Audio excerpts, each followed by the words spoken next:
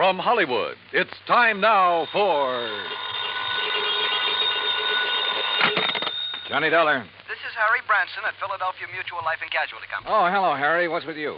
John, I have a case I'd like you to handle for us. It's somewhat unusual. Have you ever handed me one that wasn't completely screwy? I said unusual. And I said screwy. So now that we understand each other, what's it all about? Well, absolutely nothing yet. But I'm very apprehensive about one of our clients. Oh, Harry, you're the biggest worrywart I ever knew. What was that? I said, who is this client? Oh, Dr. Walter Merrill. Merrill? The scientist? That's right. Nobel Prize winner? The man who worked out the molecular orbital contraction something or other? Yes, that's the one. As I say, John, I'm worried. Well, who wouldn't be about him? I'll be right down to see you.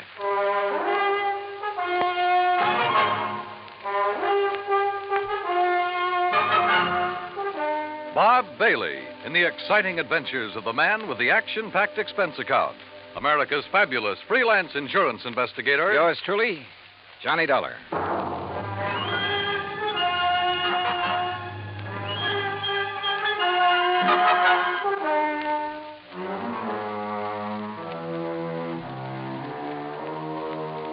Expense account submitted by Special Investigator Johnny Dollar to the Philadelphia Mutual Life and Casualty Insurance Company in Philadelphia. Where else? Following is an account of expenses incurred during my investigation of the clever chemist matter.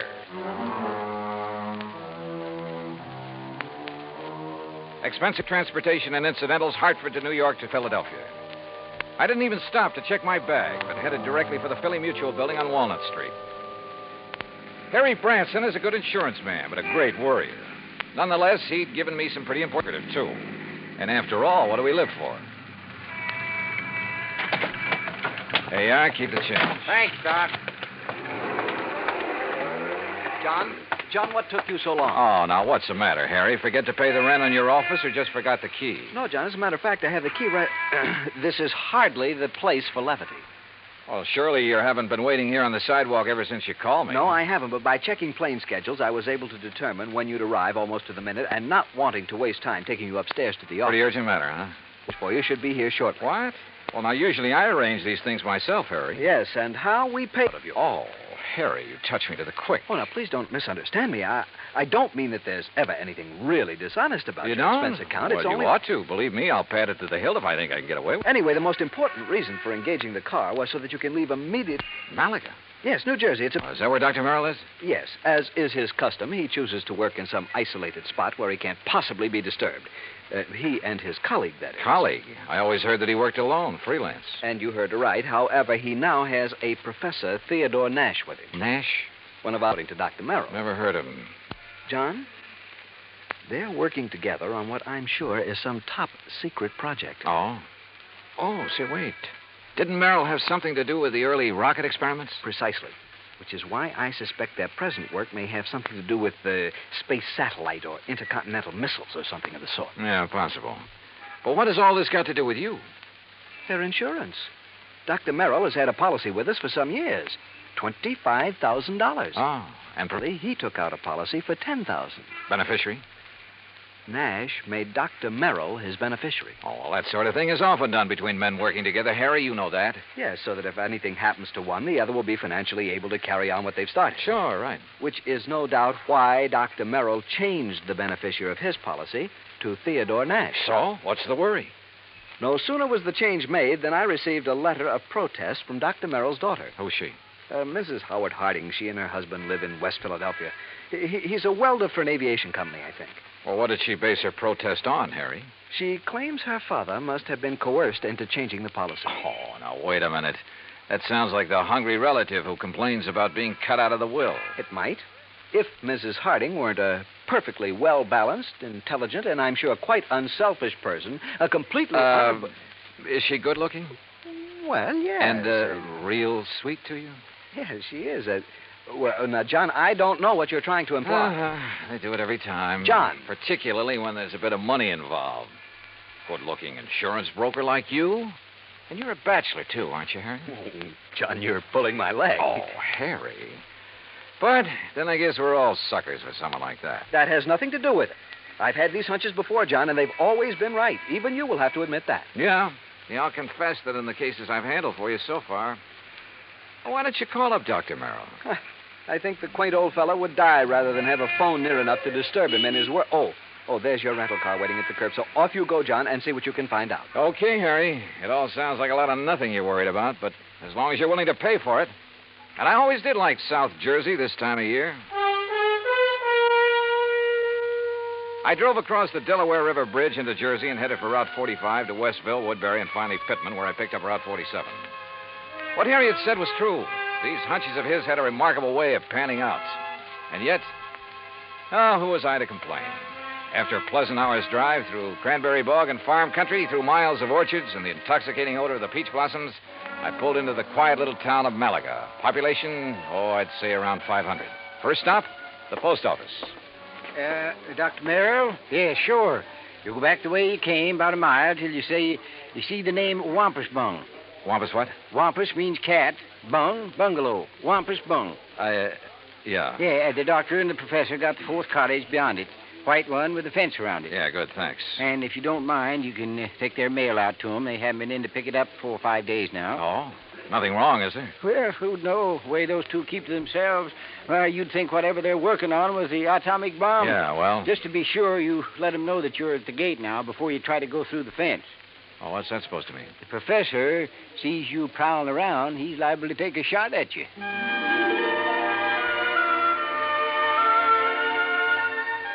As I drove back and toward the edge of Little Malaga Lake, the idea of getting shot at by anyone living in this peaceful, quiet place seemed ridiculous. The lake itself, by the way, looked pretty inviting. I made a mental note to come back here on my own sometime after the fishing season opened. As the postmaster had indicated, the fourth cottage beyond Wampus Bung was heavily fenced in, so I gave notice of my arrival.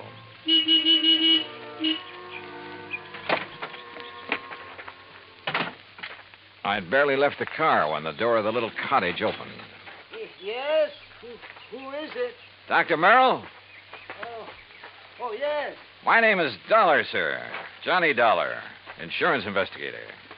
Harry Branson? Yes, sir, that's right. Harry Branson sent me down here to see you. Oh, come in. I'm most glad to see you.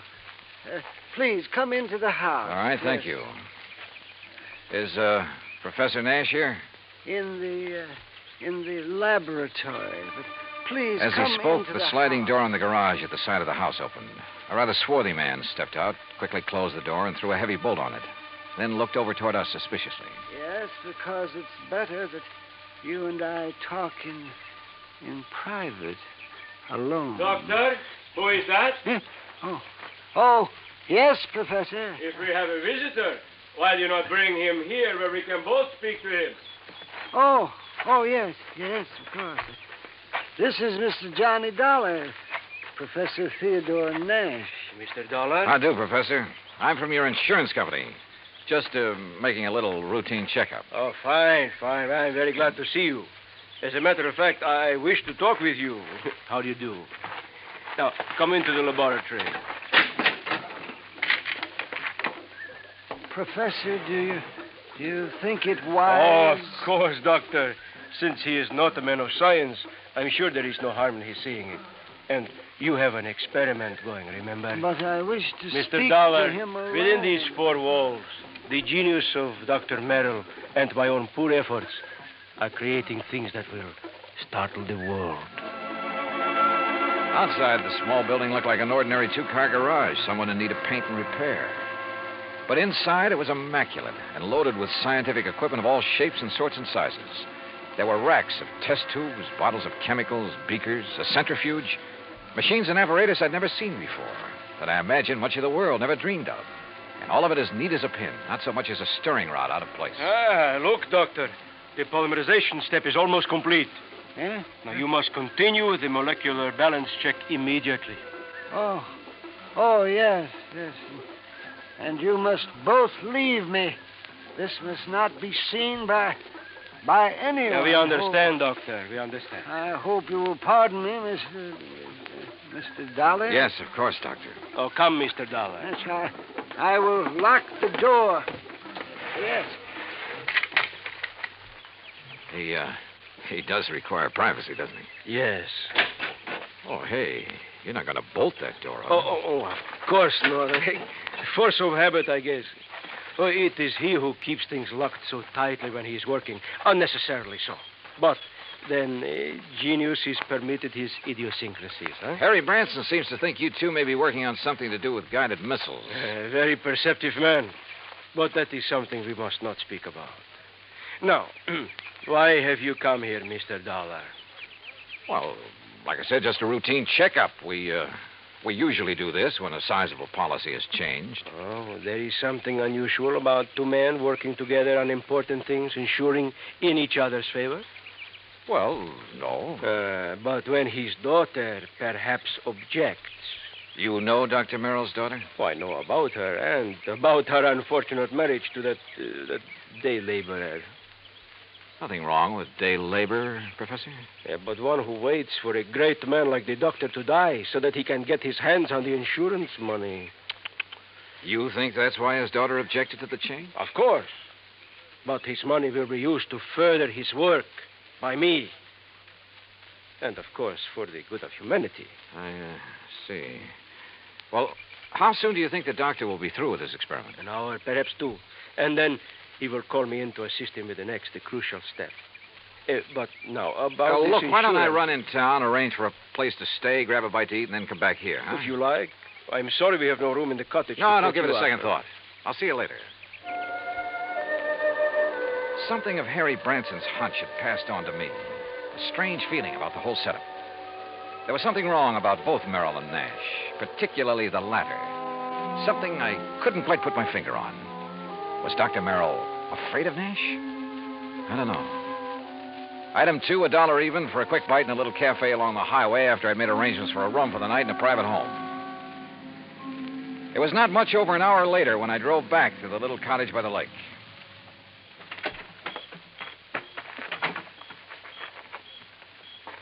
And then I heard it. Someone pounding on the door of the laboratory from the inside. Someone calling for help. Professor!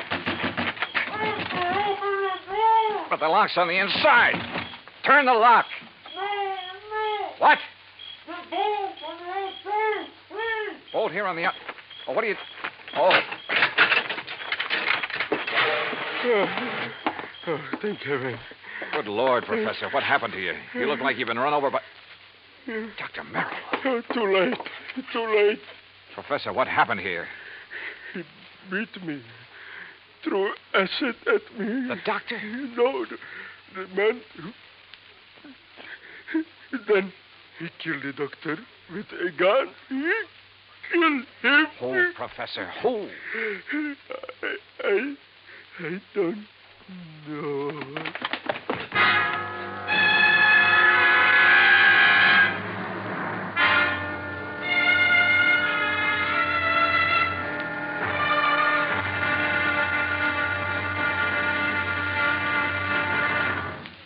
Act 2 of yours truly, Johnny Dollar, in just a moment. Democracy.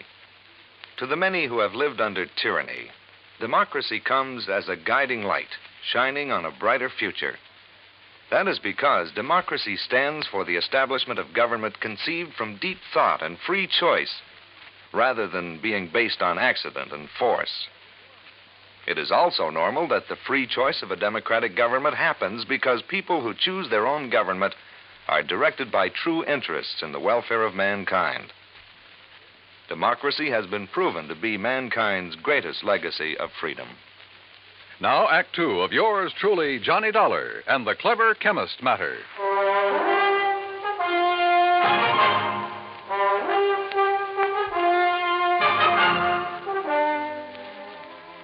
Expense account item 3, $10 for the services of one Dr. Frederick Foote, the only resident medico in the little town of Malaga, New Jersey.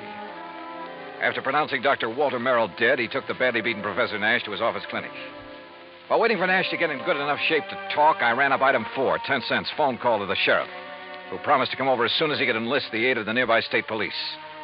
Finally, Dr. Foote gave the word. But I suggest you talk with him as little as possible, Mr. Dollar. In pretty bad shape, huh, Dr. Foote? The intruder not only beat him severely, but threw a bottle of acid in his face. Oh? Professor Nash will never have the use of his left eye again because of that nitric acid. Has Nash said anything that might help us identify the assailant and killer? No? Now, please don't talk with him too long. Professor? Yes? Yes. Hello, Professor. Oh, Mr. Dollar. I will never see again with my left eye. He has told me. Yes, I know. I'm sorry. But the great Dr. Merrill, he is dead. What a loss. Professor. Professor, tell me, did you see the man who attacked you? Yes. Can you describe him at all? Yes, young, not more than 30, 5 feet, 6 or 8, very heavy, Yes. stocky, and black curly hair. Yeah?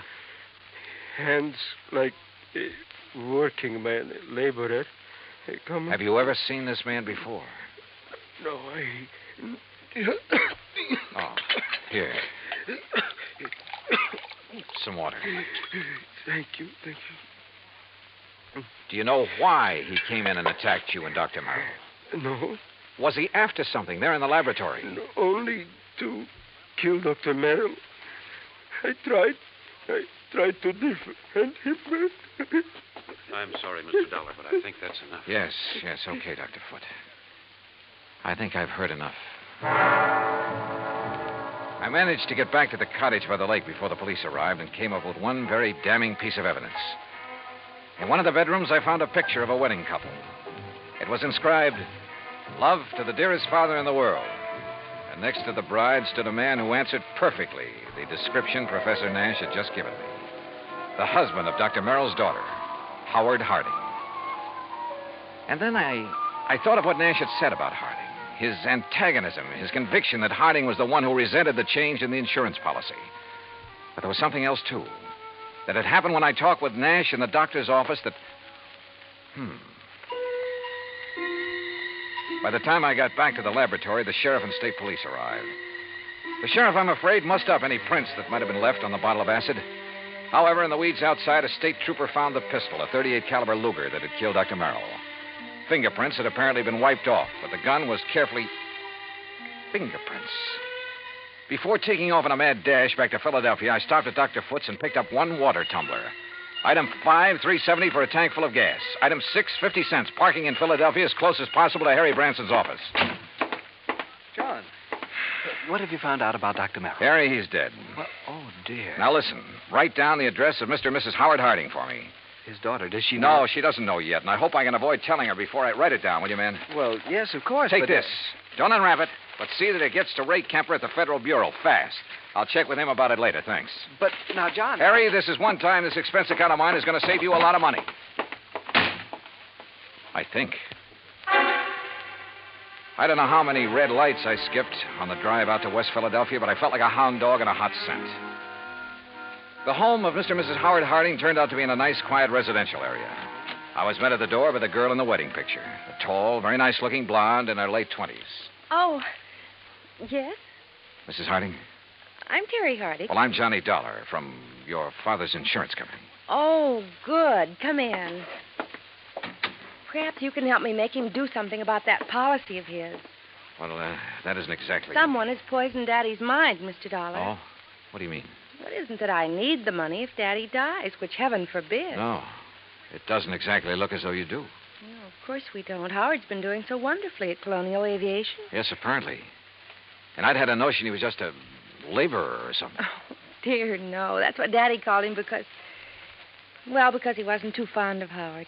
And that is the way Howard started before we were married, but now he's one of the officers of the company. Where is he, Mrs. Harding? Well, as a matter of fact, I thought you were Howard when you drove up just now. He's been fishing. Fishing? On some little lake over in Jersey. He goes every Saturday all by himself. Malaga Lake? No, Malaga's where Daddy was. He and that. That what, Mrs. Harding? Well, I don't know. It's Howard, I guess. What do you mean? Howard has never liked or trusted him, even though they've never actually met. When Daddy changed his insurance to name that professor, there is something wrong about that man, Mr. Dollar. What, Mrs. Harding? I don't know. Daddy always worked alone until he came along. Daddy's such an alert, bright-eyed little busybody in spite of his Wait a age. minute. Your father... Like a cute little wound-up spring, hopping about like a... Mrs. Harding. Yes? Mrs. Harding, when I saw your father... You've seen Daddy. Well, then you know what I mean. He was tired. Almost in a daze. He spoke with difficulty. Oh, no, you're mistaken. He chatters away like a jaybird. What is it, Mr. Dollar? Well, he must have been doped. He looked as though... Hi, honey. Well, I'm just as lousy a fisherman as usual. Not a single... Oh, excuse me. Mr. Harding, just tell me one thing. Well, that depends. Who are you? Mr. Dollar's from the insurance company, darling. Not Johnny Dollar. Yeah, that's right. Well, I've certainly heard of you. Tell me... No, you tell me, Harding. Where have you been?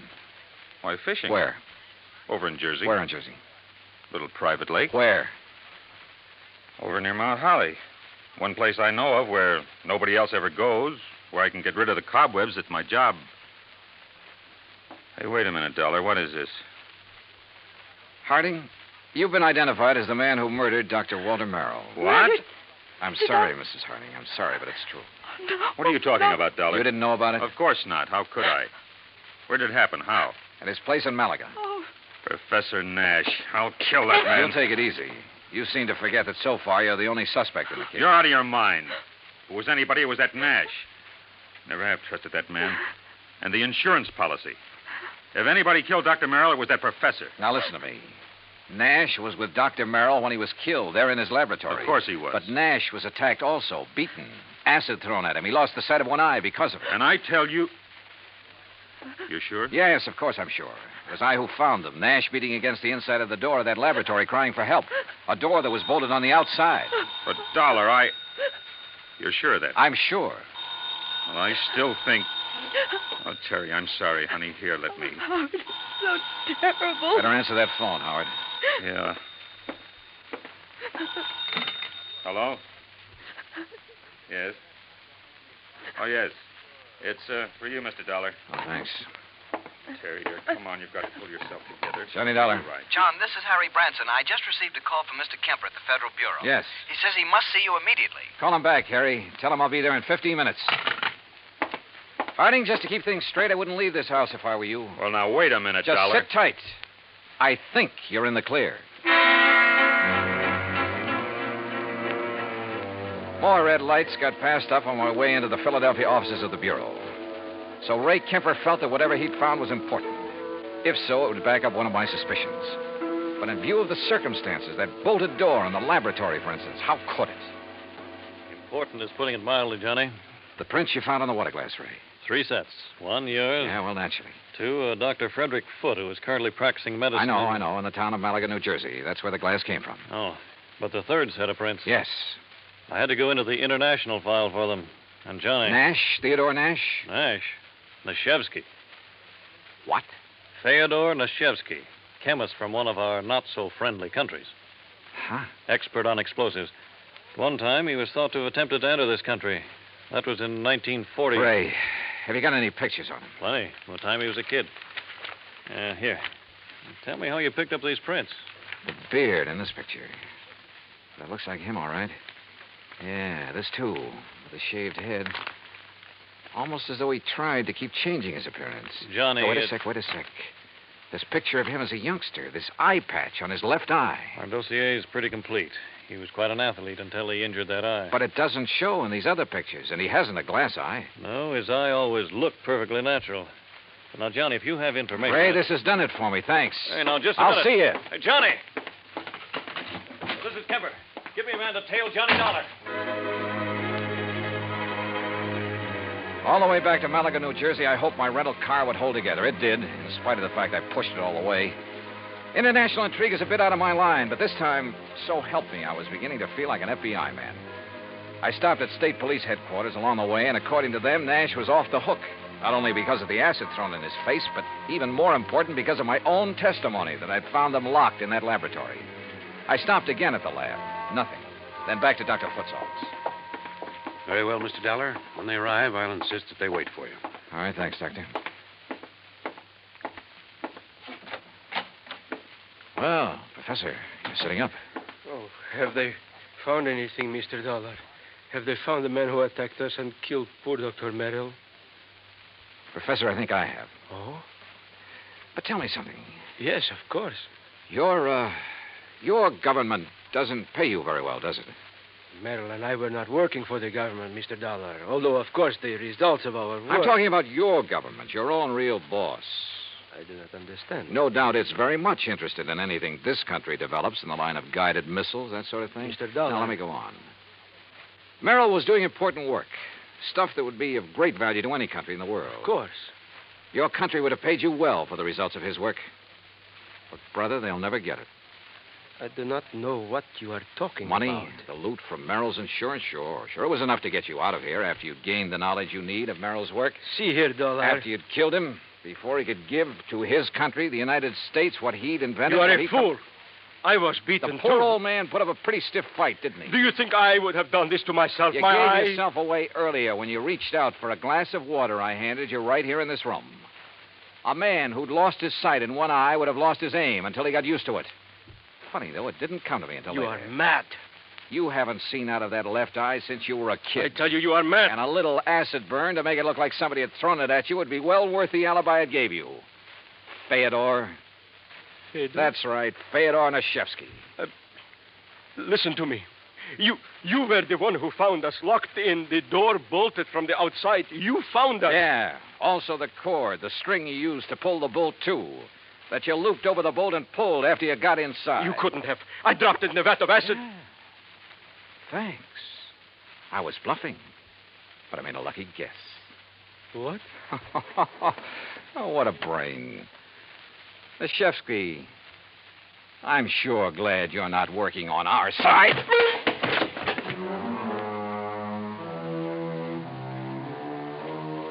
The capsule he fished out of his pocket never got to his mouth. And I'm afraid he won't see very well out of his other eye for a while. My knuckles still hurt. And it was lucky for him that the police arrived. I'm afraid I don't like guys like him. Expense account total, including all the incidentals I could think of, and transportation back to Hartford, $84.35. Remarks? Well, don't beef on this one, Harry. The criminal, in spite of being the named beneficiary, doesn't get paid. Yours truly, Johnny Dollar.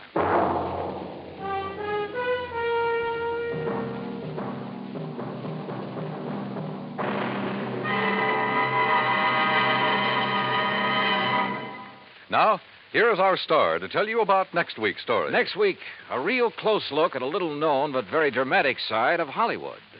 Join us, won't you? Yours truly, Johnny Dollar.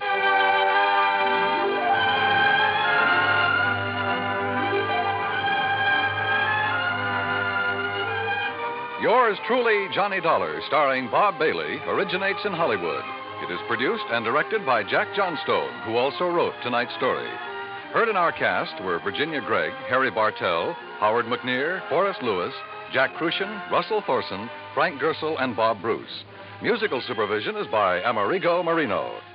Be sure to join us next week, same time and station, for another exciting story of yours truly, Johnny Dollar.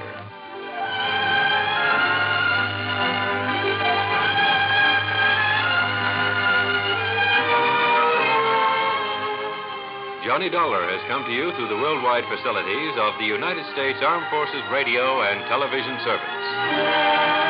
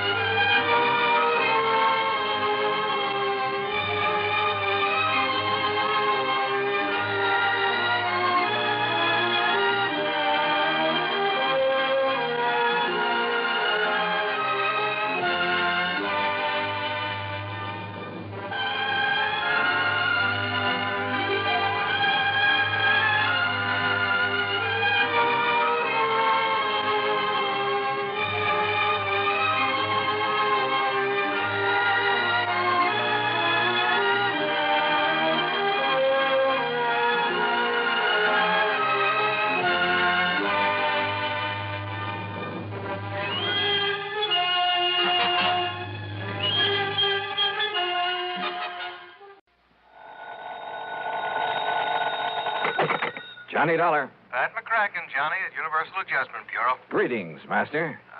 No, don't give me that. Johnny, I believe you spent a couple of weekends down in Sarasota, Florida early this month. Pat, you know darn well I did. Have a chance to get in some fishing? You know darn well I didn't. That's why I've been sitting here dreaming about those lunker bass at the Lake Mojave Resort out in Arizona. Oh, what's the matter with Lake Mead? Huh? You know, the huge man-made lake that's backed up by Hoover Dam? Yeah, I know. A few miles this side of Las Vegas, Nevada. A lot of big ones in that water, I understand. Okay, Pratt, you got me all excited. Now, what's it all about? I told you, fishing. Yeah, and? That's all. Except, Yeah, except what? slight case of murder.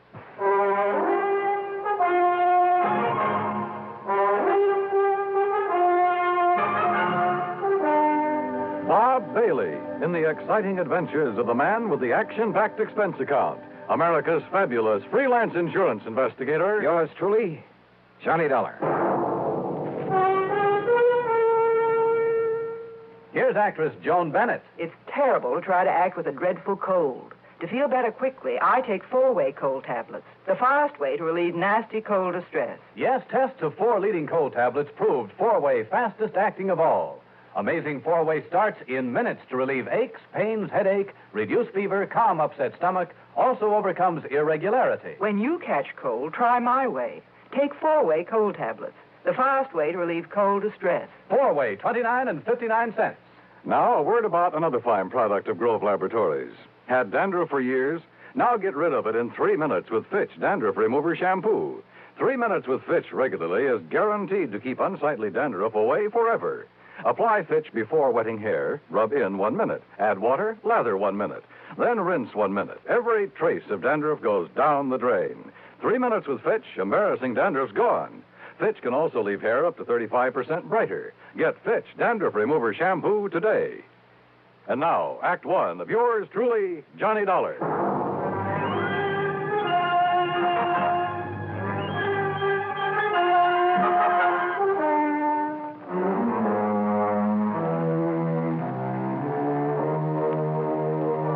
Expense account submitted by Special Investigator Johnny Dollar to the Universal Adjustment Bureau, Home Office, Hartford, Connecticut. Following is an account of expenses incurred during my investigation of the Lake Mead mystery matter. All right, now, Johnny, your contact will be Mr. Roscoe Trimmer. He's head of the local office of Greater Southwest Insurance and Liability right there in Las Vegas. You said murder. Can you give me any details? No, you'll have to get everything from Trimmer. All I know is there's a $20,000 policy involved and double indemnity. So the sooner you get out there, the better. Okay, Pat, I'll grab the first plane I can. Expense account item 1, $2 even for a fast taxi to the airport. Item 2, $6.70 plane fare to New York. Item 3, $145.05, another plane ticket, and I barely made the 12 o'clock noon mainliner, which promptly took off and headed west to Las Vegas, Nevada.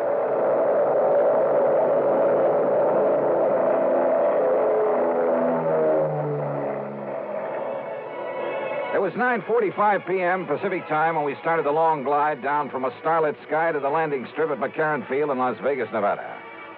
I'll never cease to marvel at the nighttime view from the air of that fabulous city of chance. Sitting alone out there in the middle of the vast Mojave Desert, the sky-filling glow from its millions of lights, it had put a rainbow to shame. Oasis in the desert. Yeah, and very beautiful. I knew that Roscoe Trimmer's office would be closed this time of night, so I looked for a place to rest my weary head. Item 4, $1.50 for a cab into the Flamingo. And I just happened to remember that the Flamingo has an excellent casino.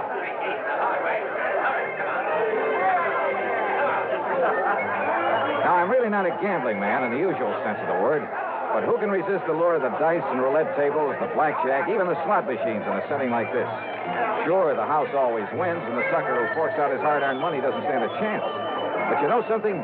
After a few hours of play, I came out so far ahead that I won't even bother to list my food and hotel room on this expense account. I really cleaned up. How much? Well, if I told you, you'd probably want me to absorb the whole thing, so I won't. Then, early the next morning, I met Roscoe Trimmer at the office of Greater Southwest Insurance and Liability. Dollar, I'm glad you could make it. I don't like this one at all. How are you? Hiya, Rosk. Sit down, will you? Yeah, But sure. not for long. Huh? I've arranged a drive-it-yourself car for you. And the sooner you can get over to Lake Mead, the better. Well, just where, Roscoe? That's a pretty big lake. Overton. A little town 50, 60 miles north and east of here. At the upper end of the lake. So what's happened up there? Johnny, a client of mine, Thomas Mayfield Thomas, came out here from Chicago last year. Retired here. I don't know much about him except that our Chicago office sent me his file when he came and asked me to look out for him. Uh-huh. Go on. About a week ago, Thomas and a friend went fishing together out of Overton Landing. They went out with Hob Fulton on his charter boat. Incidentally, if you ask me, Hob's the best guide on the whole lake. Good, I'll remember that. Only you're here on a case, remember? Oh, sure. But go on. Well, the fishing must have been pretty good, because they stayed on at the Overton Motel. Then the next morning, they went down to the landing, rented a little Arkansas Traveler and a 10-horse Johnson, and went out fishing on their own. Rosk, I may try that very thing myself. But about the middle of the afternoon, a big east wind came up. You know what that means? I know that when a big Easter hits one of those desert lakes, there's only one thing you do, get off it quick. Well, they didn't, Johnny. At least not quick enough. The following morning, when the blow had died down, Hob Fulton went out to look for him. And? He found the boat, all right. Beached on a point down near Goat Island. And Mr. Thomas's friend. What about Thomas? His friend says that Thomas went overboard when the squall hit him. Well, it's certainly possible. Yes, it is. Possible. The chomp on a lake like that can build up waves 8 and 10 feet high, enough to throw a man off any kind of a boat. Yes, I know. But you don't think that's the way it happened? I didn't say that, Johnny. It's just that... Well... Okay, Rosk. What was his fishing pal's name? Charlie Wentworth. Does that mean anything to you? No. Well, I'm afraid I don't know very much about him either. Except that he, too, came here from Chicago. Arrived in town about 2 weeks ago. I take it that's where he knew Thomas, back in Chicago. Yeah, apparently. Well, what about him? What does this Charlie Wentworth do? Apparently nothing. But hang around the gambling joints. Oh, he does a little dealing and shilling for some of them now and then. There's talk he's been making illegal book on the races, though nobody's pinned it on him. So, in your book, he's an undesirable character. That's right. But is that reason to suspect he took Mr. Thomas out on that lake and murdered him? Now, Johnny, there's been a lot of worry around this town about some of the people who've come out here recently from Chicago. You know, ever since those investigations began back east. So what? Does that mean everybody who comes from there is a killer? No, of course not.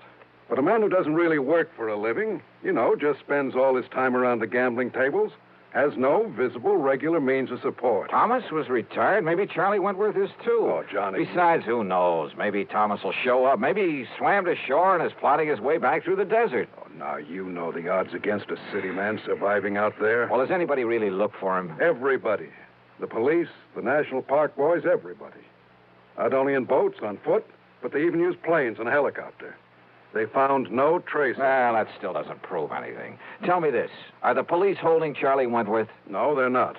Which means they don't feel they have any reason to. But you still think I ought to investigate? Yes, I do. Roscoe? So do I.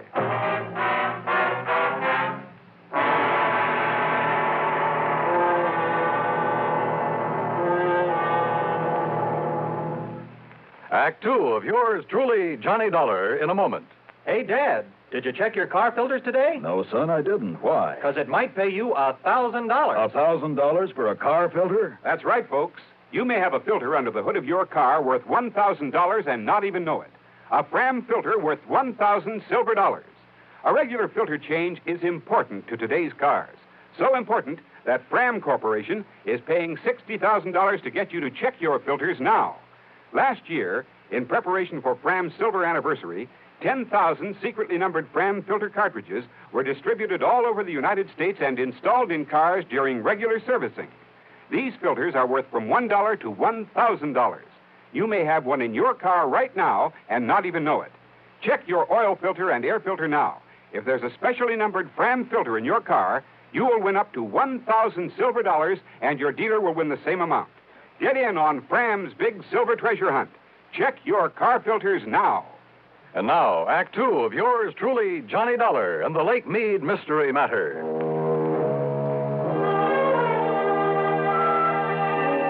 Neither the police nor anybody else in Las Vegas seemed to think Thomas was murdered out on Lake Mead.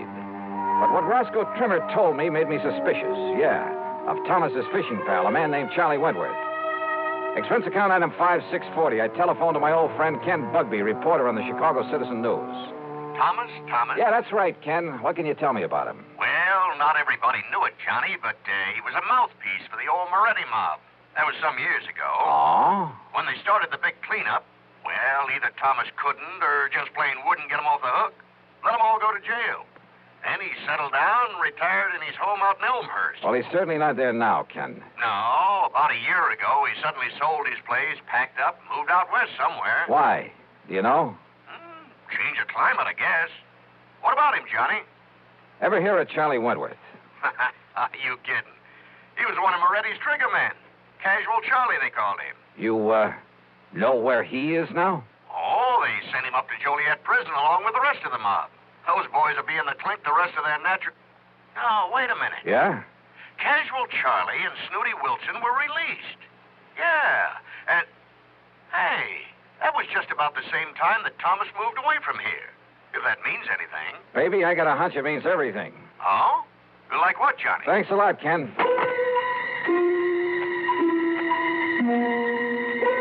Next stop was the public library, the old newspaper files. Getting some info on the almost forgotten Moretti mob was a lead pipe cinch, especially about the time when the gang was broken up. And apparently, when Lawyer Thomas saw the jig was up for his boys, having made his pile, and to keep himself out of trouble, he left them flat. He'd let them get sent to the pen without raising a finger in their defense. So don't tell me that a mobster wouldn't want to get even with the guy who'd let him down.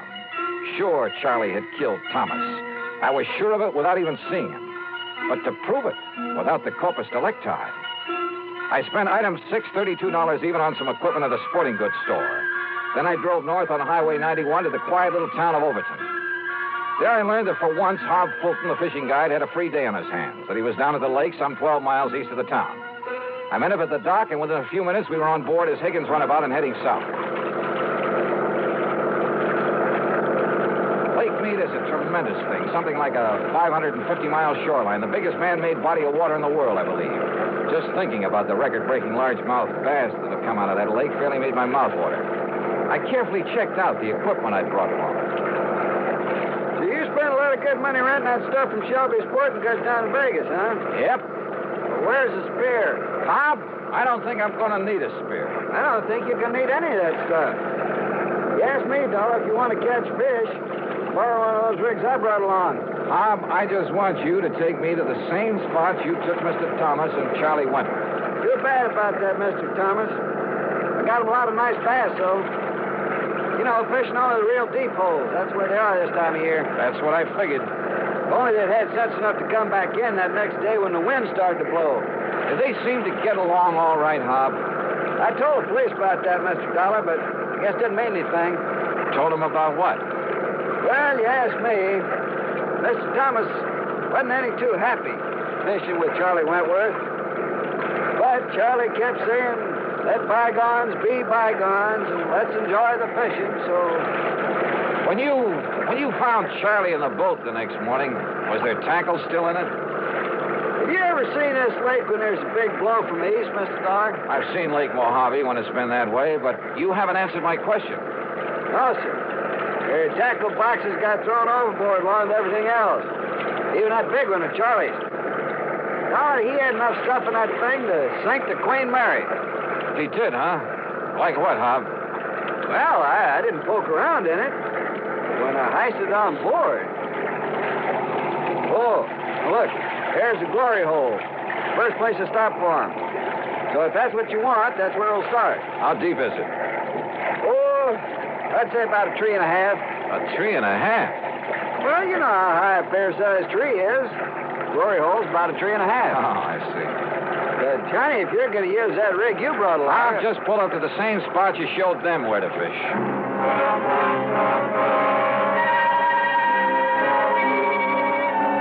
By the end of 2 hours, I'd tried at least half a dozen of the holes where Hob had taken Thomas and Charlie. No luck. Then we went 4 or 5 miles further down the lake and pulled up just below Goat Island, just below the big rock slide. Deepest hole in this part of the lake, Dollar. Must be near the 5 trees. A lot of ledges down there on the sides of it, so you better go kind of easy. I covered every inch of that hole, with the aid of a powerful waterproof headlamp I brought along. Then finally I came back up to the surface. That's right, I said came back up to the surface. Here, Johnny, let me give you a hand back in the boat. No, thanks. I'll rest you in the water for a minute. That's a pretty deep hole. Yeah, but how you ever expect to catch bass in that skin diving rig without even a spear? Hand me a long rope, Hob. I found it down there. Huh? Yeah, on a ledge about 50 feet down, lashed onto that heavy tackle box you were talking about. That's what made it sink. Hey, what are you talking about, Johnny? The body of Thomas. What? Yeah. And there's a bullet hole right between the eyes. Act 3 of yours truly, Johnny Dollar, in a moment. Be sociable, look smart, keep up to date with Pepsi. Drink light, refreshing Pepsi. Stay young and fair and debonair. Be sociable, have a Pepsi. When friends drop in, let your hospitality show you're sociable in the modern manner. Pepsi, you know, is the favorite of the smart and young at heart. Be sociable, look smart, keep up to date with Pepsi. Drink light, refreshing Pepsi. Stay young and fair and debonair. Be sociable, have a Pepsi. Have you tried a Pepsi lately? And now, Act 3 of yours truly, Johnny Dollar. I took the body of Thomas back to headquarters in Las Vegas and hung around long enough to hear Dr. Richard Fallon say the bullet hole was definitely made by a .38 and at close range. To hear Police Captain Willis say there'd be no action taken until the bullet could be removed for study. But I knew he'd change his mind when he had time to think about it. So I left headquarters and started making the rounds of the gambling casinos. Luck was with me. At the second place I stopped, one of the public joints on Fremont Street. A winner, everyone. It's 30, full, red, and even. Well, have you seen him around here today? Yeah, that's Charlie Wentworth. They just come in the door, mister. Thanks. All right, ladies and gentlemen. Excuse me, please. Take your bets for the Pardon me, will you? May I get through here, please? Thank you. Excuse me. Charlie Wentworth? Yeah, Buster? Johnny Dollar, insurance investigator. Here's my credentials. Oh, yeah. I guess you want to talk about my pal, Tommy Thomas, got drowned over in Lake Mead last week. Is that it? Yeah, something like that. Oh, Buster, that was an awful thing, him going like that. He was an old buddy of mine. Was he? Sure was. An old buddy. Hey, why don't we talk over in my room, huh? Too much noise around here. Okay by you? Sure. Why not?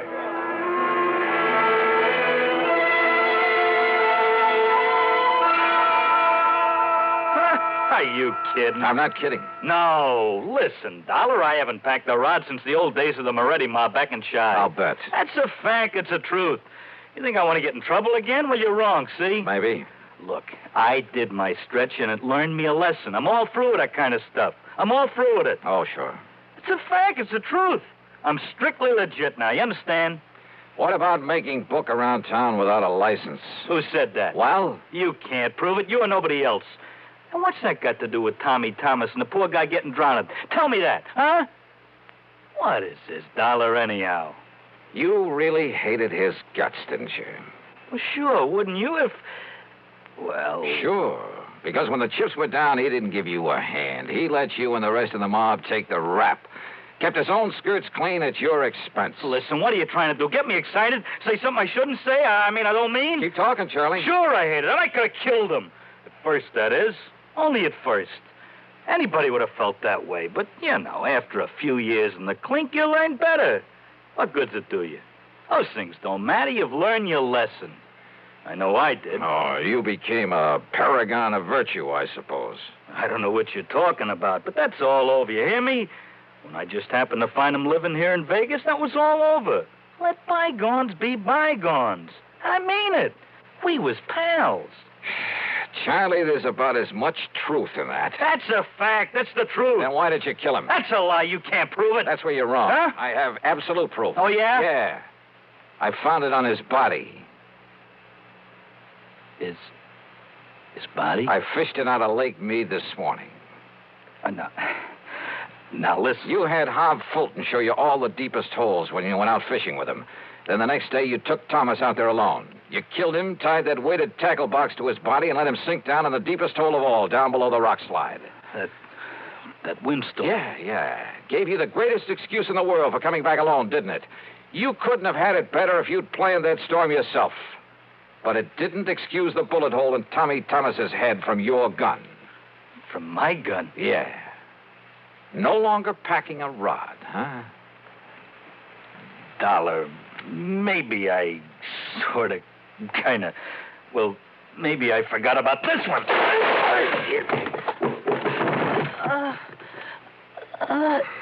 Trigger man, huh? You're a lousy shot. And pretty slow draw, thank heaven. You know something? Now I think I have got proof. Yeah, this gun of yours.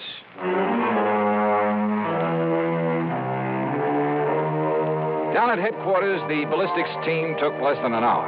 Yep. The bullet they'd found at Thomas's body came from the same gun Charlie had tried to kill me with. So it's back to prison for him for a long, long time. Oh, and the company will not have to pay double indemnity for accidental death. Expense account total, including a couple of days of excellent fishing with Hob Fulton and the trip back to Hartford, $196.45. Yours truly, Johnny Dollar.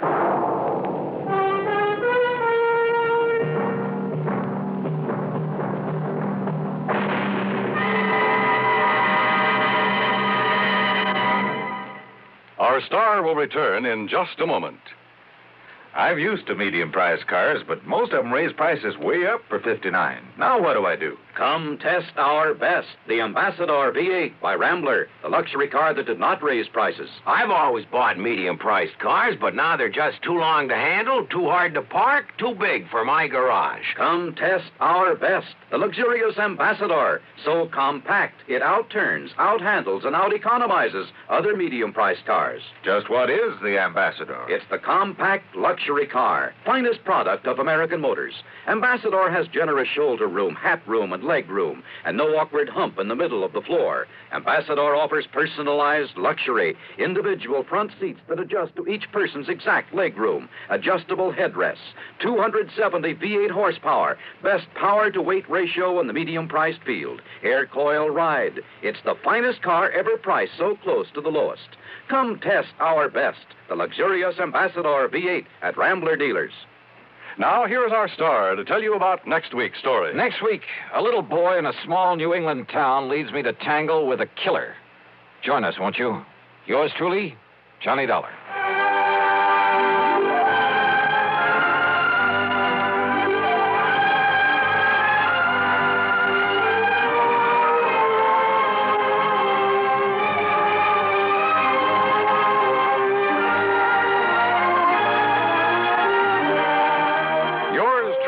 Johnny Dollar, starring Bob Bailey, originates in Hollywood and is written, produced, and directed by Jack Johnstone. Heard in our cast were Larry Dobkin, Bartlett Robinson, Frank Nelson, Harry Bartell, and Gil Stratton, Jr. Be sure to join us next week, same time and station, for another exciting story of yours truly, Johnny Dollar.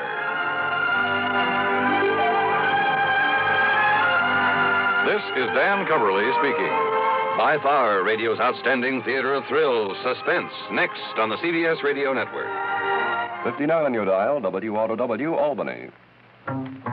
If it happens to you, and I think it might, that now and then your cigarette doesn't taste right, that's the tip-off, man, and you'd best begin on the new kind of filter that's known as Spin. Old Gold's new Spin filter. This new Spin filter is the best you've seen, does more than reduce tar and nicotine. It improves smoke and taste so that you can get the best taste yet in a filter cigarette.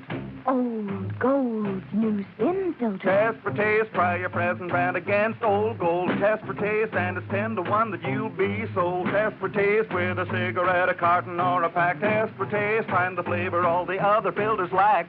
Old Gold's new Spin filter. That's the story, boys. That's how you can get the best taste yet in a filter cigarette. Old Gold's new Spin filter. 5:30. From Hollywood, it's time now for Johnny Dollar. Oh, hi, man. How's your stomach, Johnny? What? Rich food give you any trouble? Who is this? Why, your old buddy, Angie Orsatti. Oh, hi, Angie. Glad you got my message. Yeah. How about dinner tonight at Antoine's, Johnny? Shrimp gumbo, oysters, Rockefeller. Yeah, sounds fine. Only I've got to do some work first. Man, I thought you was here in New Orleans on vacation. No, little matter of fire insurance and the company's check for $16,000. Somebody trying to cheat him out of it, huh? You won't believe this, Angie. Somebody turned it down. What?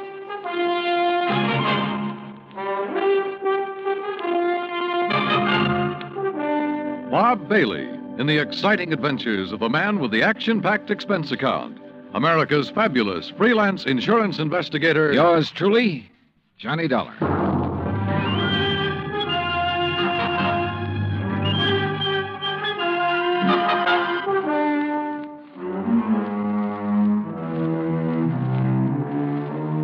Expense account submitted by Special Investigator Johnny Dollar to Providential Fire and Marine, 787 Greenleaf Avenue, Hartford, Connecticut. The following is an account of expenses incurred during my investigation of the Royal Street matter.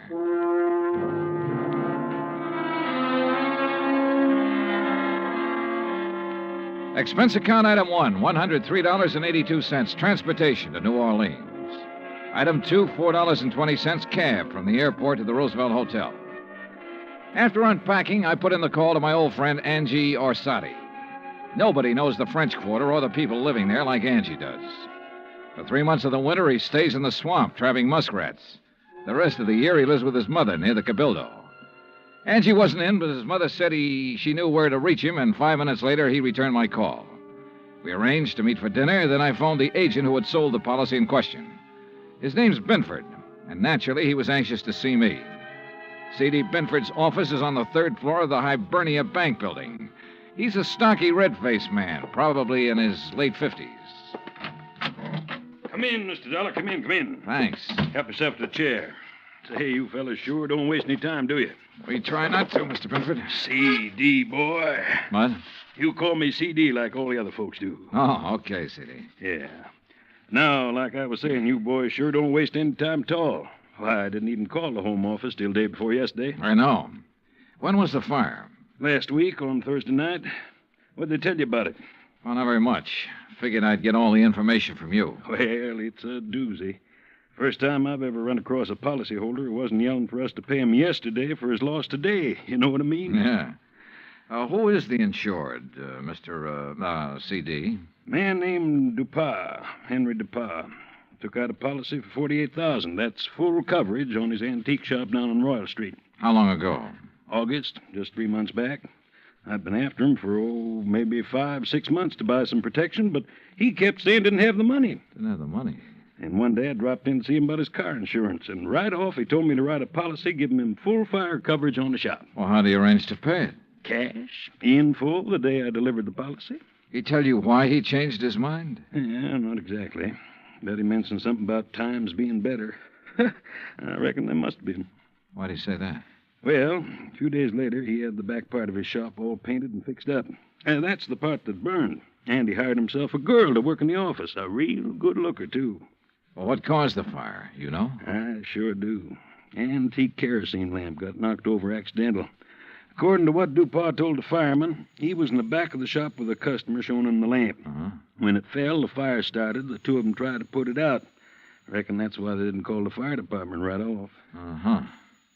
And did Dupas tell you the same thing? Dupas? He didn't tell me nothing. Well, he reported the fire to you, didn't he? He did not. And that's what's got me so riled up. I wouldn't know about it now if I hadn't dropped in there the other day. Was Dupas there when you stopped in? Yes, sirree. And when I saw how the place looked, the whole back of the store gutted out and the slew of his antiques destroyed, I let him have both barrels, I tell you. Oh, what'd he say to that? Well, nothing too much. Just acted like he wasn't interested in whether we paid for it or not. Didn't even ask for a claim form. That's funny. Sure is. I thought maybe he was so upset over losing some of his valuable antiques, he didn't know what he was doing. So, after I checked with the fire department, got a copy of their report, I typed up a claim for him. You figured the damage at $16,000, right? Mm-hmm. I knew how much he spent fixing up the back. When I'd issued the policy, I'd gotten an estimate on most of the antiques. So what happened when you gave him the claim? He signed it? He did not. Said to forget about the fire. And when I kept after him, he called me a busybody and told me to get out of his shop and stay out. What do you think, C.D.? You have any idea why he didn't report it or sign that claim? If I had, boy, I wouldn't have sent for you. I left Binford's office and walked over to Canal Street. The sun had gone down and a cool breeze was coming in off the river, bringing with it the smell of coffee beans and fruit from the banana boats. I crossed Canal and turned onto Royal, heading into the French Quarter. When I reached Henry Dupin's antique shop, I stopped. There are a lot of antique shops on Royal. All of them look pretty much the same. The building's as old as the fine rosewood and mahogany pieces they shelter. There was nothing different about this one, at least from the outside. The fire had started and finished in the rear of the building. I tried the front door, but it was locked. I didn't think anyone would be there that late, but I knocked anyway.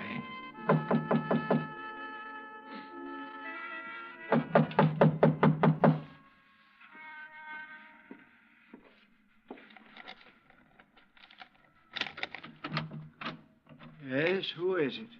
Mr. Dupin? Who is it? My name's Dollar, Mr. Dupin. I represent the Providential Fire Marine. Why do you people persist in annoying me? Well, we wouldn't if you'd tell us about the fire you There's had nothing special about that fire, Mr. Dollar.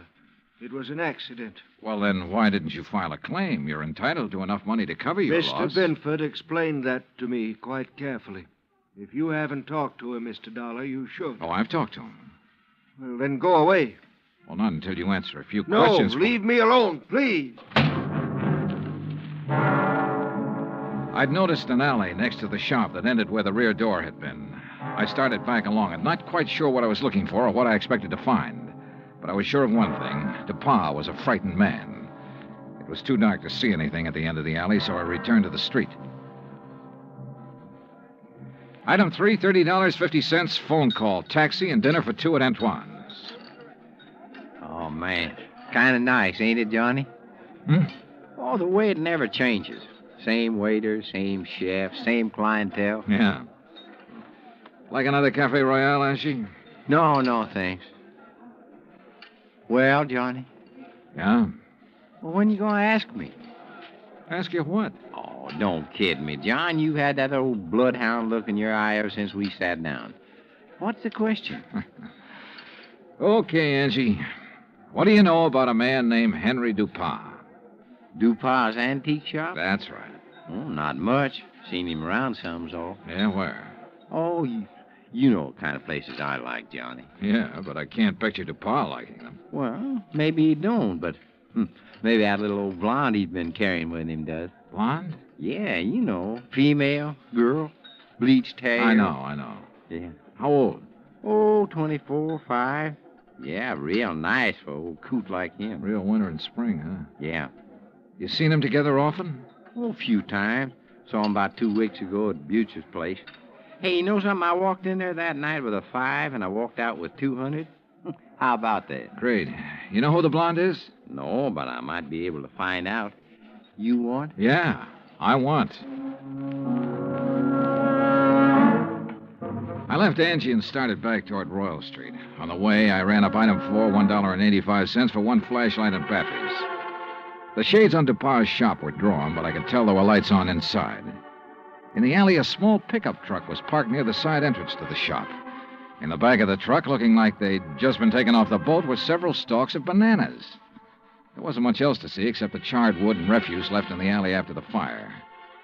I started back toward the street when a man, a much larger man than Dupin, came out the side door and got into the truck. He turned over the engine and switched on the lights before I could get clear. Hey, what are you doing there? Hold it, mister, right there. Here, buddy, you just hold it. What were you doing back there, huh? Well, right now, mister, I'm wondering what this load of bananas is doing in an antique shop. What is it, Carl? Well, I just caught this guy snooping around in the back. What? It's Mr. Dollar. Yeah, that's right. You know him, Dupin? He's one of those insurance men I told you about. Oh, well, what are you here for, Dollar? Didn't Dupin tell you he doesn't want any money from you people? Now, why not? Because he's afraid we might have to take a good look around before paying No, off? son. Now, look, Dollar. Mr. Dupin has been okay with you people, so you got no reason to come snooping around. Especially after he's told you he don't want you around. So now maybe Mr. Dupin will have to do something to keep you away. Ain't that right, Mr. Dupin? You know what I mean. Yes. Yes, all right, I'll do it, Carl. And he'll never bother us again. Go on, Dollar. Get out of here. At the time, I had no idea what they meant to do, so it wasn't easy to turn my back on them. But I did. And nothing happened. I went back to my hotel and hit the sack, and I must confess I slept later than usual the next morning. I was still in bed when the phone rang.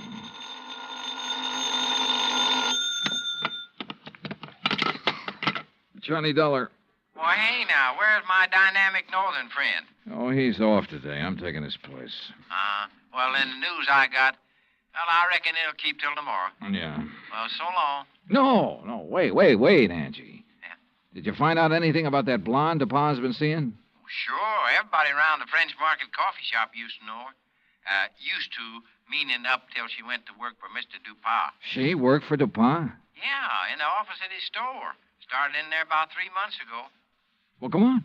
Well, since then, nobody sees her anymore. At least none of her old gang. You know where she lives? Yep.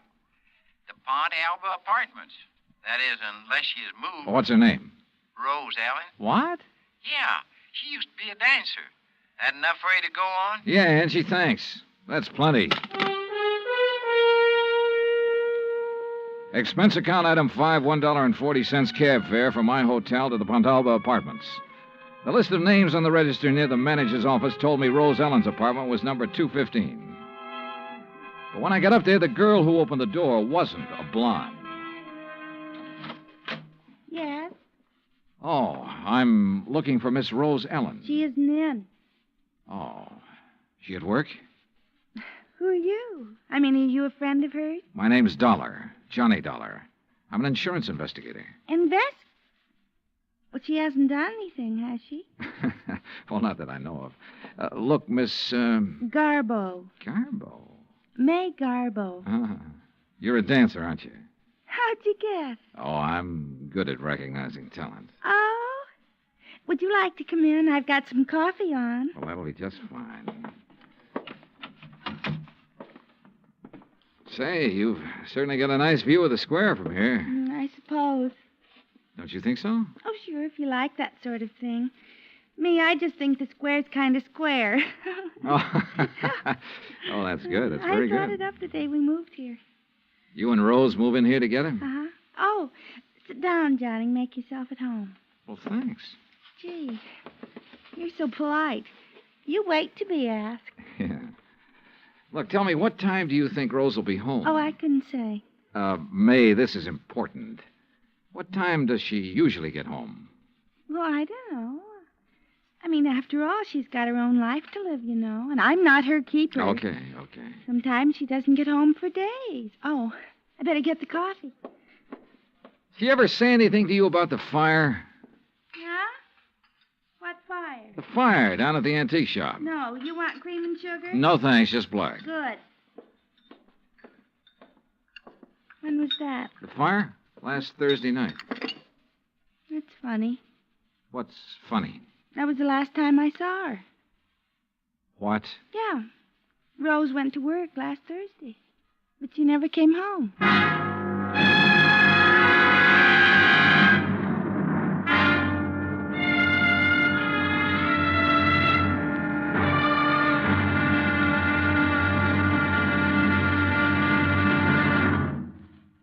Act Two of yours truly, Johnny Dollar, in just a moment. You don't have to be a special investigator to know that Americans don't take their civic responsibilities lightly. The Election Day turnout proved that, beyond any shadow of doubt. So now it's time for you to face up to another responsibility to the nation in just as straightforward a way. Our Ground Observer Corps needs volunteers. We at CBS Radio urge you to write or telephone your nearest Civil Defense Center to learn how you can help in this vast program that patrols our skies. Now, Act Two of yours truly, Johnny Dollar, and the Royal Street Matter.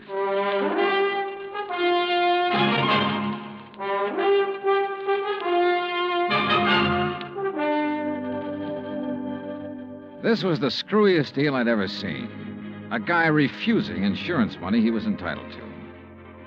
Rose Ellen was my one lead, so I continued questioning May, her roommate. May told me this was the first time Rose had been away so long without at least sending for a change of clothes. I asked about Rose's boyfriends. She told me Rose had been going with one other man beside Dupont, but she didn't know who he was. After May promised to call me if she heard from Roselle, and I left. Expense account item 6, $1.90, taxi from the Pontalba Apartments to the Hibernia Bank Building. My insurance contact, Binford, wasn't in. So while I waited for him, I wondered again why Dupont had refused to sign the claim for the fire damage to his shop. Could he afford a loss of $16,000? I wondered if something had happened in that shop, something Dupont tried to cover up with a fire. I was wondering what it could have been when Binford walked in. Well, I'm glad you're here, Johnny. We got trouble. Oh? I hear you paid DuPont a call last night. That where you've been? Yeah. He phoned me about 10, wanted me there fast. Oh, boy. I wish I had sense enough to stay away. Well, what happened, CD? Now, before I tell you that, you tell me what he said to you last night. Nothing important. Just something about fixing it so I couldn't bother him again. Oh? Well, he did. How? He canceled his fire insurance policy and every other policy he ever bought from me. Cancel? Yeah. So you might as well go on back to your hotel and pack, Johnny. It's none of your affair now, no matter what he's up to. Yeah, it's too bad it had to turn out this way. You want a drink before you go? Yeah, I guess I need one. Yeah. What'll it be, scotch or rye? Scotch, neat, please. Good, saves making a mess. When you reckon you leave? Oh, I don't know. I'll check with the airline when I get back to the hotel. Mm-hmm. Yeah, there you go. Thanks. Better luck next time. Mm-hmm. Well, that's that. CD. Hmm? What about the policy? Policy? Did he return the policy to you? No, he said do it tomorrow. But he's covered until he does return it. Does he know that? Why, no. I don't reckon he does. Good. He might get careless. And as long as that policy is in force, I can bother him as much as I want. Oh, I don't see what's the use, Johnny. He'll have it here by tomorrow evening. That still gives me 24 hours to get lucky. CD, you said something about a customer being with him when that kerosene lamp was knocked over. Mm-hmm. According to what he told the fire department, there was. You had that person's name? Well, I should have. I took it from the fire department report, and I've got that right here. Here it is. Now, let's see. Mm-hmm. The name was Andrew W. DeLong. Address 1515 West Claiborne.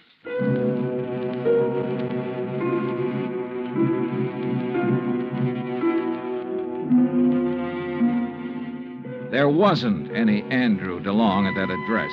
We checked the telephone book and the city directory, and the only Andrew W. DeLong we found was out in Metry, in a mausoleum. So we drove back towards CD's office. Well, now what, Johnny? Dupont. What? Find out everything we can about Dupont and everybody who works for him. But ain't nobody but his secretary and his assistant. Fellow named Carl. Yeah, how long has Carl been working for him? Oh, about as long as she has. Does this Carl own a fruit stand? Well, not I know about. Why? Oh, I just wondered. Hey, what time is it, CD? 2:15. Say, if we're going to check on DuPont's credit, we better get to the bank before they close. You're driving. Let's move.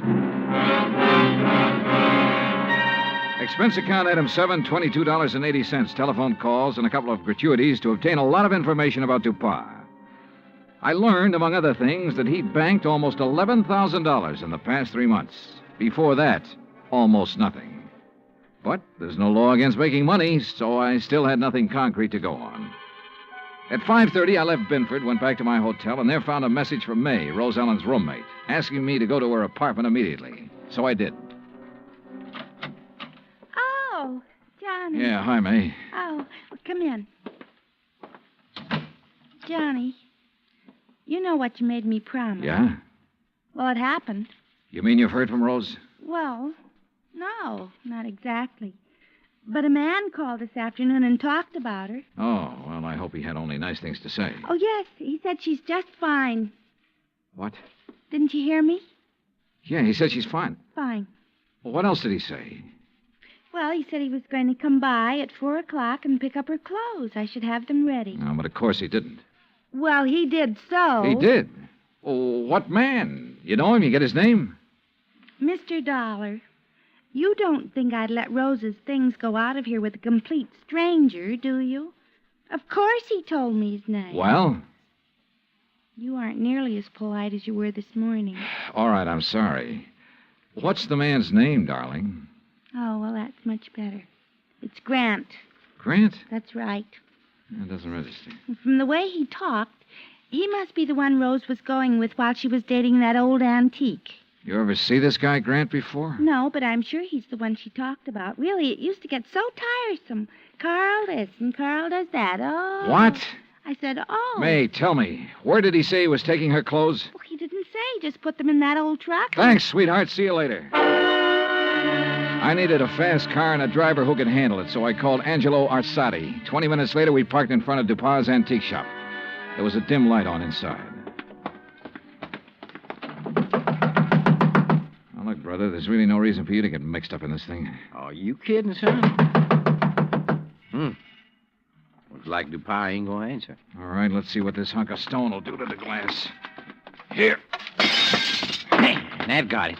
I can reach through the lock.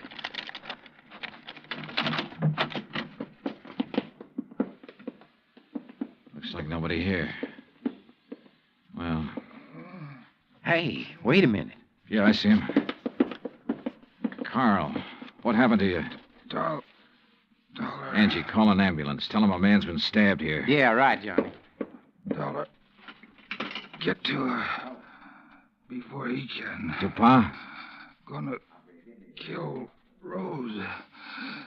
You got to help her. Dupas wants to kill her? Why? She found out. Smuggling. Is that what Dupas been up to? Smuggling in banana shipments. Rose found out. Where is she? He thought I'd killed her, but I love her. Yeah, well, look, tell me.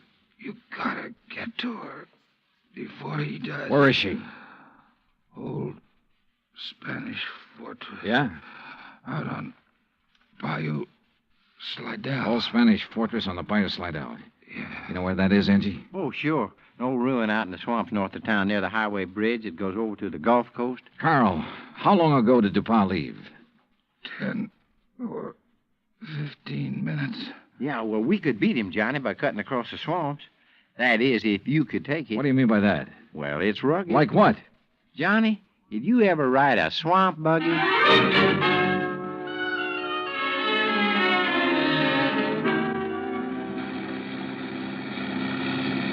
Brother. How much farther, Angie? Well, should be right up ahead. How can you tell? All I can see is swamp and marsh grass. Yeah, well, I done a lot of trapping out here. I know the channel. Think we'll make the old ruins before Dupas? Well, we got to, don't we? Hey, there it is. That old wreck is called a fortress? Man, that's it.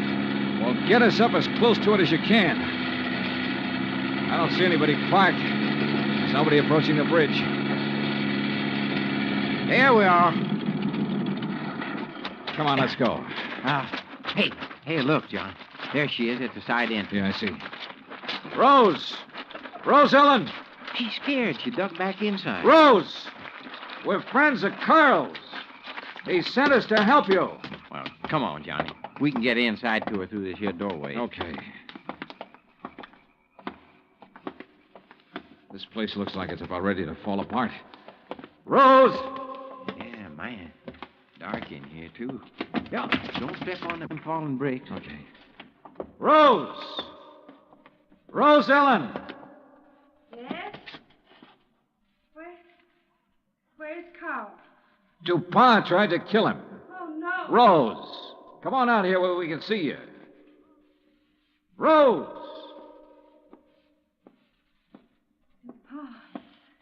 He found out that Carl didn't kill me, is that it? Yeah. But Carl's all right now. Look, Rose, I want you to tell me all you know about the fire at Dupas' shop. Were you there? Yes. Well, what happened? Pa had me tied up. Told Carl I'd found out what they were doing. Smuggling, I mean. He told Carl to kill me. He didn't know Carl and I was going to be married. Go on, go on. Carl argued with him. That's when the lamp got knocked over. They didn't stop arguing until DuPont said he'd kill us both.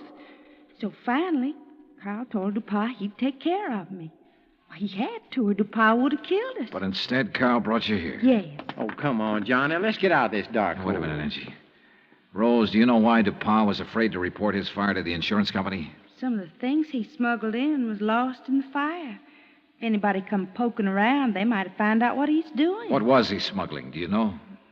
Little tiny boxes filled with white powder, hidden in the bananas. Johnny, narcotics. Yeah, sure. No wonder he banks so much money so fast. I'll bank much more after I get rid of you, Dollar. Look at that. There he is in the door. Yeah, watch it. See, I ain't fooling, Dollar. He can't see us. No, but what a target he makes in that doorway against the light. No gun, Johnny? No. We can try one of these bricks. Yeah, man, but if you miss... Dollar. Wish me luck. Dollar. Right here, DuPont. Come on. Oh, man, dear. You could qualify for the New York Yankees, Johnny. All right, DuPont. On your feet. Let's get out of here.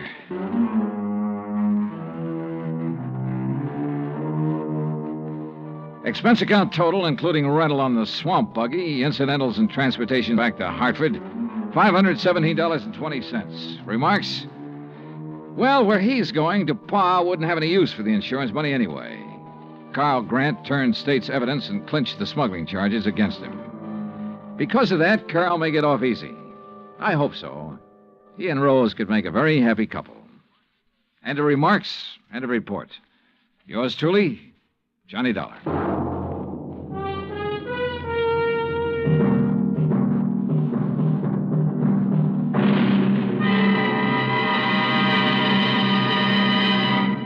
Our star will return in just a moment. If we are to remain alert to possible acts of aggression, we need the continuous operation of the Ground Observer Corps. And if the Ground Observer Corps is to remain on the job around the clock, 7 days a week, your help is needed. Tomorrow, telephone your nearest Civil Defense Center and volunteer a few hours of your time each week to the Ground Observer Corps. Join our Ground Observer Corps at the Civil Defense Center nearest your home. Now, here is our star to tell you about next week's story. Next week, 3 sets of twins. 2 men, 2 girls, and 2 fires that hit the coast of Florida with the impact of a hurricane. Join us, won't you? Yours truly, Johnny Dollar. Yours truly, Johnny Dollar, starring Bob Bailey, originates in Hollywood. Written by Charles B. Smith, it is produced and directed by Jack Johnstone. Heard in tonight's cast were Virginia Gregg, Forrest Lewis, Lou Merrill, Lawrence Dobkin, and Frank Gersel. Musical supervision is by Amerigo Marino and Carl Fortina. Be sure to join us next week, same time and station, for another exciting story of yours truly, Johnny Dollar. Dan Cubberly speaking.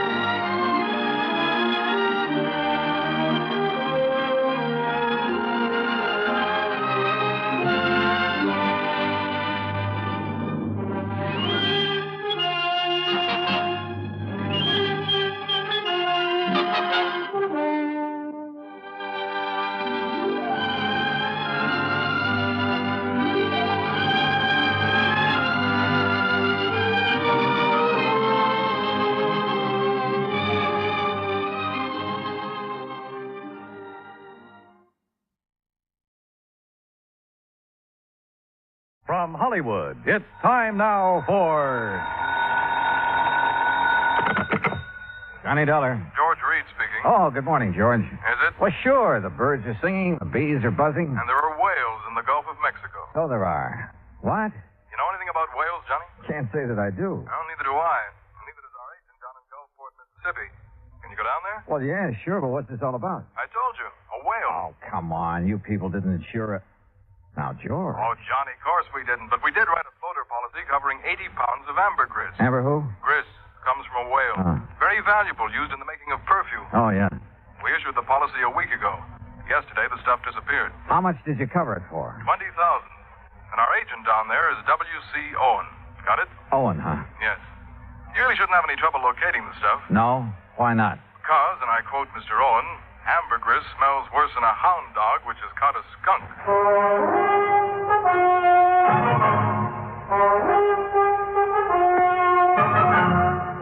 Bob Bailey in the exciting adventures of the man with the action-packed expense account. America's fabulous freelance insurance investigator. Yours truly, Johnny Dollar. And now, Act One of yours truly, Johnny Dollar.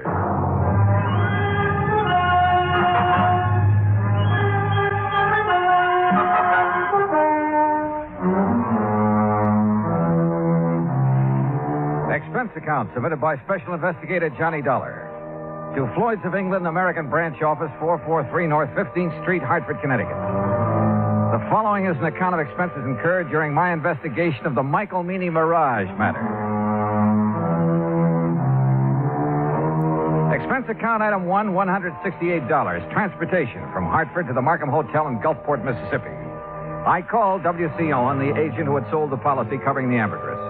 Half an hour later, I opened the door of my room to a middle-aged man wearing a brown seersucker suit. Mr. Dollar, is that right? Sure is. Come on in, Mr. Owen. Come on, in. Thanks. Well, Dollar, I'm not going to fool around about this. I'm in a mess, and you're my only chance of getting out of it. Well, I'll do whatever I can, Mr. Owen. You just find that ambergris.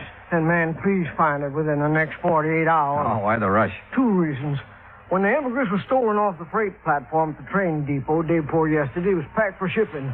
Had enough dry ice around it to last 72 hours, but no more. Uh-huh. Now, what's the second reason? That Mike Meany. Who's he? Owner of the ambergris and a real good client of mine. I promised him you'd locate the stuff for sure. Well, I appreciate your confidence, Mr. Owen. Name's W.C. Mr. around here sounds too highfalutin for an insurance salesman. Okay, W.C. But what's this fellow Meany so worried about?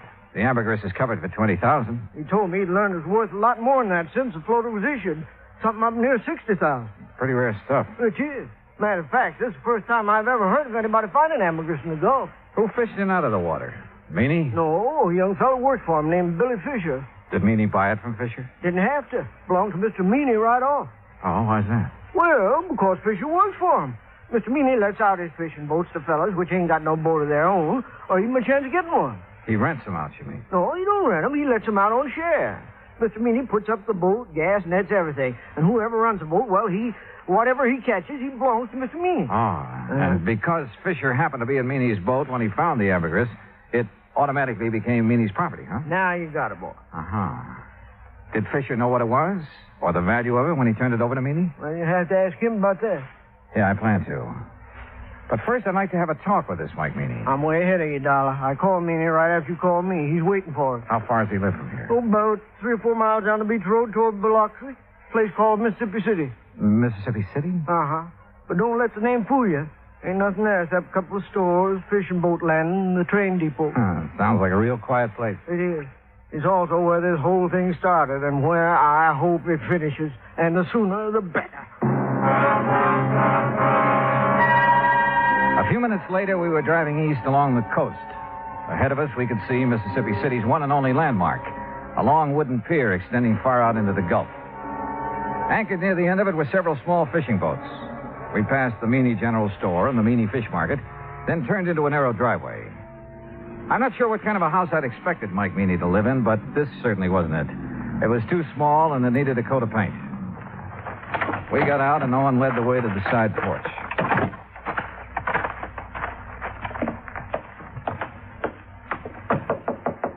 Mr. Meany, you at home? Doesn't look like he is. No, he's here. Listen. What in the name of... Sure heavy, ain't he? Yes, sir. Ain't another man his size in the whole United States. Good night, I believe it. W.C., boy, you sure took your sweet time getting here. Yeah. Well, made it just fast we could, Mr. Meany. This is the fellow I was telling you about, Mr. Johnny Dollar. Both of you come inside. That's it. Come on in. You men sit down on the sofa. I'll just lower myself into this here chair. There. Yeah, now then. You're a detective, huh, Dollar?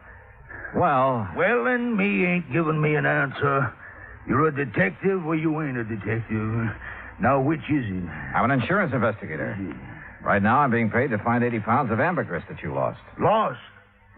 He didn't mean nothing by saying that. You hush up, you road agent. Mr. Meany. Dollar, that stuff was stolen, you hear? Thieved. Right in the broad light of day.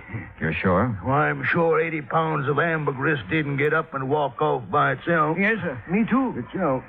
Exactly where was it when it was stolen? Sitting in a box I had built for it, a special box. Smell-proof. Cost $25. Oh, shut up. I was sending it to New Orleans to a fella I'd heard might be able to sell it for me. The box was on the platform right outside the American Express office of the depot. Here in Mississippi City? Boy, you ever take a bad fall out of your crib? No, you ignorant, in Tuscaloosa, Alabama. Where do you think that depot was? Well, it could have been in Gulfport. No, it couldn't never do business there. Okay, so I'm wrong. No, but that's the first time you ever admitted it. Had the box been checked in at American Express? You mean had the freight been paid in New Orleans? Yes, that's what I mean. That scrounging, ignorant, no good. Had it been paid, Mr. Meany? No, it hadn't. Why not? Because the rat I trusted with the ambergris and sent down to the station to see it got on the train. Yeah? He'd promised. He'd give his word. He wouldn't take his eyes off that stuff for 1 second. No. That dirty. That no account. Are you okay, Mr. Meany? No. But you sit down. You make me nervous, W.C. Yes, sir. Every time I think of that, T.J., that stupid nephew of mine, well, you know what he done, Dollar. He spotted something more interesting to look after than $20,000 worth of ambergris. Okay, who was she? Oh, W.C. told you. No, I didn't. No, sir. Mr. Dollar, he's just clever. Yeah, well, anyway, according to T.J., this young female pulled up in an open car across the road from where he was at, and it wasn't until he got up close that he could see that she was wearing a strapless bathing suit. You see, Mr. Dollar, T.J. thought... He knows what T.J. thought, you miserable. You keep your mouth shut, W.C. Oh, whatever you say, Mr. Meany. Well, while T.J. was investigating the situation, someone made off with the ambergris. That right? Right. Well, what about the other people at the station? There weren't no other people there. How about the baggage clerk and the passenger agent? Where were they? Sam Burroughs is the only man that works down the depot, and he was busy selling some woman a Pullman ticket to Memphis. How long did T.J. talk to the girl? Just a couple of minutes, according to him, that is. You want to ask him yourself. He works at the all-night cafe in Gulfport. All right, thanks. Well, we sure haven't much to go on. You got nothing to go on. So you might as well give me my $20,000 and head back up north, where you belong. Not yet, Mr. Meany. You got 45 hours. At the end of that time, I want my insurance money. You don't see that I have it, Mr. W.C. Owen, you're going to be sorry. You know what I mean? Yes, sir. I know. Owen didn't say another word until we'd pulled out of Fat Mike Meany's driveway and had turned left going on down the beach toward Biloxi. I suppose you think I should have stood up to him a little more, huh? No, I figured you had your reasons for not wanting to get into an argument with him. See those boats off the end of the pier? The small fishing boats, Well, they belong to Meany. He's also got money invested in half the business place along the beach. You know what that means, Dollar. Yeah, well, where I come from, he'd pull a lot of weight. That's it. And anybody he gets riled at, well, one word from him and a good many of my clients would be screaming for me to cancel their policies. Like that, huh? Just like that. Hey, where are we going? Billy Fisher's. This way, this here's the boarding house he lives in. Come on. Uh-oh. Okay, boy. Okay. Easy now. Easy. That's it. Good boy. Good boy. afternoon, Miss Harvey. Oh, well, my goodness, Mr. Owen, this is an unexpected pleasure for sure. Why, thank you, ma'am. This here is Mr. Johnny Dollar, Miss Harvey. Afternoon. Pleased to know you, Mr. Dollar. Wouldn't you like to come in and sit down? No, thanks. We really don't have much time. Oh? Mr. Dollar is an insurance investigator. Right now, he wants to have a talk with Billy Fisher, providing he's home. Why, sure he is. You find him round the side there. Oh, but... Yes, sir? Well, he's with Jane Higgins, Miss Owen. Jane Higgins? Oh, you know her pa rented that old Miller place again. The girl that got Billy into that trouble. Oh, yes. What kind of trouble, Mrs. Harvey? Well, it happened when the Higginses were down here 2 years ago. Billy and Jane have always been sweet on each other. But being as Billy is Billy and doesn't have a thing of his own, not even a job except fishing one of Mr. Meany's boats. Well, Jane's pa just put his foot down. But didn't mean a thing to Billy. No, sir. At least not until old man Higgins got a sheriff out. That still didn't stop Jane. And finally, the Higginses just packed up. They didn't come back until just 3 weeks ago Saturday. How old is the Higgins girl now? Oh, 18, 19. And she hasn't changed one bit in those 2 years. No, sir. She's just over here all the time. Sure be some fur fly when her paw finds out. There they are now. Billy? James! Hi. Come over here a minute, Billy. Someone wants to see you. Sure. Billy? Now this here's Mr. Dollar. Hi. Howdy. Miss Higgins, Mr. Dollar, and Mr. Owen. Hello, Miss Higgins. Billy, I wonder if I could speak to you alone for a moment, huh? Yes, sir. What'd you want to talk to me about? Mr. Meany and the ambergris you found. Oh, that. Where did you find it, Billy? Out near Cat Island, floating in the East Channel. Uh-huh. Did you know what it was as soon as you saw it? No, sir, not exactly, but I read a story once about a fellow that found some ambergris, and he sure made a lot of money off it. So you weren't going to take any chances and you hauled it aboard, is that right? Yes, sir. Something like that. Billy, you realized that anything you caught or salvaged with that boat belonging to Mr. Meany, it wasn't yours. You realized that, didn't you? Well, not right then, I didn't know, sir. He gave me some kind of a contract to sign when I started working for him, but I never read it. Well, what happened when you put in at the pier that night? Oh, that Cliff Stillinger, Mr. Meany's checker. He spied the ambergris right off, and he made me turn it over to him. Was that the last time you saw it? Yes, sir. Yes, sir, that was it. Okay, Billy. That's all I had on my mind. Well, that's all? I mean, no questions about whether I swiped it from the train station or not? Would you tell me if you had? You crazy or something? Heck no.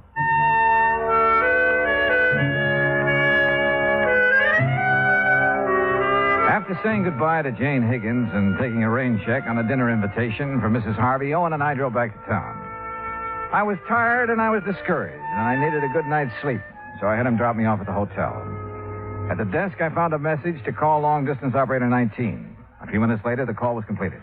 George Reed speaking. Hi, George. Thought it was you. Johnny, where in blazes have you been? I've been trying to get hold of you all afternoon. Oh, something important? No, I was just curious about the weather down there. Oh, well, it's great.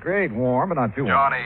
Okay, George, what's happened? One of the boys upstairs got wind of that ambergris claim. So? So he just happens to have a friend who's an ichthyologist. Well, bully for him. Johnny, this ichthyologist says that ambergris comes only from the sperm whale. And there has never been a sperm whale alive that would be caught dead swimming in the Gulf of Mexico. What? You follow me, Johnny? I think so. If there's never been a sperm whale in the Gulf, then that stuff you people insured couldn't have been... But, George, if it wasn't ambergris, what was it? I don't know, but unless you find it, we're stuck for $20,000. Holy smokes.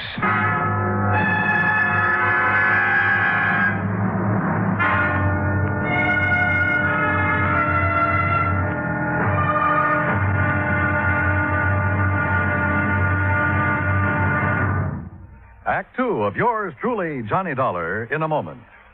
Our flag now numbers 50 stars, and behind each star there stands yet another flag for each of the 50 states. New Mexico's flag is an ancient Zia sun symbol, a red circle on a field of yellow, radiating from 4 points, which we might indicate as north, east, south, and west, are 4 parallel lines. 4 was a sacred number of Zia, the number most often used by the giver of all good gifts. The earth had 4 main directions, each with its own gifts. The year had 4 seasons, each with a different offering for mankind. The day had 4 phases: sunrise, noontime, evening, and night. Life had its 4 divisions: childhood, youth, manhood, and old age.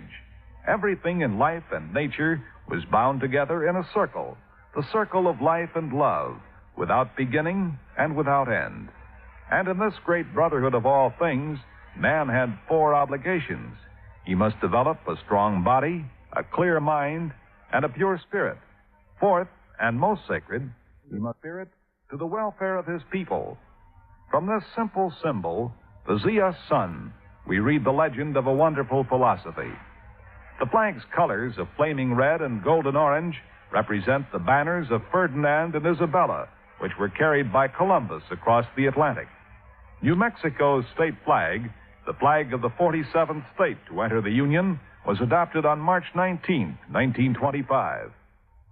Now, Act Two of yours truly, Johnny Dollar, and the Michael Meany Mirage Matter.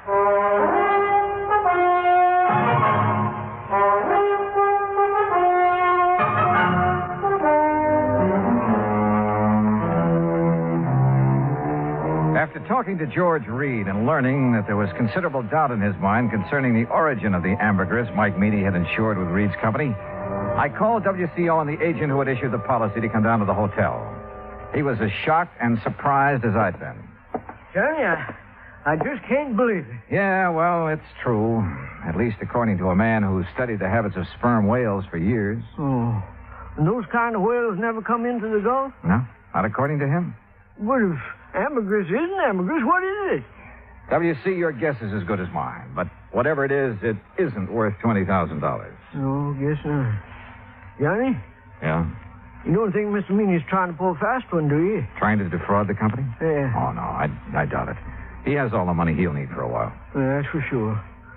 Tell me, WC, did Meany have the ambergris analyzed before he asked you to insure it? Matter of fact, he did. Even showed me a letter which said that the stuff was ambergris. You remember who made the analysis for him? A chemist over in Biloxi. Don't recall his name offhand, but he signed that letter he gave Mr. Meany. Okay. First thing in the morning, we'll take another trip out to Meany's place. Good. In the meantime, don't mention any of this to anyone, will you? No, I won't. Johnny? Yeah? I should have checked on that chemist, shouldn't I? And I shouldn't have been so anxious to take Mr. Meany's word. Well, we all make mistakes. Not big ones. Not big ones like this. Johnny, we just got to find that stuff. Because if we don't, we'll never know if it was ambergris or not. Will we? No, WC, we won't. I felt sorry for Owen. I knew as well as he did that the company might recall his franchise unless we could prove it was ambergris that had been insured. And at the moment, I was quite sure we couldn't do that. The next morning, the coffee shop was crowded, so I started up toward the center of town, looking for another place to have breakfast. I was about 4 or 5 blocks from the hotel when I heard someone calling me. Mr. Dollar. Johnny. Oh, yeah. Good morning, Jane. Morning yourself. Well, what are you doing in town so bright and early? I'm going on a shopping spree. Oh? A girl can't get married and just any old thing, you know. I guess you can't. Well, who's the lucky guy? Well, who do you think? Billy Fisher? I certainly wouldn't marry anyone else. Well, Jane, it's none of my business, but I heard. You heard that my father's dead set against Billy, didn't you? Yeah, something like that. Well, he is. But there isn't much he can do about it. I'm over 18. Besides, he's going to change his mind about Billy. I hope so. He's going to be real sorry he ever treats Billy the way he has. Jane, look, I haven't had breakfast yet. How about joining me for a cup of coffee? Oh, I'd love to. Where we go? Oh, how about over there, the all-night cafe? All right. Oh, no, do you know what time it is, Mr. Dollar? Just 10 after 9. Why? Well, I just remembered something important. I'll see you later here. Funny. Or is it? I crossed the street and entered the all-night cafe. Behind the counter, wearing a white T-shirt, apron, and a Valentino-type hairdo, was a man about 23 years old. Morning. What'll it be? Ham and eggs and coffee. I want them eggs. Over easy, okay? It's okay with me. I ain't eating them. 2 1/2 mice with pig. You want your coffee now? Yeah, please. Do you happen to know a man named Mike Meany? I should. He's my uncle. Oh, well, then you must be TJ. That's right. How come you know me? I was talking to your uncle yesterday. My name's Dollar. Oh, yeah. Yeah, he told me if you come around, I should tell you anything you want to know. Well, what happened at the depot that afternoon, TJ? Didn't he already tell you that? I'd like to hear your side of it. Well, ain't much to tell. I was sitting there waiting to put that box in the 303, and this here gal drove up. Uh-huh. What happened then? Man, she gave me just about the biggest come on I ever did get. So you left the freight platform and crossed the road to talk to her? Well, shoot, Mr. Dollar. I didn't see nothing wrong in doing that. There wasn't nobody around. Oh, there must have been. Yeah, I reckon so, but I sure didn't see you. TJ, did that girl tell you her name? Yeah. What is it? Betty Lou Miller? Betty Lou Miller. Yeah. Now, look, mister, I'm busy. No, wait. Have you seen her since then? Well, sure. When was that? Well, just now, out in the street. She's the gal you was talking to. I finished my ham and eggs and walked back to the hotel. Owen was waiting for me, but before we drove to Mike Meany's house, we made a stop at the railroad depot. The agent remembered everything that had happened that afternoon, the ambergris had been stolen, including the name of the woman who had purchased the Pullman ticket to Memphis at the time of the theft. After thanking Sam for his help, we went on to the Meany place. Come on in. Sit yourselves down. Well, thank you, Mr. Meany. Dollar, you find my ambergris yet? No, sir. But I think I know who has it. What do you mean? You mean you know who stole it from the depot? I think so, Mr. Meany. I'm not sure. Well, boy, you just let me have their name.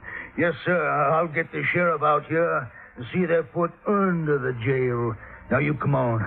Tell me, who did it? No, sir, I'm sorry. I'll tell you when I'm sure and not before. What? Well, when's that going to be? Depends. Depends on what? Whether you'll help me or not. Why, you ignorant, stupid Yankee. You know good and well, boy, I'll help you. Yes, sir. Now, what? What do you want me to do? Give Owen here the letter you received from the chemist that analyzed the ambergris. Is that all? That's all for now. But, boy, you Dollar, where do you think you're going? To see a lady, Mr. Meany. Owen, I'll call you as soon as I'm sure. Right. Good luck, Johnny.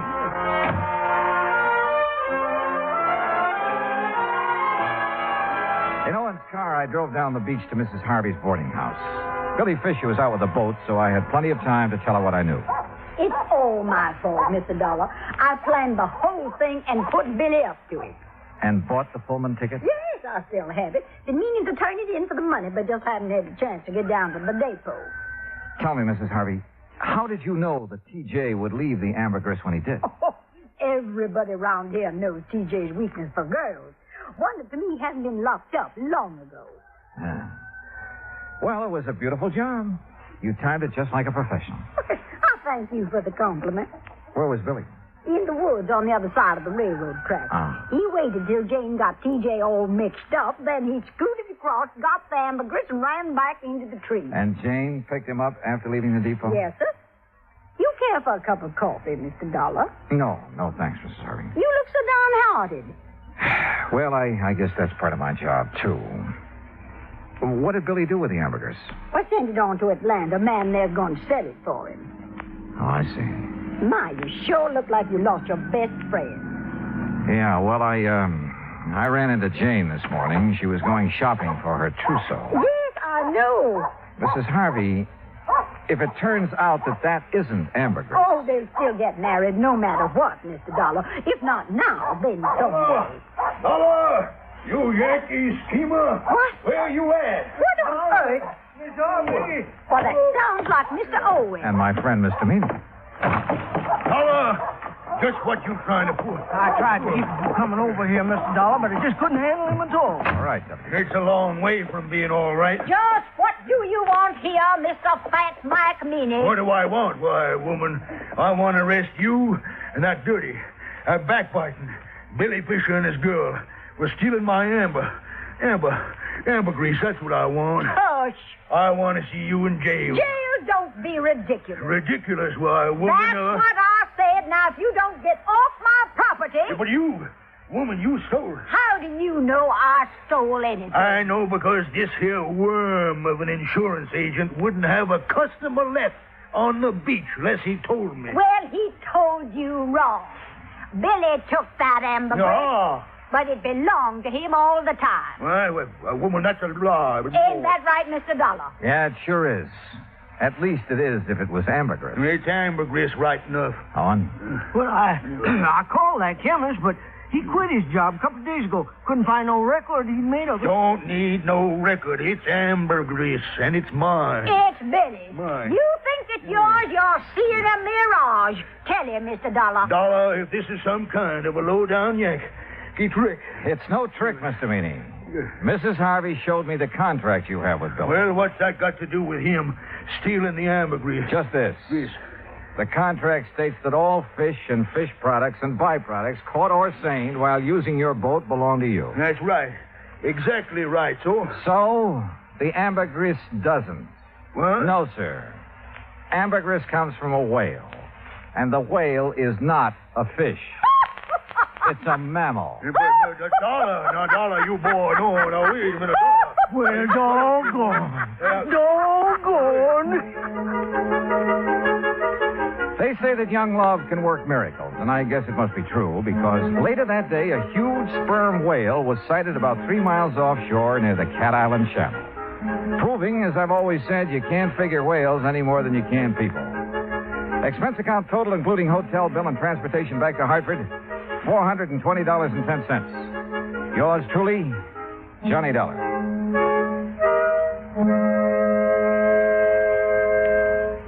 Now, here is our star to tell you about next week's story. Next week, the wayward truck matter. And I'll leave you to figure that one out for yourself. But join us, won't you? Yours truly, Johnny Dollar.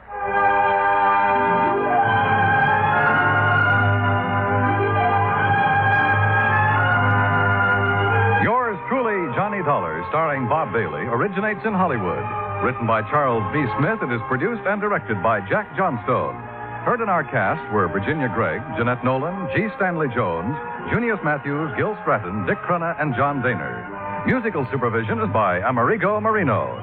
Be sure to join us next week, same time and station, for another exciting story of yours truly, Johnny Dollar. This is Dan Cumberly speaking.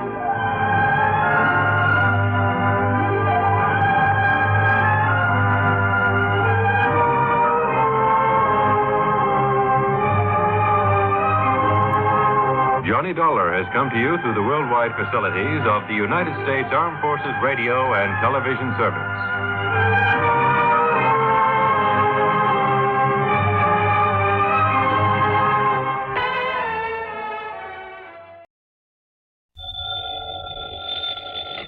Johnny Dollar. Johnny, you better come flying out here just about as fast as you can. Who's that? Johnny, this is Red. Yeah, Red who? Well, you know, your favorite fishing guide. Red Barrett? That's right. Lake Mojave Resort out in Arizona? Yes, sir. Well, Red, you old scalawag. How are you, and how's the fishing? Just great. That is, if you know where the good holes are. And believe me, you do. Now, that's really fact, Johnny. I really do. I guess I'm the best fishing guide this country ever saw. Yeah, and I suppose you think it's time I made another trip out there and tangle with some of those beautiful lunker bass. Well, now, Johnny. It's no good, Red. I just can't do it. Now, you listen. The way the work is piled up on me, I'm just about going crazy. I've been trying to get away for some kind of a vacation for weeks now, but I just can't do it. Sounds to me like you need it, too. Yeah, it's been a tough year, no let up at all. Pat McCracken over at Universal Adjustment Bureau, half a dozen of my other contacts. They've been begging me to take some time off, but I just can't, Red. I'm not on a regular payroll. I'm a freelance, so I have to take on every assignment that's handed me, whether I like it or not. Look, you mentioned Mr. No use, Red, so don't make me feel any worse by talking about it. Me? That was your idea. Huh?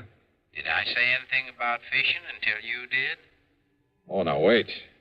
You mean there's some insurance matter I ought to look into out there? It was this Pat McCracken you mentioned that said I better call you. Oh, great. And he's the one who's been after me to take a rest. So, what's happened out there? That's the thing. It ain't what has, but what's going to happen. Yeah? Like what? Come on, get to the point, Red. Well, Johnny, when it does happen, well, it's going to be pretty tragic for Lake Mojave Resort. You mean somebody's trying to wreck the place? Something like that? Much worse, Johnny. Much worse. Well, what is it?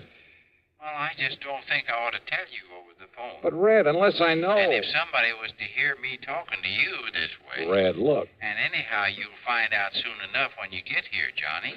And you won't like it. No, sir. Red, quit stalling, will you? Of course, if you just want to sit around up there in Hartford and let a terrible thing like this happen without even raising a finger... Well, I just can't believe you'd do that. Look, will you stop beating around the bush and... Red? Red? I can't tell you over the phone. It's too awful. Now listen, you old goat. But, Johnny, they say there's an airplane leaves New York City just about 12 o'clock noon. So what?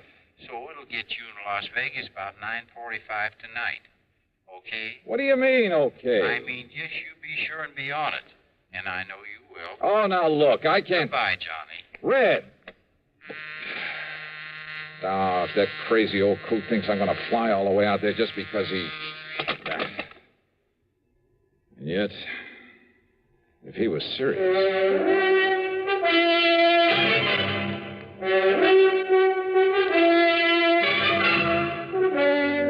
CBS Radio brings you Bob Bailey in the exciting adventures of the man with the action-packed expense account, America's fabulous freelance insurance investigator. Yours truly, Johnny Dollar.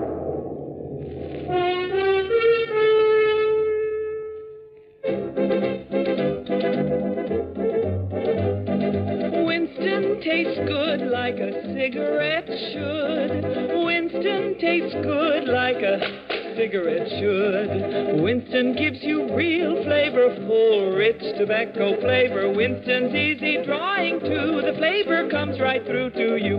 Winston tastes good like a cigarette should. A modern filter? Sure, Winston has it. But that's only the beginning of a Winston. Up front, up where it really counts, Winston packs exclusive filter blend. Light, flavorful tobaccos, specially selected and specially processed for filter smoking. Filter blend. That's why it's fun to smoke Winston, America's best-selling filter cigarette. Winston tastes good like a cigarette should. And now, Act One of yours truly, Johnny Dollar.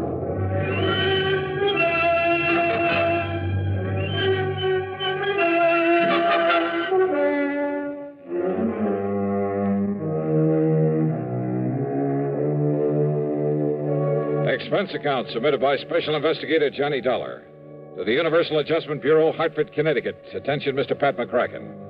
Following is an account of expenses incurred during my investigation of the Red Mystery matter. That crazy phone call from Red Barrett. I know that wild old character pretty well. I'm fully aware of his faculty for stretching the truth, making a couple of mountains out of a molehill or two. And once or twice before, I'd wound up making the trip across the country just to wet a fishing line with him.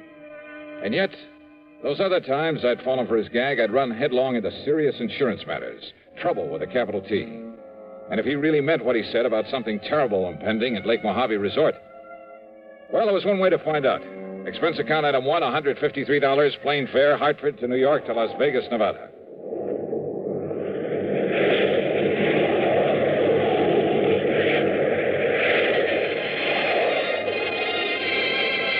The awesome beauty of the clear night sky over the desert, with its billions of stars twinkling in the black sky above, is something I'll never tire of. The stars seem close enough to reach out and touch them.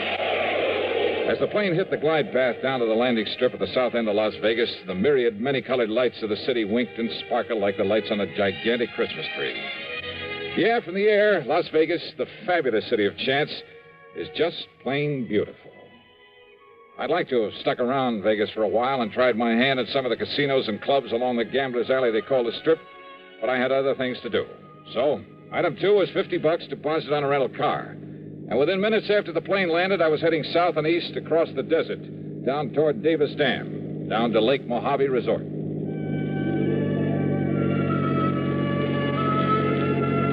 The desert, mile after mile of nothing but sand and sagebrush and Joshua trees, of tumbleweed and cactus, of high plateaus and broad windswept mesas. Here and there, the skeleton of some animal was perished in the remorseless, terrible summer sun. And then suddenly, in the middle of it, the life-giving waters of Lake Mojave. At the south end of the lake, just above Davis Dam, is the resort, with its clean, comfortable motel, a good restaurant, tackle shop, and dock. Everything to warm the heart of a fisherman. Yeah, and in the bright light of the moon, I could see the lake itself, calm as a mill pond. That meant that unlike the cold and snow I'd left back east, here it was warm and perfect weather for fishing. It took a bit of self-control to keep from driving right on down to the dock. Instead, I circled the driveway to the office. As I pulled up to a stop, in spite of the hour, someone came out to greet me. It was my old friend Buster Favor, general factotum at the resort. Yes, sir? Can I help you? Yeah, Buster, I think you can. What? Why, it's Johnny Dollar. Yeah, none other. Hiya, Buster. Johnny, it's a miracle. I don't see why. When I get word there's trouble around here. Oh, then you know, huh? Buster, I only know that something is about to... Even the police haven't had a chance to get over here yet. The police? Johnny, I sure hope he's all right, but you can find him. Yeah, find who? Why, Red. Red Barrett? You mean you didn't know? Buster, what's happened to him? Johnny, Red has... Well, he's disappeared. Oh? And I could be awfully wrong, but from the looks of things, Johnny... Wait a minute. You think somebody could have murdered him? Come on. Take you over to his room. You can see for yourself. Look, Red phoned me in Hartford, Buster. He told me that... Think he had some premonition that something was going to happen to him? Well, that's just it. He didn't seem worried about himself. All he would say was... It sure looks like he should have been worried, Johnny. Here now. Holy. Yeah. The room, a housekeeping unit, was a shambles. Clothing pulled out of the drawers and closet, as though somebody had ransacked the place looking for something. That stuff's all part of the uniforms he was wearing while he was working, Johnny. How much personal clothing and stuff he had, I don't exactly know. So, if anything... The furniture, though none of it was actually broken, was overturned and cluttering up the floor. On the electric range in the kitchenette were the pots and pans he'd apparently used to cook his dinner. Some fish bones lay on a plate on the table. Probably one of the bass he caught this afternoon. Poor old fellow went out fishing as usual, not realizing what was going to happen to him after he came back here and had his supper. Now, wait a minute, Buster. Yeah, Johnny? That he left here in a hurry is pretty obvious. Or his body was hauled out of here. But I still don't see anything to indicate he was murdered, or even badly hurt. Well, look here, then. Look, Buster, you know as well as I do how unpredictable Red is. Well, I know, always getting restless, always talking about going somewhere else, doing something else. I know, Johnny, Look, he's told me a dozen times about a gold mine he hoped to go to back there and work someday, 50 or 60 miles north of here, up near Lake Mead. He's told me about offers to work as a guide for other fishing spots. Johnny... So what makes you think he didn't just pack up and leave for some other place, some other job? Without letting us know? And leaving things this way? Red? Sure he would. So unless you can show me some good... Oh. Yeah, Johnny. It's blood there on the floor. I'm sure of it. Yeah, it's blood, all right. It still hasn't even dried either. Yeah, I see. All right. When did you find he was missing? When Ham Pratt... Well, you remember Ham. The manager of this place, sure. Well, after supper, Ham came over here to talk to him, and, well, this is what he found. Do you know of any enemies he may have had? Red? Oh, no, sir. Of course, all of us used to get out of patience with him now and then. Some of the crazy things he'd do, the wild stories he'd tell, but there wasn't one of us didn't love the crusty old coot.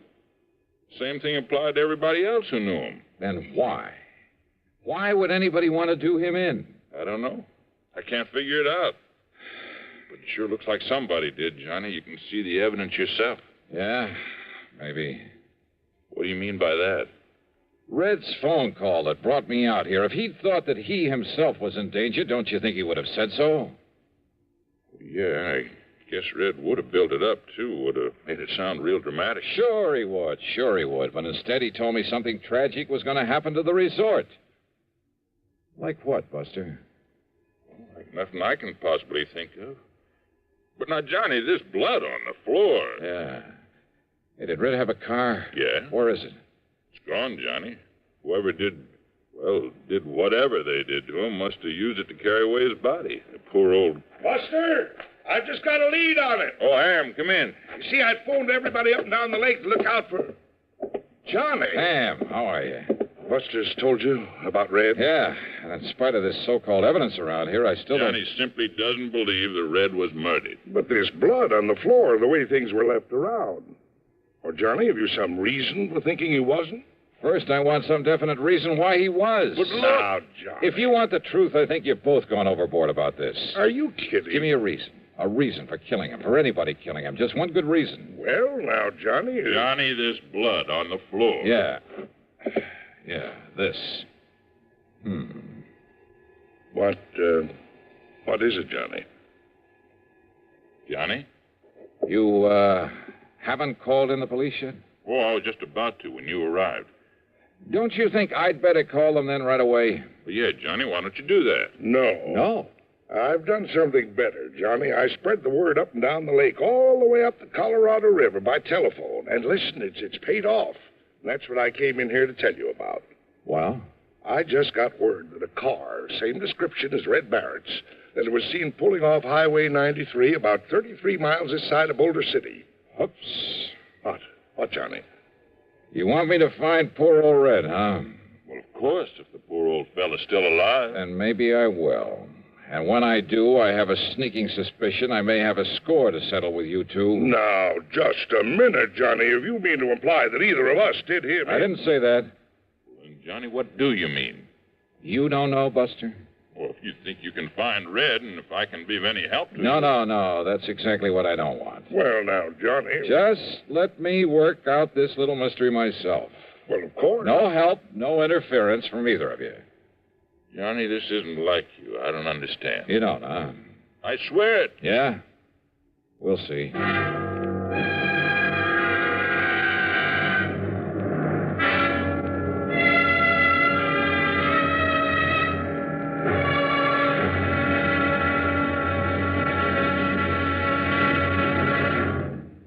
Act two of yours truly, Johnny Dollar, in a moment. Welcome, recording star Mel Torme. It's terrible trying to sing with a bad cold.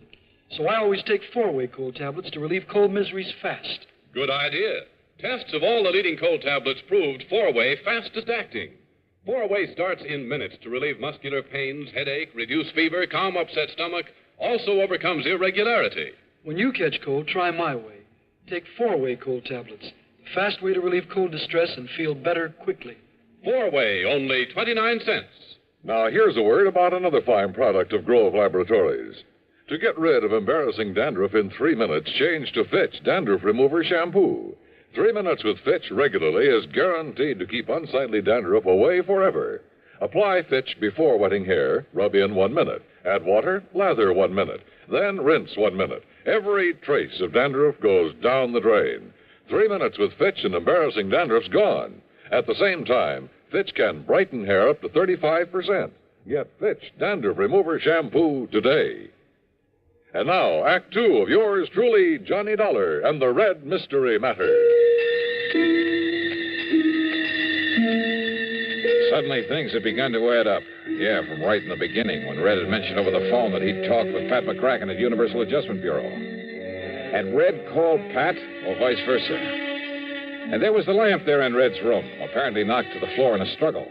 But not even the bulb was broken. The clothes that were left, only the uniforms he'd worn while at work. Was that supposed to mean that the only personal things he had were those he was wearing when he disappeared? Hardly. Then there was that spot of blood on the floor. A fish scale, a single scale in the middle of it. I had no microscope to examine that blood, probably wouldn't have known how to use it anyway. But I had a sneaking suspicion there was something very, yeah. And knowing Red and Ham and Buster and Pat McCracken pretty well. Okay. The first thing I did after Ham and Buster left me alone was to look over the room again. And yes, one parcel of equipment that should have been there was conspicuously absent. I went down to the boat dock and found the old Arkansas Traveler that Red had always used to fish in. It was empty. Absolutely empty of the stuff I knew he always kept in it.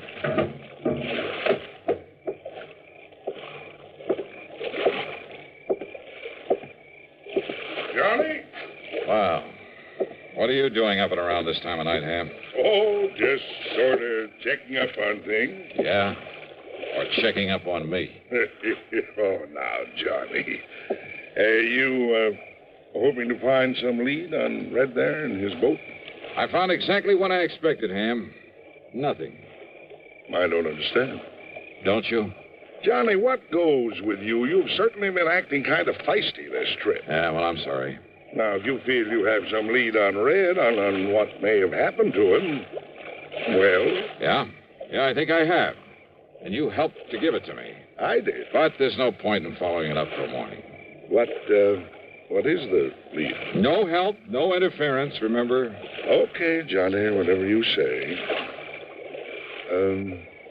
No use doing anything till morning, eh? That's right. Then you, Well, what? Oh, I was just thinking. Remember a couple of moonlight nights like this when you were here before, how you and I took the workboat and a couple of fishing rods? How we plugged those deep coves just above the dam? Yeah, we took some nice fish out of there, didn't we? Yeah. I'm going to be blunt with you, Johnny. You aren't yourself. You're a bundle of nerves. Been working too hard? Yeah, much too hard. Well, one great cure for that. Why don't we go out there and pick us up a couple of nice bass? Okay. Why not? Unless, of course, you feel you ought to do something more about finding Red. I told you, no more until morning. I also told you I'm sorry. Let's go fishing. Sure, Johnny. I understand. Yeah, I guess you do.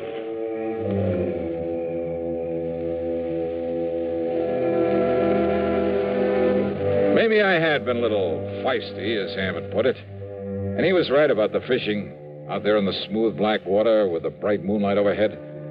When those 2 6-pounders hit my lure and I carefully played them into the boat, believe me, they did more to bring me back to normal than anything else in the world could have. That night, for the first time in weeks, I slept like a baby. Then, first thing in the morning, well, the whole thing really wasn't too hard to figure out. Red was a fisherman every day of his life. But I'd found no sign of his tackle there in the room or in the boat he'd always used.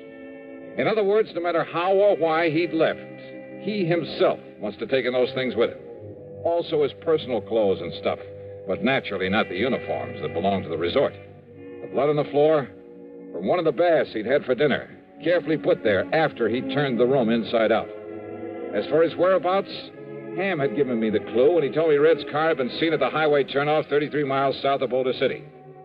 That turnoff led to only one place, a fishing camp at the lower end of Lake Mead, known as Temple Bar. And when I got there, sure enough, waiting for me in his outboard beside the dock, Red Barrett. All ready for you, Johnny. Why, Red, you rascal. Got an extra rod and reel and a bucket of live bait. You and me'll go out there and slay him. Get in, Johnny. Get in. Sure, Red, why not? That's a boy. Here we go. Yeah, I just knew a smart man like you could track me down. Hey, you're working here now, huh? Well, I got kind of restless and thought maybe I'd make a change. And as long as Ham Pratt was willing... Then Ham was in on this plot to get me out here. Why, sure he was. And the terrible things to happen at Lake Mojave? Why, of course, Johnny. They've lost me, haven't they? You old son of a gun. Hey, Buster in on it, too? No, Ham's probably telling him about it right now. Probably showing him the letter he got from Mr. McCracken. McCracken? Pat McCracken? Yeah. Now, maybe you better read this one that he wrote to me. First part's just the usual howdy-do's, but here. And Red, I'm convinced a man can take only so much, even Johnny Dollar. And I'm afraid that unless he gets some rest and relaxation, he'll crack up one of these days.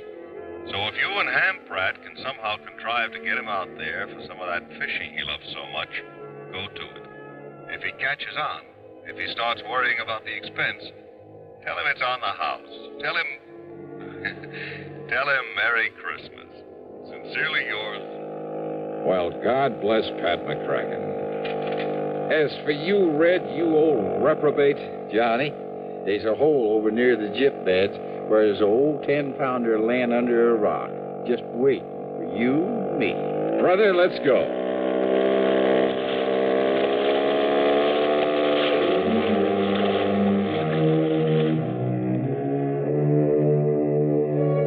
A very wise man once said that the time a man spends in fishing is never deducted from his lifespan. And you know something? I, for one, am convinced that he was right. So, well, Merry Christmas to you all, too. All of you. Yours truly, Johnny Dollar.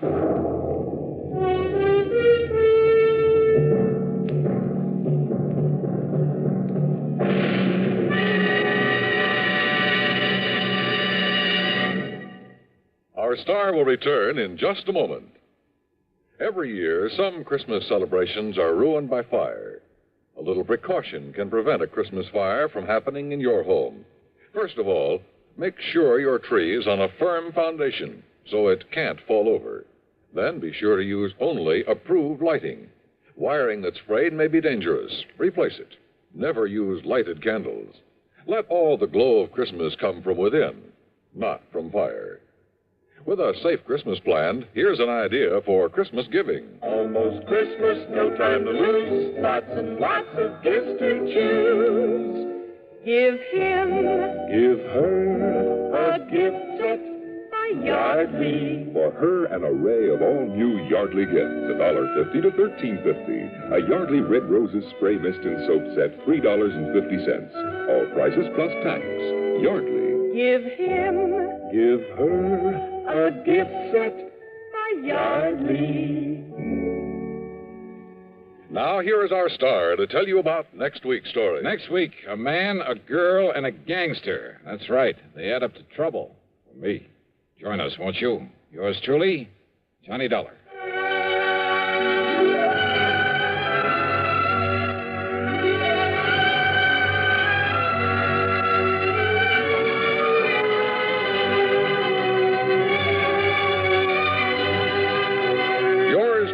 Johnny Dollar, starring Bob Bailey, originates in Hollywood and is written, produced, and directed by Jack Johnstone.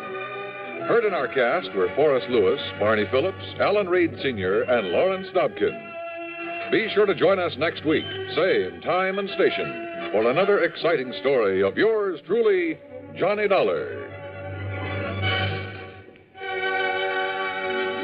This is Dan Coverly speaking. Now stay tuned for Suspense, which follows next on the CBS Radio Network. Time now for Johnny Dollar. I have your call to Universal Adjustment Bureau in Hartford. Oh, thank you, operator. Hello. Pat McCracken. Johnny Dollar, Pat. Oh, Johnny, I've been trying to reach you. Yeah, I'm in Sarasota, Florida. Oh? Been down here the better part of a week and just thought I'd check to see... Johnny, I'm glad you called. Can you grab a plane out to the West Coast? Don't see why not. Good. Now, your contact will be Arthur at Western Maritime and Property, office in Beverly Hills. Got it. What's it all about, Pat? Piracy, according to him. What was that? You heard me.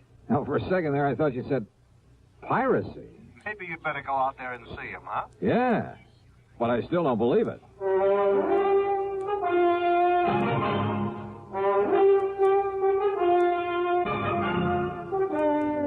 Bob Bailey in the exciting adventures of the man with the action-packed expense account, America's fabulous freelance insurance investigator. Yours truly, Johnny Dollar.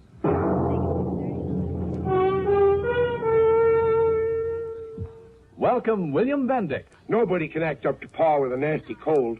I check my cold distress the fast way, with 4-way cold tablets. Yes, tests of 4 leading cold tablets proved 4-way fastest acting of all. Amazing 4-way starts in minutes to relieve aches, pains, headache, reduce fever, calm upset stomach, also overcomes irregularity. 4-way's the fast way to relieve those cold miseries. Then you feel better quickly. 4-way cold tablets, only 29 and 59 cents. Now, a word about another fine product of Grove Laboratories. Does dandruff dull your hair, leave scalp itchy? Get Fitch Dandruff Remover Shampoo and get rid of unsightly dandruff in 3 minutes. 3 minutes with Fitch regularly is guaranteed to keep embarrassing dandruff away forever.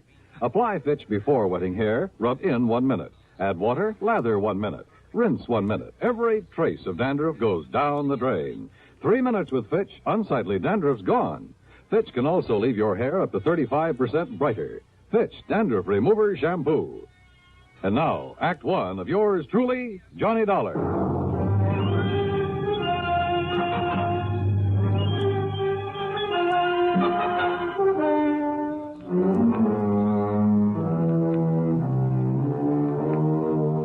Expense account submitted by Special Investigator Johnny Dollar to the Western Maritime and Property Insurance Company, Beverly Hills office.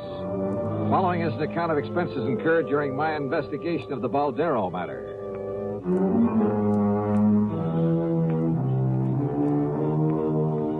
Expense account item 1, $146.85 plane ticket to Los Angeles.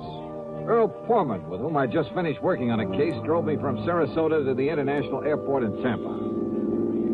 Well, I don't know why not, Johnny. Oh, are you kidding? In this day and age, a bunch of bearded gorillas stripped to the waist, bandanas wrapped around their heads, waving cutlasses. I didn't say that, Johnny. And Long John Silver, I suppose, leading the boarding party. Oh, Earl, that kind of stuff went on a couple of 100 years ago. Sure. But do you remember that palatial yacht that was boarded and taken over just off San Salvador about a year ago? Well, yes. Convicts from a prison colony on the island of Isabella.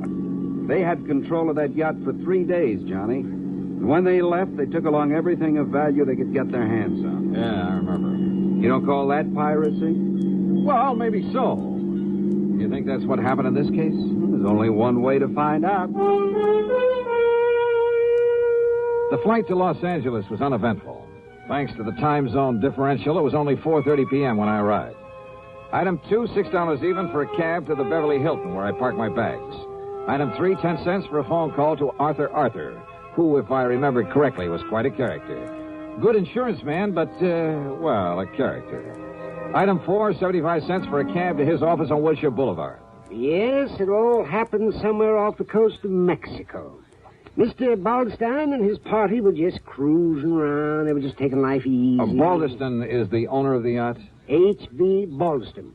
Oh, he's a big stockbroker. He lives here in Beverly Hills at 3124 North Roxbury Drive. And what's the name of his yacht? The Baldero. Oh, it is a tremendous thing. It's over 100 feet from stem to stern. Wow. It's 100 Where is it now? feet long. Arthur, where does he keep it now? At his dock. He's down there in Balboa. Oh, you know where Balboa is. Yes, I know. Oh, one of the nicest places by the ocean in all of California. Yes. Now, Johnny, if I ever wanted to retire, that would who be were the guests on board?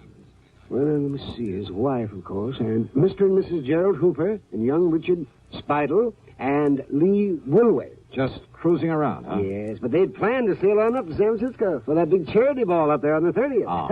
That's why they all had their finest clothes and most expensive jewelry with them. Oh? Yes, sir. $394,000 worth of jewelry. Stolen. Oh. Yes, plus a few other things, too. Mostly silverware, things like that.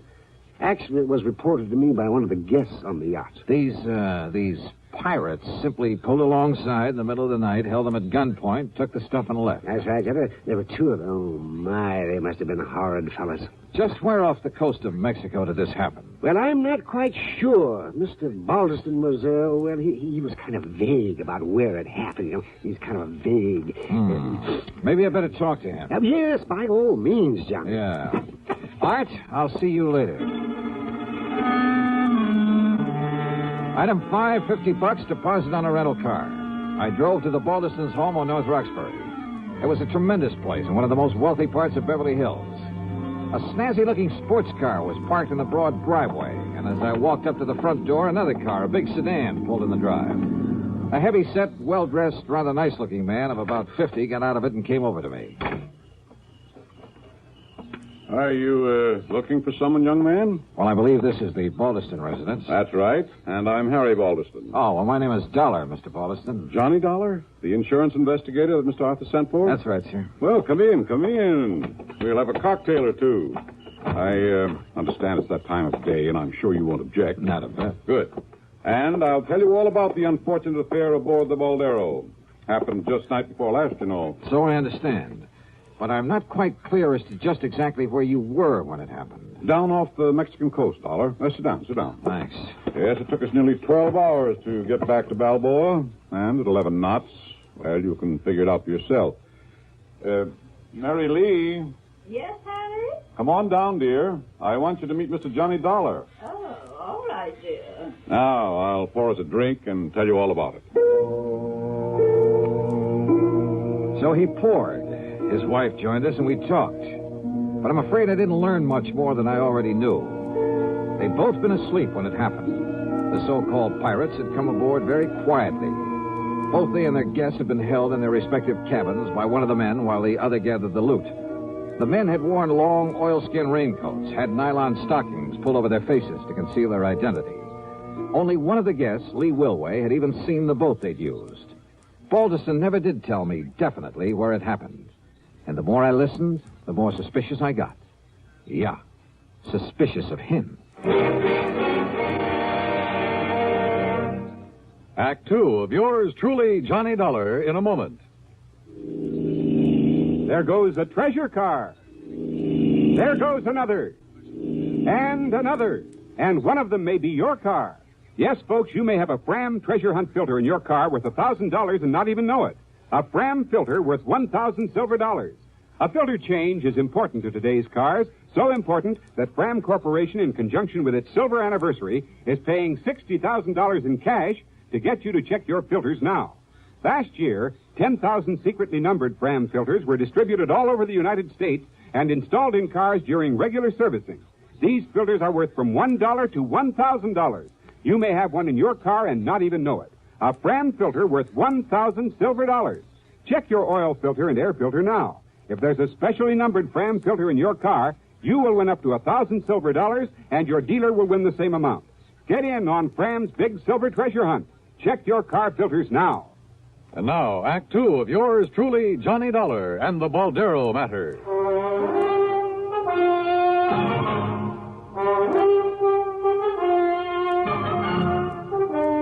Well, Dollar, it was hard to tell just where we were. I keep an engineer on board, and he'd been at the wheel most of the day. But you were anchored for the night. That's right. You see, we were just killing time until it was time to head north to San Francisco and that charity ball the ladies wanted to go to. Yes, the charity ball. And after waiting 2 months, now I suppose we'll just have to forget it with all our jewelry gone. Didn't you check your position to find your way back to Balboa? Just headed east, then followed the shoreline. You say that one of your guests... Incidentally, I want to check with them. Oh, by all means. I'll give you their addresses. Yes, there may have been details that we've forgotten, overlooked. After all, we were a bit upset over what had happened, and probably more than a little confused. Well, I know I was. You said that one of your friends got a look at the boat these men used. Yes. Lee Wilway ran up on deck. Of course, it was dark, and there was some fog, but Lee said it was a black boat. Well, now you A can't. long black speedboat. Maybe. By the time the rest of us got up there, it had completely disappeared. Then I had Beacon start the diesels, and we made the run back to Balboa. You notified the Coast Guard, of course. Not until we got in. What? Well, Lee had been fooling with the radio earlier. The rest of us were in the main cabin playing cards. And, when we tried to send out a call, the transmitter wouldn't work. Where'll I find this Lee Wilway? Here, I've written down the address for you. And our other guests, too. Mr. and Mrs. Hooper and Richard Spidel. Thank you. Now, Mr. Dollar... Mr. Balderston... Yes? I'll see you later. Yeah, there was something very funny about this whole thing. But I wasn't quite sure just what. I checked with Mr. and Mrs. Hooper. Elderly, very quiet and dignified. Their story was the same as the Balderstons. Except in one thing. They weren't at all sure it had taken them any 12 hours to get back to port. I drove to the address of Lee Wilway. It was a small apartment below Wilshire. After all, if Lee was the only one awake and alert enough to have taken a good look at the pirates in their boat. Yeah, and what about the yacht's radio that wouldn't work after Lee had spent the evening fooling with it? Yes? Oh, I beg... Well, that is, I'm looking for Lee Wilway. I'm Lee. Who are you? Believe me, Charles of the Ritz would have been proud of this one. A living doll. 23 or 4, she was tall, slim, and her pretty face topped with red hair that looked oh so carefully disarranged. Yeah, she was a beauty. And yet, as we talked, I couldn't quite picture this gal on a yachting trip with the Balderstons. Gee, no, I haven't the least idea where we were when it happened, Johnny. It could have been a million miles out to sea, but if Baldy...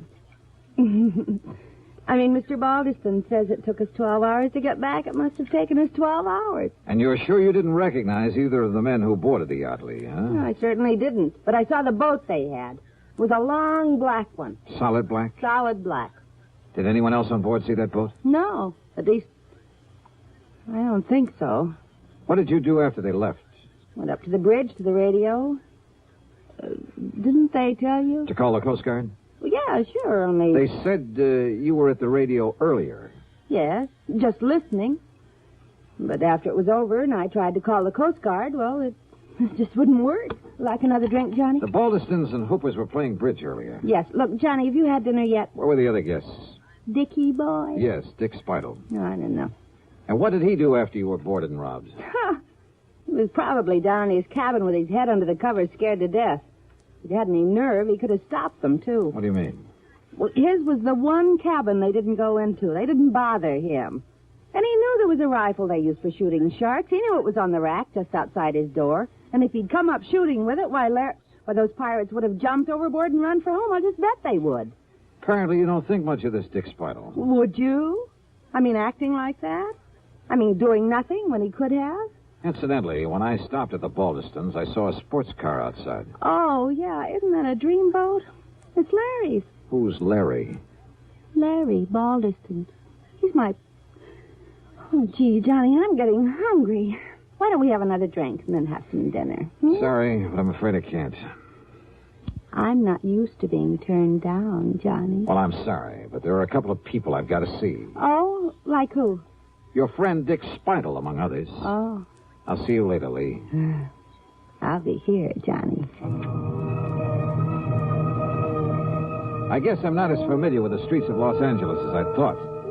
It took me over half an hour to find Speidel's apartment. It was one of those ultra-swank affairs just off Sweetser Avenue below the famous Sunset Strip. I parked under a big palm tree.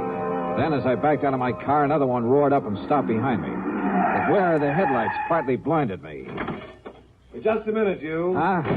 Johnny Dollar, huh? That's right. Who are you? Here. Oh!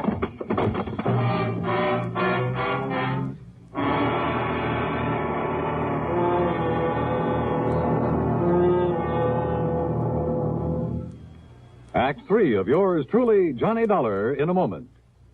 Ever have trouble sleeping nights because of acid indigestion, heartburn, or gas? Then remember, for acid indigestion, nothing but Tums works so fast to make you feel so good so long. Tums work fast. Get rid of the burning excess acids that won't let you sleep. In a matter of seconds, you begin to feel better, and Tums Relief stays with you. You relax, go to sleep pleasantly, because Tums bring complete relief. Get rid of burning excess stomach acids completely. Nothing but Tums work so fast to make you feel so good so long. So when acid indigestion keeps you awake, take Tums. Keep a handy roll of Tums on the night table within easy reach. And remember, there's no mixing or fixing with Tums. You don't even need to get out of bed. Get the very best. Get Tums, 10 cents, 3-roll pack, a quarter. Or get the new 6-roll pack with free metal carrier, only 49 cents. Always carry Tums, T-U-M-S. Keep your tummy under Tums control. And now, Act 3 of yours truly, Johnny Dollar. The headlights of my attacker's car had partly blinded me, but I'd seen enough of it to know it was the same one I'd seen at the home of Mr. Baldiston. Yeah, his son Larry's. But I came to find myself parked behind the wheel of my own car. And lying on the seat beside me were 5 crisp $100 bills and a note. Take this money and get out of town, it said. You have no case anyway because the things that were stolen off the yacht have been returned. So you may as well leave while you have your health. No signature. There was only one person in the world I wanted to see at that moment, Larry Baldiston. But I felt a bit rocky since I was at the front door of Dick Speidel's apartment, since I'd really come to see him, and if I was lucky, he might have a good stiff drink handy. Feeling better now, Mr. Dollar? Yeah, I am. Thanks, Dick. It's Richard, if you don't mind. Oh, yeah, sure. But go on with what you were saying. Well, the whole thing was absurd, of course. But the only reason Mrs. Baldeston insisted on taking Lee on that yachting trip and to the charity affair, and of course I was supposed to be her escort, was to shame her, to show her up. How do you mean? Well, after all, in spite of her beauty, she is a rather common person, rather cheap. So Mrs. Baldeston hoped that facing her with the ladies and gentlemen who attend the ball would embarrass her. Oh, I see. And that she'd realize she has no place among people like ourselves. People like you are just too good for her. Well, to put it bluntly, yes. In any event, Mrs. Baldeston hoped it would break off this rather sordid romance. Romance? She and Lawrence Baldeston. Larry, she calls him. And Lee is only after his money. But I take it Larry got wind of this little plan. Lawrence said that he would prevent its being carried out if it was the last thing he ever did. So he staged the piracy bet. Oh, I'm sure it was he. He's always done silly things like that, Mr. Dollar. Rich, headstrong, spoiled as he is. So, when I heard the noise up on deck, I simply locked myself in my cabin and refused to budge when he and whoever he had helping him boarded the yacht. All because you were scared? I beg your pardon. Thanks a lot, Dick. It's Richard. You've been a lot if of you help. Oh, and incidentally... Yes? You think Lee Wilway was in on it, too? That's why she spent so much time on the ship's radio earlier in the evening? Indubitably, so that she could guide him to the yacht in his speedboat. His speedboat, of course, has all sorts of radio equipment aboard. What color is that speedboat? A mahogany. Why?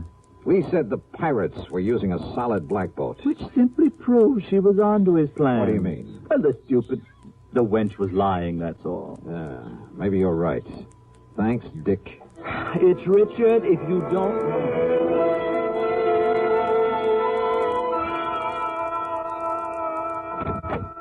Oh, Mr. Dollar, do come in. Thank you, Mrs. Baldeston. My husband's on the telephone talking to the engineer of our yacht down in Balboa. Oh. And what do you think has happened? I think I can guess. That's fine. Just stay on watch, and I'll be back down there to pick those things up in the morning. Goodbye. It's true, Mary Lee. Oh, splendid. Whoever took them from us returned everything to the boat. Everything is... Oh, Mr. Dollar. Did you hear that? Yes, I heard. Where's your son, Larry, or Lawrence, or whatever you call him? Larry? Well, as a matter of fact, The dear boy came in just a little while ago. Where is he? In the study, I believe. He said he had a call to make on the other phone. Thanks. Why, what's wrong, Mr. Dollar? Mr. Dollar? Yes, I saw you through the window, Lee, trying to make up to that guy Dollar. And let me tell you this. Let me give you this. Ooh. Larry, what is it? Want some more, Larry? Yeah. Now, listen, Dollar. Well, if that's the way you feel about it, you and that family of yours can... Well, I'm fed up. I said, do you want some more, or do you want to start talking? Okay, I did it. I rigged the whole thing, Jimmy Driscoll and I, because I was fed up with the way Mother was trying to run my life. Lawrence, dear. Yeah, but maybe she was right about Lee, after all. Of course she was, son. Why, of course, dear. But now, look, Dollar, if you think you can get away with barging in here and slugging me... Oh, no, you... Yes, why? Yeah. You want more? Oh, that's terrible. Oh, my God, you big brute. Enough, Larry, huh? You had enough? Yeah, okay, Dollar. Okay. Sorry, Mr. Baldeston, but I kind of owed it to him. Dollar, I've been hoping somebody'd do that for a long time. What? Sure, I've spoiled him, too. It's been my fault as much as his mother's. My fault? But I never had any idea he'd carry things as far as he did. Of course, if you like, sir, I could prefer assault charges for his attack on me earlier. No, I don't think it'll be necessary. And I'm much obliged to you. But my poor boy... Just leave him alone, Mary Lee. Oh.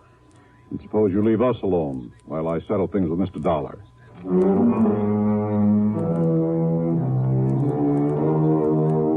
Fee on this case? Forget it. The $500 that Larry mistakenly tried to bribe me with, plus a nice fat check for Mr. Baldeston. Well, much as the thought of it hurts me, let's forget the expense account, too. Okay? Okay.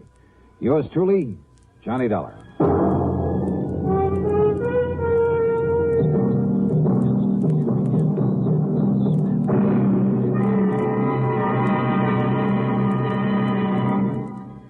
Our star will return in just a moment.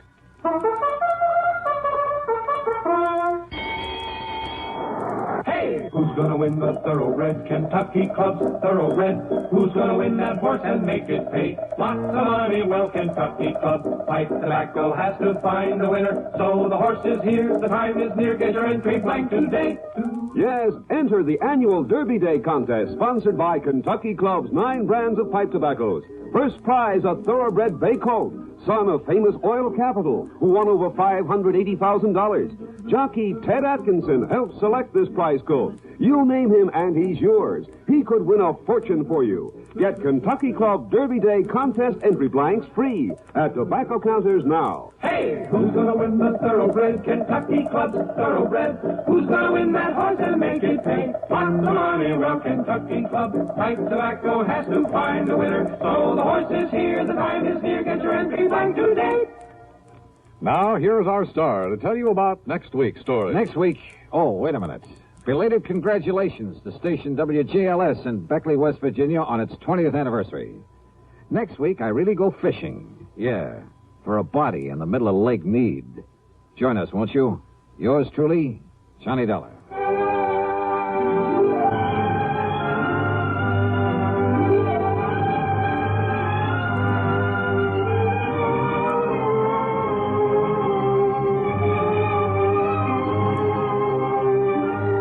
Truly, Johnny Dollar, starring Bob Bailey, originates in Hollywood and is written, produced, and directed by Jack Johnstone.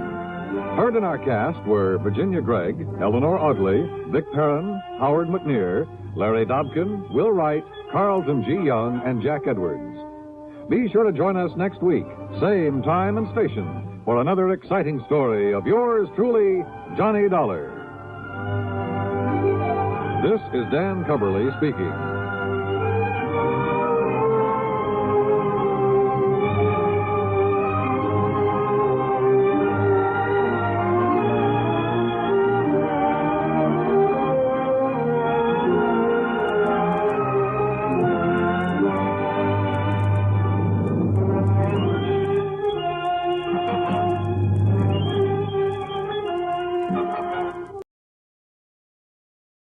From Hollywood, it's time now for Johnny Dollar. Earl Poorman here. Poorman?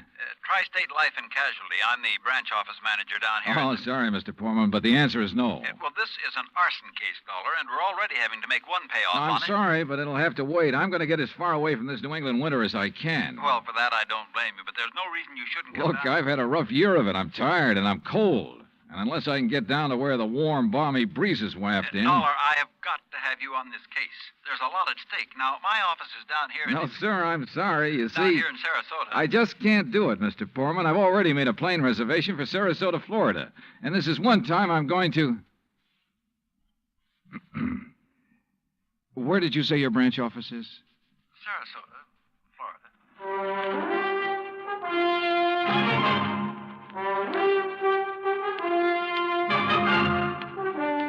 Bob Bailey in the exciting adventures of the man with the action-packed expense account, America's fabulous freelance insurance investigator. Yours truly, Johnny Dollar.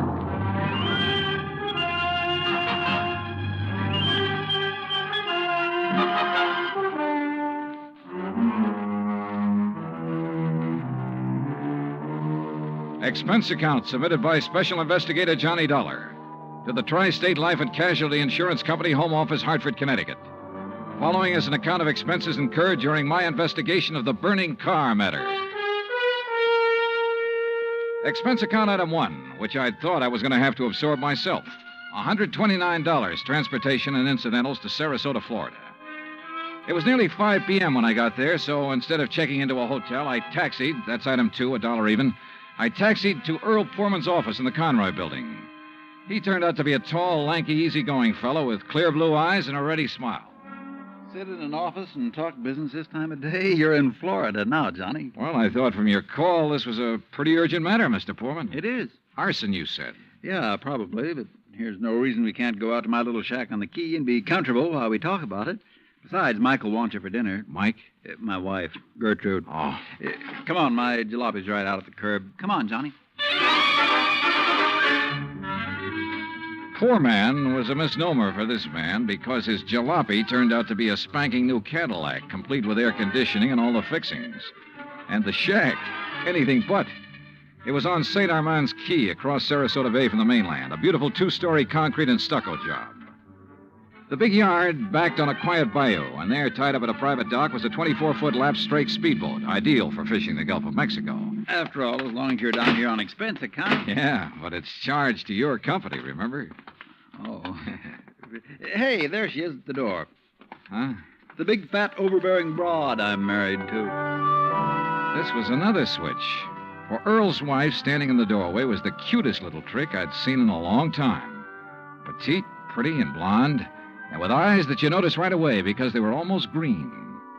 Eyes that suddenly narrowed as she looked at me. And I wondered why. Johnny, Dollar, did you say? That's right. Insurance investigator down here to look into those fires. Oh. Any objections? No. No, of course not. Just set your bags here in the hall, Johnny. All right, thanks. And wouldn't you like a drink after your long trip? Yeah, and you can get me one, too. Scotch, Johnny? Martin's VVO. Oh, great. Well, soda, please. Sit down. Thanks. I take it Mike isn't too interested in the insurance business, huh? You know, she used to be a singer, dancer. Oh, well, this is a little different. But now, tell me all. Well, actually, I guess we ought to wait until Arnold Carr gets back. Carr? Carr Brothers, Lumber Enterprises. Arnold runs the business, and his brother Edward... Well, Ed just shares the profits. Real black sheep of the family, from what I've been able to learn. Oh?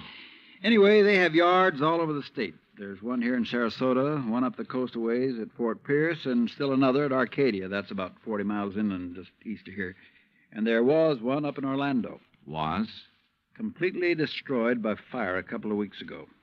And a $120,000 claim has been filed. Wow. That's where Arnold Carr is then, in Orlando, trying to clear things up. Here's your drink. Oh, thanks. Here, Earl. Yeah. Well, to the gods and goddesses and us. But shouldn't I be up in Orlando then? Arnold's on his way back here now. He lives here. He just went up there to arrange for clearing off and selling the property. You mean he's planning to just pocket the money? If Tri-State pays off, I mean. Looks like it.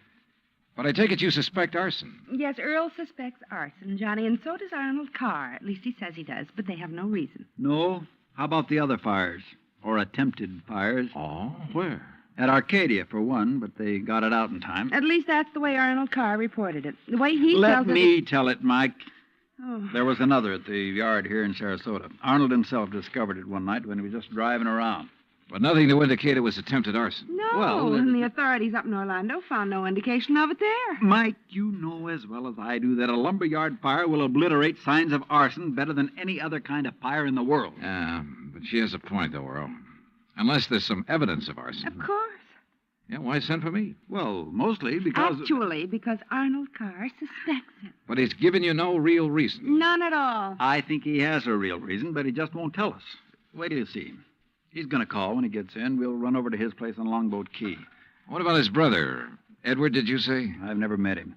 He's always stayed in Orlando. I was wondering if he might tell things that Arnold is holding back. Edward Carr wouldn't know anything. You can never be too sure. Look, why can't you agree with me for a... that must be Arnie now. Excuse me. Hello. This is Arnold Carr. Oh, hi, Arnie. Johnny Dollar arrived, so we'll be... Well, here, I'll let you talk to him. Here, Johnny. No. Okay. No, Earl, listen. What? I told you before it was arson. It was arson again tonight. Tonight? What's that? Arcadia just went up in flames. The whole yard. Good Lord. Did you hear that, Johnny? Yeah, I heard it. Well, can you prove it was arson tonight in Arcadia and before in Orlando? I have proof. Well, Arnie, we'll be over just as fast as... No. What? No. Wait for me there at your home. Well, but look now. You mustn't come here. And I mustn't stay here because I... Now, listen, man. You... Arnie? Well, I guess he's ready to tell us now. A suspicion began to grow in my mind. A suspicion that Mike apparently shared with me, that Arnold Carr himself might be responsible for the fires. After all, he was the only one who had seemed to know about the 2 unsuccessful attempts. He himself had planted the idea of arson. He'd lost no time in filing claim for the Orlando burnout. But Earl said I was wrong. Arnold was too honest a man. Earl had also said we were only 15 minutes from Carr's home. So when half an hour passed, we called him back. Got a busy signal. After the 4th try, the 3 of us took off in Earl's cab. As we pulled into Carr's driveway, we could see him through the picture window, sitting at his desk, telephone in hand, apparently engrossed in a call. Then, as we walked up to the door, I noticed something else. Arnold Carr looked enough like me to be my brother. Maybe that explained Mike's reaction when she first saw me. Hey, Arnie. Can't you see? He's on the phone in there. Well, the least he can do is hear his own doorbell. Earl, wait. Good Lord. What's the matter? Through the window. Oh, no. Earl? Stand back. Earl, for heaven's sake, what is it? Couldn't you see from out there? No, what's wrong? Oh, Well, Johnny? Right through the forehead, Earl. Looks like a .38. Before I could stop him, Earl took the phone out of the dead man's hand and called headquarters. Mike turned pale and slumped into a chair. And I gave the place a quick rundown, checked doors, windows, etc. A few minutes later, an officious young sergeant named Larkin arrived and took over. 38 caliber straight through the middle of the forehead. Were all 3 of you here when it happened? Mr. Foreman, Mrs. Foreman, and who are you? The answer to your first question, Sergeant, no, none of us was here. And this is Johnny Dollar, insurance investigator. You insurance guys work pretty fast. You related to Mr. Carr? No, why? Look a little like him. Who busted in the front door? The killer? I did. When we drove up, we saw Mr. Carr sitting there at his desk. We rang the doorbell and knocked, but... And when he didn't move, you took things in your own hands and busted in, huh? That's right. You haven't moved anything, have you? No. Except I took the phone out of his hand to call you. Dollar, if you're any kind of investigator, you should have known better than let him touch anything. Now, let's see. The shot must have come from somewhere near this window by the fire. Ah, sure, here we are. Bullet hole right through the pane. Bullet was fired from outside. You're sure, Sergeant? Sure, I'm sure. Look for yourself. You call yourself an investigator? Hey, Cummings, Woolway, check the area around that window beside the chimney out there for footprints. Maybe an empty cartridge case. Now, you folks get out of here so I can call Doc Hanley over and get on with my investigation. And no, Dollar, I don't need any of your help. Well, thank you, Sergeant. Your job is fires, not... Hey, where did Mrs. Foreman go? Out to the car. Why? Who told her she could leave? Who told her she had to sit here looking at a corpse? All right, Dollar, all right. Just be sure the 3 of you stick around town in case I decide to question you further. Oh, of course, Sergeant. Yeah.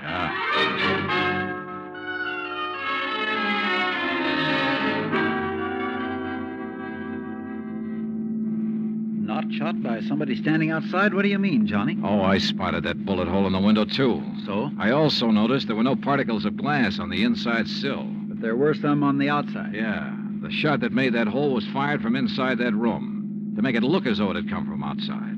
Then somebody was in there with Arnold Carr. Yeah. Either somebody he let in or who had normal access to the house. And he had to stop Arnold from talking about the fire in Arcadia.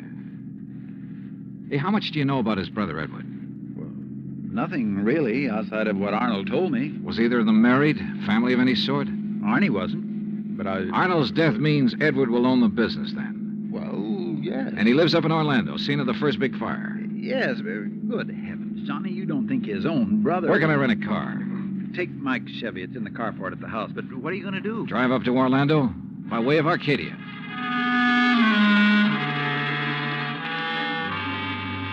When I got to Arcadia, only a few people were standing around the remains of the fire.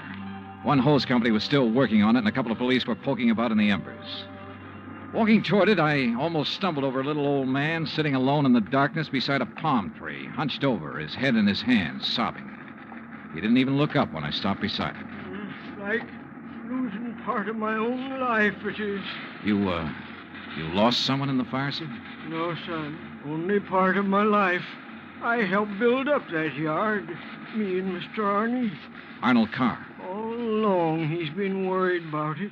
And last week, when him and me smelled smoke and come over here and put out the barrel of trash that was smoldering. He knew. Knew what? That somebody was trying to burn him out? That's why he stopped by tonight on his way home. That's why we drove over here, him and me. And I brought my gun just in case. Yeah. Well, we got here too late. It was already blazing. And when he seen the automobile pulling away... What auto? Yes, Frank, he said to me. I knowed he was the one trying to burn me out, he said. Who, old-timer? Who do you mean? He didn't say. Then he called the fire department. That car that pulled away, what was it? Just a auto, big white Buick. But he tied it in with whoever set the fire. All he said was, I knowed he was the one. Do you know who it was he meant? Well, he told me even if I did know, I should never tell.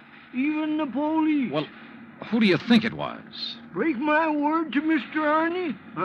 Never, son. All right, look, old man, I'm sorry to have to tell you this. Mr. Arnie's dead.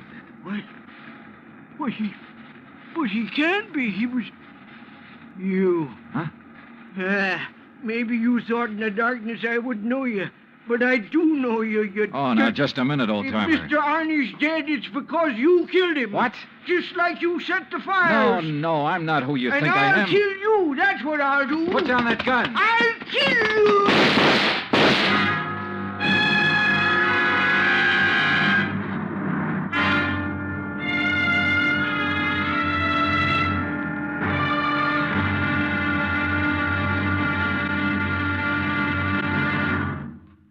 Act two of yours truly, Johnny Dollar, in just a moment.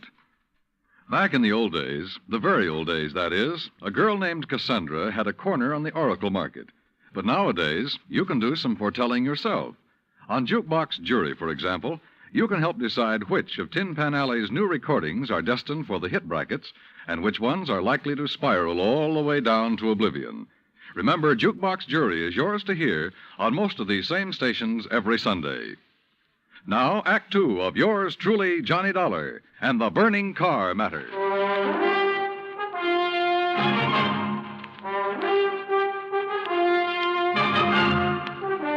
Expense account, item 3, $5.15, gas for the borrowed Chevy to keep me going to Orlando.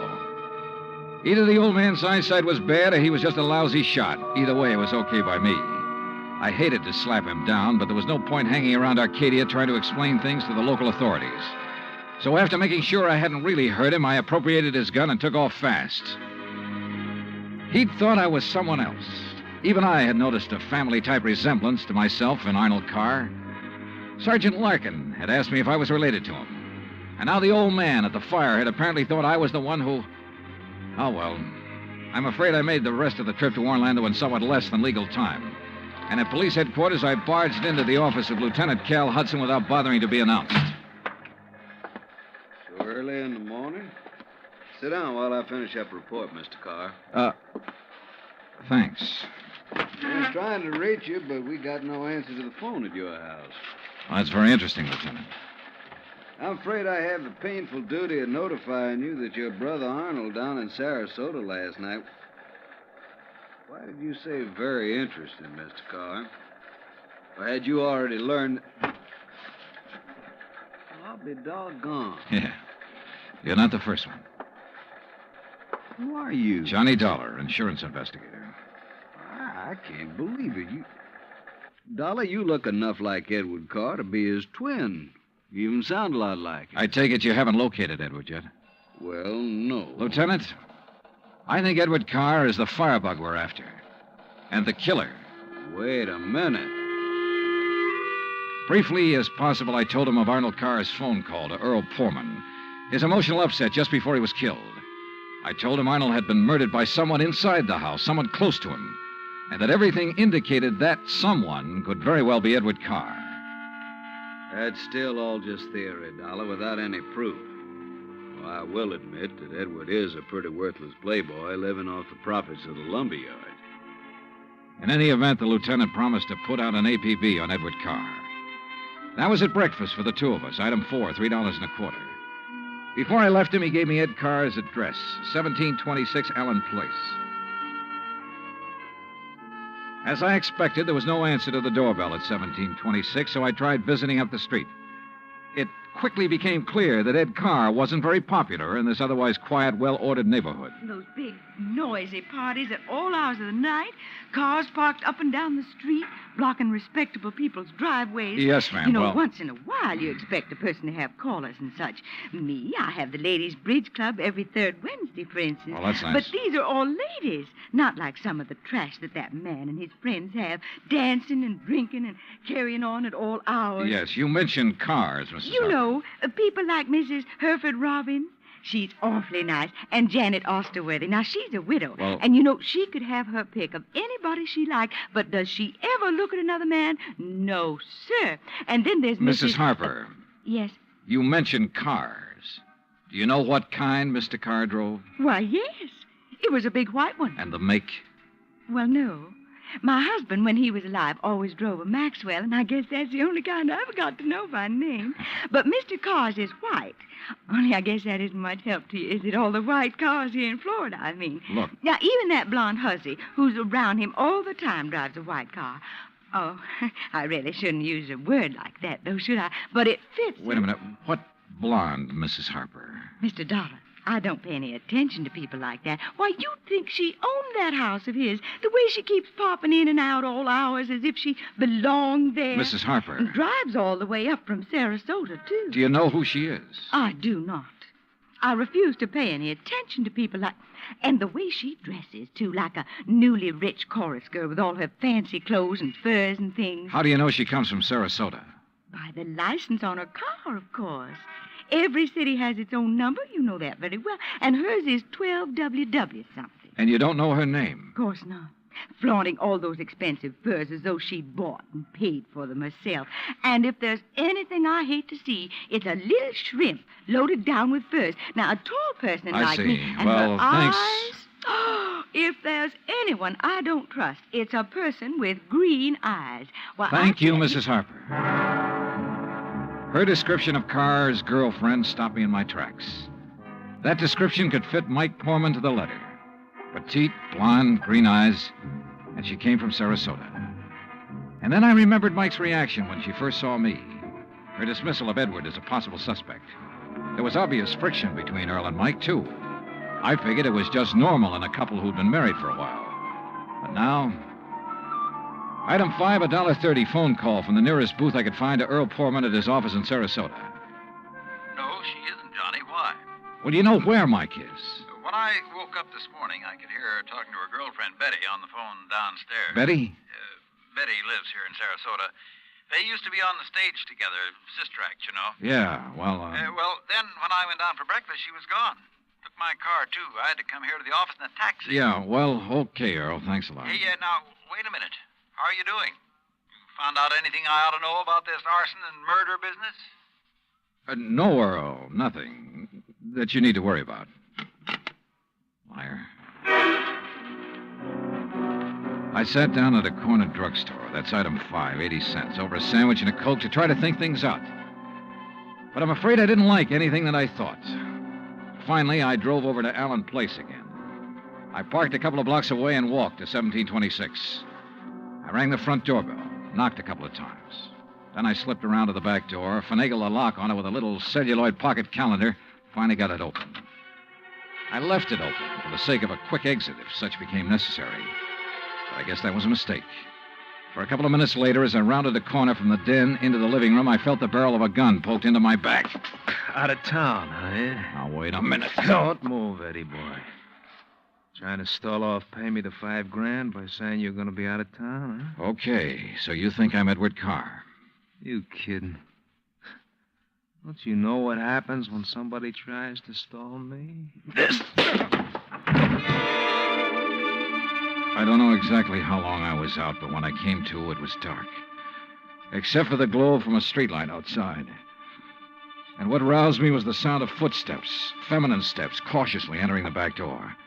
Then, briefly, silhouetted against a window, I saw a trim, petite figure that was all too familiar coming toward me. Then she saw me, too. Darling, you're hurt. What happened? What do you think? Who did this? Who struck you?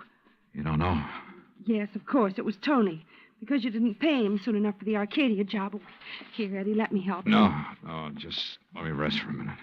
I thought that was Tony I passed on the road in from Sarasota. Why'd you come over from Sarasota? To see you. I knew you'd be here. Oh, why? Why, so the police could surprise you with the news of your poor dear brother's death. But why did you come to the house? Because I hoped you'd come here, I guess. Eddie, you should have waited until I could raise the money to pay off Tony. You mean for killing Arnold, too? Of course. No. Are you trying to say you didn't kill Arnold? But I saw you from outside in the Buick. You'd swear to that, wouldn't you? I don't know what you... Eddie, you sound like you don't trust me. We're in this thing together. Yeah, you sure of that? What are you talking about? Whose idea was it to knock off Arnold? But you had to. When he saw you at Arcadia, he knew that you were having the yards burned up. That's the way you figured it from the beginning, wasn't it? Now, look, baby. First burn up the lumber yards and collect the insurance on them. Then convince me that you and I should have it all by putting Arnold out of the way. But you had to kill Arnold. I don't understand you, Eddie. Yeah. And I wish I didn't understand you, Mike. Mike? Come on. Let's turn on a light. No. No, if somebody sees us. Eddie, you... Who are you? Are you kidding, Mike? Wait a minute. Who are you? You're that insurance investigator, Johnny Dollar, that Mike told me. Let me out of here. Oh, no, you don't. You're staying right here. Mike Poorman's sister, aren't you? Well? Oh, sister. So we once did a sister act before she married that Poorman guy. Now, let me go. Not by a long shot. You may as well, Dollar. What? Eddie. Don't move, Dollar. Get his gun, Betty. Get it. Yeah, sure. Here, Ed. Good. Ed Carr, huh? That's right. And you know we do look alike, you and me. Yeah, sure. Enough for Betty here to have told me all I need to know. Don't believe him, Eddie. He's lying. I heard, No, baby. Eddie, I thought it was you. Don't you see? Sure. Why'd you come up here anyway? Because Mike told me that Dollar was coming up here. You been shooting off your mouth to her, too? She knew about us. She thought you might have something to do with the fire. She was my friend. She was trying to get me out of this whole mess, and I wish I'd listened to her. Well, it's too late now, baby. Eddie, what are you going to do? Now I gotta get rid of both of No! them. And figure some way to shut up Tony's mouth. Ed, please! You know you'd never get away with it, Carr. Oh, no, I'll call him. That's what I'll do. Yeah, Betty, and he'll come here to get his money. Then I'll call the police, see?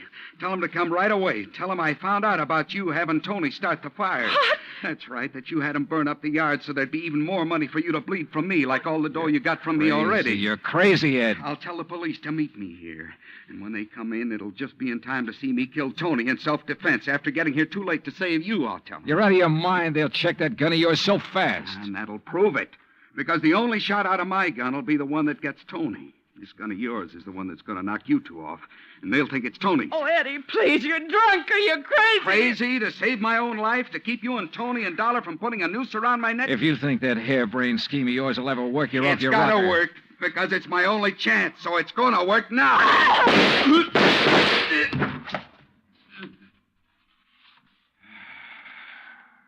Thanks, Lieutenant. I'm afraid I was too late to save it, Johnny. Mm-hmm. Yeah. But Eddie Carr will live to face a jury. What brought you here, anyhow? I did, Johnny. Mike, stay there.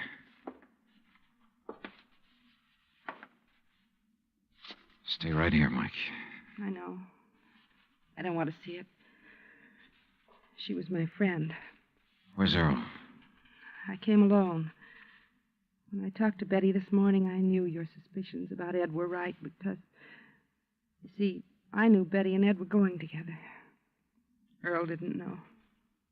Yeah. Maybe you better call him.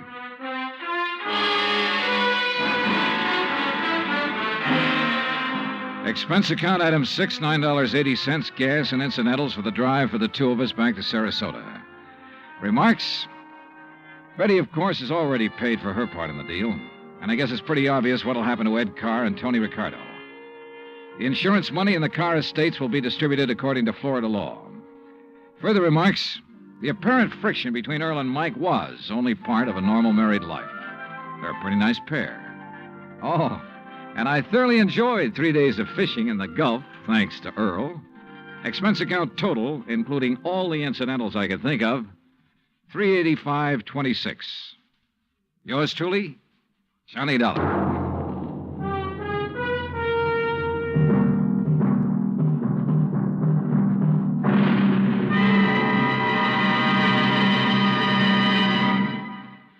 Our star will return in just a moment.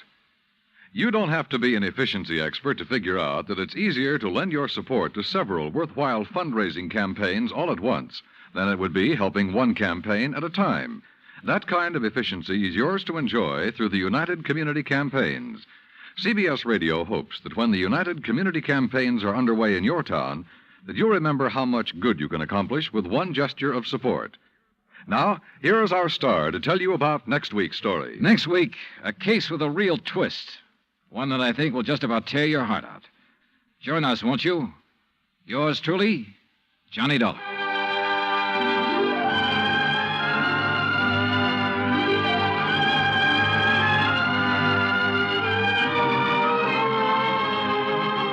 Yours truly, Johnny Dollar, starring Bob Bailey, originates in Hollywood. It is produced and directed by Jack Johnstone, who also wrote tonight's story. Heard in our cast were Virginia Gregg, Harley Bear, Victor Perrin, Bob Bruce, Harry Bartell, Vivi Janis, Tony Barrett, and Junius Matthews. Musical supervision is by Amerigo Marino. Be sure to join us next week, same time and station, for another exciting story of yours truly, Johnny Dollar. Dan Cubberly speaking.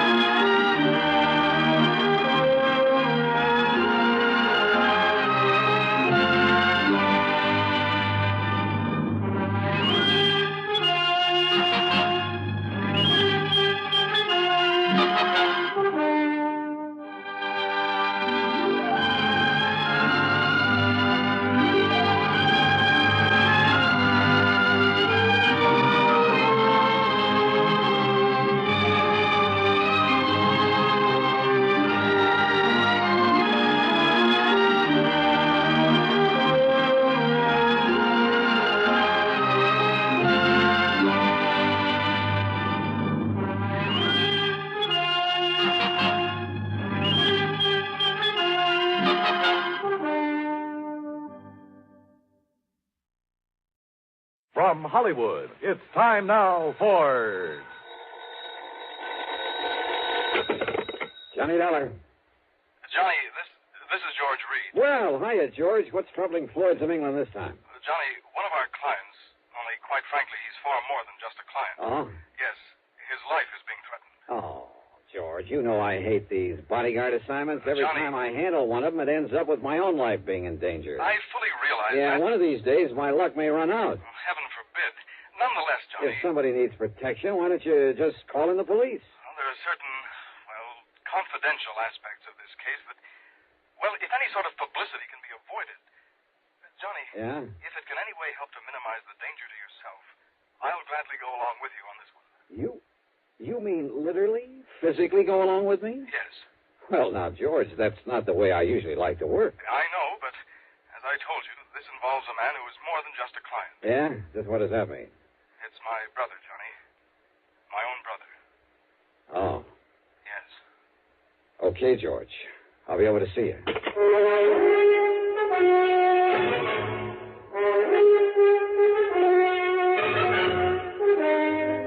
Bob Bailey in the exciting adventures of the man with the action-packed expense account. America's fabulous freelance insurance investigator. Yours truly, Johnny Dollar.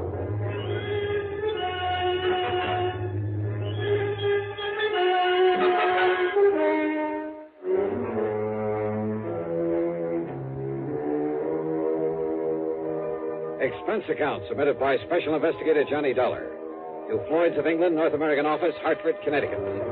Following is an account of expenses incurred during my investigation of the Twin Trouble matter.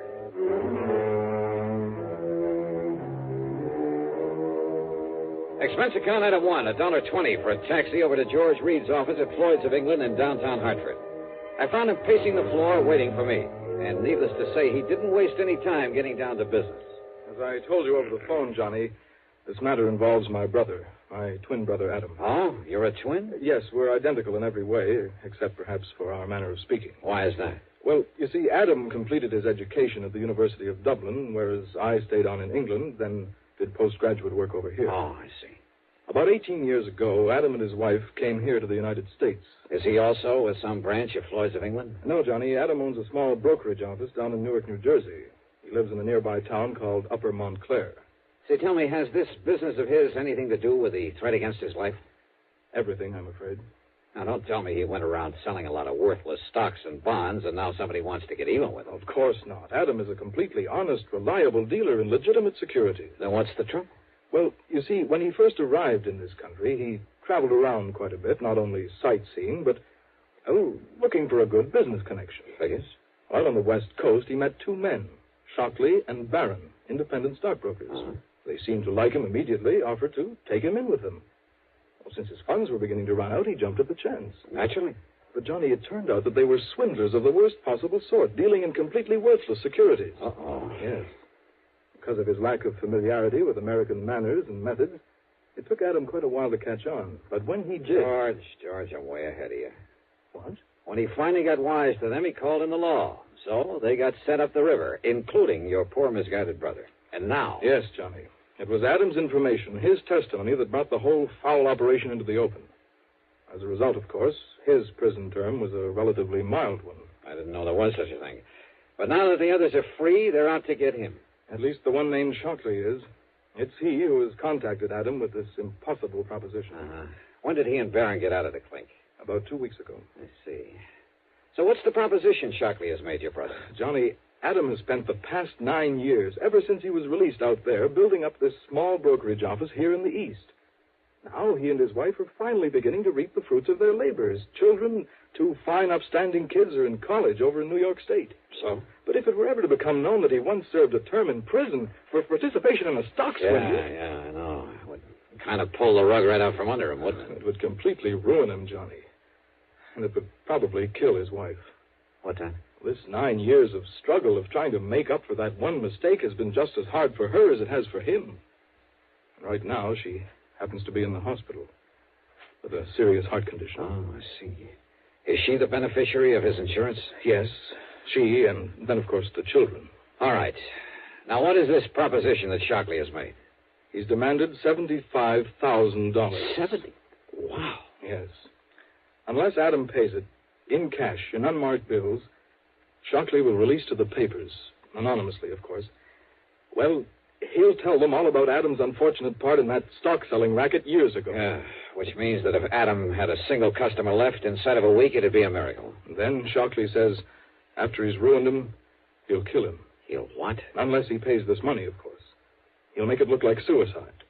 After all, under the circumstances, well, you know, the ruined businessman. Yeah, I do know. Sure, there'll be no reason for anyone to think it isn't suicide. Exactly. Wait a minute. That's the insurance angle, isn't it? Yes. If Adam's death is called suicide, his policy will be void. His wife and kids will get nothing. And if this man Shockley is as clever as Adam says he is, he'll do it in such a way that any court in the land will call it suicide. George, I just can't believe it. And yet, I suppose... He's told Adam that he's already got away with this sort of thing once before Adam knew him. But why doesn't he call in the police, the FBI? If this man already has a criminal record... No. Well, maybe the other one, Barron, is still working with him. And... No, Johnny, don't you see? Don't you see he doesn't dare? Yeah, I guess you're right. If he called in the cops, the publicity would be just as bad, just as ruinous to him as if Shockley were to shoot off his mouth to the papers. Yes, Johnny. If he goes to the police, he'll only bring his business crashing down on his own head. Yeah. George, your brother's in a pretty bad spot. No matter what he does, he loses. If he pays off, $75,000. But who knows whether that one payment would be the end? Well, of course it wouldn't. But if he doesn't, don't you see it means not only his business, his wife, his children, but his own life? I know. If it were me, alone, a bachelor with nobody else to think about. But with Adam, Johnny, he couldn't do it. He might as well cut his own throat. So we'll have to do something about it. What, Johnny? What can we do? George, I wish I knew. It was obvious this was to be more of a personal affair than business, in spite of the insurance policy involved. So for once, I decided to forget padding out the old expense account. Okay, then. Item 2, $4.35, a tank full of gas for my own car. It was after business hours by the time we got down to Jersey, so instead of trying to catch Adam Reed in his office, George phoned ahead and we went directly to his home on Highland Avenue in Upper Montclair. George stood beside me when the front door was open. And you know something? It was like looking at George in a mirror.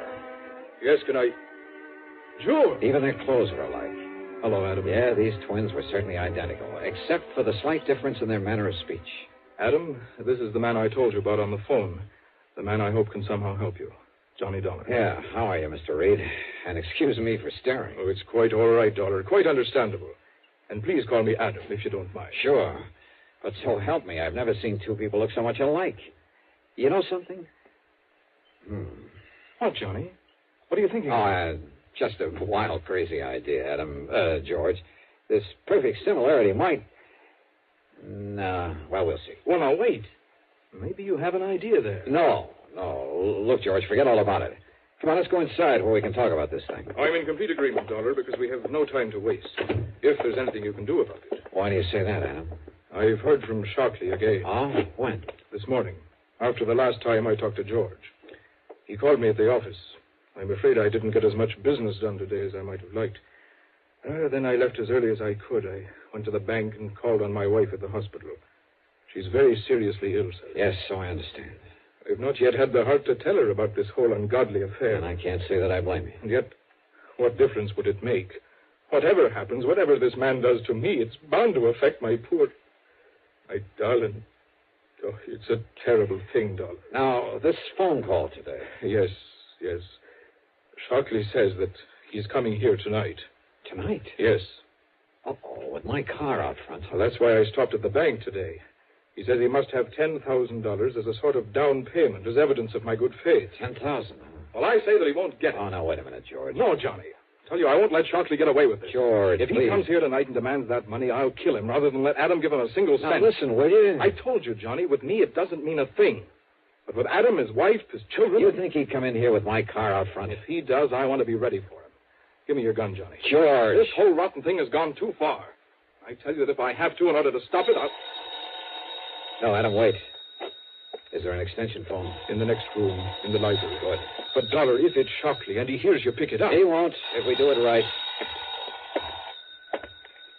Now, wait till I call to you, then pick it up immediately. I'll do the same on the other end. Yes, all right, Dollar. Can you hear me? I can hear you. All right. Now. Yes? Are you alone, Adam? I'm alone, Shockley. You haven't called in the police. You know as well as I do what that would mean. The publicity. I'm glad you realize that. But I don't trust you, Adam. What? So instead of my coming to your home, you're going to meet me. You've got the $10,000 for me. I have. All right. Cedar Knoll, about 7 miles north of here. Do you know the place? Yes. Cedar Knoll. There's a little shack on top of it, empty. Get into your car. Your own car, Adam. I'll recognize it. Meet me there. Very well, Shockley. Just one thing. Yes? Just be sure that you're alone. Because if you're not, somebody's going to die, Adam. It won't be me. But if there's anybody with you, you understand, Adam. I understand. Cedar Knoll. Uh-huh. Well, Adam, it sounds as though your man Shockley is as clever as you seem to. So where's George? Dollar, he listened to the phone next to my ear. Yeah? As soon as Shockley named the meeting place, George took the gun out of my desk and left. He what? He's going up there to kill Shockley. Unless I can stop him, Adam, he's going up there to get murdered.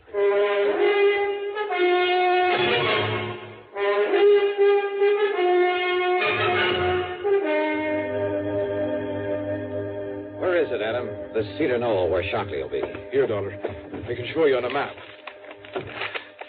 Here. It's 15 or 16 miles from here. Huh? Shockley said it was only about 7. Then he must have been somewhere along the way when he called. That means he'll get there long before George can. Yes. Look now. Here it is on the map. Yeah, I see. Straight up 23 and west of Pumpkin Plains. Yes. All right. Now, George took your car. What kind is it? That little coupe I saw out in the street? That's it. Oh, fine. There are 10 million of them on the highway, all alike. What's the license number? Well, come on. I don't know. I don't remember it. Then, Adam, all I can do is try to get there before George does. Before he gets himself killed.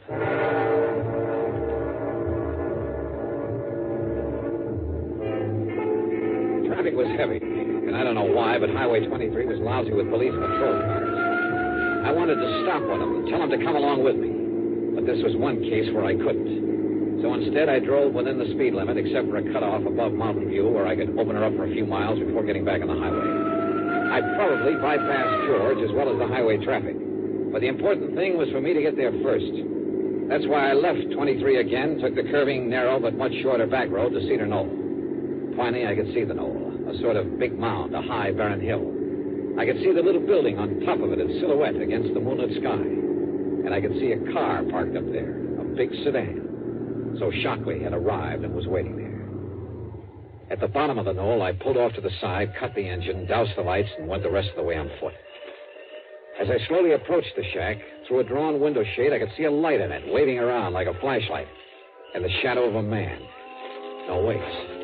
For a moment there were two of them, two shadows. That meant Shockley wasn't alone. And knowing they'd be well armed, both of them killers. Well, this whole thing might not be so easy. Yet somehow I had to keep them from hurting George. Yeah, and from killing Adam. Slowly, cautiously, I edged over to their car. I slid down under it and went to work with my pocket knife on a small piece of tubing near one of the wheels. It was slow and awkward there in the dark under that low-hung car, but it was the one thing I knew It was George. And of all the times to pick with me sprawled out under that sedan, unable to even pull out my gun. Just stay out there, Adam. We'll take the money and be on our way. Oh, no, you won't, Shockley. This is all you'll take. Watch him, Shock. He's got a gun. Yes. And I'll kill both of you if I have to. Mr. Barron, this isn't Adam Reed. Sure he is. No, he talks differently. This is his twin.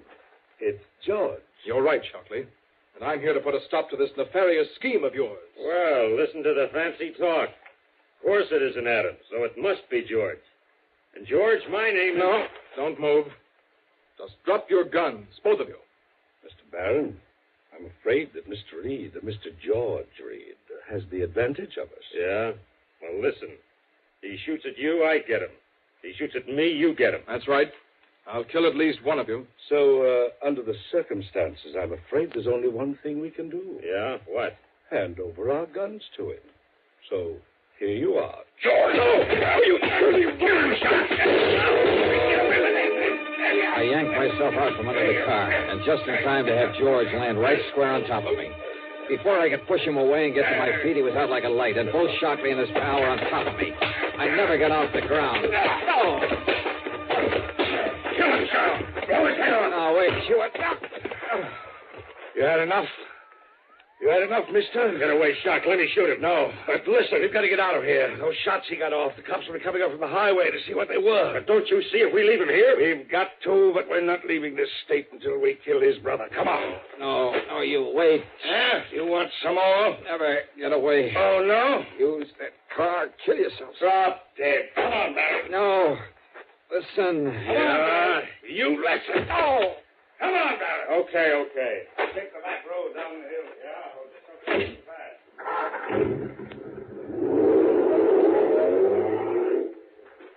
Oh. Are you okay, George? Yes, Johnny, I guess so. But they got away. They'll go down. They'll kill Adam. They're not going anywhere, George. What? I cut the brake fluid line. They have no brakes. By the time they get rolling down that hill...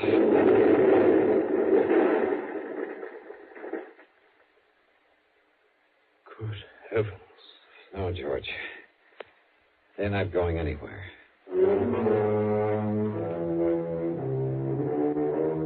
By the time the highway police got to the scene of the crash there on the back road, and of course that car exploded and burned, they had forgotten all about the gunshots, if they'd heard them at all. So George and I were able to leave by the main road unmolested.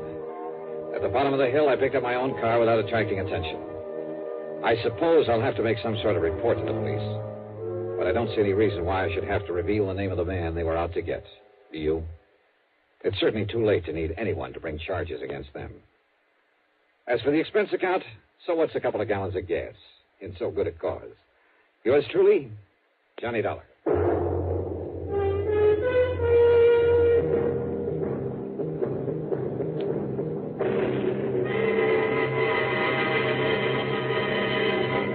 Now, here's our star to tell you about next week's story.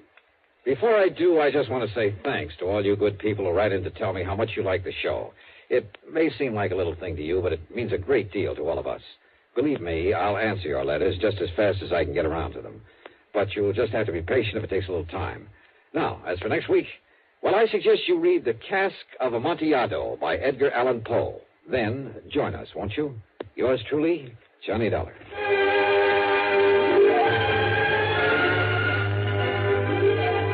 Yours truly, Johnny Dollar, starring Bob Bailey, originates in Hollywood and is written, produced, and directed by Jack Johnstone. Heard in our cast were G. Stanley Jones, Alan Reed, and Frank Driscoll. Be sure to join us next week, same time and station, for another exciting story of yours truly, Johnny Dollar. This is Dan Coverly speaking. Frank Lovejoy stars in a hair-raising psychological thriller, A Friend of Daddy's, as suspense follows next on the CBS Radio. From Hollywood, it's time now for... Dollar. This is Ed Porter, Mr. Dollar. You called my office? Yes, I'd like to see you as soon as I can, Mr. Porter. Well, of course. How long have you been in town? About a half an hour. Are you all squared away? I've got a room and I've had a bath, if that's what you mean. Well, then I guess you're ready to go to work. I will be as soon as I put on some pants. You sound in a rush. I'm always in a rush when I think somebody might be chipping us out of $100,000.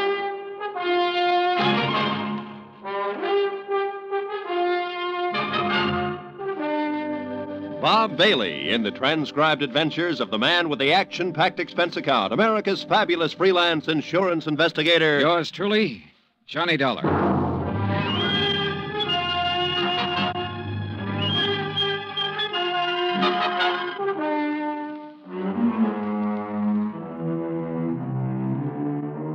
Expense account submitted by Special Investigator Johnny Dollar to Western Life and Trust Company, 826 Spear Boulevard, Hartford, Connecticut. The following is an account of expenses incurred during my investigation of the Markham matter. Expense account item 1, $143.69, air transportation from Hartford to San Francisco. Item 2, $17 for incidentals along the way, including transportation from the airport to the St. Francis Hotel. I walked the 8 blocks to the Commodore building where Ed Porter had his office on the 4th floor. He was a short, thin insurance broker with a face like a tight drum. He apologized for the clammy weather as though it were his fault. He asked me how things were out on the East Coast and invited me to sit down and looked as uncomfortable as he was. I got the telegram you were coming last night. Investigator. I've never met one in all my years in the business. Must be very interesting work. Yeah. Look, I don't want to take up too much of your time, Mr. Porter, but I would like to get some information from you. Oh, certainly, Mr. Dollar. What can you tell me about a man named Floyd Markham? Markham? Well, he's the husband of a client of mine. I've met him, but I really can't tell you too much about him. My dealings have always been with Mrs. Markham. She's my customer. Then tell me about Mrs. Markham. Oh, certainly. I'm not going to ask why. I'm sure you have a good reason for coming all the way to San Francisco. The Home Office thinks I have an excellent reason. Yes. Mrs. Markham. Well, I've known her for 20 years as a customer. She's wealthy, always has been, and she handles her money well, and she lives rather well. Mrs. Markham's the one who has the money, huh? Mr. Markham is a salaried man, an industrial engineer. Frankly, I think he depends on Mrs. Markham for his livelihood. Ah, yeah. These 2 checks were issued to Mrs. Markham this year. Recognize them?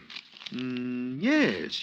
Full payments on 2 endowment policies, $50,000 apiece. And they've cleared the bank. Anything wrong with them? Nothing wrong with the checks. On payoffs like this, I always take it in person. It's a custom, of course, to call and make an appointment and deliver the check to the client. Mm-hmm. And try to sell a little more insurance in the bargain. Well, that's about the idea, yes. Yeah. Anything strange about Mrs. Markham when you delivered either one of these checks? No. Before I left Hartford, I looked up her insurance records. Her premiums are always paid right on the button. Mrs. Markham doesn't have a business office or a business manager handling her affairs. The checks are always personal checks on her personal account. Now, can you explain why someone like that might forget a 3rd endowment policy? Why, no. Well, there is a third endowment policy. It matured this month. I have the check with me for $50,000. Well, yes, but this business of forgetting... Floyd Markham called Hartford and spoke to the head of the endowment division. He explained that Mrs. Markham was ill and didn't know whether or not a third policy existed. He said he was checking for her. Uh-huh. Now, you say you've known Mrs. Markham over a period of 20 years. Well, is she the kind of person who'd forget $50,000? Oh, no one forgets $50,000.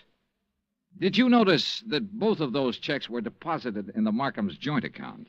Well, no. Oh, so they were. Maybe Mrs. Markham's feeling generous these days. Why do you say that? Well, they have a rather strange relationship as far as I've been able to perceive. I mean, what money he makes is his, and what she has is hers. Oh, yeah. I always like to get out of that house because they never seem to me to be a very close couple in any way. But this seems to make sense now. How's that, Mr. Porter? Well, now, I called up and made an appointment to deliver both of these checks. The first time I went over, Mrs. Markham was ill. And the second time, she had just stepped out for a few minutes. Well, who accepted the checks? Mr. Markham. Both times? Yes. As a matter of fact, now that I think of it, he made the appointment on the phone both times. When was the last time you saw Mrs. Markham? Last spring. A check with the bank revealed that Mrs. Markham had not personally made a deposit since June the 18th. The deposit slips were initialed by Floyd Markham. The checks were endorsed by Leslie Markham. There had been no unusual withdrawals. Expense account item 3, $30, stenographic and notary services for the attached statements. Mrs. Markham's been having her hair done here for nearly 10 years now. Once a week, every Thursday morning. Then she just stopped. I called her home, and Mr. Markham informed me that she was away on an extended trip. Mr. Markham called us, it was last June, and informed us that Mrs. Markham was resigning her membership in the bridge club. I telephoned the house twice to see what was the matter. Mr. Markham answered both times and said Mrs. Markham was out. Well, she used to come in here 2 or 3 times a month. Made us go over the car from top to bottom. She hasn't been around now for 7 or 8 months. I don't know who's taking care of the car. Expense account item 4, 30 cents, 3 phone calls to the Markham residence. I didn't state any particular business. I simply asked to speak to Mrs. Markham. Each time I called, a male voice answered. Each time, the male voice told me Mrs. Markham was out, she was ill, and she was away on a short trip. Industrial Management Limited, Floyd B. Markham president, has a 3-room office suite near the Embarcadero. 10 years ago, it had been sensationally new and glassy. When I got there, the carpet was a little too thin and the varnish a little too thin, too. The whole place smelled faintly of mildew. Yes? I'd like to see Mr. Markham, please. Do you have an appointment? No, not exactly. My name is Harris. I'm with the Cleveland Pump Company. Pump Company? Yes, we're setting in 38 of our installations at the new plant in Valparaiso. Didn't you get my letter? Well, I'm sorry. I'm afraid... May I ask your name again? Harris, Stephen B. Harris, Cleveland Pump Company. Oh, yes. Well, Mr. Harris, I'm afraid Mr. Markham never received your letter. When did you mail it? 30 days ago. Maybe it was 2 weeks. Well, tell Mr. Markham I'm here and I'll... I'm sorry, Mr. Harris. Mr. Markham isn't in the office just now. Oh. Well, I'll wait. Well... Well? He won't be in today. As a matter of fact, he won't be in the rest of the week. Where can I call him? Well, I'm afraid that's impossible. Can't I call him at home? No. Now, look, is he in business or isn't he? Mr. Harris, Mr. Markham hasn't been in the office for 6 months or more. He's tied up on a rather long-range project. What's your name? I'm Miss Beidler. Why didn't you say that in the first place, Miss Beidler? Well, Who else can I talk to here? No one, I'm afraid. You mean that's all there is in this office? Just you and him, when he feels like coming in? I'll tell Mr. Markham you were here. The Markham house was on Fioradella Street, about 6 blocks from the Fairmont Hotel. Stone walls, iron grillwork, tangling ivy. An old house that had been built by rich people for rich people to live in. The kind of shabby-looking place that only New Yorkers and San Franciscans can get by with and still be called wealthy. I used Ed Porter's car, with the Western Life and Trust Company emblem on the door, parked it in the driveway as close as I could to the entrance. It was exactly 1 o'clock when the door opened. He was tall and pretty, with black hair and broad shoulders. Yes? What is it? I'd like to see Mrs. Markham, please. I'm Mr. Markham. Can I help you? My name's Dollar. I'm with Western Life and Trust Company. Mr. Porter called you? No, he didn't. Oh, well, I must have slipped his mind. He said he was going to call. What's it about? I brought a check from Mrs. Markham on her third endowment policy. Oh. Well, I'll give it to her. She isn't in right now. Well, I'm supposed to deliver it to her. I'll come back another time when she's in. No, you can give it to me. I'll see that she gets it. I'm sorry, Mr. Markham, but I have Look, to give I it... know you want to give her the check and try to sell her some more insurance. She's just not in the market. And you can save your little spiel where it'll do some good. Oh, you misunderstand me, Mr. Markham. I have to deliver this to her in person. What's your name again? Dollar. Johnny Dollar. Come in. I'll wait till she comes back and make an appointment. Mr. Porter told me he'd made it for 3 today. She's here. Just come in. Why the runaround, then? Mrs. Markham is desperately ill. I don't want to disturb her with things like this. Well, I'm sorry to hear that. What's the trouble? Very serious anemia. So if you'll just give me the check... I have a report to make out when I deliver this. I just Only take a minute to hand her the check. Then it'll be off my mind and off your mind. Now, look here, Mr... Didn't you call the company's home office about this check? I called because Mrs. Markham requested me to call. Oh, yes. Just wait here. In the little swirl of his exit, I smelled shaving lotion and guessed at the brand name. I also guessed that his suit cost $300, even if I didn't know what San Francisco tailor had made it. The shirt, the tie, the shoes were expensive, too. Yeah, Mr. Floyd Markham liked expensive things. I wondered if he dyed his hair to keep it all black. I wondered if he was 45 or 50. I also wondered why, in a house of that size, on that kind of street, a servant hadn't answered the door. This way, Mr. Dollar. He led me up a flight of stairs and finally into a high-ceiling room with a fireplace at one end. A gray-haired woman with a sharp, angular face was seated near the window, looking out over the city and the bay. She didn't turn her head when we came into the room, but I could see that her eyes were watery and slightly glazed. Please, don't take too long and don't upset her. Leslie. Leslie, dear. Yes, Floyd. This is Mr. Dollar from the insurance company. He has something for you. Be a good girl, Leslie. Speak to Mr. Dollar. How do you do? And ask him... Yes. How is Mr. Porter? Oh, he's fine, Mrs. Markham, fine. He'll be sorry to hear that you've been ill. I really would rather that you didn't tell Mr. Porter. Oh. I'm satisfied to make my own slow recovery and not worry any of my friends.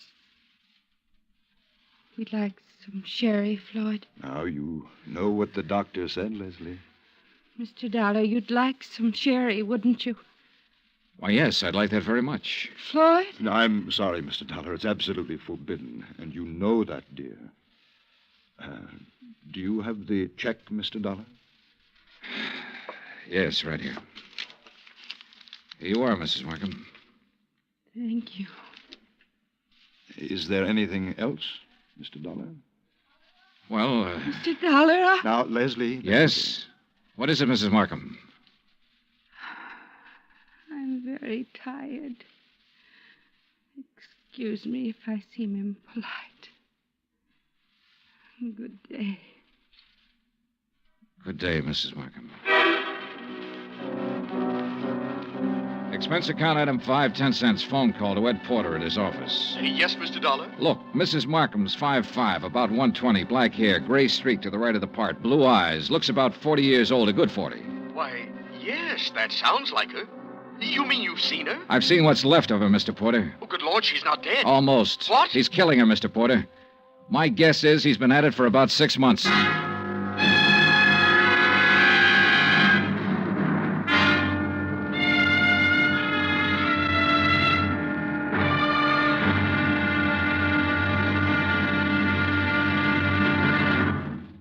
Act Two of yours truly, Johnny Dollar, in just a moment. Nobody will take a frown at face value anymore now that the word has gotten around about Jack Benny's return to the air.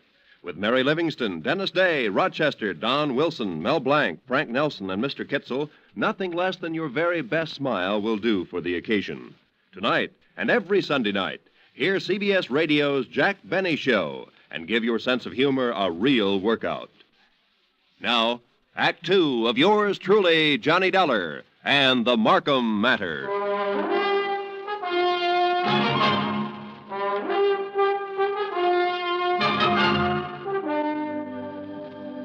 Take a rich old house on a rich old street in San Francisco.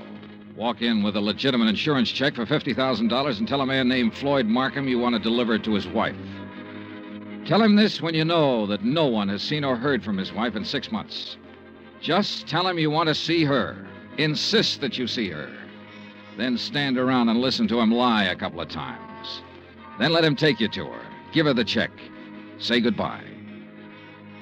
20 minutes after I walked out of the Markham's house and picked up Ed Porter, we drove back to the house and parked 100 feet from the entrance. This is the darndest thing I ever heard of, Mr. Dollar. I'm not sure it's all clear to me. What's our position? Oh, I wouldn't know that, Mr. Porter. That's up to the legal department. This much I'm sure of right now. Markham's already deposited $100,000 of her insurance money into a joint account. If I'm not mistaken, this last check will go into that account, too. Right now, while we're sitting here, she's probably endorsing that check. Well, then I don't see where it's any of our He's business. making her endorse the check. He's making her stay in that house, in that room, away from everybody. Well, how? What way? He said she was ill. You said she appeared ill. I don't know how he's doing it, but I'm going to find out. Are you sure this isn't all surmise on your part? You weren't in the room when she said, "Let's have some sherry. Please, let's have some sherry." Well, I must be pretty She was dumb. really trying to say she wanted him to leave the room so she could talk to me. So she could have 1 little minute to tell me what the matter is, what's going on. His next move is to deposit that check. Then one big withdrawal, the whole $150,000, and bye-bye Floyd Markham. Mr. Dollar, I'm just an insurance broker. I don't understand that... Well, how'd you like to be an investigator for about 10 minutes? Me? Yeah. You see that car that just pulled up in the driveway? Well, yes, The girl driving it holds down that dummy office of Markham's. Her name's Baldero. She might be in on this with him. And that's Mr. Markham leaving the house. Good. Now, look, here's what you do. Follow them. I think I know where they're going, but you follow them and make sure. Well, where are they going? To the bank to deposit that check. Oh. Well, where are you going? To have that glass of sherry, Mr. Porter. Ed Porter pulled his hat down low over his face and put both hands on the wheel and took out after that '55 Cadillac sedan. I crossed the street, went back up on the porch of the house and knocked. I didn't expect her to answer. I didn't expect anyone to answer, but I wanted to make sure. I went around to the garden. There wasn't a sound in the big old house when I opened the garden door and went up the stairs again. The door to her room was closed. She wasn't by the window anymore. She was stretched out on the divan. I felt her wrist for a pulse. It was there, faint, but there. About 3 inches up her arm, there was a series of little marks. I lifted one eyelid and felt her neck muscles. She was doped to the ears. Mrs. Markham. Mrs. Markham, can you hear me? Look, I've come to help you. Help me? Yes. Yes, I'm going to take you out of here. Now, don't be frightened. Mr. Dollar? That's right. That's right. That's the ticket. Insurance company. Yes. Now I remember. Yes, that's right. Thank you for bringing my check. I don't want Want what, Mrs. Markham? Want any of my friends to worry. Oh. I'm improving, but I don't want them to know I'm ill. Just say I'm out of town for a while. He told you to say that, didn't he? Yes. He told me to say exactly that. Mr. Dollar, don't fool me. Please don't fool me. What? You will help me get out of here. You aren't fooling me, are you? Are you? I carried her downstairs and put her in my car and drove her to the St. Regis Emergency Hospital. Expense account item $6,100, deposit with the hospital office.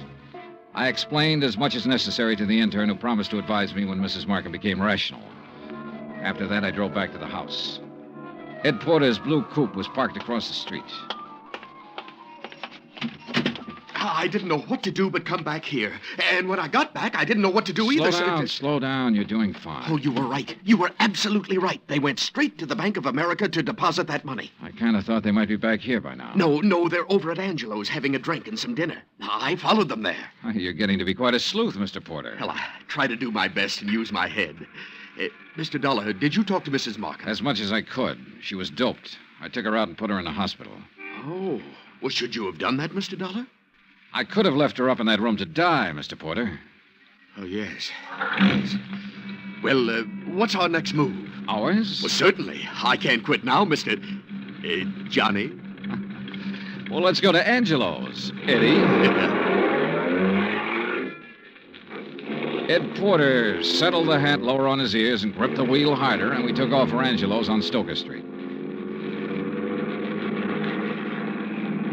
When we got there, we didn't have to go inside to see if our people were still around. The Cadillac sedan was in the parking lot.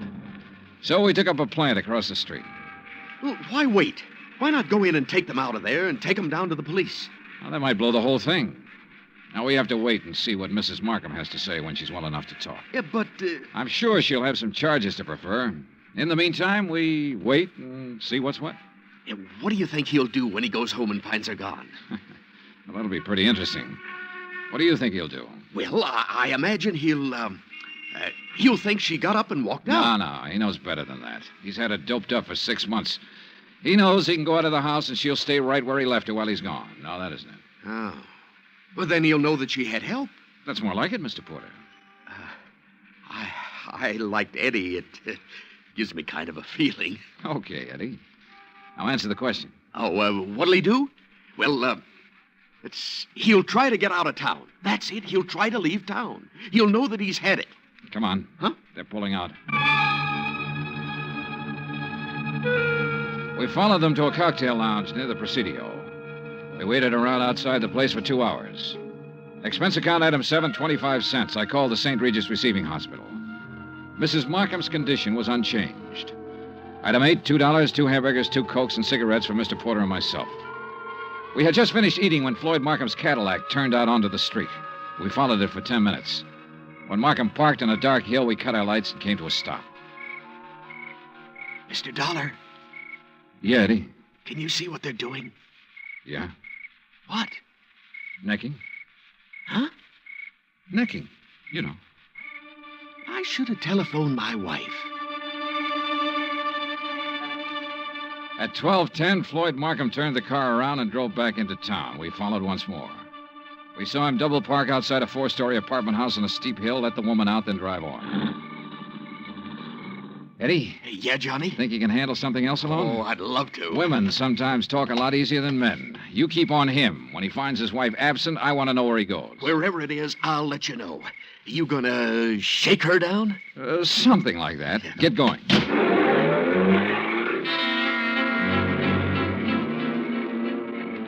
I watched my new assistant investigator follow out after Markham's Cadillac. Then I went inside the apartment house. Baldero was on the mailbox of apartment 104. I walked down the hall, listened a minute, then gave it a try.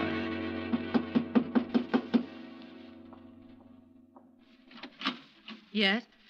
Well, what on earth are you doing? I'm here to see you, Miss Baldero. It's important.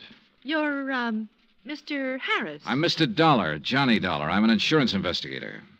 Oh. There was something about you today. I wasn't sure. Now you're sure. Oh, what are you doing? Right now, I'm working for Western Life and Trust Company. You better sit down. Well, I don't know that I'd better do anything, Mr. Dollar. You're rather rude. Then you can stand. We've been checking into Floyd Markham. I don't think I have to tell you what we found out so far. I think you also know that by this time tomorrow he'll be in jail and you might be right along with him. Well, I'm sorry, Mr. Dollar. I simply don't be sorry. Just use your head. I said you might be right along with him. On the other hand, if you have some useful information, the insurance company might be useful to you. What do you mean? Well, I figure he sold you on an island trip or an estate in the country bill of goods.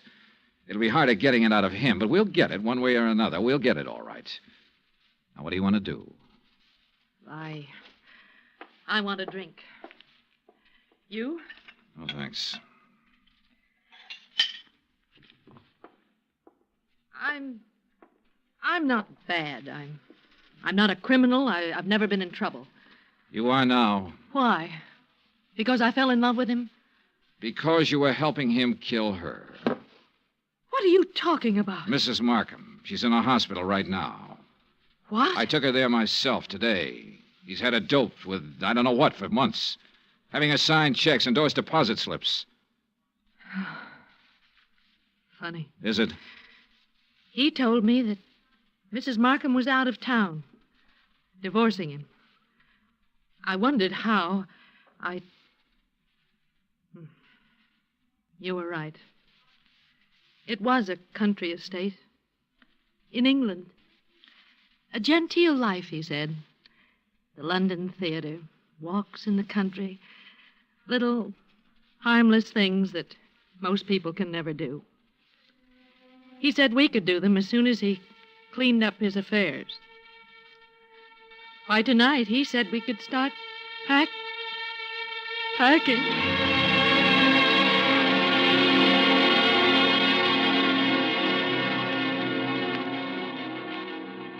I took Iris Baldero with me back to the Markham house. The Cadillac was in the garage, and Ed Porter's blue coupe was pulled up across the street. When he saw us in the cab, he walked up. Hi. Hi. How's he doing? You can talk in front of her. Well, he hasn't done anything. No, I mean, I saw the light go on upstairs in Mrs. Markham's room, then it went out again. He's downstairs now, sitting in the living room. Okay. Wait here.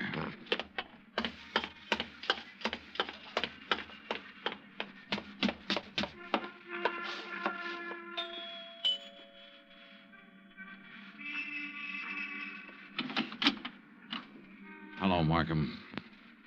Hello. If you're worried about your wife, which I doubt, she's in a hospital. Are you a policeman? Insurance investigator. That's Miss Baldero in the taxi over there. Oh.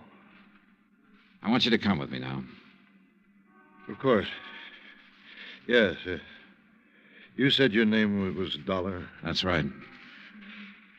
Why couldn't you have come around, say, next week?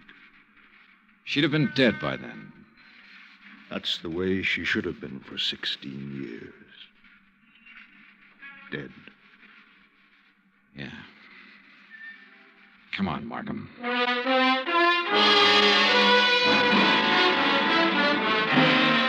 Expense account, item 9, $102, hotel and board in San Francisco. Item 10, $116, airfare back to Hartford. Item 11, $42.16 miscellaneous. Remarks? This one will wind up in court. Mrs. Markham's charges will include attempted homicide, attempt to defraud, attempt to... In the end, it was his attempt to run away, and it didn't work. It never works. Even if you get away, you find something new to run from. Total expenses, $968.20. Yours truly, Johnny Dollar.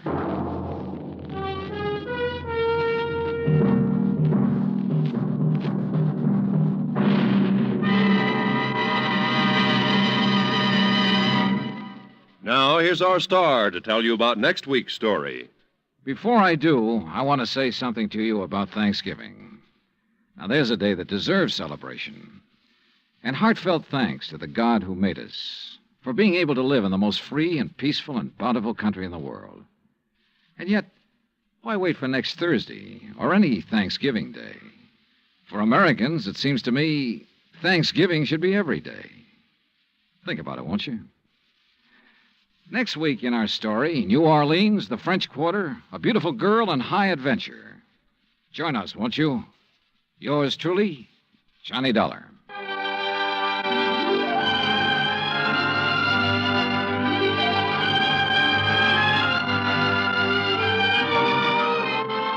Yours truly, Johnny Dollar, starring Bob Bailey, is transcribed in Hollywood. Written by John Dawson, it is produced and directed by Jack Johnstone.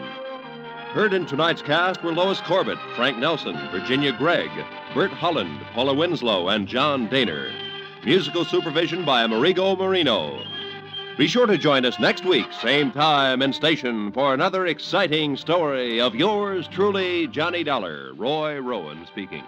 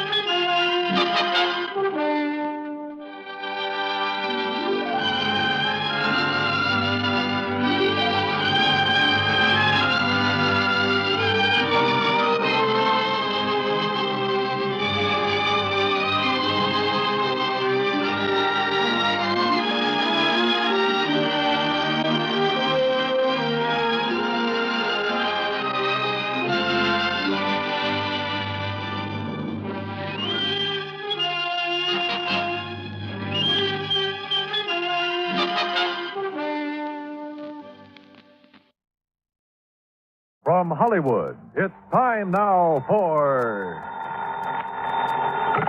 Johnny Dollar. Ah, how weary, stale, flat, and unprofitable seem to me all the uses of this world. Who's that?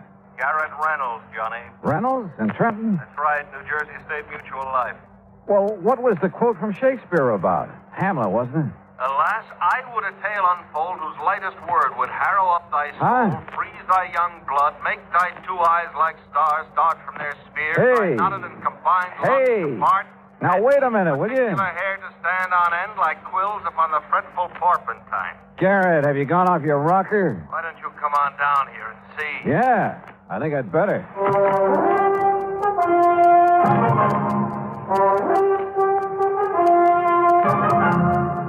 Bob Bailey in the exciting adventures of the man with the action-packed expense account.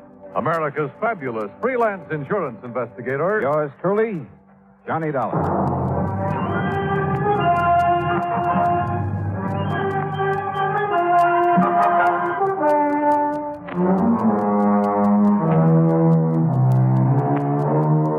Expense account submitted by Special Investigator Johnny Dollar to the New Jersey State Mutual Life Insurance Company, Trenton, New Jersey office. Following is an account of expenses incurred during my investigation of the Heatherstone Players matter.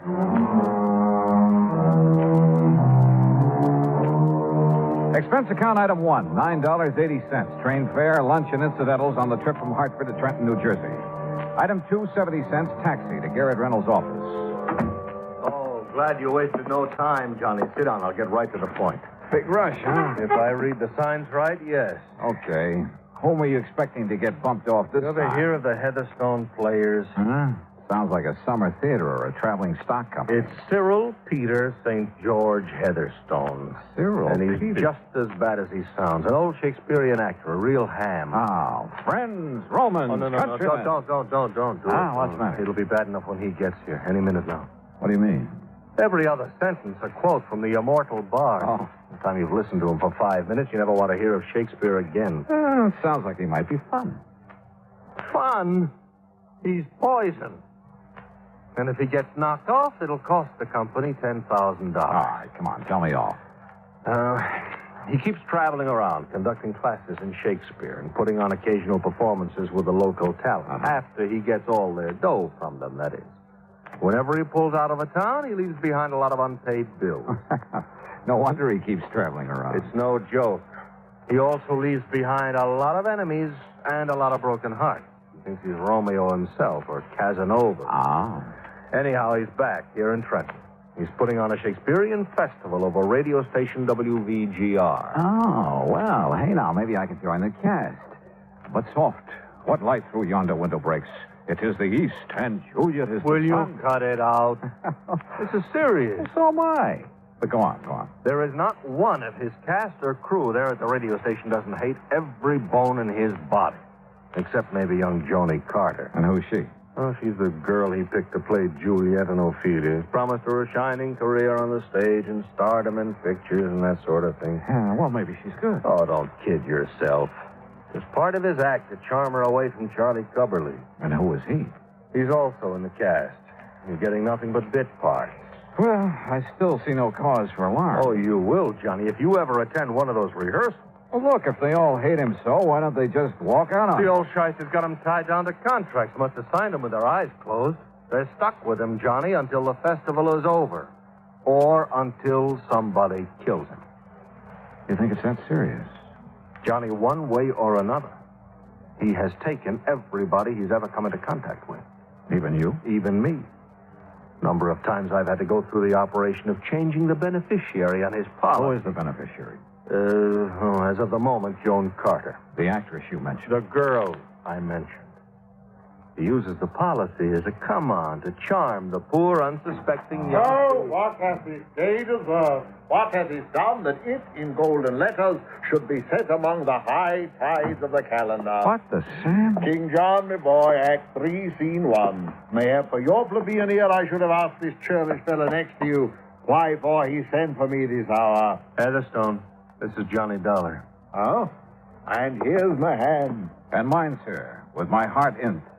Uncle. Good man, that's from the Tempest, Act 2. Oh, not that I give you a charge. Look, Heatherstone, I've asked Dollar to act as your bodyguard until this play of yours is over Play? and you can get out of town. Play festival, dear sir, in which the immortal Shakespeare's works, beneath my practiced hand, shall so enchant. Yeah, wait a minute, Heatherstone. Garrett, I'm Yes, not going to Johnny, serve us I any... said bodyguard. I've received 3 anonymous notes telling me in no uncertain terms that his life isn't worth a plugged nickel around that studio. Threats, huh? Well, just warning. What matter? To quote the bard, I bear a charmed life. Have you given those notes to the police? Yeah, but I haven't heard back from him. That's why I sent for you in such a hurry. How fitting that my end should come there, on stage, so to speak. What? Blow wind, come rack. At least I'll die with harness on me back. Which is to say, my friend, that I'll die with me boots on. Yeah, I got that. Has anybody threatened you in person, Heatherstone? Yeah. And what about that girl, Joan, and the way Charlie Cubberly... Ah, her beauty makes the vault a feasting presence full of life. Oh, listen, will you? I'm talking about Charlie, the boy she's thrown over for you and your phony promises. That boy's crazy enough with jealousy to try almost anything. Aye, he is mad. Right. That he is mad, 'tis true. 'Tis true, 'tis pity. And pity 'tis true. Heatherstone, he's mad enough to kill you. And so are some of the others. Yeah, I've heard you're pretty rough on your cast of actors, on your crew. Well, I must be cruel, only to be kind. Now, what's that supposed to They're mean? so ambitious, all of them, but so inadequate, so futilely do they attempt to gain the highest talent of this art, with which I am so rich endowed. All right. Look, please. Apparently, Garrett feels that your life is in danger. I'm sure of it. And as long as I've come all the way down here, I'll take his word for it. That every one of your associates has a serious personal reason for wanting to see you out of the way. What private griefs they have, alas, I know not. Listen, will you? But this I do avow. Heatherstone, don't you care that somebody's out to get you? My cast, my crew, you say? Yes. Ah, me? Stands not within the prospect of belief. Look, the fact remains... And yet, if 'twere true, then I must bear a countenance more in sorrow than in anger. In gratitude toward me, who've given them so much. Believe me, it is true. That's why I insist you have somebody to look out for you until you can get out of town. These words are razors to me wound. That's why I sent for Dollar. This man, huh? Yes. Let me have men about me who are fat, Here we go again. sleek-headed men, and such a sleeper night. Yon Dollar has a lean and hungry look. He thinks too much. Such men are dangerous. Will you shut up? And yet, suppose I am to die. Believe me, if it weren't for the $10,000 it cost the company, I sometimes think I'd like to take care of that little matter myself. And you would be found out. That's what you think. Then, Dollar, look upon his face. I quote, so full of artless jealousy is guilt, it spills itself in fearing to be spilt. All right.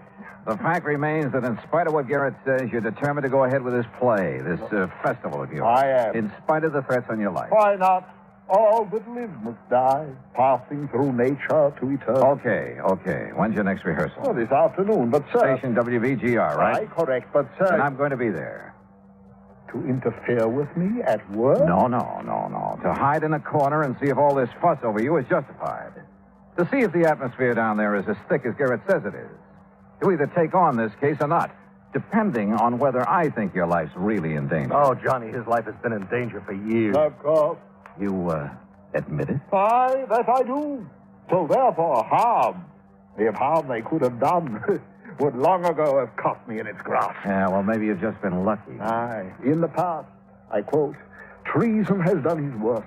Nor steel nor poison, malice domestic, foreign levy, nothing can touch me further. Oh, Lord. And with that thought, I bid thee now adieu. Yeah, well, goodbye. And yet, perhaps, for best we talk this out, I quote, to fear the worst, of yours the worst. Good day, gentlemen.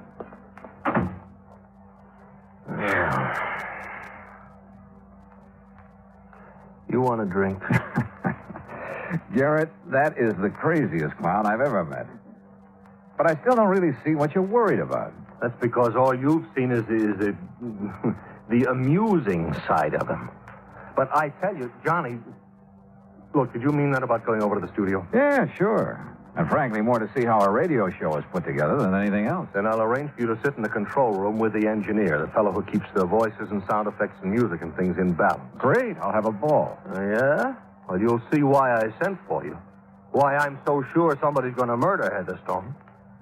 Hey, if I didn't know you so well, Garrett, I'd think you were planning to do it yourself and call me in as a cover-up. You know something, Johnny? Well? I'll call the studio, make arrangements for you.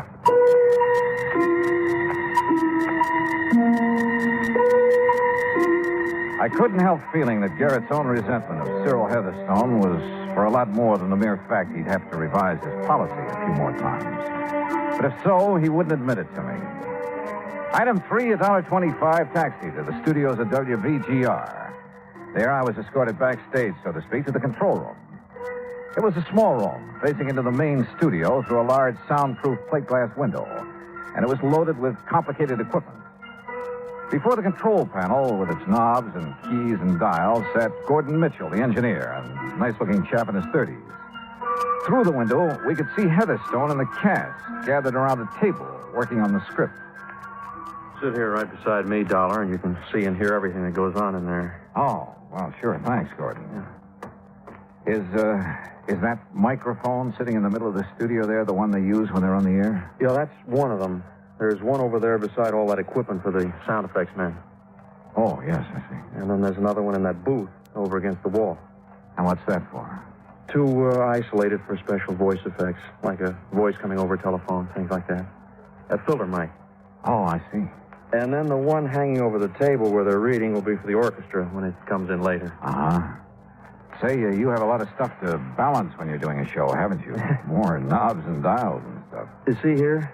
This knob controls the mic over their table out there. Listen, I'll fade them in. What, do the line stretch out to the crack of doom? Who's that? Charlie Coverley.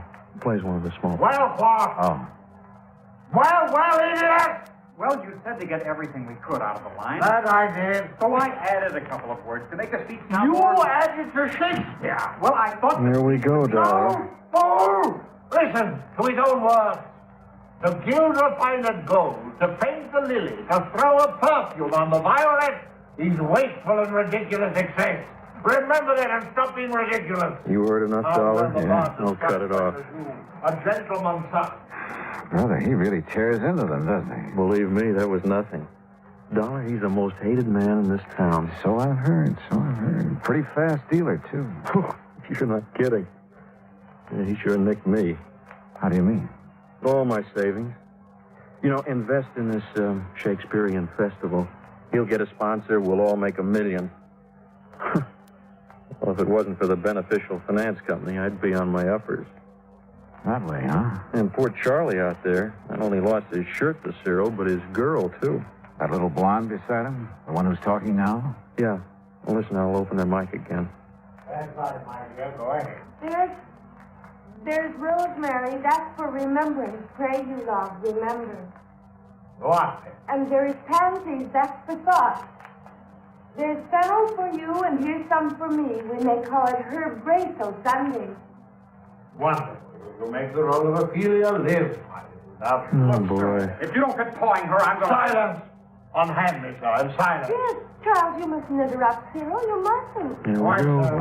Where's your humility, Charles, before me, the master? Remember, 'tis common proof that lowliness in young ambition's ladder. Sorry, Dollar. I can't take it. Gordon, that guy is the most egotistical character I've ever seen. He isn't going to live long. Who are you thinking of? Any of that group out there, and the sound crew, and the musicians. There isn't one of them hasn't got murder in his eye. I told the insurance... What were you going to say? Well, I sent a couple of notes to Cyril's insurance man. He's an old friend of mine. Oh? I didn't sign them because I didn't want to get involved. But I told him what I'm telling you. Somebody's going to kill that guy out there unless you were... Wait a sec. He wants you. Yeah. Won't sit and gossip in there when there's work to be done. Oh, sorry, Cyril. Mr. Heatherstone. Irresponsible lout. This is a rehearsal. That talkback's too loud. First it's too quiet, now it's too loud. Sounds as though you're shouting at me, and that I will not have. Okay, sorry. Believe me, you will be sorry ere this task is done. Believe me, I am sorry. I ever got mixed Now, up. I shall rehearse my lines as Hamlet's father's ghost, that you may learn how Shakespeare should be read. Is the filter mic in order, Mitchell? Yes, sir. Right in the isolation booth. Very well. Then hearken, all of you, to the great lines from the lips and heart of a great actor. Notice the hair-shaped toe. Really likes himself, doesn't he? Look at those kids. Look at their eyes. See what I meant a minute ago? There's murder in them. Who's that came in the door, the back door of the isolation booth? Oh, it's one of the sound effects men. He takes care of it. Hi, boys and girls. How's the old... Silence! Whoops. Now, is this microphone on and working properly? Well, Mitchell? Yeah, it's on, but work a little closer to it, will you, and with a bit less voice? You tell me how to use a microphone? Now, quiet, all of you. Well, what's he waiting for? The mood, Dollar. The mood. Oh, come on, you old ghost. I am thy father's spirit, doomed for a certain term to walk the night, and for the day confined to fasting fires, till the foul crime done. Foul crime. Don't tell me he's forgotten his line. Hence horrible shadow. That's not in the script. Thy drugs are quick. What is this? My dismal scene I needs must act alone. Past hope, past cure, past help. Wait a minute. I call upon the gods to Gordon, what's happening? I don't know, Dollar.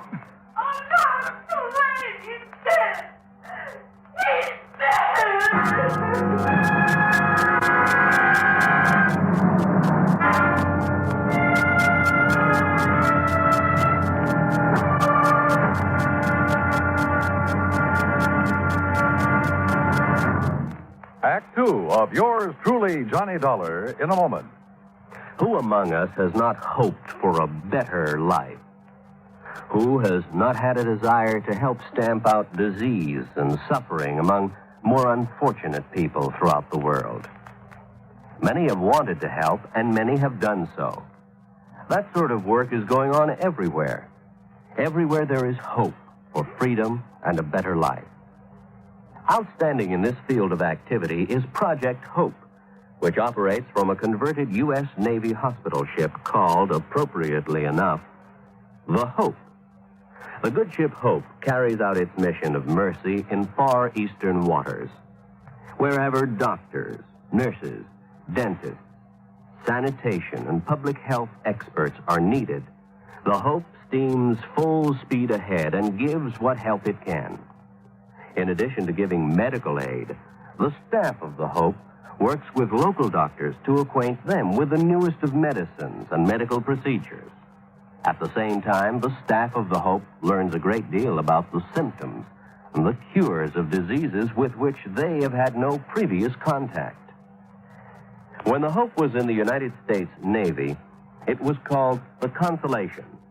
And it is certain that the people who now operate her will give both consolation and hope to those who are suffering. Consolation, hope, and a new life. For wherever the hospital ship Hope is anchored, its staff is to make emergency trips to scenes of disasters and epidemics. Their services include a wide variety of skills, from removing a tumor from a child's neck to putting a bandage on an old woman's cut finger. But most importantly, with the Hope comes friendship and understanding. Good medicine for healthy freedom, which is the right of all men everywhere. And now, Act Two of yours truly, Johnny Dollar and the Heatherstone Players Matter. Cyril Peter St. George Heatherstone was dead. There was no doubt about it. And the old Shakespearean actor had died muttering the words of the immortal bard there at radio station WVGR in Trenton, New Jersey. When he fell in the isolation booth at one side, I immediately rushed into the main studio, checked the dead man's body, his clothes. I searched every nook and cranny of the isolation booth and came up with nothing. He's dead. Cyril is dead. It's terrible. It's terrible. Is it? Well, I'm glad he's dead. He's had it coming for a long, long time. Oh, stop it, Joan. Stop it. But he was going to make me an actress. A great actress. A star. Oh, don't kid yourself, Joni. He was taking you like he took the rest of us. And me, I'm glad to see him lying there. Who are you? Huh? Oh, Don Ringo, sound effects man. I just came in time to... Hey, wait a minute. Who are you? Johnny Dollar, insurance investigator. Investigator? That's right. Gordon. Yeah, Dollar? That phone in the control room. Can you call outside on it? Sure. Then call headquarters. Get somebody from homicide over here. Right you are. Don. Yes, sir? I want you to stay right here by this isolation booth. Make sure that nobody... Say, who, by the way, opened the door of this booth? What? I did, Mr. Dollar. Did you touch his body? No. Oh, no. Well, I hope not, because... What's the matter, Mr. Dollar? Plenty. What is it, Mr. Dollar? Well, at least I know what killed him. Yeah? What? Don, you stay here. Okay. The rest of you, back to the rehearsal table. I want to talk to you. It was so faint I wasn't quite sure for a second. But there was no doubt about that odor that came from the isolation booth. Like peach blossoms, only more delicate and more deadly. It was the odor of potassium paetin. And I'm glad the trace of it was faint, because one good whiff at full strength would kill almost instantly. Had killed. I'd left Don Ringo there at the booth to watch him, to see if he made any move toward Heatherstone's body. For Don had been the last one near him before he died. All right, now. Officially, there's nothing I can do until the police get here. You said you know what killed him, Mr. Dollar. Yes. Potassium paetin, Charlie. Ever hear of it? Well, no, of course not. One tiny crystal, if swallowed, kills instantly. Or a single whiff of it when it's heated, vaporized. Same thing. You think maybe he committed suicide, Mr. Dollar? What do you think, John? Well, what do you mean? Doesn't sound like Heatherstone to me, Dollar. Kill himself. All right, so he needed help from someone in this room. And, Don, you were the last one near him. Now, wait a minute. Okay. Charlie? Yes, sir? Can you think of anybody here who might have had a better motive for killing Heatherstone than you? No.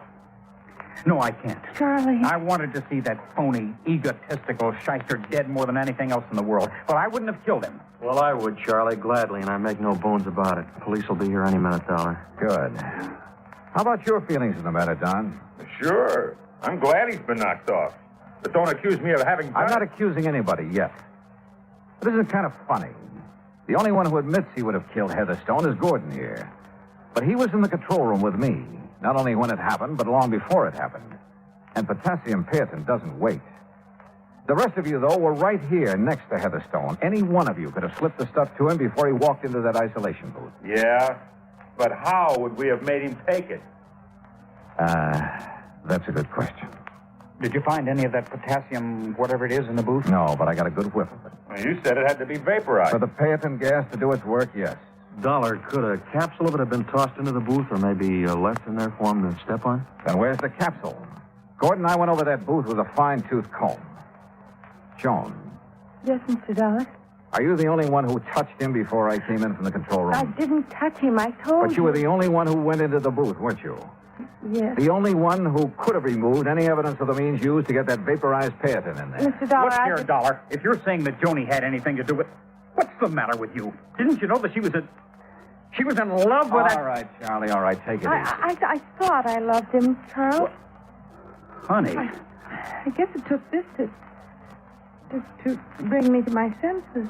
Joni, oh, Joni. All right, look. We've got a murder on our hands. And unless the police are able to come up with more than I have, well...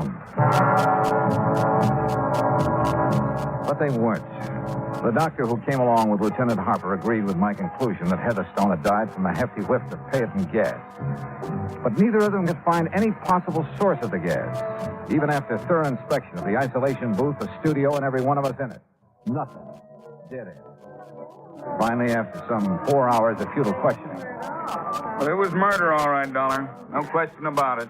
Any suspects, Lieutenant? Any suspects? All of them, every one of them. Except maybe the guy who was in the control room with you.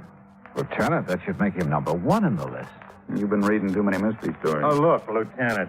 How much longer are we going to have to stay around here? You anxious to get away? What's your name, Ringo? Well, I mean it after all, you know. Inspector, would there be any harm in putting my equipment away? What equipment? Oh, mics and mic cables, patch connections on the board in the control room, so on. You see any reason, Dollar?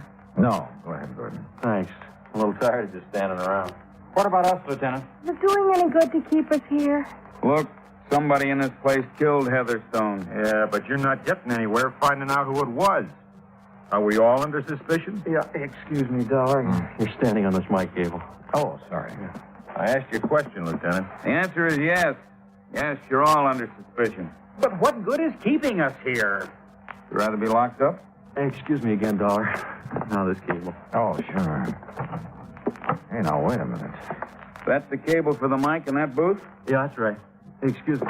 Yeah, you go ahead and take it away. Gordon. Those mics all stay in the studio? Yes, sir. Oh, if you ever want to inspect them... Inspect them? What for? What? Oh, I didn't know. Maybe I know, Gordon. What? This cable to the booth mic. It's thicker than the other. Hmm? Oh, yeah. Probably an old one. Or maybe it's bigger because it has a couple of extra leads in it, extra wires. Yeah, the old one's dead. That's why... Come on, Lieutenant. Huh? You too, Gordon. Got a screwdriver? Sure. In my pocket. Here you are. And pliers, too, if you want them. If I don't understand why... Now, this mic in the booth. Oh, careful, Mr. Dollar. That's pretty delicate. Then you do it. Take the faceplate off this mic. Sure. But why? Yeah, Dollar. Potassium Peaton. A crystal of potassium Peaton. Vaporized in this booth. Oh, sure, but you going to tell me how? Well, maybe I'm just guessing, but I think so. Go ahead, Gordon. Yes, sir. Well, I still don't... Yeah, there you are. Well, there's the insides of it. Yeah? And that's all. There's a... Look. This tiny ball of fused metal. Yeah. All that's left of a heating element that was melted away inside this mic. Thanks to the extra wires in that cable. Oh, it's probably just a little piece of stuff. Look at the color. A livid red. Typical of the action of potassium Peaton on fused metal. Huh? On the heating element that was placed in the mic and destroyed by a surge of current through it. Hey, that color, that's right. You're right. Well, then... The one man who didn't hesitate to say how he felt about Heatherstone. Who said he would kill him. Who warned us. And the one man with an alibi, because I was there in the control room with him. I suppose you disconnected the power leads to that cable when you went into the control room to call the police, didn't you, Gordon? Yeah, Mr. Dollar, you guessed right again. But it was a good try, wasn't it? No flight of angels will sing him to his rest. So, that was it. And the company will have to pay the claim. Expense account total, including incidentals and fare back to Hartford, $51.25. Yours truly, Johnny Dollar.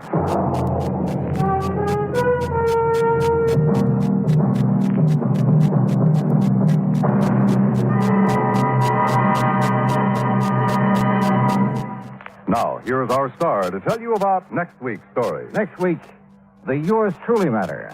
And I give you one guess about the name of the victim. Join us, won't you? Yours truly, Johnny Dollar.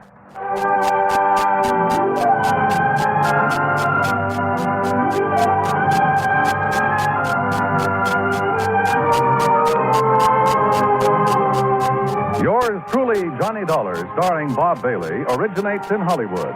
It is produced and directed by Jack Johnstone, who also wrote tonight's story. Heard in our cast were Virginia Gregg, Lawrence Dobkin, Dick Crenna, Sam Edwards, Frank Gerstle, Herb Vigran, and Hans Conried. Be sure to join us next week, same time and station, for another exciting story of Yours truly, Johnny Dollar.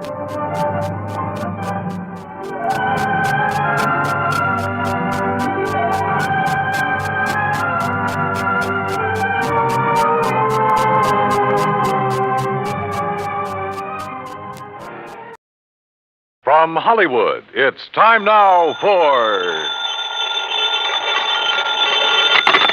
Johnny Dollar. Bert Major, Johnny. Masters Insurance and Trust. Oh, hi, Bert. You know anything about spacemen? Never saw any, if that's what you mean. Neither have I. But I know somebody who thinks he's been contacted by them. Oh, sure. I have some whimsical friends, too. Not funny, Johnny. The company is betting $2 million that this man is either a liar or pulling one of the biggest hoaxes in history. $2 million? That's right. Conrad Billings. Ever hear of him? Billings, Texas Oil, one of the richest men in the country? Right.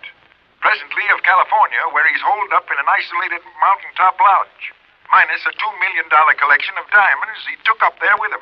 And you insured them? Yes, but not against ordinary theft. What does that mean? Those stones were insured against theft by persons or things unknown on this earth. What? That's right. Holy. You're serious, aren't you? You bet I'm serious. Okay, Bert, I'll see you at your office.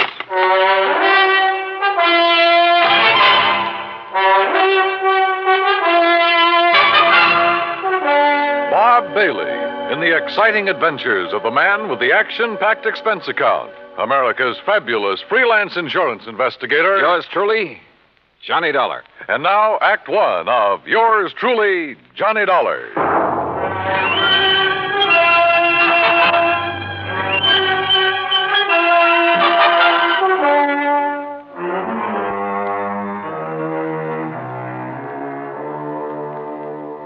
Expense account submitted by Special Investigator Johnny Dollar. To the Home Office, Masters Insurance and Trust Company, Hartford, Connecticut. Following is an account of expenses incurred during my investigation of the Diamond Dilemma matter.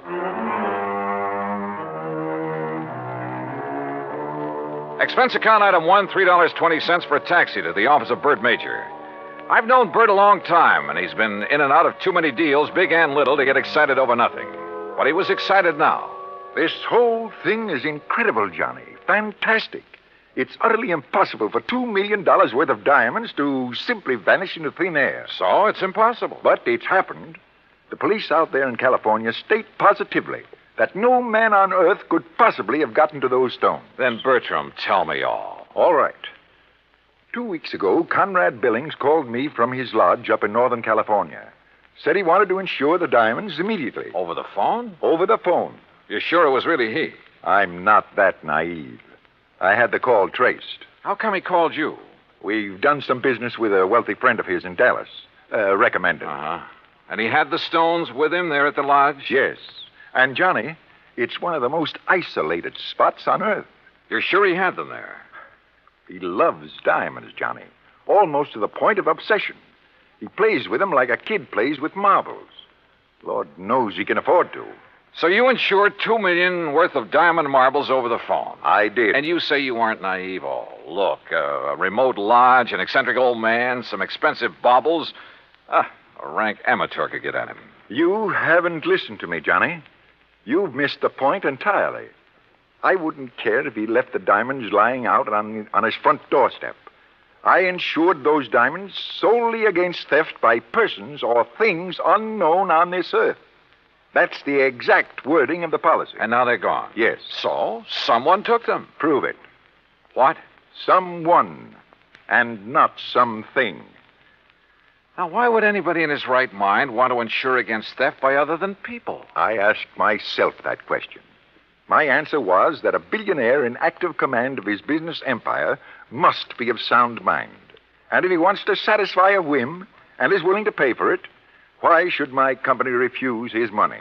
You think maybe he has an obsession about flying saucers and the people or things who fly them? Who knows? Or what knows?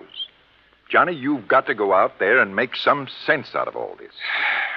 Who are the contacts so far? The head of his San Francisco office, Norton Shields. The chief of police in Lakeview, about 30 miles from Billings Lodge, and the insured. Okay, I'll call you, Bert, but not from Mars. Expense account item 2, $280, deluxe flight with trimmings, Hartford to San Francisco. A pea soup fog was rolling up Market Street, and it was 2 a.m. when I finally got to the office of Billings Enterprises and met Norton Shields. He was wide awake, sharp, about 35. Yes, Mr. Dollar, I've been in charge of Billings' West Coast operation for 10 years, with time out for Korea. Pretty young for such a responsibility. Billings hired me because I know the oil business. I learned it young. Uh-huh. You like him? You don't have to like a man just because you work for him. He's shrewd and knows how to make money. But he has foibles. Yes, he has foibles. Diamonds. Have you ever seen them? Sure. Where? Oh, here in the office, at the lodge where he is now, at his home. You're certain he took them up to that lodge? 3 weeks ago tonight, they were spread out right here on this desk. He put them one by one in a chamois bag, put the bag in his pocket. I walked him to his car, and he was driven straight to the lodge. All right. What about the flying saucers, the spacemen, or whatever it is? No, that's a new one. I learned of it when Mr. Major called, disclosed the terms of the insurance, and the fact that the diamonds had been, that they were gone. You haven't talked this over with Billings himself? No, I haven't. Don't you think you should? Why? If he wants me, he'll call me. How do I get to this lodge? I have a company plane and pilot ready to fly you to Clear Lake in the morning. You'll be met there by a car and driver. Anything else you want, call me. Why all the cooperation when you're not even supposed to know what's going on? A good lieutenant knows when to follow orders before they're issued. You're registered at the Mark Hopkins. You better get some sleep. Yeah, I may need it.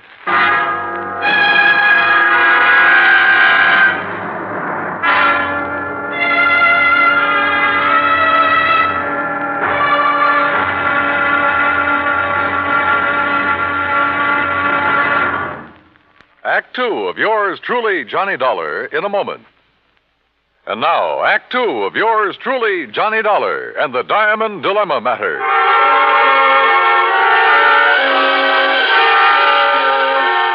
The company plane turned out to be a plush 2-engine amphibian waiting for me at a private dock near the Golden Gate Bridge. The pilot introduced himself, and we headed due north up San Pablo Bay and then northwest past the Valley of the Moon. Then, a few minutes later, we glided in for a landing on Clear Lake, the largest body of water in the state of California. There, I was met by a car and a driver as promised.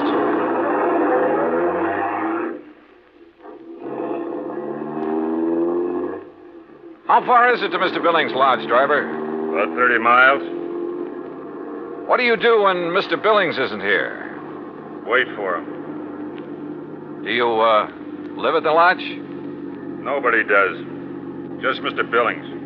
No caretakers, housekeepers, anything like that? Just Mr. Billings. Well, surely there must be someone to look after. Look, mister, I'm hired to drive a car. I do it. And that's all. The car twisted and turned through some lush country, then left the highway and climbed a narrow mountain road with signs every couple of 100 yards marked private in big letters. After several miles of this, during which we passed through a couple of gates that had to be opened manually, we came to a high steel wire gate with equally high fencing stretching out in either direction. A small redwood blockhouse squatted inside.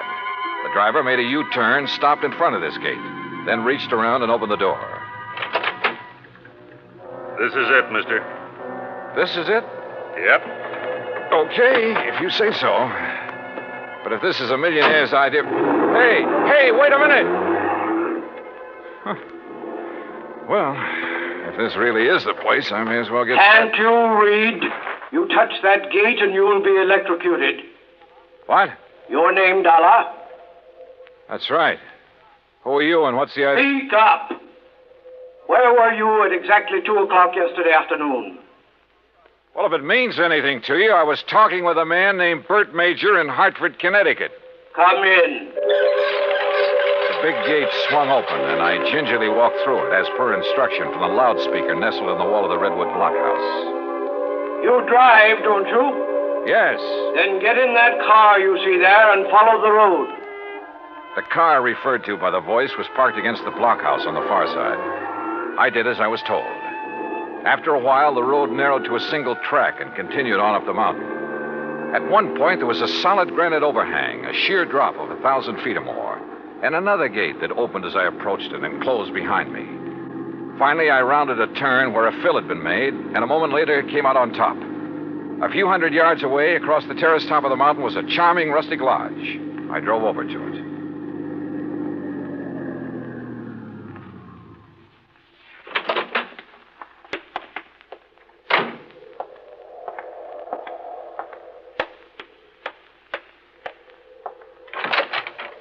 Good morning, Mr. Dollar. Mr. Billings? Come in, come in. Hearing about this man was strange enough. Seeing him was even more of a shock. About 5'2", flashing gray eyes, bullet bald. He was wearing a baggy old jacket that hung nearly to his knees. This way. I want you to see my view of the lakes below. Well? Beautiful. What was that? I said beautiful. Yes, it is. Now, Mr. Major has informed you of the insurance on my diamonds, which disappeared 2 nights ago. Yes, sir. He told me that. Speak up! He told me you insured $2 million worth of diamonds against theft by persons or things unknown on this earth. Exactly. And I wish to collect from your company on that basis. Well, Tell me, where did you keep them? Right here on this table in front of the window, right here. You mean to say you didn't lock up such valuable property? Mr. Dollar, let me show you something. Look here, on my control panel. Do you recall the series of gates you passed through after leaving the main road? Yeah, very well. Well, by means of my electronic devices, I followed your progress every inch of the way. Well, I'll be darned. I watched your arrival at the main gate on this video screen. Ingenious, eh? That's putting it mildly. What did you say? I say that's putting it mildly. Yes. As I'm sure you noticed, this mountaintop is completely encircled by a 12-foot electrified fence. Between it and the inner fence is a maze of photoelectric cells. This panel controls floodlights with which I can cover every inch of ground between the 2 fences. These viewers are geared to the floodlights. All of this equipment is automatically activated on contact. In short, Mr. Dollar, I can detect and follow any person or thing which moves through or between these 2 fences. Anyone who knows electricity could cut your fences and come right on up the road. I did not say this mountaintop was impregnable. I said no one could reach it without my knowledge. Why did you take out such limited insurance on your diamonds, Mr. Billings? I've made my money by leaving nothing, absolutely nothing, to chance. Now that man has projected objects into outer space, it is reasonable to assume that other planets may be ahead of us in technical endeavors. Diamonds would be of tremendous value to an unknown civilization. Well, look, how do I know this is not just an elaborate scheme to collect $2 million? A fair question, Mr. Dollar. What would prevent you from hiding those diamonds somewhere on this mountain? I should consider that question an affront to my integrity, but under the circumstances, I do not. I simply defy you to find them. Then what's your explanation of their disappearance? I have none. And unless you find one, I intend to collect from your company under the terms of the policy. Mr. Major mentioned the chief of police in Lakeview. Do you mind if I talk to him? Andy Prentice? Not at all. I have a direct phone to his office and he's home. Would you care to talk to him now? No, thanks. But I would like to use your car. By all means. I'll open the gates for you on your way down. Just one point. There must be no publicity on this matter. Understood? Mr. Billings, if I can't prove that your diamonds were taken by a person, those space cats are going to get a lot of publicity. Act 3 of yours truly, Johnny Dollar, in a moment. And now, Act 3 of yours truly, Johnny Dollar, and the Diamond Dilemma matter. While I drove down the mountain with gates electronically opening and closing behind me, I did some thinking. Billings had bought and paid for his privacy at tremendous cost. I couldn't see any loopholes in the setup. Yet, the diamonds had disappeared. 45 minutes later, I pulled up in front of the police station in Lakeview. Obviously, I was expected by the chief of police, Andy Prentice. Hello, Mr. Dollar. My name's Prentice. Mind if I join you? No, hop in. Just cruise down by the lake. I'm sure you want this to be a private conversation, too. Good idea. Well, what's your opinion on the diamonds? Well, I don't know who took them, but I'll tell you one thing. I don't believe it was some thing or somebody from outer space. Well, how would you get through all those electrified fences, photoelectric cells, floodlights, and closed-circuit viewers? Yeah. Well, what's your opinion? I'm as practical and logical as the next fella. If a human being couldn't get to Mr. Billings without his knowledge, and he'd call me the moment somebody tried, well... Oh, sure. Spaceman. Well, what else? I noticed one thing, Chief. He's a little hard of hearing and doesn't wear a hearing aid. He doesn't need one. Just turns up the volume on all that electronic stuff he has around him. Well, suppose someone parachuted onto the top of that mountain. How would he get out? Man could dig under those fences. That would leave evidence, and I've been over every inch of the ground. I've even thought of the expert pole vaulter idea. No sign. Nothing makes any sense. Yeah, I see what you mean. How about a ride in Billings' private plane? I'd like to take a look at that mountain from the air. I don't know what good it'll do you, but I'll go along. Well, maybe there are spacemen. But I still don't believe it.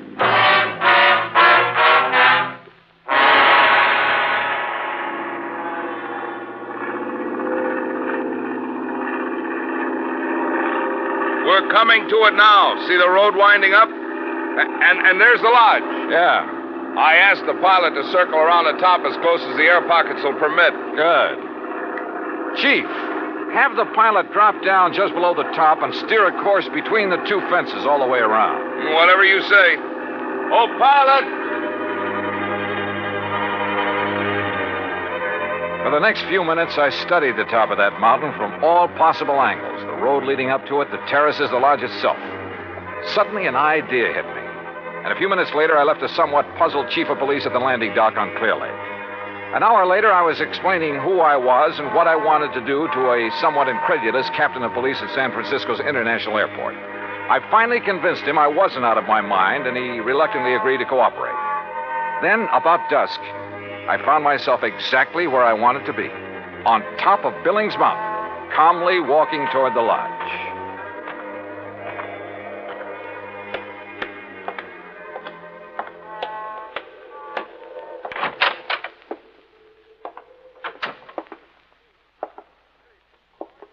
Good evening, Mr. Billings. What? I said good evening, sir. Mr. Dollar. Why, I don't understand. See? No spacesuit. Why, I can't believe it. How did you do it? How did you get here? The same way as the man who stole your diamonds. But this is impossible. Impossible. My electric system gave me no warning. That's because you have it located in the wrong place. What? It's in the two fences and between them halfway down the mountain. Above them, there is one level spot, 50 yards across, that isn't covered by your automatic whistles and bells. But it isn't,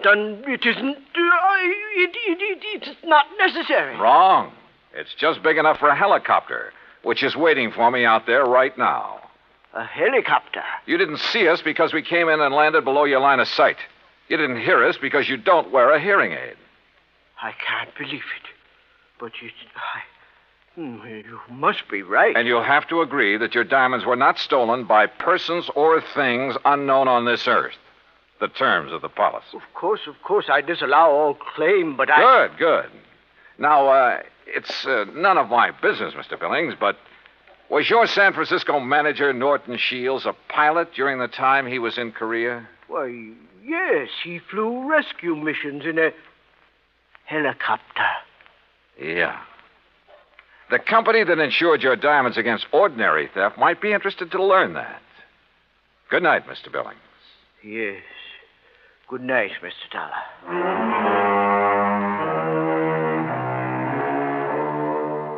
You know, in some ways, I felt sorry for him.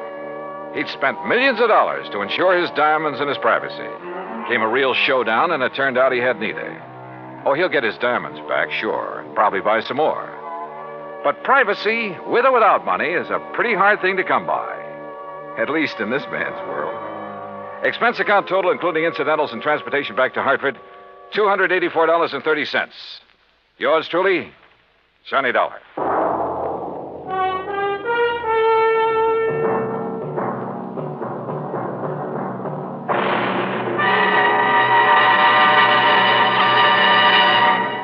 Our star will return in just a moment. Now, here is our star to tell you about next week's story. Next week, a moth, a tiny moth, solves a case involving our national security. Join us, won't you? Yours truly, Johnny Dollar.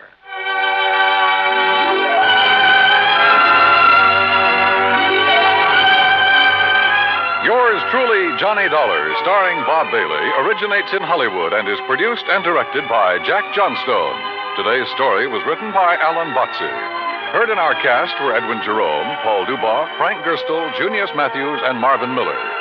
Be sure to join us next week, same time and station, for another exciting story of yours truly, Johnny Dollar. This is Dan Cubberly speaking.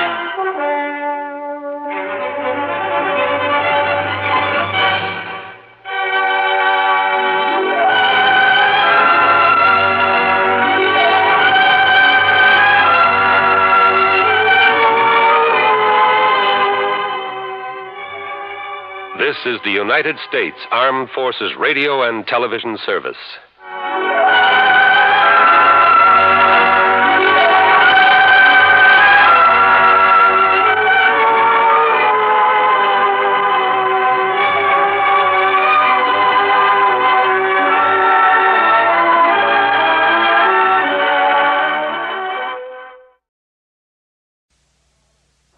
Earl, how are you? Great.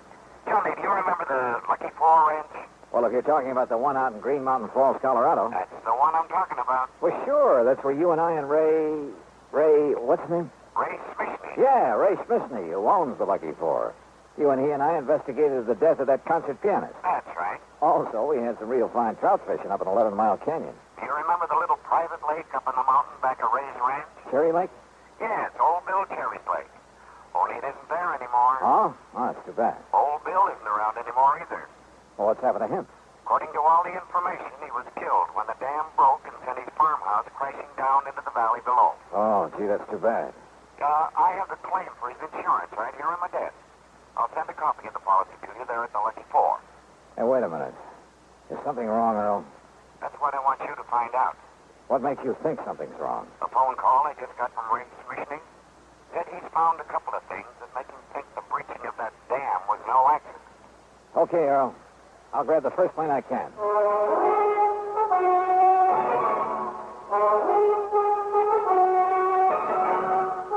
Bob Bailey in the exciting adventures of the man with the action-packed expense account, America's fabulous freelance insurance investigator. Yours truly, Johnny Dollar.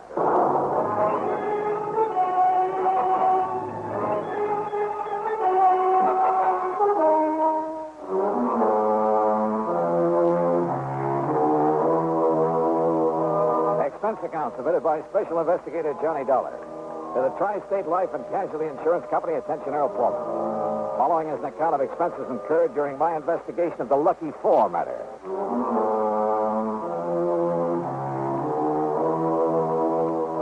Expense account item 1, $3.25, phone call to Ray Smishney to tell him I was on my way. Item 2, 8170 air transportation to Colorado Springs. Ray met me at Peterson Field, the municipal airport. Well, glad you could make it, Johnny. Yeah, it's good to see you again, Ray. How are things with the Lucky Four? Oh, just fine. Our best season ever. Here, we'll shove your bags in the back seat. Okay, good. Go ahead now, hop in. Yeah, sure. All right. Now, what's this about your thinking old Bill Cherry's death was no accident?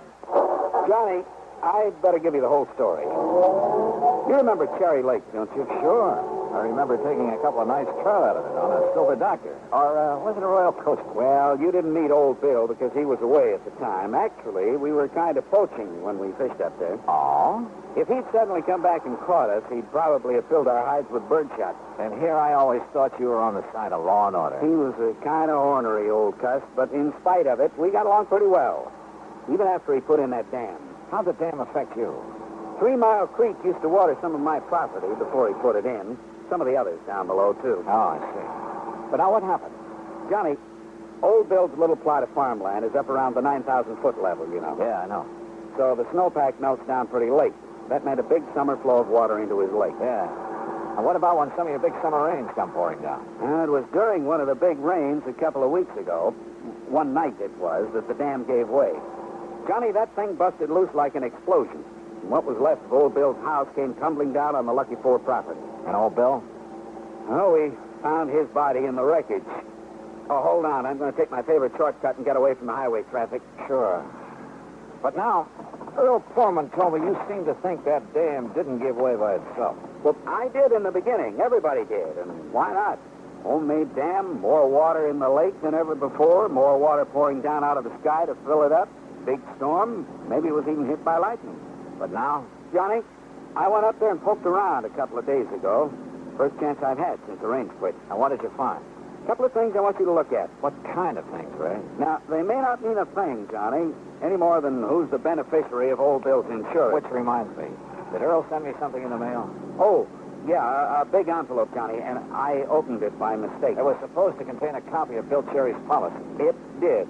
And when I looked at it and saw who the beneficiary is... Hey, sounds to me like you need a tune-up, brother. That's funny. Let's stop and take a look, huh?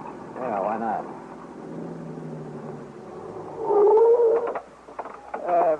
You say that when you saw who the beneficiary is... Oh, a worthless nephew of Bill's who hangs around the pool rooms in Colorado Springs. He's been in a couple of scrapes with the law. Oh, here. Let me see if I can open this hook.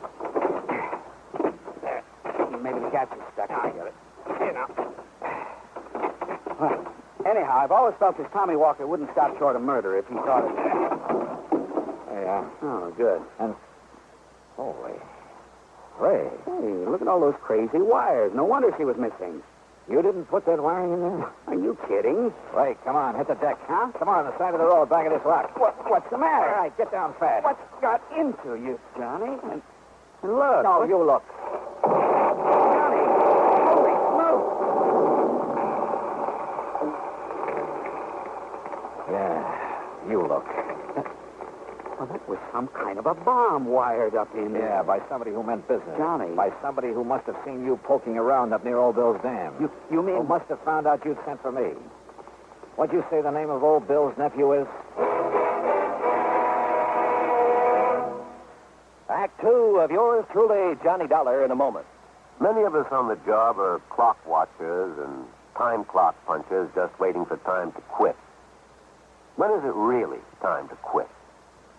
The man with a set day of work has a schedule to adhere to, but the fighting man quits only when the job is done. And to him, capture by the enemy does not mean the end, but perhaps only the beginning of the most important part of his job. One of the points of the Code of Conduct for the American fighting man says, quote, "If I am captured, I will continue to resist by all means available. I will make every effort to escape and aid others to escape. I will accept neither parole nor special favors from the enemy." Unquote. The strong ideals set forth there are the same ideals that gave great determination to one young officer of the United States Navy. Half an hour after Lieutenant Edward V.M. Isaac's ship was sunk by 3 torpedoes in the Atlantic Ocean in May 1918 at the height of World War I, he was taken prisoner by the commander of the German submarine U-90.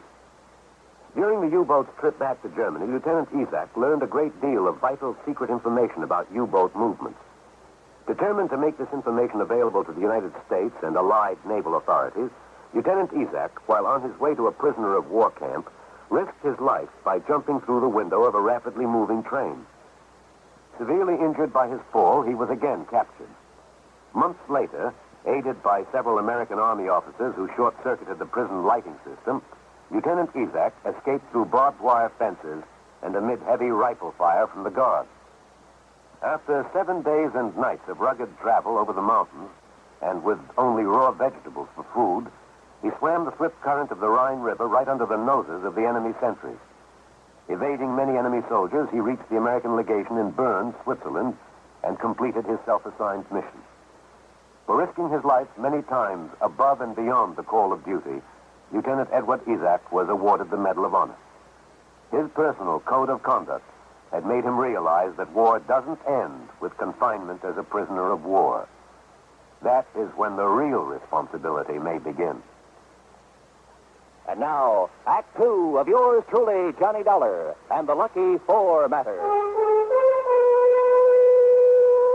It was the driver of a big interstate moving van that came to our rescue after Ray's car blew up.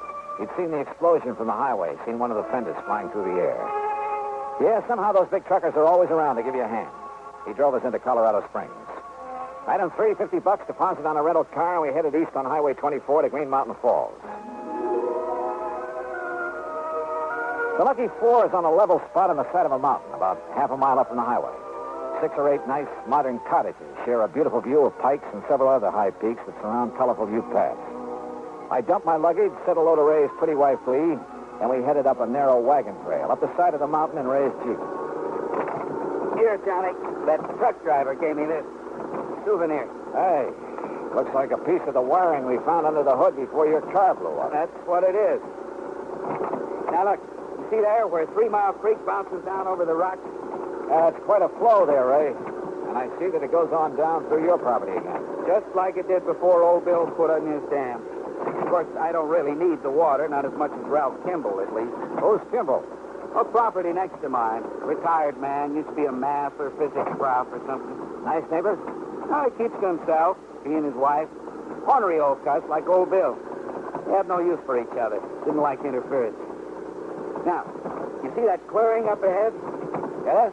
That's where old Bill's home used to be, huh? Yeah. Before the water dumped it down on my place. Kindling. That's about all that was left of it. You still haven't told me what you found up here. Well, one thing I found down below on his body, gripped tight in his hand, sort of a death grip, I guess it was. Yeah? Cigarette package. El Perro cigarette. That's a Cuban brand. Is that what he smoked? No, sir. He never smoked in his life. Wouldn't even have the things on his plate. Do you see what I mean? Well, I don't think that's much of a clue. Well, what I figured, Johnny, that is, after what else I found, is that he caught somebody prowling around his dam, maybe struggled with him, and that's how come the cigarette package. Whoa, now, Ray, back off. Whatever else you found up here, it's got to be more conclusive than that. All right.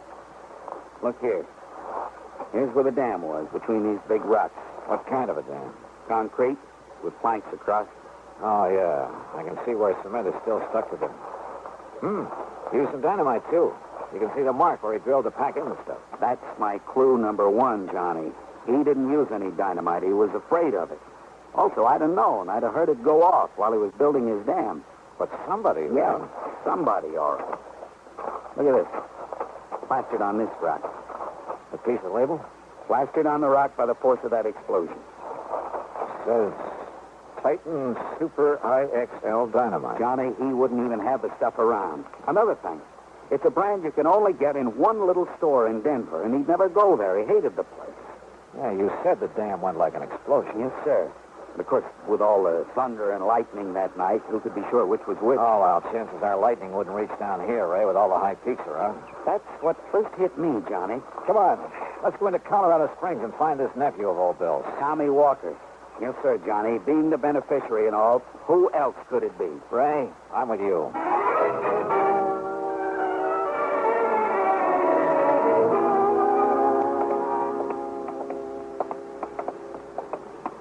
Doesn't look to me like there'd be any cheap pool halls in this part of town. No. But up ahead's the Ace High radio shop. That's where Tommy was working, last I heard. Oh? Can you think of anything better to tie in with the way that infernal machine was wired into the hood of your car? Holy smoke, Johnny, you're right. But, well, what I don't understand is how come it didn't go off the second I turned on the ignition? May I help you, gentlemen? Some kind of timing device. I think whoever said it wanted to get me, too. Yes, sir, gentlemen. That means he knew you'd be in the car with me on the way back from the airport. That's right. Gentlemen? Oh, We're looking for Tommy Walker. Oh, don't mention that, no good. Then I take it he isn't here. Oh, 2 days he lasted. If you ask me, it was 2 days too long. Well, you had trouble with him, mister? Oh, no trouble. No, nothing. That was the trouble. Answered my ad in the paper, said he knew all about radios and electronics. He could fix anything. Well? That dumb, lazy lout. He didn't know anything. He didn't do anything. He didn't know the difference between a fuse and a vacuum tube. Never even heard of a transistor, much less know what a circuit was. Yeah, well... All he knew about a radio was how to turn the knobs. Oh, and the music that guy would tune. Well, now, me, I like the guy. well, now, look, And that boy was so dumb he couldn't even attach the wires to a plug properly. You sure of that? All he wanted was a place where he could sit around smoking those smelly Cuban cigarettes and listening to trashy music. Cuban cigarettes, Johnny. That pack I found. Yeah. Mister, in my life. as long as I'm here, I wonder if you could sell me a hunk of wire like this piece. Certainly, sir. Oh, this? No, I have nothing like that. I see. And you're sure Tommy didn't know anything about electricity? Oh, of course I'm sure. Look, when I told him once to open up the back of a telephone... Come on, Ray. The darn fool, he would have electrocuted himself if I hadn't been there. Gentlemen. Johnny, if he's telling the truth... He is, Ray. Come on, we're going back to the ranch. Well, but why, Johnny? It's worked before, and I hope and pray it'll work again. Ray, I'm going to play a hunch.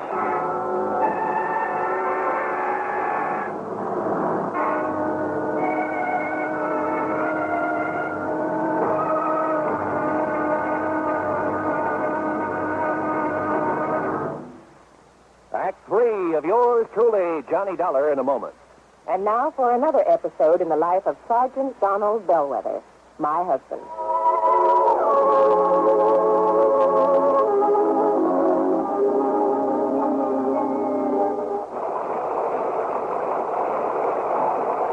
Donald, it's sure pouring, isn't it? Can you see all right? Oh, yeah, I can see. Those windshield wipers are operating with mechanical perfection. You notice there are no more streaks either since I put on the new rubber blades. You know, I think every driver should have his windshield wipers in good order. It's much safer. It would be much safer if everyone would slow down during wet weather like my husband is doing right now. Just being cautious, Reba. We don't want an accident in this downpour. We don't want an accident anytime. Yeah, that's for sure. Well, the experts say that accidents just don't happen. Something causes accidents, and that cause can be prevented. By the way, dear, in what kind of weather do you think most accidents occur? Oh, I'd say in rain or snowy weather or slippery weather when visibility is impaired. That's the wrong answer, dear.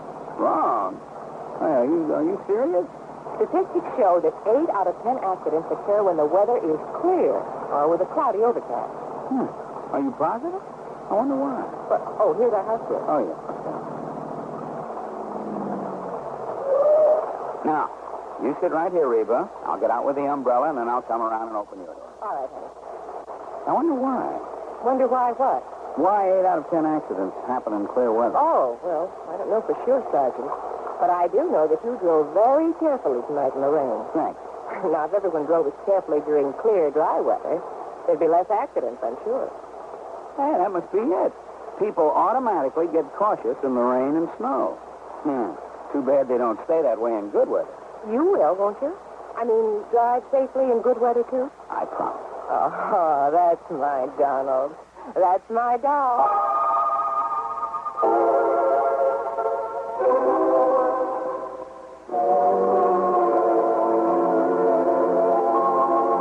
And now, Act 3 of yours truly, Johnny Dollar, and the Lucky Four matter. Back at the Lucky Four, Ray's wife, Glee, made us a couple of sandwiches and some coffee. We'd kind of forgotten about lunch. While I looked over the insurance policy that Earl Portman had sent on to me. Yeah, Tommy Walker was the only beneficiary. But, and this was the important part, he was due to receive the munificent sum of $1,000. And that's all. That's all? You mean he'd kill his uncle for $1,000? I don't think so, Glee. Well, and yet, if Tommy is the only one to benefit... Listen, Ray. You told me right off the bat you hadn't liked the idea of old Bill putting that dam up there. Johnny, no. That is, none of us liked it. What do you mean by us? Well, none of us. The Kimballs and us. Only because it kept the creek from coming down here. He made a diversion when he put in that dam. But after I put in the pumps, we've had plenty of water. And I'd have had to put in the pumps anyway. You ever use dynamite around here, Ray? Sure, most everybody does one time or another. In this whole section, use it to clear the land. Johnny, that Listen, Johnny, I don't know what you're driving at. Most everybody does, huh? Yes. Have you ever used that particular brand? Titan Super IXL? No, sir, never in my life. But you knew where to get it. Everybody does, Johnny. Johnny, please. Everybody, huh? Yes. Including Ralph Kimball next door? Mr. Kimball? Huh? Yeah. Maybe I'd better go over and talk to him, huh? They're not at home. She went to Denver this morning early, but Johnny... How do you know? She told me they were going. She dropped in last night, and she told me, and I said Ray was going, too, to meet... Johnny, look. She drop in here very often? Well, only since the dam broke, and... Well, they weren't too friendly before, but now... Well, Physics professor, huh? Electronics. Good Lord, Johnny. I'm going over and take a look around. Oh, dear. I'll go with you, Johnny. Ray had minimized the problem he'd had when the dam was put in. Maybe his next-door neighbor hadn't. Kimball had kept to himself, Ray said. It was very much like old Bill Cherry, an ornery sort of cuss who didn't like interference. And old Bill's dam had certainly interfered with Kimball's water supply. We started our search in the workshop back at Kimball's house. Here it is, Johnny. Take a look. Titan Super IXL. Look here, Ray. This rock drill the same size as the one used up on the dam? Sure is, Johnny. And if we can find some of it. Yeah. Yeah, this is it, all right. Same kind of wire that was on the bomb under the hood of my car. Pretty good evidence, if you ask me. And here. El Perro, the same brand as the cigarette package you found clutched in old Bill's hand. But listen, Johnny. Yeah? This is only what you'd call circumstantial evidence. But if there's enough of it. Listen. Yeah? Maybe you underplayed it. Maybe you were pretty sore about that dam. Well, of course I was. And so was Kimball. Well, he threatened to sue, Johnny. He threatened a lot of things, but that doesn't... All right. Call that the motive. Now, this evidence, this rock drill. But a lot of people use them, maybe even the same size. And this wire, the same kind used to hook up that bomb. But, well, most anybody could get wire like that. I think. The point is, he has it. And the right brand of dynamite. Well, anybody who knows that store up in Denver... As for hooking up that infernal machine, Kimball was a physics professor, electronics. Yeah. Yeah, that's true. Did he know about your private shortcut to Denver? Yes. Yes, Johnny, I told him one time. He also knew when you and I would be on that road. Clee had told his wife. She probably told her why I was coming here. Yes, that's true. Kimball and his wife left for Denver early this morning. And look, Johnny. Huh? The mud on these boots here in the corner. The same gray silk you find only up around Cherry Lake. Yeah. And if that doesn't prove it... But, Johnny, it's all circumstantial. But it'll hold up in court. What? 7 points of similarity, Ray, that'll stand up in any court in the land. But even if... Even if. Because what the law calls 7 points of similarity, as any mathematician can tell you, will occur only once in 38 billion times. That's true? That's true. And that's what's going to hang Mr. Kimball. That, Mr. Dollar, is not true. Kimball. Oh, now, surely you're not going to be foolish enough to use that thing, Kimball. You've left me no alternatives now that you found out. Now, look, Mr. Kimball. All right, Disney, Dollar. If you want to do any praying, do it fast. What? Yes, Mildred? Ray's wife. Ray's wife? Yes, she's coming over here with a shotgun. Shotgun, eh? Well, she's too late. Oh, no, she isn't. Stay right where you are, Mrs. Kimball. Mildred can help me. I'll pull this. Stand right where That you was are. too close, Johnny. Yeah. 1 minute. Shall we join the ladies?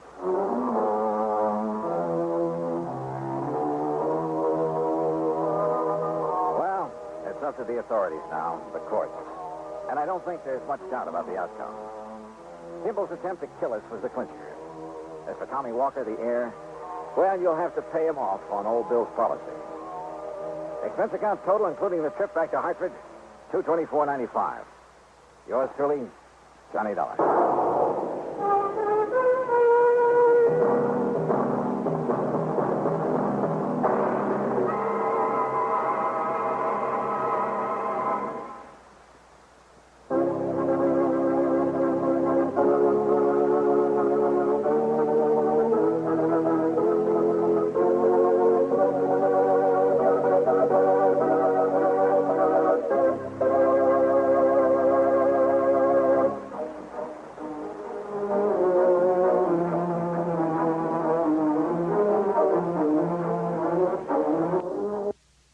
it's time now for...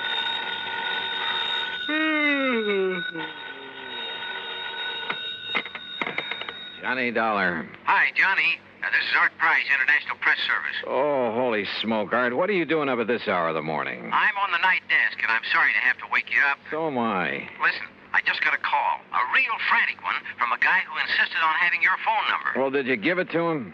He said he's an insurance man, that it was about some insurance matter, so yes, I did. Well, why'd he call you? Yeah, that puzzles me, too, but he was so excited, so frantic. Well, he probably called the first person he could think of. And he said it was a big emergency. Oh, did he give you any details? No. And, Johnny, it's aroused my curiosity. Let me know what it's all about, will you? Yeah, sure, sir. Promise? Okay, Art, promise.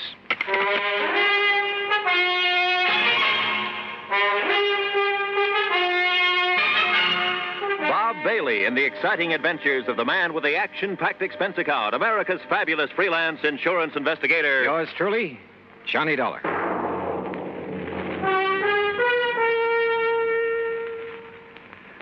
And now, Act One of yours truly, Johnny Dollar.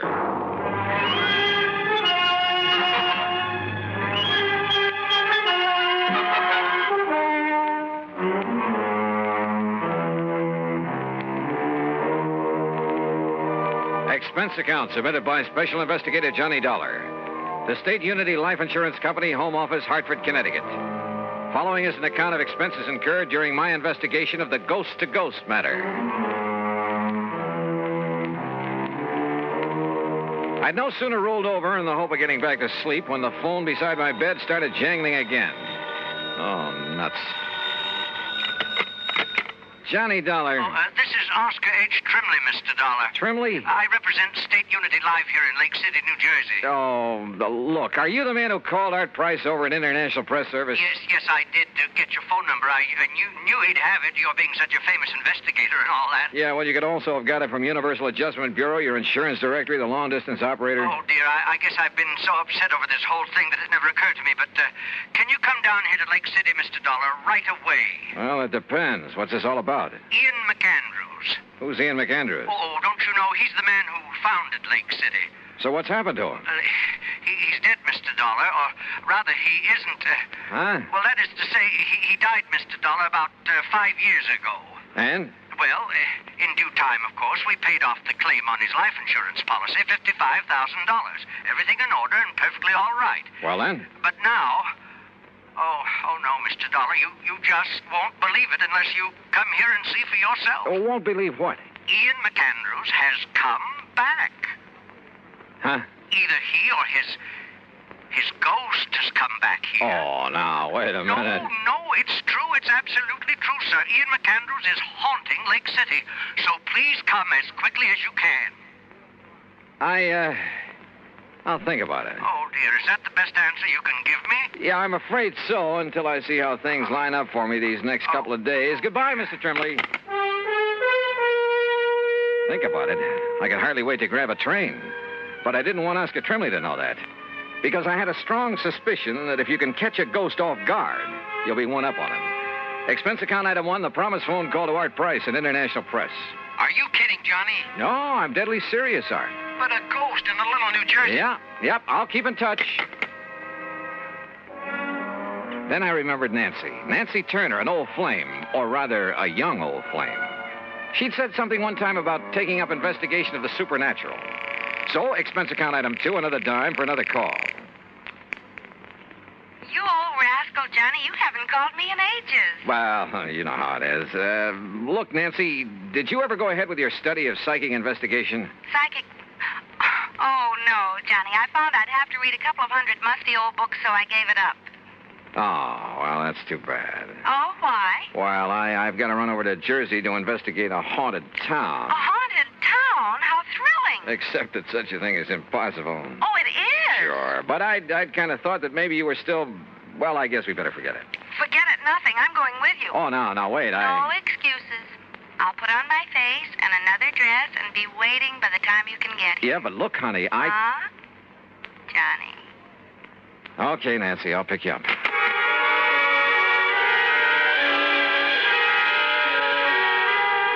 Item 3, 1085, taxi and train for 2 to New York. Item 4, $50 deposit on a rental car when we got into Grand Central Station. We crossed over into Jersey and hit Route 22 for Somerville and points west. And every mile of the way, Nancy chattered away like a magpie. She kept quoting some of the stuff she had read on the subject. A lot of authorities who decided that some of the reports on haunted towns and houses and people, things like that, had decided there was something really supernatural about them. And you know, after a while, I began to wonder. Yep, I began to wonder.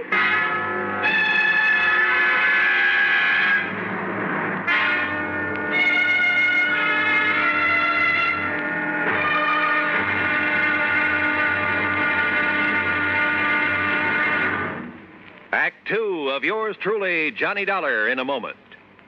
And now for another episode in the life of Sergeant Donald Bellwether, my husband.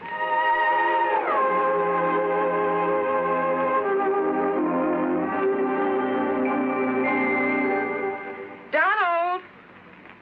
Donald! I'm out here on the back porch, honey. Oh, there you are. Honey, why on earth did you choose a time like this to clean your hunting rifle? We're due at the Jamesons at 7. I'm ready, honey. All I have to do is wash my hands. I'll finish this tomorrow. Be with you in a jiffy. Donald, come back here. Oh, now, what's the matter, Reba? Are you going to leave this hunting rifle right out here in plain sight? Nobody's going to bother it. The kids are asleep and we'll be gone. I don't think our babysitter will bother anything. She's got her homework to do. Those are famous last words if I ever heard them. Donald, don't you realize that accidental death by firearms ranks second only to deaths from fall, fire, and poison? But the kids are in bed. Well, sure they are. But what if our 6-year-old Marshall Dillon should wander out to the kitchen for a drink of water? You know, he'd love to play with his gun. Yeah, I suppose so. Well, please put it away under lock and key. Yes, dear, yes, right away. And for heaven's sakes, take those shells, too. You know, many accidents happen when bullets are thrown into a fire or hit with a hammer. Those things are dangerous. You ought to know that. I know, honey. I guess I just wasn't thinking. The unloaded gun and ammunition lying around the house is even more dangerous than itchy-fingered hunters. Statistics prove that. Okay, there. Everything is safe under lock and key. Now, you still angry with me? Oh, Donald, I don't want to sound like a nagging wife, but... My dear, you have every right to reprimand me. Me, a non-commissioned officer. I should know better. But that's the way it goes. We forget. That's why there are accidents in the field, out hunting, and in the home. We all know better. We just forget or get careless with firearms. Well, come on along. Let's get over to the Jamesons. Okay, dear. Now, this won't happen again, believe me.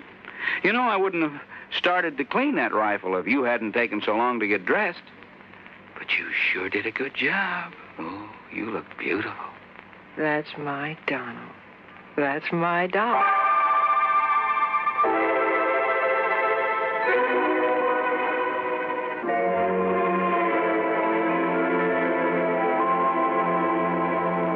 And now, Act 2 of yours truly, Johnny Dollar and the Ghost to Ghost Matter.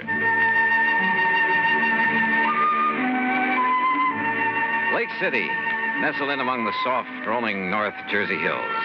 But a kind of has-been town. I saw the reason for that in the abandoned mill, the old McAndrews cotton mill at one side of the lake. The same old story, I guess. When a town's main industry closes down, it kind of goes to pot. Nonetheless, it was a charming little place. Population, maybe 400 or 500.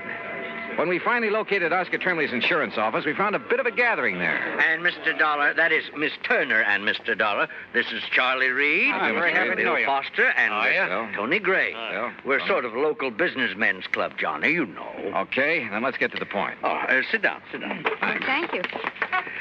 Johnny, I thought over the phone that you were turning us down. Well, I changed my mind, and when I thought of Nancy and her knowledge of the supernatural... Good. That's what we need. Yes, you're right. Well, I am interested in the subject. We're all a little worried about it. Tony isn't kidding. I think we're a pretty level-headed bunch, but, well, this thing has us scared. That's putting it mildly. If it really is his ghost that's plaguing us... Oh, now, you don't seriously believe in ghosts. I'll tell you this. I never did before, but now, well... wait and you'll see. Gee, Johnny. Well, suppose you tell me what's going on. Well... No, Johnny. You'll have to see for yourself. And here? Yes, Charlie, and here. And that means waiting until midnight. Midnight? Sure, Mr. Dollar. Well, just why, Bill? You'll see. Yes, and meantime, you can look around... Say, aren't you quite a fisherman, Johnny? Oh, I'd rather fish than eat, but now look, if you... I love to fish, too. Good. The lake's full of nice bass. Charlie, you can fix them up with a boat, can't you? Sure can. Yes, but if I'm going to investigate... Tony, you arrange for a place for Miss Turner to stay overnight. Be glad to. Well, now... And Johnny, you'll stay at my home, all right? Fine, but now at least tell me... No, I want you to see for yourself at midnight. Now, meantime, good fishing. Right. Now, I've got to get back to the shop before Mrs. Bixley starts screaming about her high five. See you later. Yeah, and I'll come back to the office and arrange somewhere for Miss Turner to stay. See you later. See you, Tony. Now, if you folks will come over to the print shop with me, we'll pick up the keys to my boat and some tackle, and you can be on your way. Look, can't you at least give me some idea? Nope, not a thing until midnight. Oh, and we'll all have dinner together at the hotel. Mr. Trimley... Well, you ready, Mr. Turner? Johnny? Well, you fellas are the boss, I guess. Fishing, Nancy? I'd love it. I'll even give you some of the fast strike hooks I use. Okay, then, let's go. There was something slightly screwy about the whole thing. And I don't mean just the talk of a ghost. But when I go fishing, and at company expense, well, who's to complain? So Nancy and I spent the rest of the day on the lake. Matter of fact, she caught the big one. By dinner time, we were starved, and the little hotel served us not only excellent cocktails, but a regular banquet, complete with champagne. You enjoying it, Miss Turner? I love it. Only why don't you call me Nancy? Sure, why not? Charlie, I'll tell your wife. Now, Tony, you stay out of this. Mr. Trimley, about this ghost This business. champagne, you know, comes from the old Leland Stanford vineyard. Oh, yes, and it's fine. Finest I know. But it's time we talk about your ghost. Say, you land any big ones out on the lake? Yeah, Bill. Nancy got a 4-pounder. But now listen, would you... Another thing about this fine California Say, didn't wine. I see you navigating the boat, Nancy? Listen, would you please... Fella got one last year, weighed 6.5. Look, fellas, Brought it over near the old cotton. Hey, fellas, look, please, will you tell me a little bit about... All I want to know is...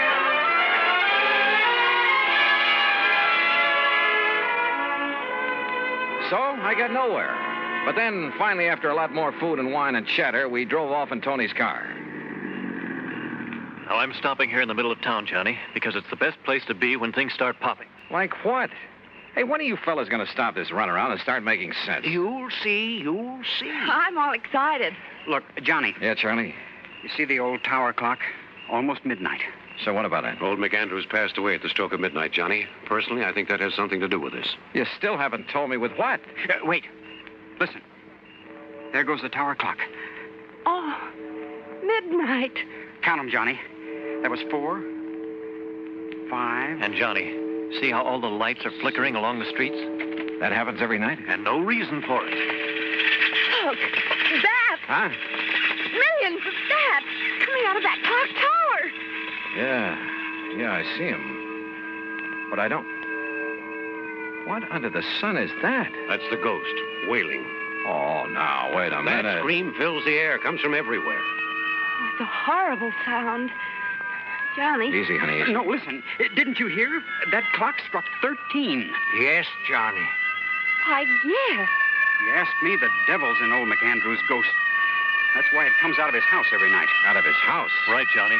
And wait till you see what's there. Right.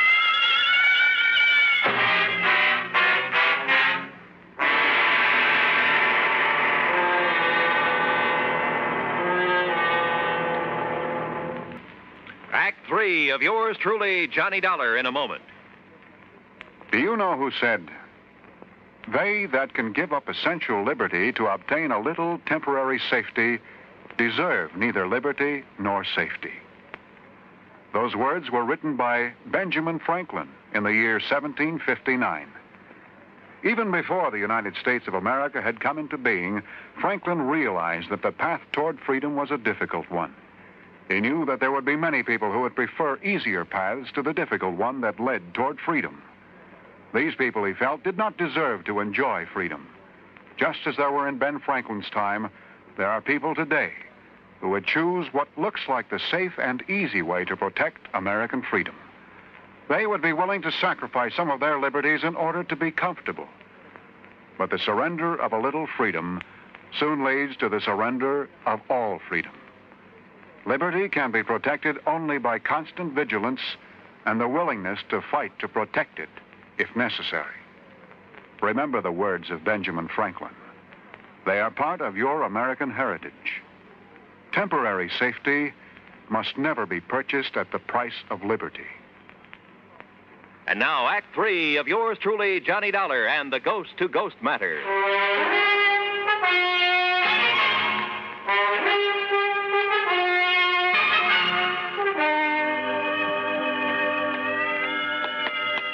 Is the front door of this old house always left wide open?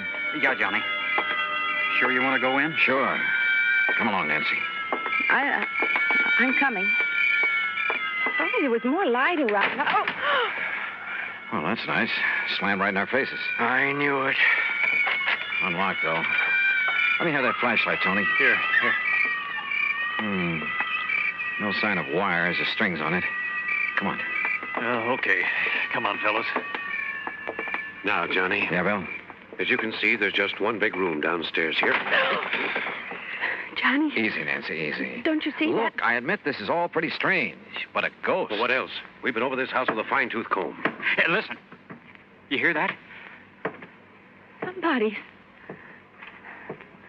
walking on the ceiling. Listen. Oh.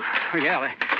That's the kind of stuff you hear. Poltergeist, noisy spirits. You can hear them, but you can't see them. Don't you see, Johnny? It can't be anything normal or natural. Is that the end? No, sir. The old ghost has a regular... See? Hear those shutters banging? There's no wind out there. Why didn't you tell me it'd be like this, Johnny? Let's... Look. Yeah. Lights moving around somewhere outside. You can see the reflection in the trees. But they're green. Ghost lights. Oh! Johnny, look. There's a rocking chair. It's rocking. In front of the window, where old McAndrews used to sit and look out on the town before he died. Give me the flashlight. Here.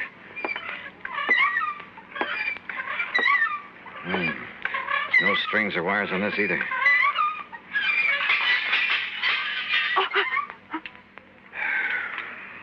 Well, that's the end of it. The same crazy routine every night. It's the ghost of Ian McAndrews. That's all there is to it. Well, from what you fellas have shown me tonight, it kind of looks that way. It is, Johnny. But tomorrow I want to investigate these things in broad daylight.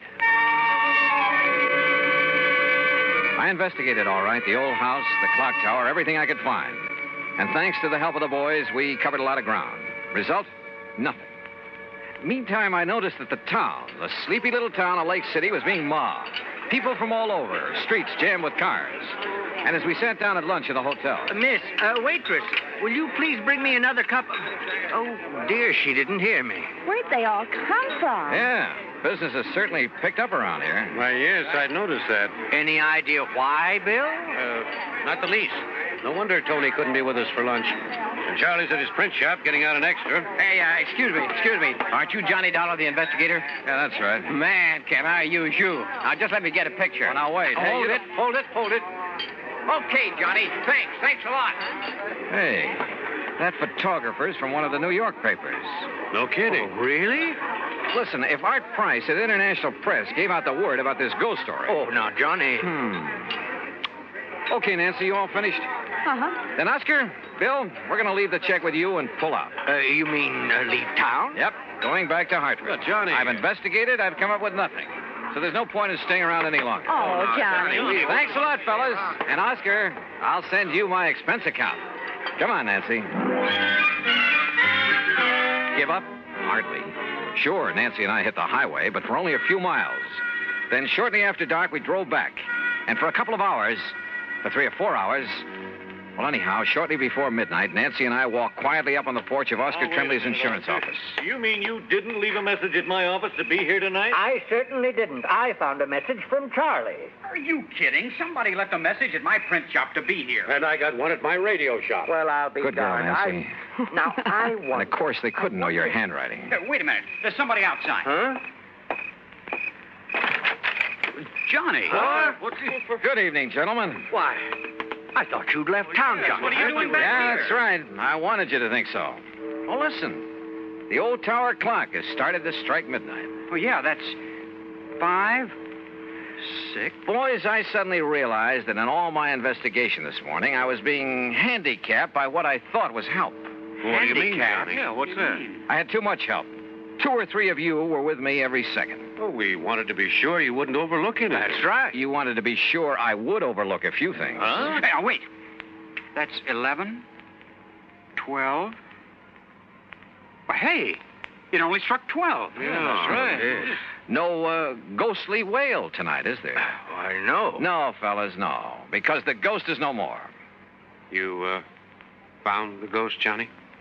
I found out that he's one of you, maybe all of you. Oh, no, what are you talking? Alone, without your careful guidance, I finally located that sub-cellar in the old McAndrews house. You did?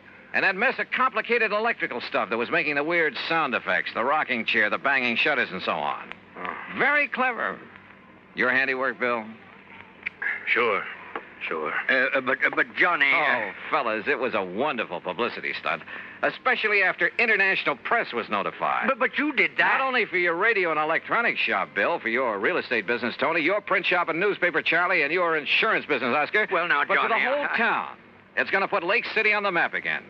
Which is to say, the motive wasn't entirely selfish. No, of course it wasn't. Okay, man. And because of that, and that alone, I won't give you away. Provided the ghost of Ian McAndrews never walks the streets of Lake City again. Well, you can be sure of that, Johnny, darling.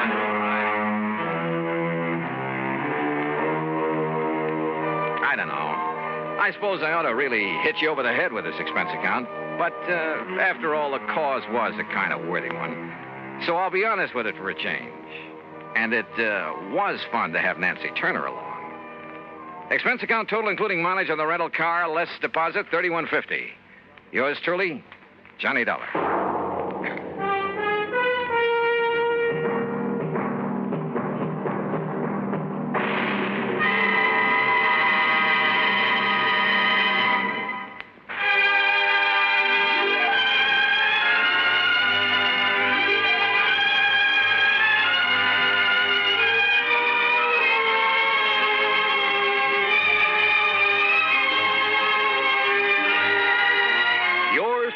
Johnny Dollar, starring Bob Bailey, originates in Hollywood and is produced and directed by Jack Johnstone, who also wrote today's story. Heard in our cast were Virginia Gregg, Forrest Lewis, Joseph Kearns, Russell Thorson, Sam Edwards, and Bob Bruce. Be sure to join us next week, same time and station, for another exciting story of yours truly, Johnny Dollar. This is Roy Rowan speaking.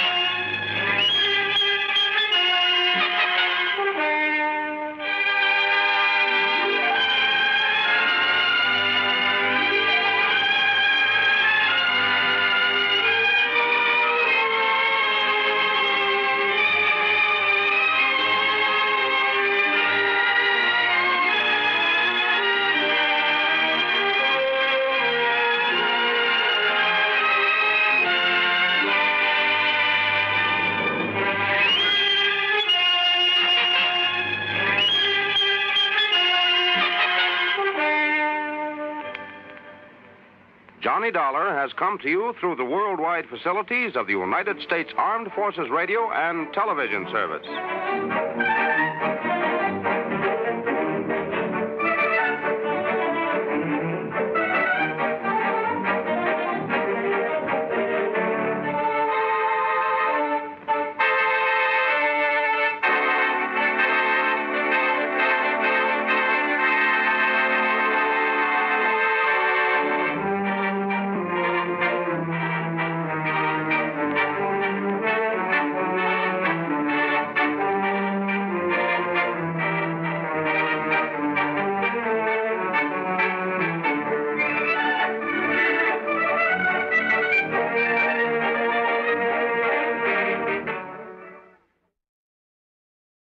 From Hollywood, it's time now for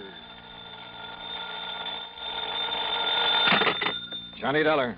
Mr. Dollar, my name is Parley Barron. I'm calling from Hollywood. Hollywood? What insurance company, Mr. Barron? None. You handle all investigations for Eastern Liability and Trust. Yeah, I guess I do. Well, I am sure that they'll be calling you in shortly. What about, sir? A little matter of embezzlement. Oh? Nearly $10,000 that's been stolen from the Berkeley Furniture Manufacturing Company there in Hartford. You're connected with Berkeley Furniture? No, actually I am not. Then what's your connection with this embezzlement? I suggest you check with Berkeley and, of course, the insurance company. Of course. When you have learned the facts from them, I am sure you will find it of the utmost importance to contact me. You sent in Hollywood. Yes. Goodbye, Mr. Dollar. Yeah, but where in Holly... Hello? Hello? Well, he's a lot of help.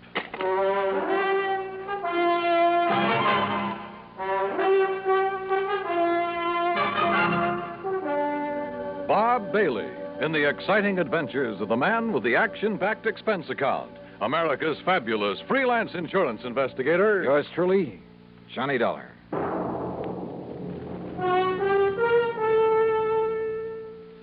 And now, Act One of yours truly, Johnny Dollar.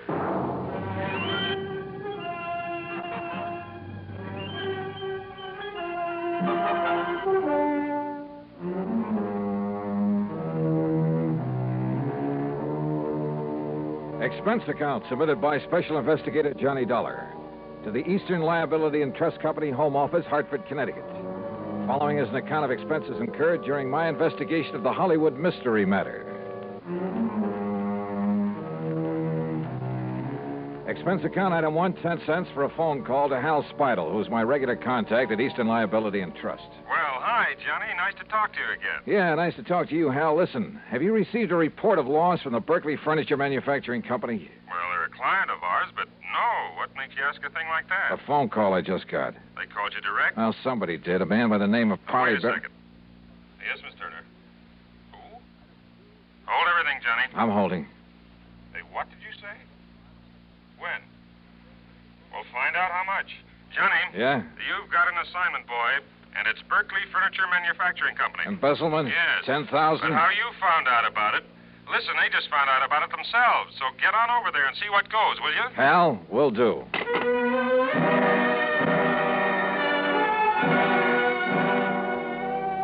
Yeah, my informant, the man who'd called me, had really known something. But how to locate him? Item 2, $1.45 taxi to the Berkeley plant on the northwest edge of town. It's a small company, but an old one. When I flashed my credentials to the receptionist, I was immediately shown into the office of the high and mighty himself. Well, I must say your insurance company acts very promptly, Mr. Dollar. Sit down, sir. Thanks, Mr. Berkeley. I'll get straight to the point, sir. We've suffered a considerable loss. Yeah, so I understand from Hal Speidel at Eastern Liability and Trust. $10,000, wasn't it? Oh, yes, nearly $10,000. But I don't recall mentioning the amount to Mr. Speidel.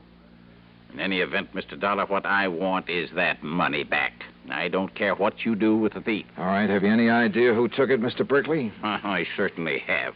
The ungrateful... Who, sir? One of our bookkeepers, a gentleman who has been with the company over 30 years. What are you smiling about, Mr. Dollar? Well, he's stolen this money from you, but you still call him a gentleman. Because I always thought he was. Did his job, never complained. That's your measure of a gentleman, huh? Eh? What's that? How much money did he earn, Mr. Berkeley? $65 a week. What difference does it make? Just wondered. An old man living alone was plenty for him. Unless, of course, he was gambling, something like that. Gambling? Him? Of course not. He never had enough money. Trouble at home, maybe? Is he married? No. He'd never be able to support a wife.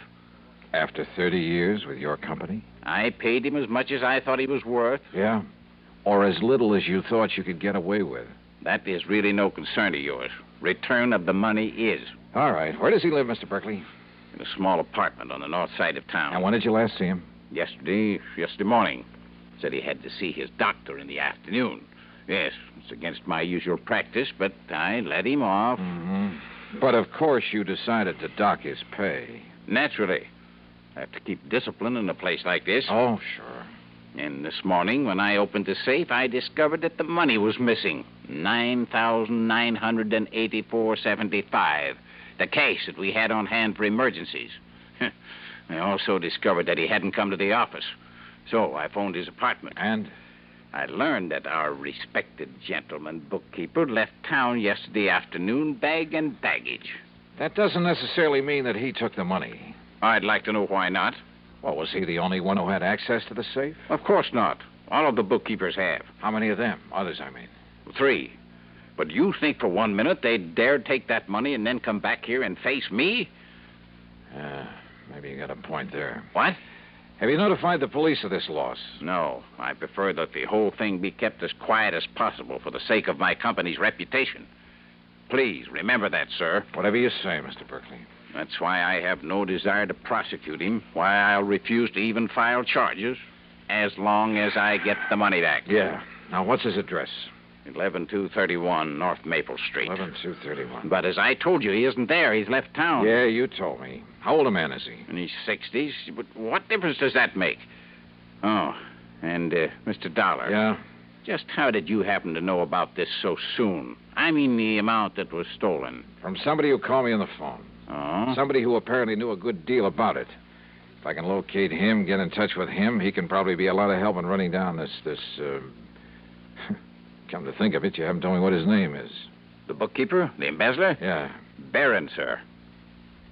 What? Yes. Parley Barron.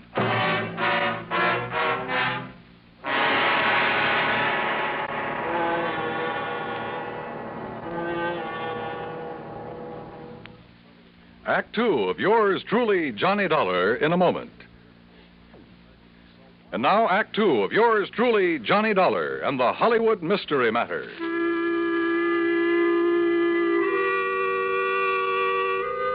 So the embezzler of the $10,000 was Parley Barron, the same man who'd called me on the phone.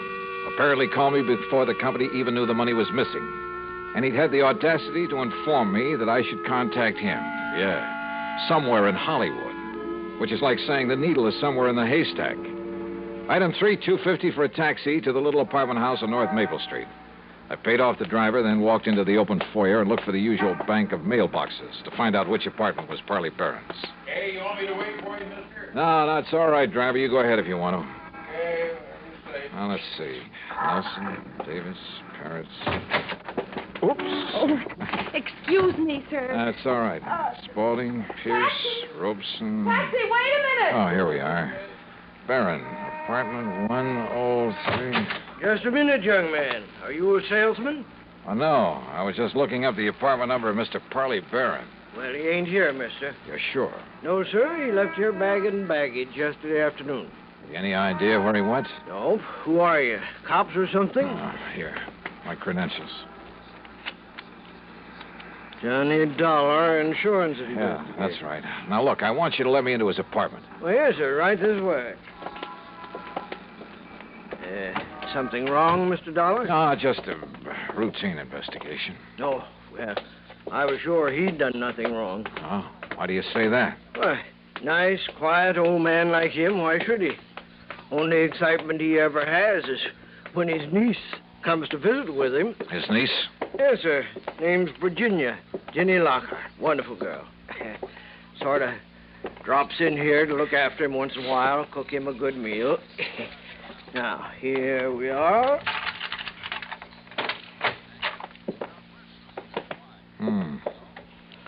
Well, it sure looks like he left in a hurry. Closet's open, doors pulled out. Where can I find this niece you mentioned? Why, didn't you see her when you just came in? That girl who bumped into me down in the lobby, that was Jenny Lockhart? Well, must have been. Guess she dropped in for a visit with her uncle, found him gone, and then lit out again. And I didn't have sense enough to get a good look at her. Well, now, here's a picture of her, mister. Sent it to him from her vacation last winter. Vacation, huh? Blue sky and palm trees. Down in Hollywood, I understand. Is that where she's headed for now? Well, now you got me there. Wait a minute. Yes? What's that you picked up, mister? There's a note, I guess. Yeah, it's addressed to her. Ginny, my dear. The doctor you had me see has finally told me the truth. Is this his handwriting? Yeah, that's his, all right. He's finally told me the truth. I have less than a week to live. Oh, my. And so for the first time in my life, except for some happy moments with you, I'm going to really live. Make up for some of the things I've had to miss all these years. Well, say now. Yes. You may have some idea where I've gone, but please, please, dear, don't try to follow me. Your loving Hollywood. Yeah, like I said, that's what... And she ran off with the taxi I had. Oh, you want me to call you a taxi, mister? I sure do, brother, and fast.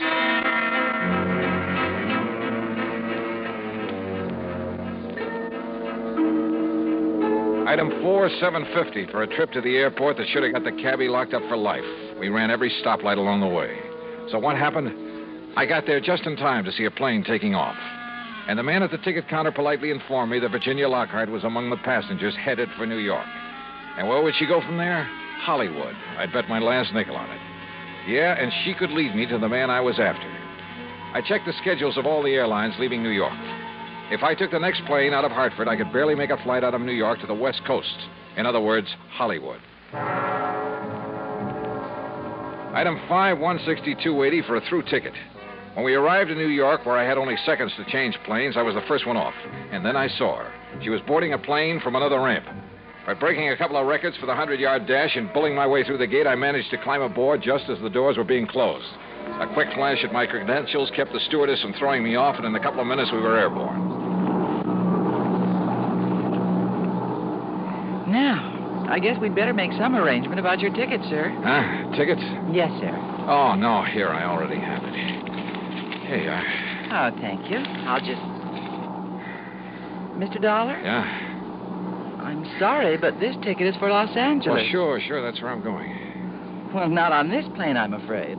Huh? This is a non-stop flight to Miami. What? Yes, sir. Miami, Florida. Act 3 of yours truly, Johnny Dollar, in a moment. Now, Act 3 of yours truly, Johnny Dollar, and the Hollywood Mystery Matter. Wait a minute. This plane is headed for Florida? Yes, sir. Non-stop flight to Miami. But I thought this was... Look, I gotta get to Los Angeles, to Hollywood. I'm sorry, Mr. Dollar. Oh, not half as sorry as I am. So what do I do now? Well, I'm afraid there isn't much you can do. So why don't you go up in the cabin where there's one extra seat and, well, just relax and enjoy it. Okay, miss. Great. I'd been so sure it was Virginia Lockhart I'd seen climb aboard this plane, that she'd lead me to her uncle in Hollywood, to wherever he was in Hollywood. So what happened? I was stuck aboard a plane to Miami. All right, I took the advice of the stewardess and walked forward into the cabin to find a seat. And for once, luck was with me. The one vacant seat in that whole plane was right next to, yeah, you guessed it, to Jenny Lockhart. But why Miami?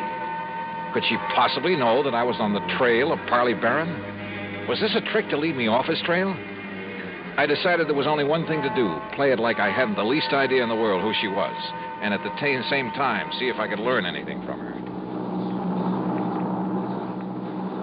As long as we're seatmates on this trip, we may as well know each other.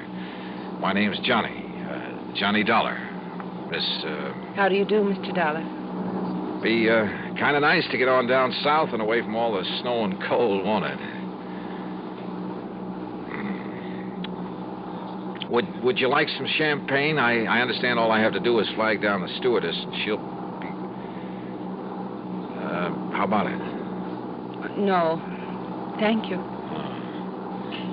Well, excuse me for saying so, but you look worried about something. I'm sure it wouldn't interest you. No, maybe not. But, sometimes it does a lot of good to cry on somebody's shoulder, and since we'll probably never see each other again after this trip, and, well, I have a good broad shoulder. Thank you, but it's not necessary. Oh, sorry, I didn't mean to.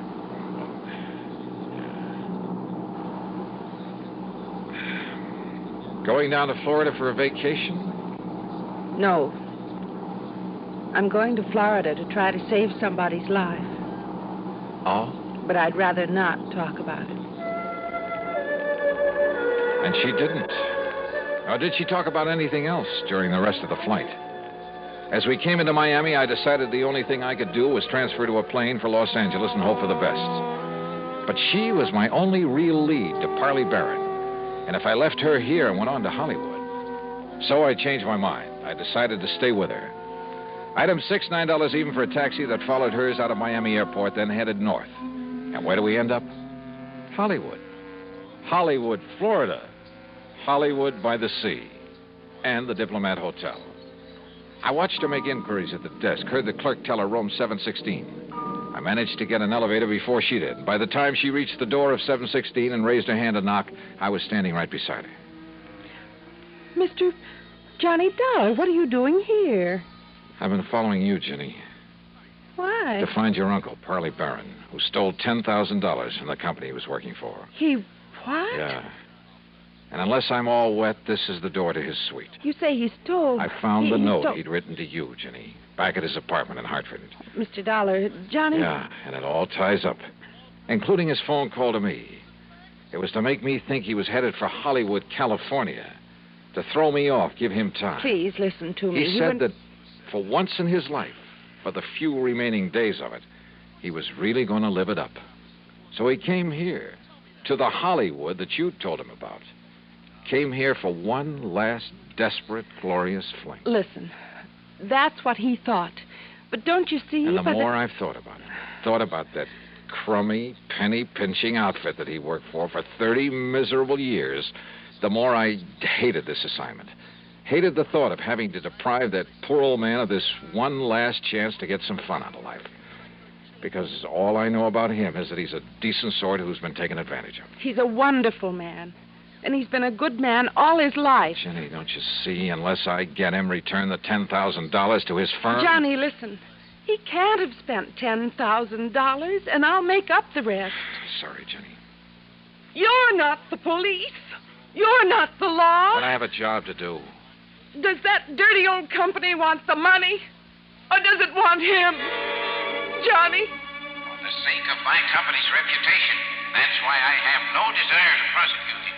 Why I refuse to even file charges, as long as I get the money back.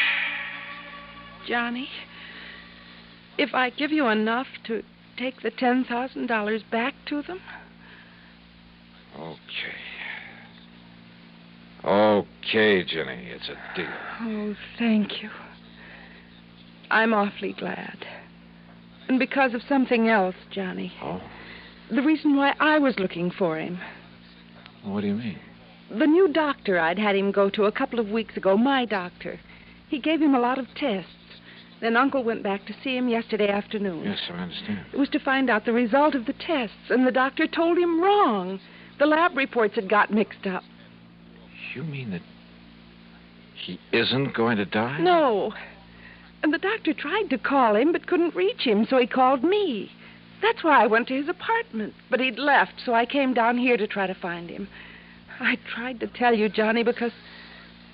Well, don't you see he's going to be all right? Well, then, Jenny, I guess that leaves only one more thing to be done. What, Johnny? Tell him the good news.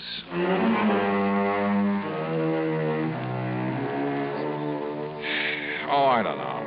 Maybe I'm just a sucker for a good-looking girl. And maybe this makes me an accessory to the crime. But you know something? And you can blame it on the holiday season, anything you like. I don't care. Expense account total, including the trip back to Hartford. Well, a happy new year to you, too. Yours truly, Johnny Dollar.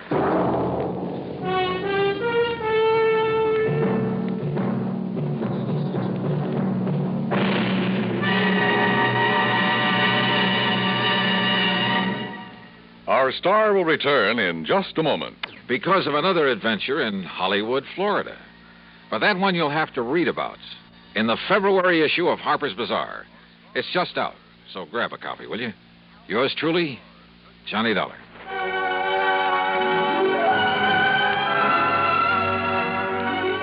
Yours truly, Johnny Dollar, starring Bob Bailey, originates in Hollywood and is written, produced, and directed by Jack Johnstone. Heard in our cast were Virginia Gregg, Gene Tatum, Parley Bear, Forrest Lewis, Junius Matthews, and Frank Gerstle. Be sure to join us next week, same time and station, for another exciting story of yours truly, Johnny Dollar. This is Dan Cubberly speaking. Gunsmoke rises today on the CBS Radio Network.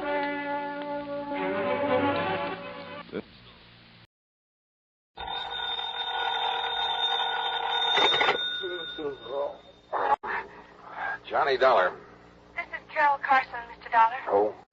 You don't know me, and I'm sorry to be calling so late. What time is it, anyway? About 1 a.m. A friend of yours, Mr. Ralston, mentioned your name to me yesterday. What, Ralston? He said you were here in New York for the weekend and mentioned your hotel. Look, Miss Carson, is it? Yes, Carol Carson. Yeah, it's nice talking to you and all that, but it is rather late. When I realized what had happened a few moments ago, you were the first person I thought of. Maybe you can help me, Mr. Dollar. I need help badly. What's the trouble? I'm at the apartment of Everett Reed on East 67th. Could you come over? Any particular reason? Yes. I think I've just killed him, Mr. Dollar. I'll be right over.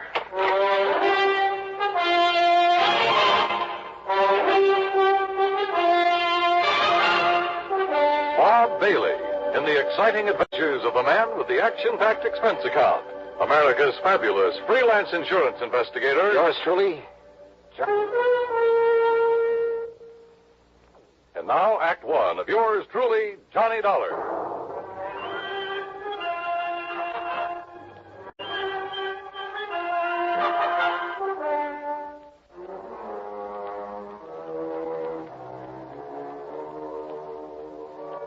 Expense account submitted by Special Investigator Johnny Dollar to the Universal Adjustment Bureau, Home Office, Hartford, Connecticut.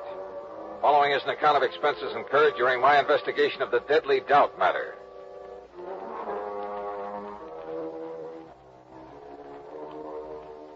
Expense account item 1, $1.80, cab from my hotel to the apartment of Everett Reed on East 67th. Carol Carson was waiting for me at the door. She looked sort of dazed as she pointed to a body on the floor. He's dead, Mr. Dollar. Everett Reed, let's see. Yes. This is his apartment. You said over the phone you thought you'd kill him. Well, he's dead, all right. That's not what I meant. I meant I thought I was the one who killed him. I'm not sure. Oh? I don't know.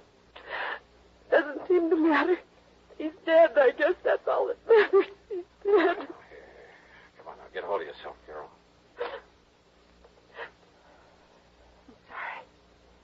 I guess I'm not making much sense.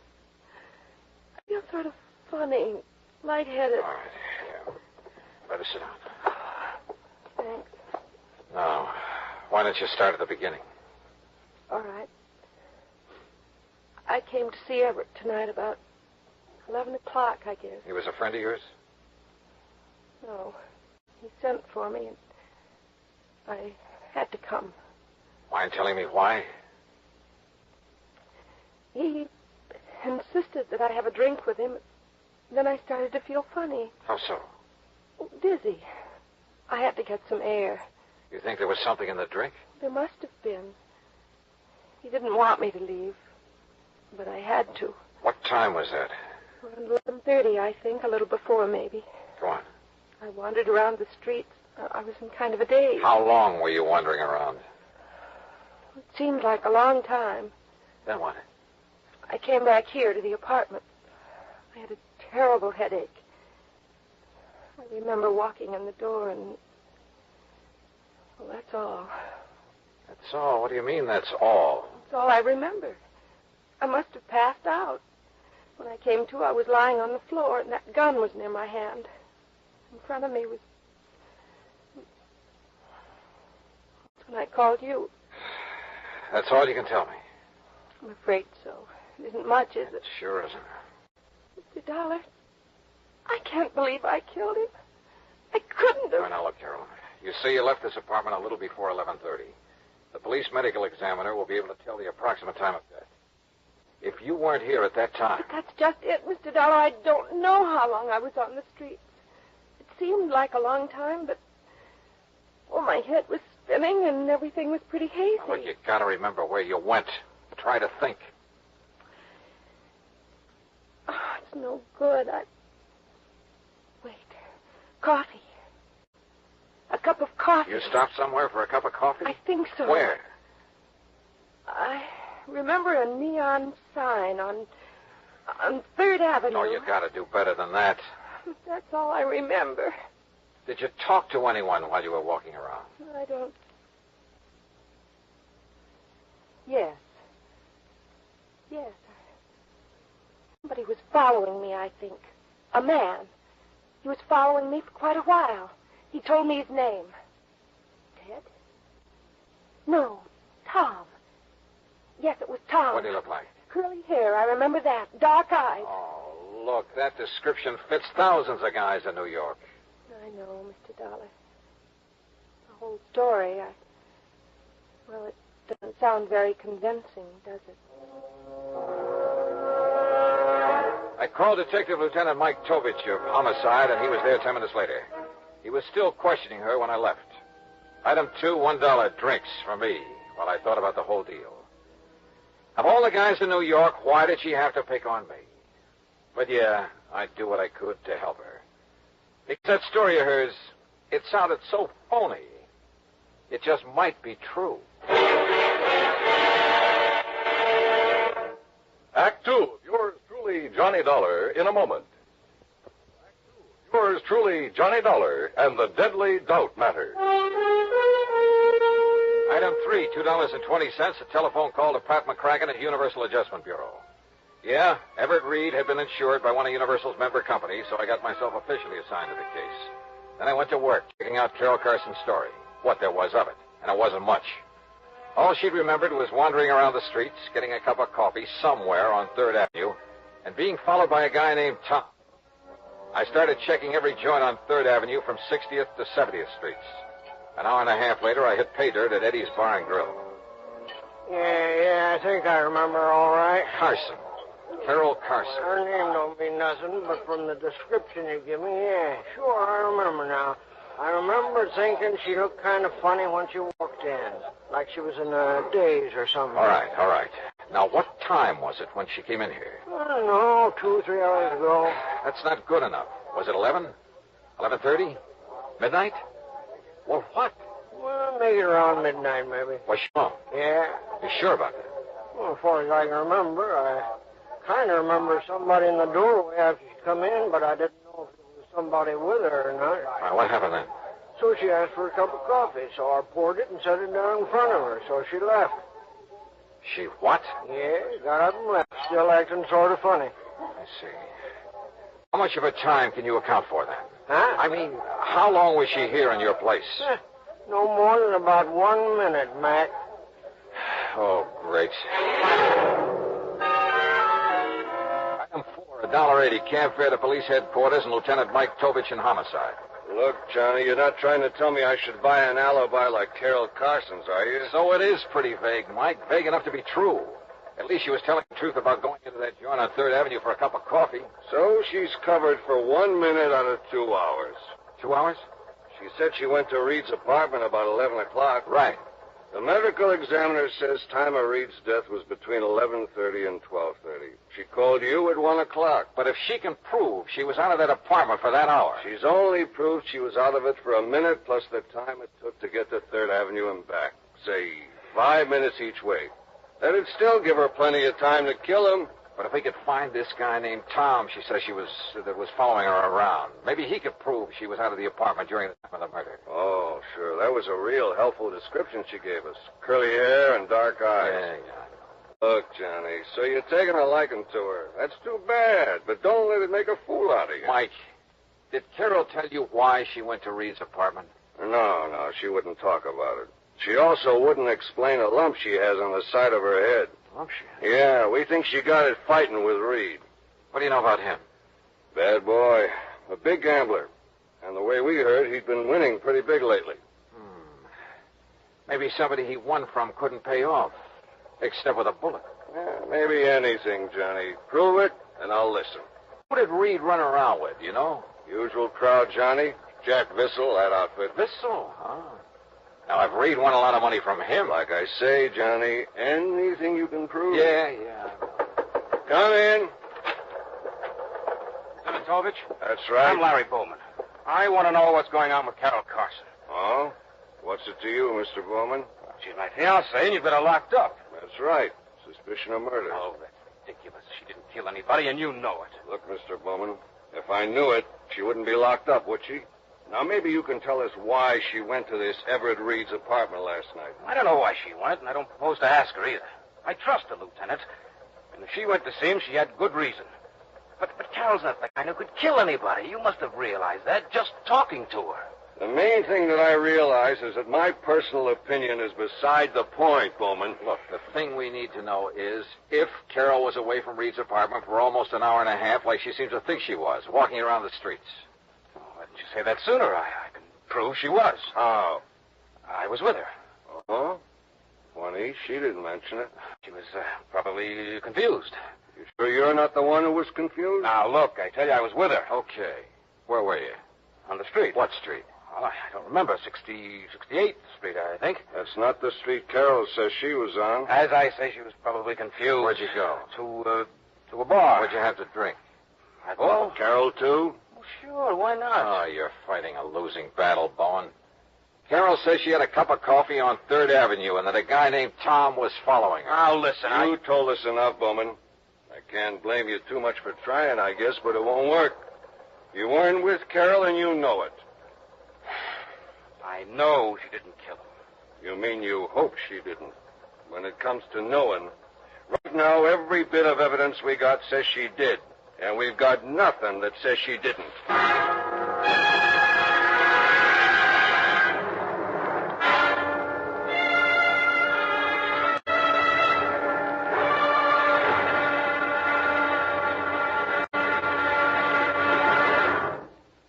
Act 3 of yours truly, Johnny Dollar, in a moment. Yours truly, Johnny Dollar, and the Deadly Doubt Matter.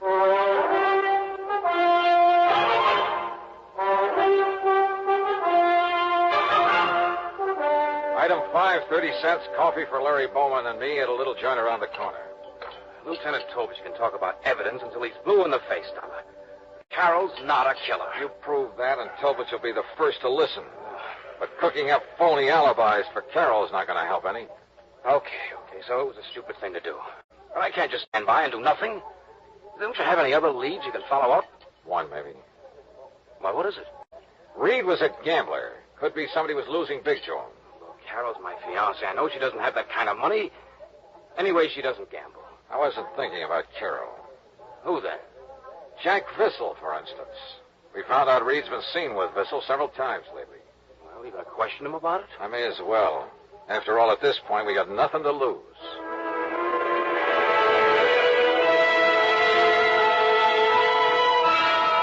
You're barking up a wrong tree, Dollar.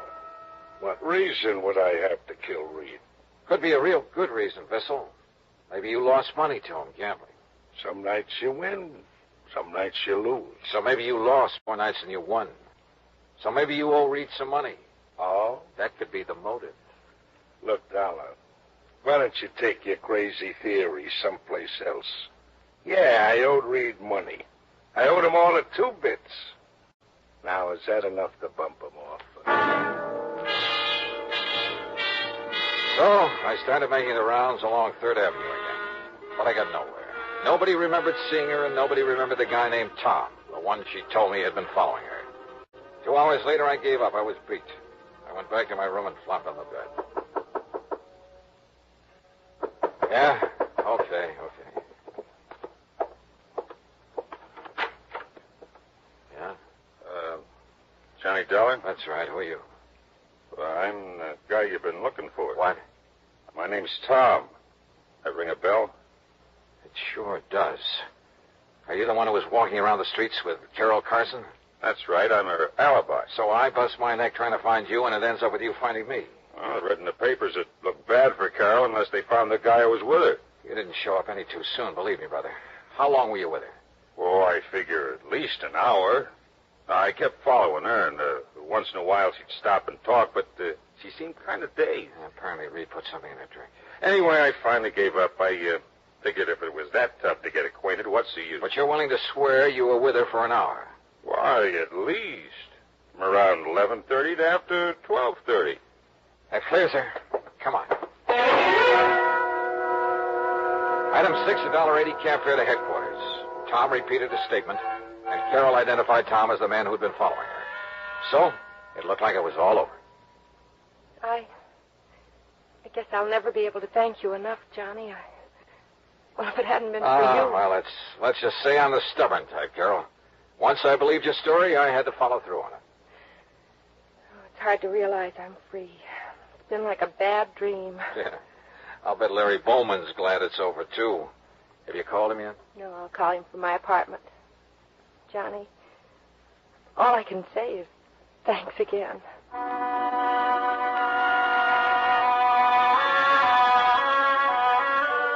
Carol took a cab to her apartment. I started back into the building, and then, out of the corner of my eye, I spotted another cab pulling away from the curb, following Carol's. And it was Tom. I figured I'd better join that procession. I tagged along to Carol's apartment. Inside, I could hear voices. The door was unlocked. Carol was in the process of handing over some money to Tom. Johnny! Yeah. Looks like I got here just in time to witness the payoff. So you bought yourself an alibi, Carol. No. Now, look, Dollar. You better stay out of it. Carol, I gotta hand it to you. You really had me fooled. Well, you don't understand, Johnny. Don't be a sucker, Dollar. Cut yourself in on the pie. I'm willing to have a partner. What are you talking about? Well, last night when I followed Carol back to Reed's apartment, just as I was leaving, I spotted somebody coming down the fire escape. I followed him, found who he was and where he lived. Then when the story came out in the papers, I realized I knew who the killer was. So I figured I could make some dough out of it. But not as long as Carol was in jail. Johnny, just now when he wanted money to keep him from telling the police, I didn't know what to do. I thought if I gave him what I had, it would keep him satisfied until I could figure... Larry, no! No! I spun around, but it was too late. Oh! Kicked at the open door. It struck Larry's arm, deflected his shot. Before he could shoot again, I nailed him. Oh.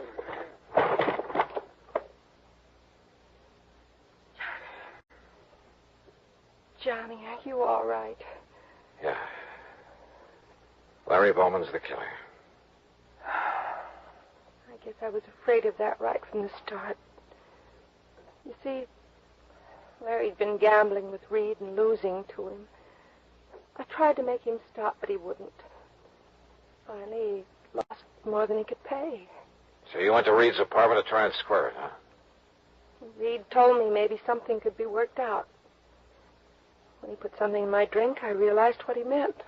That's why I got out. And Larry entered the apartment when you were away, killed Reed, slugged you when you came back, and planted the gun on you. I guess so. I wasn't sure until Tom told me he'd seen Larry climb down that fire escape. At first, I just couldn't believe that Larry would... How do you figure a thing like that, Johnny? How do you figure it?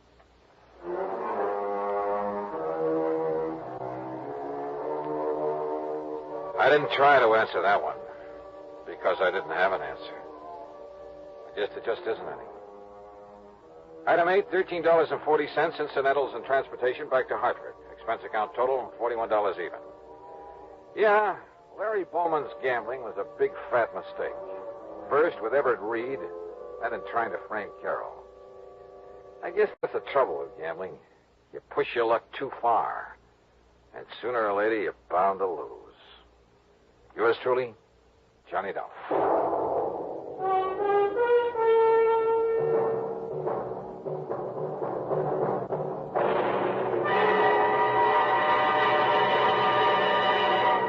Our star will return in just a moment.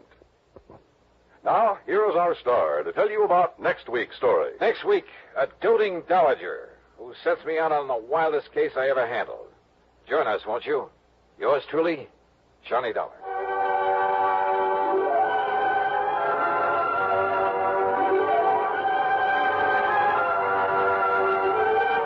Yours truly, Johnny Dollar, salutes station KRMG in Tulsa, Oklahoma.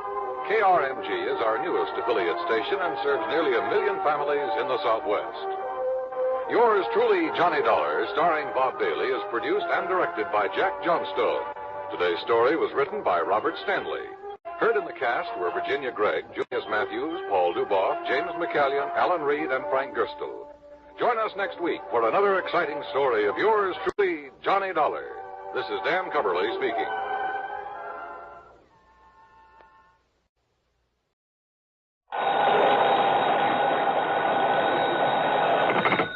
Johnny Dollar. This is the Milford Advertising Agency in Denver, Colorado, Mr. Dollar. Advertising agency? Mr. Horace W. Milford would like to speak with you. Hold on, please.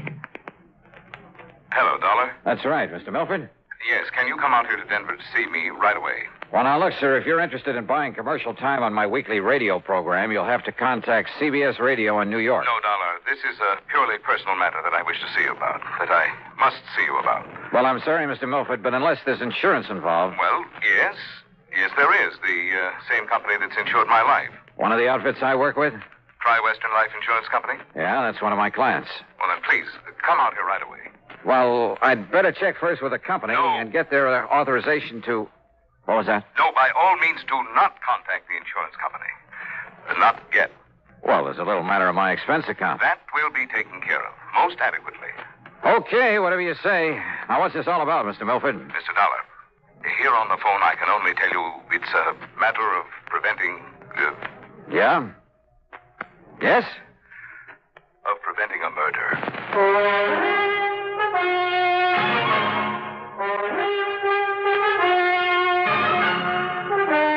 CBS Radio brings you Bob Bailey in the exciting adventures of the man with the action-packed expense account, America's fabulous freelance insurance investigator. Yours truly, Johnny Dollar. And now, Act One of yours truly, Johnny Dollar.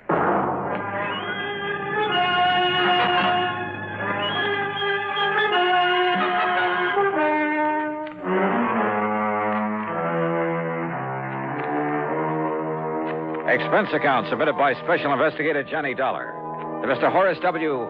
No, to the Tri-Western Life Insurance Company. You'll see why later on. And following is an account of expenses incurred during my investigation of the hired homicide matter. Expense account item 1, $77 plane fare.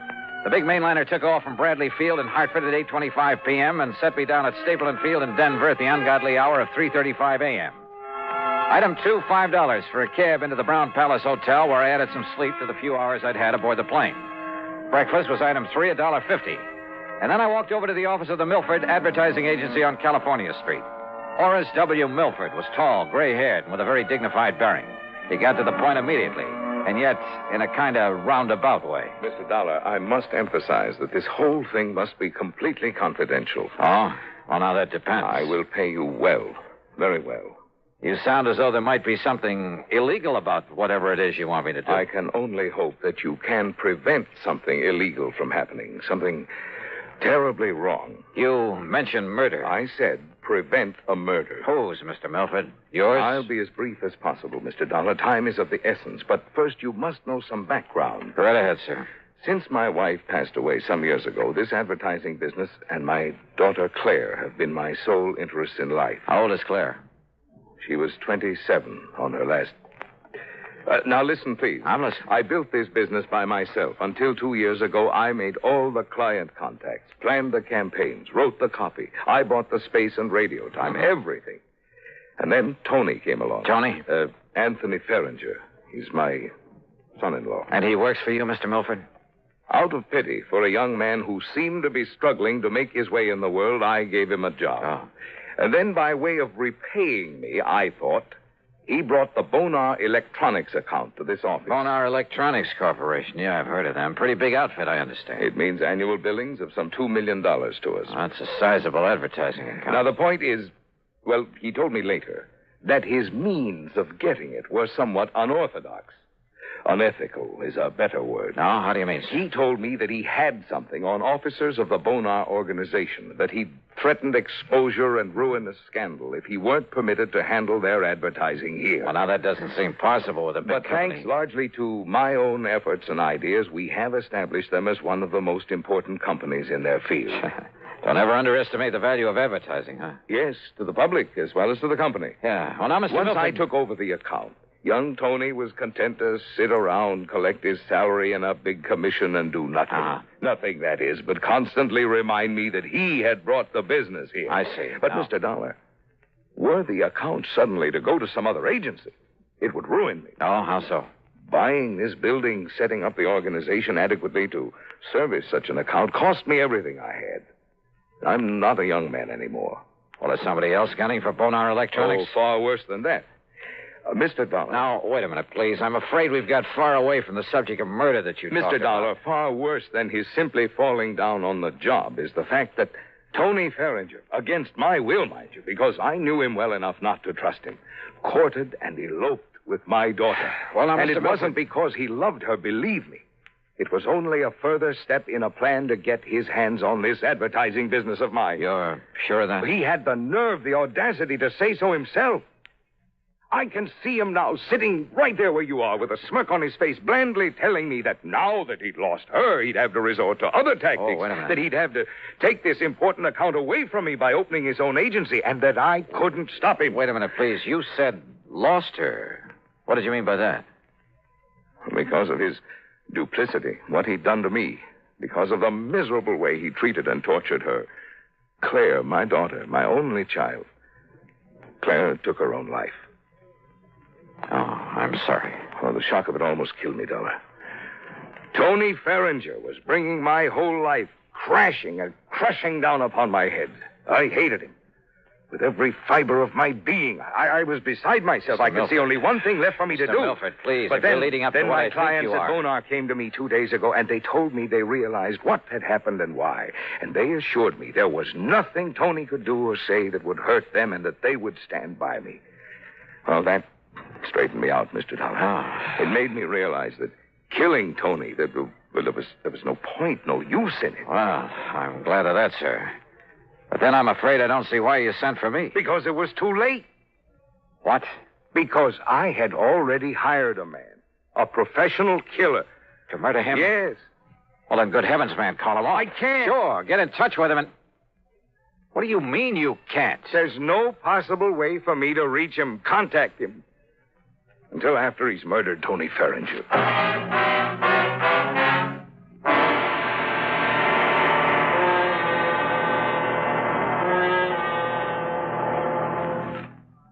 And now, Act Two of yours truly, Johnny Dollar, and the hired homicide matter.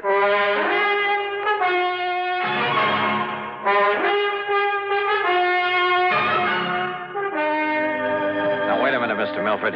You mean there's no way to reach this hired killer to call him off, to tell him not to murder Tony Ferringer? No, none whatever. But look here, you can't just Mr. stand... Dollar, when the only thing I wanted in life was to see him dead for all the terrible things he did to me and to my daughter, I went about arranging it very carefully. How? By means I don't need to go into here. I finally established a contact in the underworld here in Denver. Sort of a stool pigeon, I suppose you'd call him. A man named Eric Blinker. Yeah? For a price, Blinker had the killer contact me at my home. Do you know the name of this killer? Well, he only told me that if he felt it necessary to phone me or to contact me in any way before the job was done, he would identify himself as Blackie. Oh, great. Then the only thing you can do is contact this Eric Blinker again. No. Tell him to call off Blackie. Have Blackie get in touch with you. No, Mr. What do you mean, no?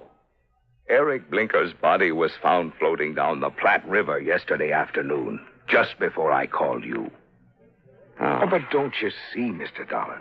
Unless we can somehow contact this Blackie, he'll go ahead with the murder. The murder I arranged.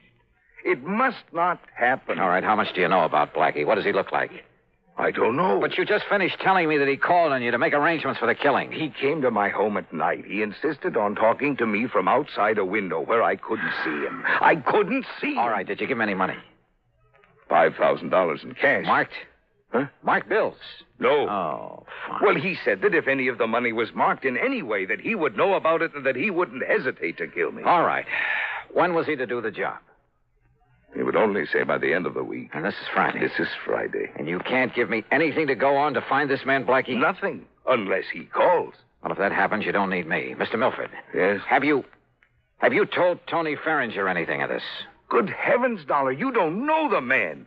Can't you see what would surely happen if I did? He would bleed me for everything I have. Me, accessory to a plot to murder him. Don't you see what that means? Yeah, sure I do. And if you were to call in the police, it would be just as... Oh, yeah, Mr. Milford, you've really stuck your neck in a noose. Somehow you've got to get me out of this. You? What about Tony? Right guy or wrong, he's the one who's going to be killed. Well, I meant stop this thing. I don't want his blood on my hands, not anymore. Somehow you've got to stop this killing. Oh, yeah, sure, great. But how? You got any good ideas? Hey, a phony telegram, something like that. What? Yeah, some kind of a message telling Tony to get out of town. But if it weren't to reach him soon enough, or if he were to disregard it. If you were to go to the police. Oh, I'd sooner kill myself. I might as well. Or contact them. An anonymous warning, maybe. There is only one place from which Tony Ferringer might expect trouble. From me. Mr. Milford. Well... Oh, I don't know. So help me, I don't know. I'm not even sure you deserve help after what you've done. I beg you, Mr. Dollar. Hey, you told me on the phone there's insurance involved in all this. Well, when he first came with me, Tony had his life insured. He named some distant relative as the beneficiary. Through Tri-Western Life? Yes. But he didn't even name Claire in it when he married her. Yeah, well, that's beside the point now. Do you have an idea, Mr. Dollar? Is some way... No. I was just thinking it's not only your neck I've got to look out for now, but I got to keep the insurance company from having to pay off on Tony. You could watch over him. Oh, yeah, sure. Sit on his lap for 24 hours a day without his knowing it? Where is he now? I don't know. Well, where does he live? Well, then you will watch over him. We'll see. Scribble down his address and phone number for him. Oh, yes, of course. He lives at 425. Now, what does he look like? About the same height and weight that you are. Here. Very good. 425. But his hair and complexion are somewhat different. Tony! That's right, Papa. And who are you, mister? I take it you're Tony Ferringer. That's right. Oh, Tony. Oh, listen, you old fool. I just found out you spoiled my chances of starting my own agency. That you can't bone our electronics into staying with you. No, it's because you lied to me about the way you got us that account. Oh, but so Tony, you finally caught on. Now, Tony, will you listen to me? You listen to me. I'm not going to let you get away with this. Please, Tony. Or maybe you will. Maybe I can't stop you. But believe me, you're going to pay me plenty. Tony, will you How? please Why? I haven't figured that out yet. But you'll pay me, Papa. Just remember that. Wait. Oh, dear. I don't know. I don't know what to do. Just keep your shirt on, Mr. Milford. Yeah. What? Yeah. And wish me luck.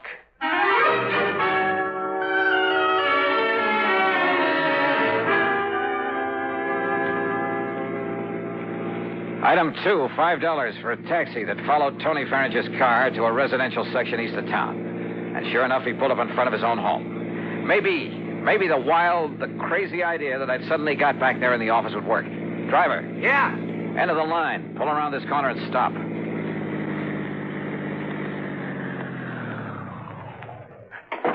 All right, here's a 5 spot. Stick around for a while. Instead of walking up to Tony's front door, I sneaked around to the back, half hidden by a hedge at the side. I hoped that none of the neighbors would see me, raise a fuss, or report me as a prowler. I rang the buzzer at the back door, then stood aside, flat against the wall, so that whoever opened it wouldn't see me. I hoped. Yes? Yes? Hello, somebody ring this door buzzer? Yeah! And now if the rest of this wild plan works out, in you go, Tony.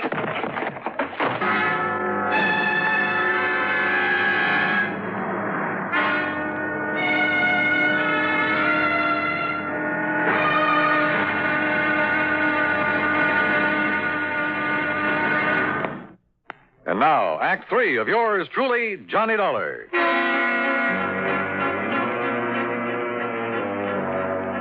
After wasting some fine Scotch whiskey, pouring it on Tony Ferringer's clothes, item 3 was another 5 to the cabbie for helping me haul my apparently drunken friend to a cheap rooming house over on the other side of town. A place run by a frowsy old dame who called herself Ma Letcher. Sure, mister. Just carry him up and let him sleep it off in this room here at the top of the stairs. Here, I'll open it up for you. Yeah, thanks. You ask me. Somebody must have hit him with a bottle. Here you are. Well, you can lay him onto the bed. This room will cost you $1.50, though. All right, here's a fire spot. Well, thanks. And who'll I tell him? And here's another for telling him a taxi driver brought him in here. Somebody you never saw before. Oh, don't worry. I know how to keep my mouth shut when I get paid for it. Paid good, that is. Okay, I'll make it 10 here. Well, mister, you ain't got a worry in the world. Want to bet?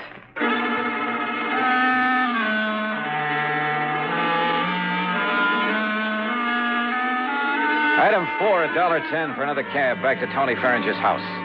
Again, hoping none of the neighbors would see me, I let myself in the back door with a key I'd taken out of his pocket. I figured all I could do now was sit around and wait until the killer showed up.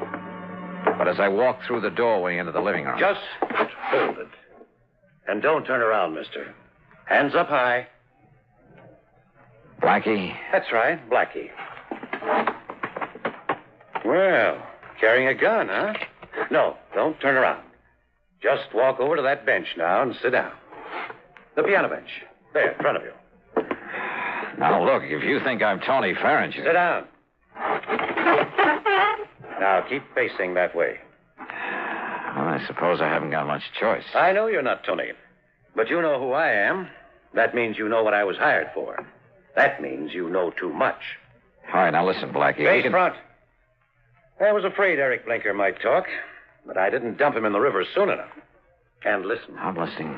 You think I won't get Tony? Well, you're wrong. I saw you take him into that crummy rooming house. I saw what you did to him, too. He won't be moving out of there for a while. That means I have plenty of time. Hey, Blackie, so, listen. mister, I hate to do a killing without getting paid for it. But as long as you know so much, well, I'm afraid you don't give me much choice, do you? Are you talking for your own amusement? I'm giving you a chance to say your prayers, if you still know how. Hey, Blackie, look, Face we can... front. Well, what difference does it make? What? If I should see you, I mean. If you're going to kill me... Let's just say I prefer it this way. Are you ready? Are you kidding? You think you're going to get away with this? I'm absolutely sure of it. And I asked you, Do you think I'd come here looking for you without taking precautions? I think you've said enough. Now, do you feel this gun in the back of your head? I could tell by his voice that he stood directly behind me. I put my right heel tightly against the leg of the piano bench. And then as I felt the cold muzzle of his gun against the back of my head, I suddenly dropped to the floor, kicking the bench against his legs.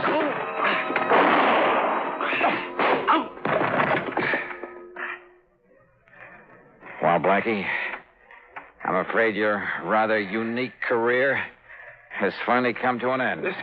Listen, if you... Down, boy, down!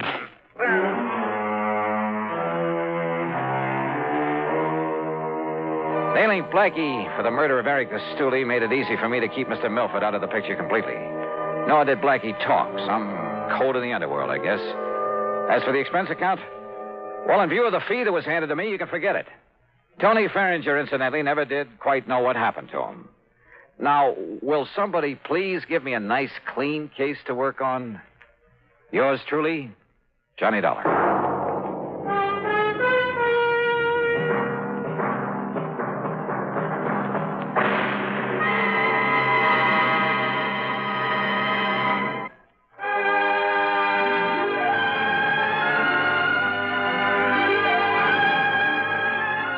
Yours truly, Johnny Dollar, starring Bob Bailey, originates in Hollywood and is written, produced, and directed by Jack Johnstone. Heard in our cast were Virginia Gregg, Marvin Miller, Lawrence Dobkin, and Russell Thorson. Be sure to join us next week, same time and station, for another exciting story of yours truly, Johnny Dollar. This is Dan Coverly speaking. Johnny Dollar has come to you through the worldwide facilities of the United States Armed Forces Radio and Television Service.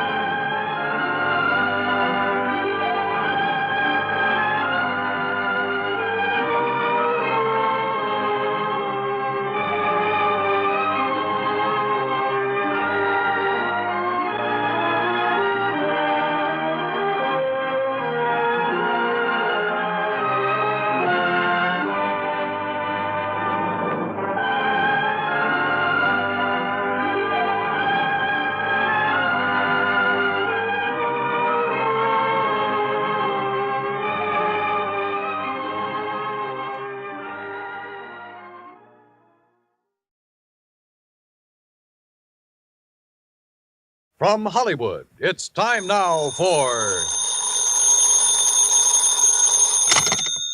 Johnny Dollar. Hi, Johnny. Who dat? George Reed. Well, Merry Christmas, George. Is it? Oh, what's the matter? You ever hear of Jediah Gillis? Eccentric? Owns about half of Rhode Island? That's the boy. A couple of weeks ago, he wrote a special policy on an item he wanted insured. And it's up and disappeared, huh? How'd you know? Oh, just a wild guess. What did he lose? I hope you're sitting down, Johnny. Yeah? Why? Because the insured item is a mouse. House? Mouse. What?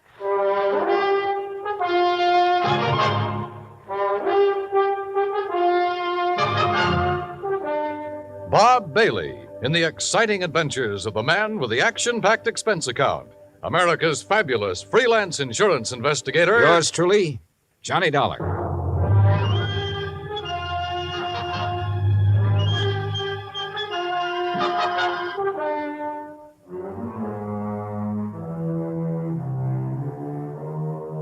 Expense account submitted by Special Investigator Johnny Dollar to Floyd's of England, American Branch Office, 443 North 15th Street, Hartford, Connecticut.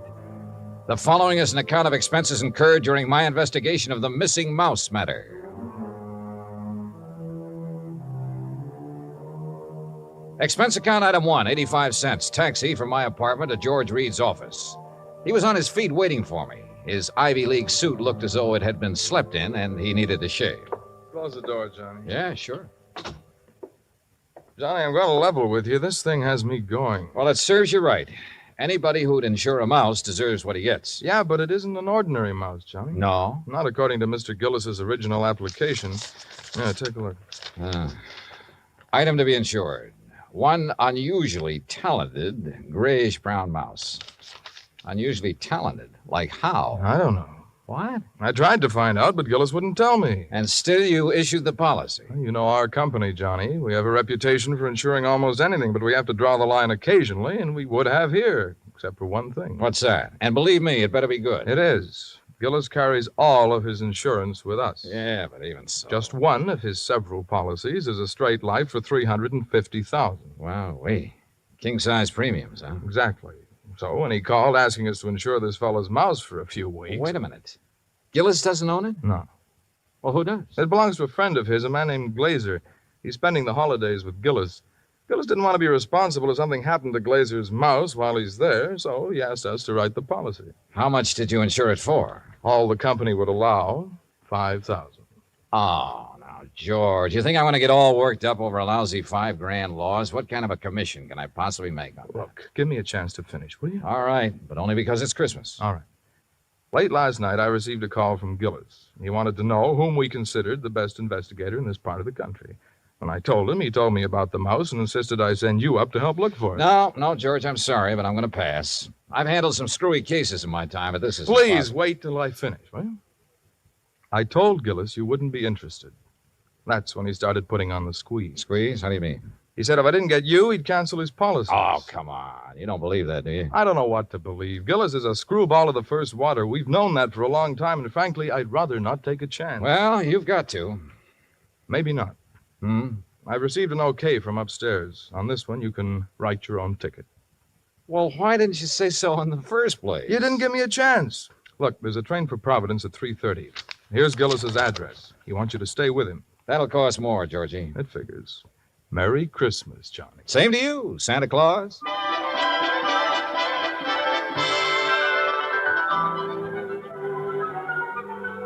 Expense account item 2, 85 cents, cab fare back to my apartment. I was intrigued by what George had told me and by what his company was going to add to my bank account, so I didn't really mind changing my plans for the holidays. Expense account item 3, $18.90, transportation, including a round-trip ticket, Hartford to Providence, and cab fare out to the Gillis residence. Palace would be a better word for it. It stood in the middle of a large wooded park. Must have been half a dozen acres, all of it surrounded by an old-fashioned iron fence. I dismissed the cab and had started toward the front door when it opened. And standing against the light, watching me, was a tall, beautiful girl.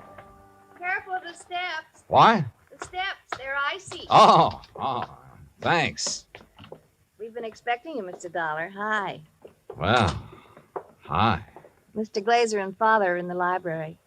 Would you like to meet him now or wait till after you're settled? I'm afraid I'd better see them right away, Miss Gillis. Marion, Johnny. Well, come along. You know, for the first time, I'm glad I came home for the holidays. Home from where? New York. Here we are. You'll have to come visit me, Johnny. Maybe I'll do something drastic, like losing a mouse to guarantee it.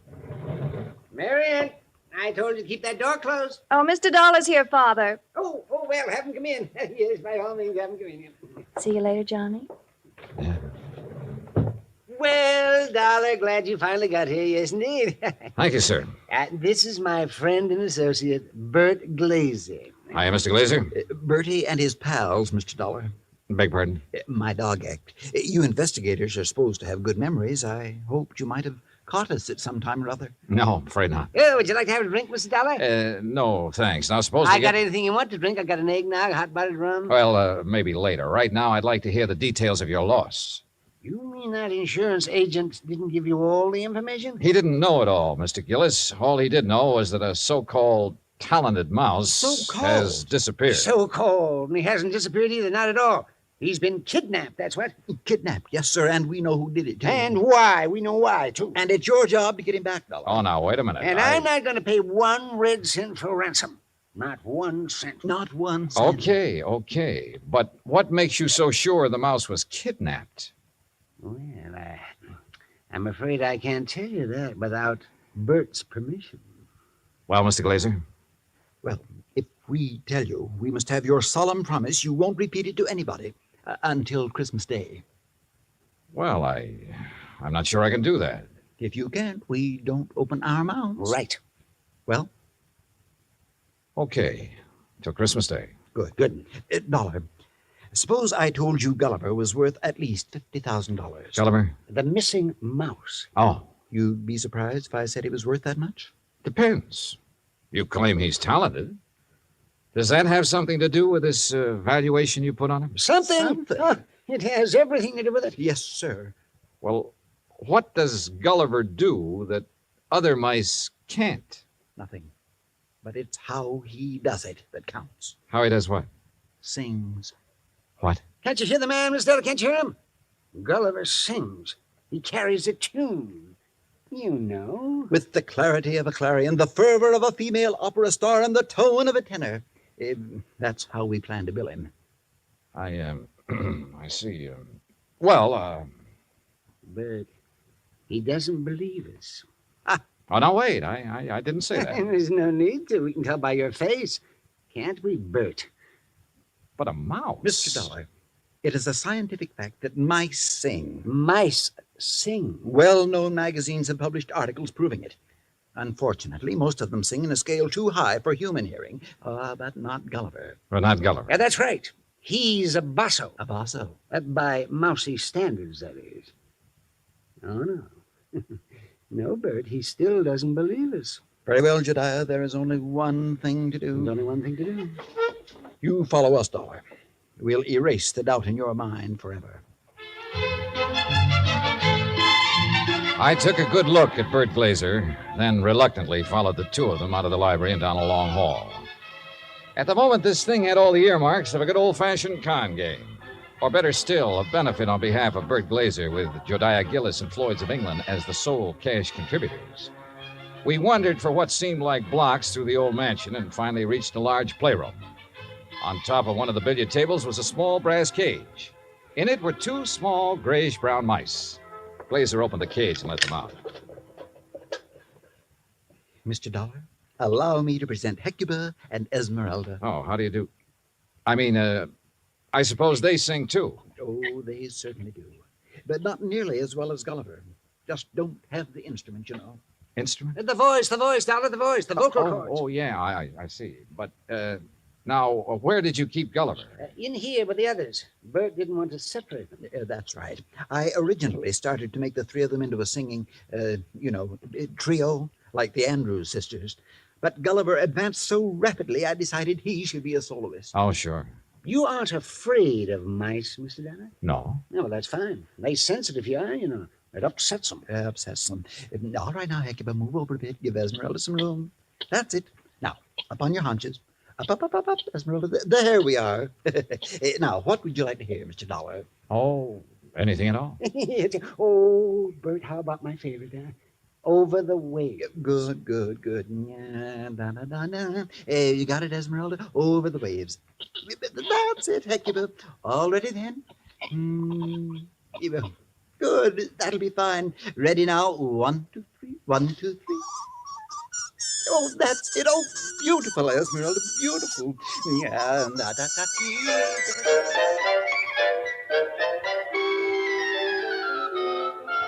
Well, I won't say I was convinced, but I won't say I wasn't. But I will say those mice were singing something, or giving a mighty good imitation of it. We returned to the library, and this time I sampled the eggnog liberally. Is that all right, Dollar? Oh, fine, thanks. Well, Dollar, you know now why we believe Gulliver was kidnapped? Well, I'm not sure.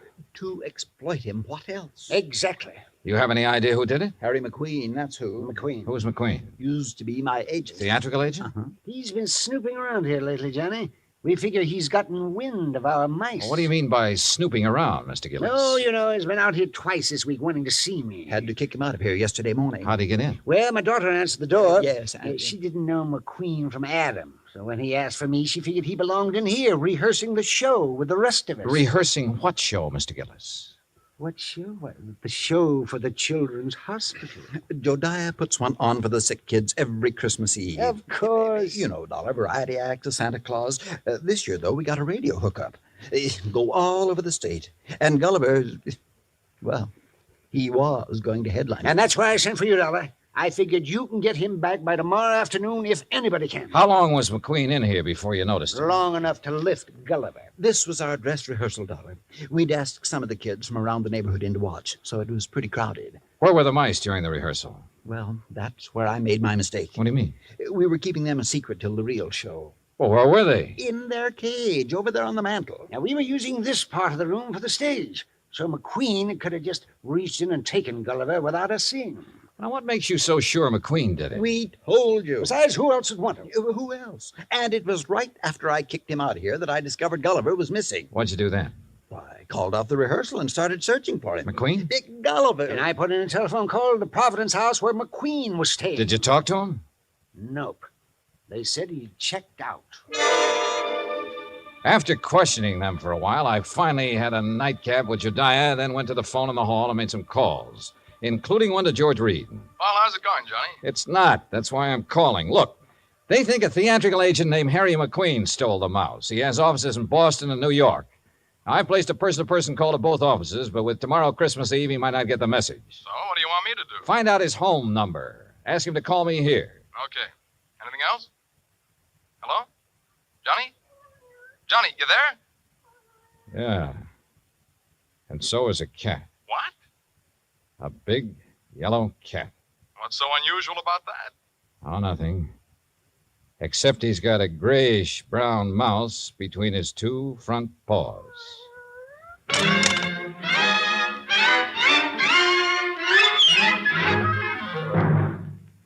Act Two of yours truly, Johnny Dollar, in just a moment.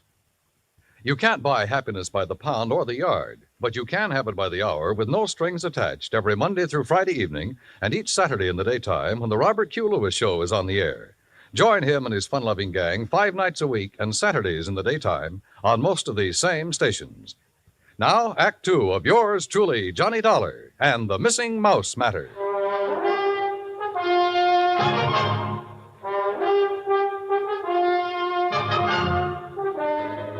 I was standing in the hall of Jediah Gillis's home looking at a big yellow cat that had a mouse between its two front paws. As far as I was concerned, a mouse is a mouse, and this one could be Gulliver. I cut short my phone conversation with George Reed, then started toward the cat. Here, kitty. Here, kitty, kitty. Nice, kitty. Pretty kitty. Mama, Here, kitty. Mama, where are you? Here, kitty, kitty. That's a good kitty. Now, kitty, let me have the little mouse. Mama, you naughty cat. Where? Oh, This cannibal belong to you, Marion? Yes, I promised Father I'd... What do you mean, cannibal? Take a look. Oh, no. Oh, yes. And he's very, very dead. Oh, you don't think it's Gulliver, do you? Well, Mr. Glazer will have to identify him. And if he is, Well, that's that. Oh, no, Johnny. What do you mean? Oh, Johnny, please, you don't have to tell him, do you? Well, sure. If it's Gulliver, this thing's cleared up. If it's not, your Rama gets a reward for being a good mouser. Oh, Johnny, please. Dad almost had a fit when I arrived here with Rama. He made me promise to keep him in my room. This the only time he's been out? Well, no. Oh. He was out for a little while yesterday while they were rehearsing. I didn't notice he was gone till after lunch. Then the corpse could be Gulliver's. Oh, Johnny, if it is, there's nothing we can do about it now. And if you tell my father, besides making him angry, it'll break his heart. All right. I won't say anything until tomorrow night. Oh, thanks, Johnny. Night. Good night.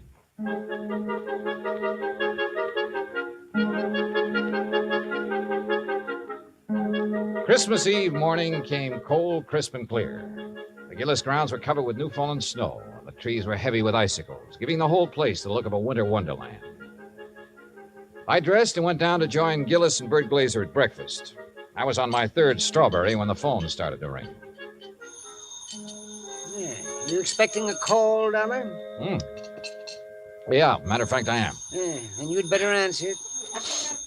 If it's somebody at the broadcast station from me, tell them I'll be at the Children's Hospital at noon. They can call me there. Right. Hello? Johnny Dollar? Speaking. Look, I don't know what's going on down there or why you're going to pester me about it. Who is this? Harry McQueen. Who did you think? Well, I wasn't sure.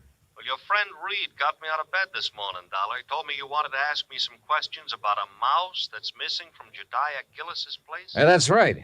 What do you know about it? Well, I've done a lot of pilfering in my time. I've taken towels from hotels from Maine to Miami and Seattle to Bridgeport. But I never had to stoop so low as to steal a mouse from any hotel, garbage dump, trap, or field. Do I make myself clear? Perfectly. Except for one thing. Yeah? This particular mouse was a performer. Was a what? He was trained, did tricks. Still doesn't interest me. Well, then why were you trying to see Mr. Gillis? To get some of my people on his Christmas show. Anything wrong with that? No. There'll be a lot of publicity about it. Would have done him a lot of good. And you're sure you weren't interested in the mouse? Look, Dollar, when I went into this business 18 years ago, I swore then I'd never handled kids, belly dances, or animal acts. But you handled Bert Glazer's dog act. Is what? Dog act. Bertie and his Oh, pals. somebody's feeding you a line, Dollar. That act was billed Bertie and his pal, and the pal is a dummy. Glazer's a top-notch ventriloquist. He's a master. You hear me, Dollar? Yeah, Harry. I hear you fine. I had to do some thinking, so I put on my coat and went outside for a walk around that wooded park. What I had just learned about Glazer confirmed what my instinct, my common sense, had been telling me all along. Except for one thing. The performance given by Hecuba and Esmeralda the night before. If Glazer had been doing the singing for those two mice, he was a master ventriloquist. Which was exactly what Harry McQueen said he was. I'd started back toward the house, wondering if I should get Jediah aside now and tell him or wait until after the show, when something soft and cold hit me on the back of the head. Hey! Sorry, Johnny, I couldn't Oh. resist such a serious target. Anything new? Well, if you mean, have I found Gulliver, the singing mouse? No. Dad told me to tell you if Gulliver does turn up before 1:15, rush him over to the hospital. Yeah, sure. But I think that's extremely unlikely. You think Rama got him, don't you? If he did, he got a very ordinary mouse. He didn't get one that sings. I'm afraid I lost you. Doesn't matter. Oh, now I wonder what he wants. Who? That boy on the porch. Oh, well, if this was Hartford, I'd say he was the paper boy coming around to collect. Well, it's not Hartford, and he's not a paper boy because Dad doesn't subscribe to anything but Fortune. Oh, well, then he's selling something. Well, if he is, he's not going to give us a chance to buy any. Johnny, looks like we scared him off. That's funny. Hey! Hey, come back! He sure tore out of here when he saw us. Wonder what he wanted. Do you suppose he was one of the kids they invited in to see the dress rehearsal? Well, if he was, what would he be doing back here today? I don't know. Let's take a look around. We found it in the playroom, near where Gulliver's cage had been. It was a roundish metal clamp, the kind a boy wraps around his trouser leg when he's riding a bike. I was about to call the hospital and ask Jediah for a list of all the kids they'd invited to the rehearsal when the front doorbell rang. Johnny, it's that boy again. Better let me get in.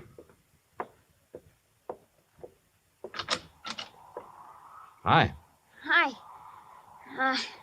I was over here to see the show the other day. Oh? Yeah. You see it? No, I wasn't here then. Oh. Jeez. Sure is calling. Yeah, sure is. Oh, why don't you come in and get warm? Oh, no, that's okay. No, come on. Nobody's here. No? Oh, okay. Yeah, sure, come on. I don't want to bother nobody, you know. I was just riding by and I thought I'd stop and tell old man Gillis what a swell show they put on. You really liked it, huh? Yeah. All except for that Santa Claus. Oh? What was wrong with him? Nothing. Just that, well, who believes in all that smushy kid stuff? Kids, I guess. How old are you, Bobby Neves. How old are you, Bobby? Almost 11. Well, being that old, I can understand why you weren't impressed with the Santa Claus. All that other stuff, too. You know, like giving presents and singing those hymns and junk like that. You gotta cut it out when you start growing up. You sure do, boy. Yeah. You know, you and my mom, you get along just fine. Oh? Yeah.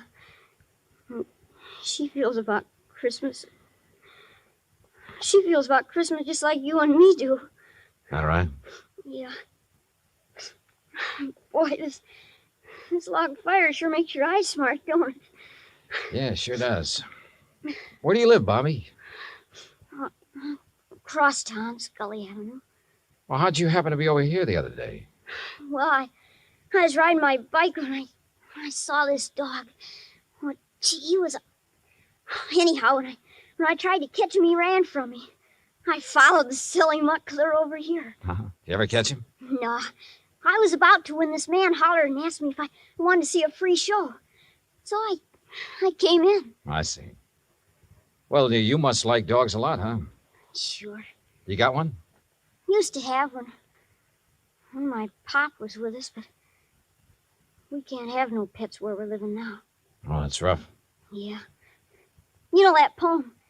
Which one? You know, about all through the house not a creature was stirring, not even a mouse? Yeah? Well, that fits our place.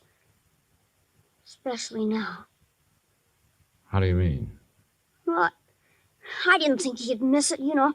Man with a house as big as this one and all. So when I saw this cute little fella up in that cage, well, I didn't really mean to take him on holding me, but when he got under my sweater and was real quiet, like he liked me, well,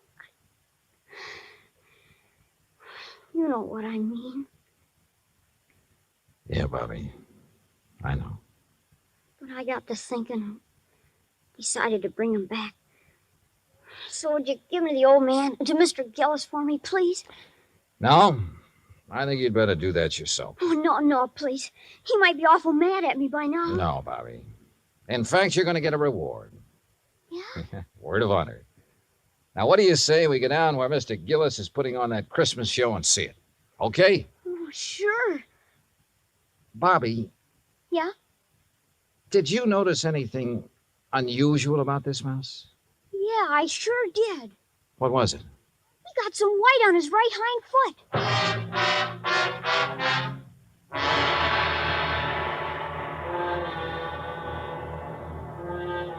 Expense account item 4, $1.60. Cab fare from the Gillis residence to the Children's Hospital for Marion, Bobby, and myself. Inside, we followed the sound of children laughing and reached the auditorium. Marion found a seat among the nurses, and I took Bobby backstage. When Jediah saw Gulliver, his face lit up like one of the trees he'd had delivered to the war. Gulliver! By golly. I knew if anybody could do it, you could, Dollar. I didn't do a thing, Mr. Gillis. All the credit goes to Bobby. Oh, to Bobby. Well, I'll speak to you after the show, young man. Yes, sir. Bert, look, he's back. Oh, glad to go, my stout Gulliver. Oh, I do declare I have never been so glad to see a person before. You better hurry, Bert. He's scheduled to go on in just a minute. Oh, he will. Well, I'll go check on the microphone when everything be just so. Don't go away, Dollar. No, he won't. Bobby, why don't you sit over there where you can see the stage? Yes, sir. Bert, you think Gulliver will sing today? I know he will. Oh, get ready, Gulliver. But that boy had Gulliver all day and all night, and he didn't sing once. Did the boy ask him to? Ladies and gentlemen, boys and girls, for the first time in the world, one of the wonders of the world, Gulliver, the singing mouse. Hey, Mr. Dollar, can that mouse really sing? That is what we're going to find out, Bobby. Exciting, isn't it, Dollar? Sure is, Mr. Gillis. All right, thank you, folks. Thank you. Thank you. And now for Gulliver's first number, he'd like to sing with... what's that, Gulliver? I see. He's going to sing Jingle Bells. But he wants me to get off stage so everybody will know it's really him doing it and not me. Thank you. Is he all right, Bert? Oh, fine, fine. Just feeling his oats. Well, why doesn't he start? He's going to. Listen.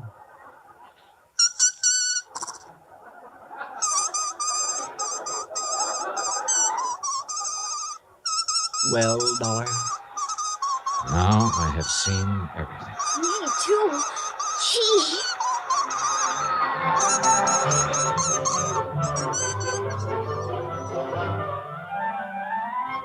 Bert Glazer had a logical answer for having lied about his old vaudeville act.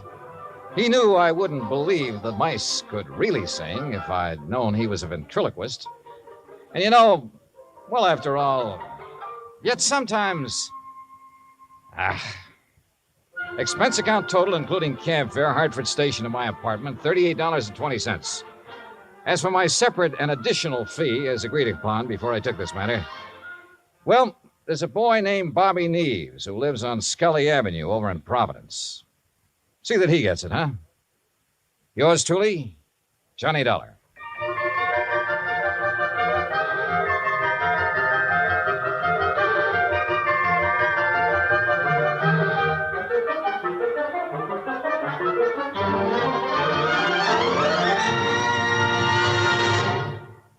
Our star will tell you about next week's story in just a moment.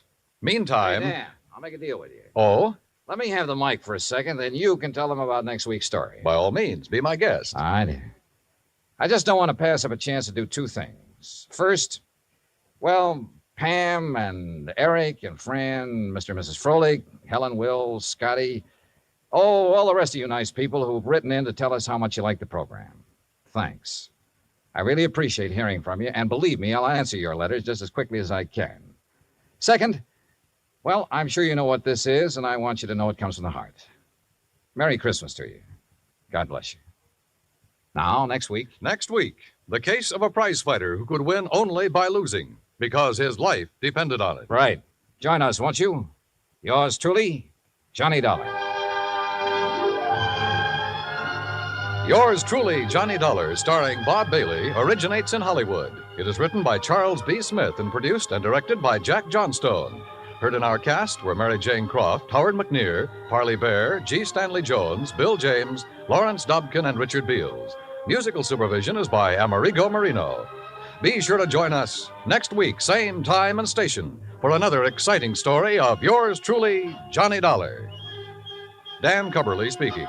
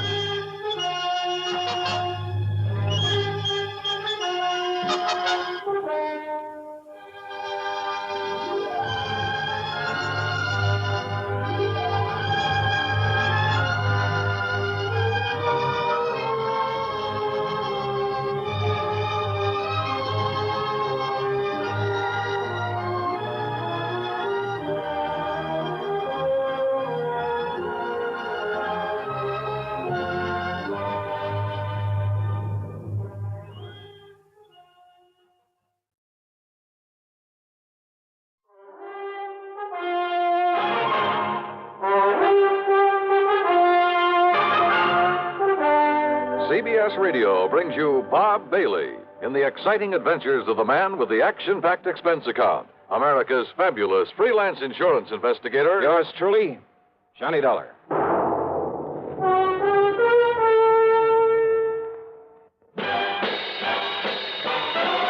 Are you smoking more now, but enjoying it less? Have a real cigarette, have a Camel. The best tobacco makes the very best smoke. Have a real cigarette, have a Camel. Are you looking for flavor and mildness? Have a real cigarette, have a Camel. The best tobacco makes the very best smoke. Have a real cigarette, a real cigarette, a real cigarette, have a Camel. Again, for the 11th straight year, Camel outsold every other cigarette, filter, king size, and regular. The best tobacco makes the best smoke. So if you're smoking more now but enjoying it less, change to Camels. Get more real satisfaction every time. Start to really enjoy smoking again. Have a real cigarette, a real cigarette, a real cigarette, have a Camel. And now, Act One of yours truly, Johnny Dollar.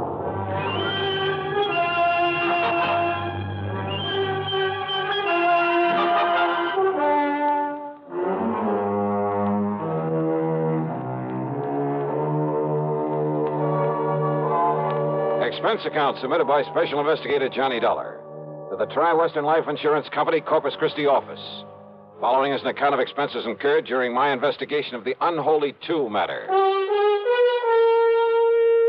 It was a little late in the day to ride all the way to Texas, but I managed to make a pretty good set of plane connections. So, expense account item 1, $127.20 plane fare and tips, Hartford to Corpus Christi. Item 2, $4 even for a cab in from Cliff Mouse Airport to the Driscoll Hotel on North Broadway. As I was about to sign my name on a registration card for the benefit of the room clerk, well, I guess this is a pretty small world at that. And I'm sure you're going to find this room very comfortable, Mr. Dollar. Sure. Okay, then, Obie. I'll see you first thing in the morning. Here you are. Thank you, sir. Right now, I'll turn over and tell Wayne Stocks this. Boy, Yeah. take Mr. Dollar's bags up to room. Dollar? Excuse me. Did I hear the name Dollar? What's that? Johnny Dollar, the insurance investigator? That's right. Who are you? Well, the name is Doug Johnstone. Johnstone? Yes. Funny. Man by the name of Johnstone dramatizes all these cases I handle so we can put them on the air. Jack Johnstone. That's right. Well, I'm his younger brother, Douglas. No kidding. No kidding. Wow. Glad to know you, How are Doug. you, Johnny? Listen, I'm in a big hurry. I've got somebody waiting for me, but I hope we can get together while you're here in town and, well, tear that brother of mine to pieces or something. Sure, why not? If you're down here working on a case, if I can be any help to you, you know.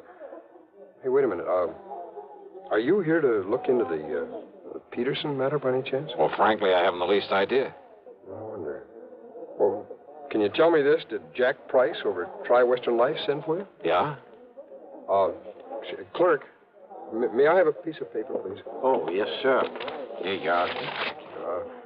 Sorry, I've got to rush out of here, Johnny, this way, but... Well, who is Peterson, Doc? Here's my address and phone number. That's both the home and the office. All right. Now, maybe I can be of help to you, so don't lose that. Yeah, okay, thanks. But now, because Doug, if it is on account of old man Peterson, Johnny, well, I've got some ideas about it, and then, well, they could be helpful to you. If, as I say, that's why you're here. Well, what kind of ideas? Well, you know he was supposed to have died because his heart gave out on him. No, I didn't know. Yeah.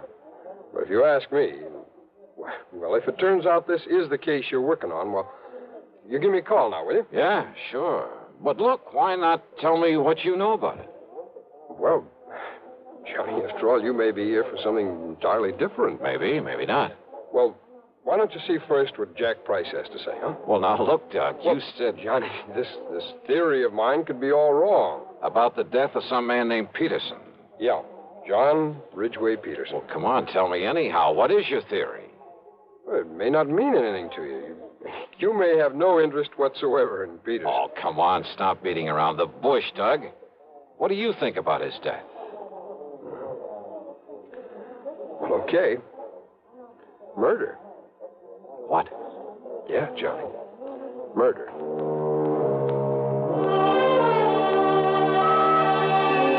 But because neither of us really knew if I'd become involved in it, that was all he'd tell me at the moment. And as he said, he had to run off to meet somebody. It was late, and I was tired after the plane trip, so I grabbed a bite to eat. That's item 3, 2 1/4, then hit the sack. But first thing in the morning, I was in Jack Price's office at Tri-Western. Well, no, I didn't mean to sound in a rush for you to get down here, Johnny. On the other hand, the hotter the trail, the easier it is to follow. Whose trail, Jackson? Sterling Peterson, beneficiary of his uncle, John R. Peterson's life insurance policy. 100,000 clams. Yes. And what's happened to him? The nephew Sterling, I mean. He simply disappeared. When? About the same time his uncle died, apparently. When was that? 5 days ago. Funny that he should leave town when he was about to be presented with that wad of insurance money. He didn't know that he was his uncle's beneficiary. Oh? No. Old John Peterson never told him. Actually, the old man didn't particularly want to leave it to this nephew, but, well... Why not? Oh, they never really got along, as I understand it. The old man had been a hard worker all his life, and Sterling is anything but. Nonetheless, he named him his beneficiary, so that's that. And as heir to whatever else there is to the estate, huh? No, that goes to Sterling's half-brother, Paul. Much of an estate? Certainly not as much as the insurance. The old man didn't have much use for either of them, Johnny. But since they were his only surviving relatives, since they'd probably get everything he left anyway... Yeah, I see what you mean. Does Paul live here in town? Yes. What does he do for a living? Apparently has some money in the stock market. And Sterling? Johnny, I don't know what he lived on. No visible means of support kind of thing. You know what I mean? Uh-huh. I tried to call him, tell him of his uncle's death. His landlady said he wasn't there, hadn't been there for a couple of days, that he'd simply packed up his things and left. I'll give you the address. Yeah, do that. Then I called his brother, but Paul didn't know where he was either. Just disappeared. That's right. I wonder why. Who knows? Have you called the police? Why? Just because a man suddenly leaves town? That's hardly reason to call in the police, Johnny. Maybe not. What? Sterling didn't know he was beneficiary of this policy. No. But maybe he did think he'd get some of the estate if he were lucky and the old man turned up dead. And maybe Sterling needed money. I understand he always did. So if he could help the old man on his way... No, Johnny. The doctor said it was a heart attack. Yeah? Well, there are a lot of ways to make it look like a heart attack. Has there been an autopsy? Why, no. Then have one made. The insurance company's entitled to one. But you're saying Sterling murdered him? Maybe. Johnny. Just go ahead and order that autopsy.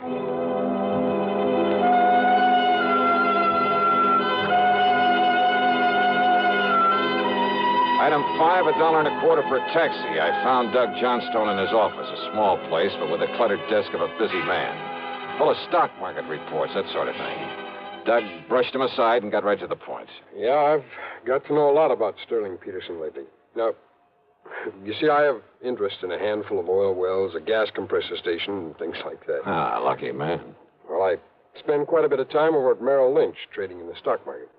You met Sterling in a brokerage office? Well, that's where I met his brother, Paul. That's where I learned about Sterling. It seems he was always trying to get money out of Paul. I take it Paul is pretty well healed, huh? Well, hardly. He's a sharp one. He has a pretty wild idea of how to make money in the market. What do you mean by that? Well, you know, it's always flattering for someone to ask your advice. Naturally. Well, I'd recommend he buy something like IBM. Good, solid stuff for a stable company like U.S. Steel, AT&T. Nothing wrong with that, brother. No, but instead he'd throw his money into some crazy penny stock like, well, Golden Dream Uranium Company. It was being pushed by some crooked promoter, some boiler room operator. Yeah, I see what you mean. I'd suggest Union Carbide.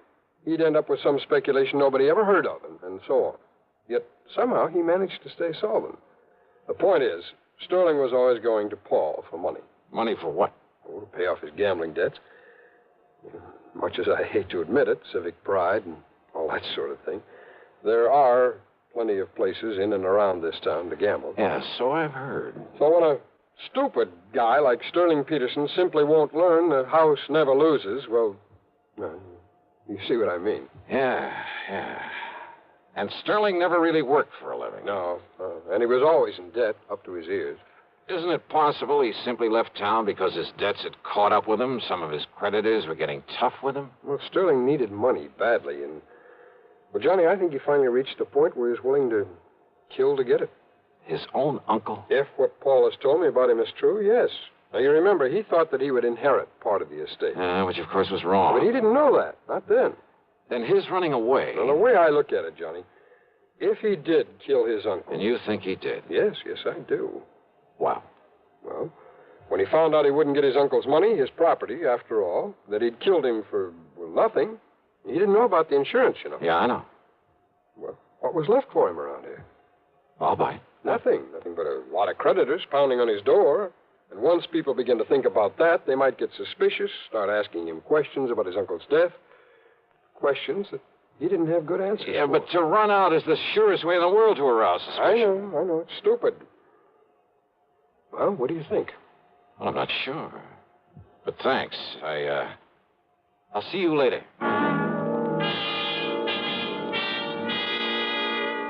I took a taxi over to the place where Paul Peterson lived. That's item 6, $1.50. It was a nice apartment in a fairly good neighborhood. But he wasn't home. Item 7, $1 even for a cab to the brokerage house Doug had mentioned. I talked to Wayne Stocksett, a friend of Doug's. He hadn't seen Paul Peterson around there for several days. Well, Paul said something about going out of town, Dollar, to look at some of the companies he considers investing in. I see. When he gets the money from his uncle's property and so forth, Paul will have quite a bit to play with. And play with is the proper term, despite our advice to avoid so many cheap speculations. I've heard he's a bit of a plunger. Yes, I'm afraid so. Well, if he does come around, Wayne, ask him to call me immediately. I'll be at the Robert Driscoll. Item 8, $2 for a late lunch. Item 9, $1.30 for a cab to Jack Price's office. Now, wait a minute, Johnny. Yeah? Instead of hunting for Sterling Peterson, you're just hanging around hoping to find out the old man was murdered. Well, give me time, will you? But I tell you, the doctor who was with him when he died said it was heart failure. And I tell you, Jackson, there are plenty of ways. There are medical tricks. I can't Hold believe... it a minute, Johnny. Price speaking. Yes? All ready? Well, Doctor, what did you... What? Oh. I see. Thank you. What's the matter, Jackson? How did you know? How did I know what? The autopsy. Yeah? You were right. Apparently some drug substituted for the digitalis the old man was taking. You mean Doug Johnstone was right. The old man was murdered. Yes, Johnny. Murdered. Act 2 of yours truly, Johnny Dollar, in a moment. Welcome, recording star Mel Torme. It's terrible trying to sing with a bad cold. So I always take 4-way cold tablets to relieve cold miseries fast. Good idea. Tests of all the leading cold tablets proved 4-way fastest acting. 4-way starts in minutes to relieve muscular pains, headache, reduce fever, calm upset stomach, also overcomes irregularity. When you catch cold, try my way. Take 4-way cold tablets. The fast way to relieve cold distress and feel better quickly. 4-way, only 29 cents. Now, here's a word about another fine product of Grove Laboratories. To get rid of embarrassing dandruff in 3 minutes, change to Fitch Dandruff Remover Shampoo.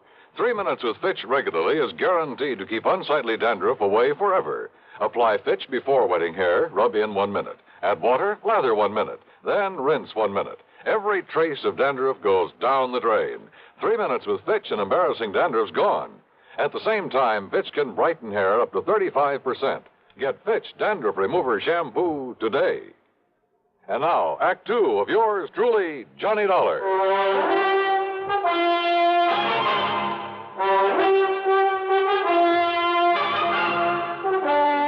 Expense account item 10, $1.70 for a taxi to the cheap rooming house where Sterling Peterson had lived before his mysterious disappearance. The landlady turned out to be quite helpful. Well, that chiseling, no-account, tin-horn gambler owed me 2 months back rent, Mr. Dollar. Well, if we can find him. Only I'm beginning And to you doubt it. ask me there's something mighty suspicious about the way he picked up and left. Yeah? What do you mean, Yeah. Mrs. Toomey? Well, now, here, now, you look for yourself. You see all them empty hangers in that closet there, and them empty drawers I pulled out on the bureau? Oh, so what? Yeah, took every stitch of clothes he had.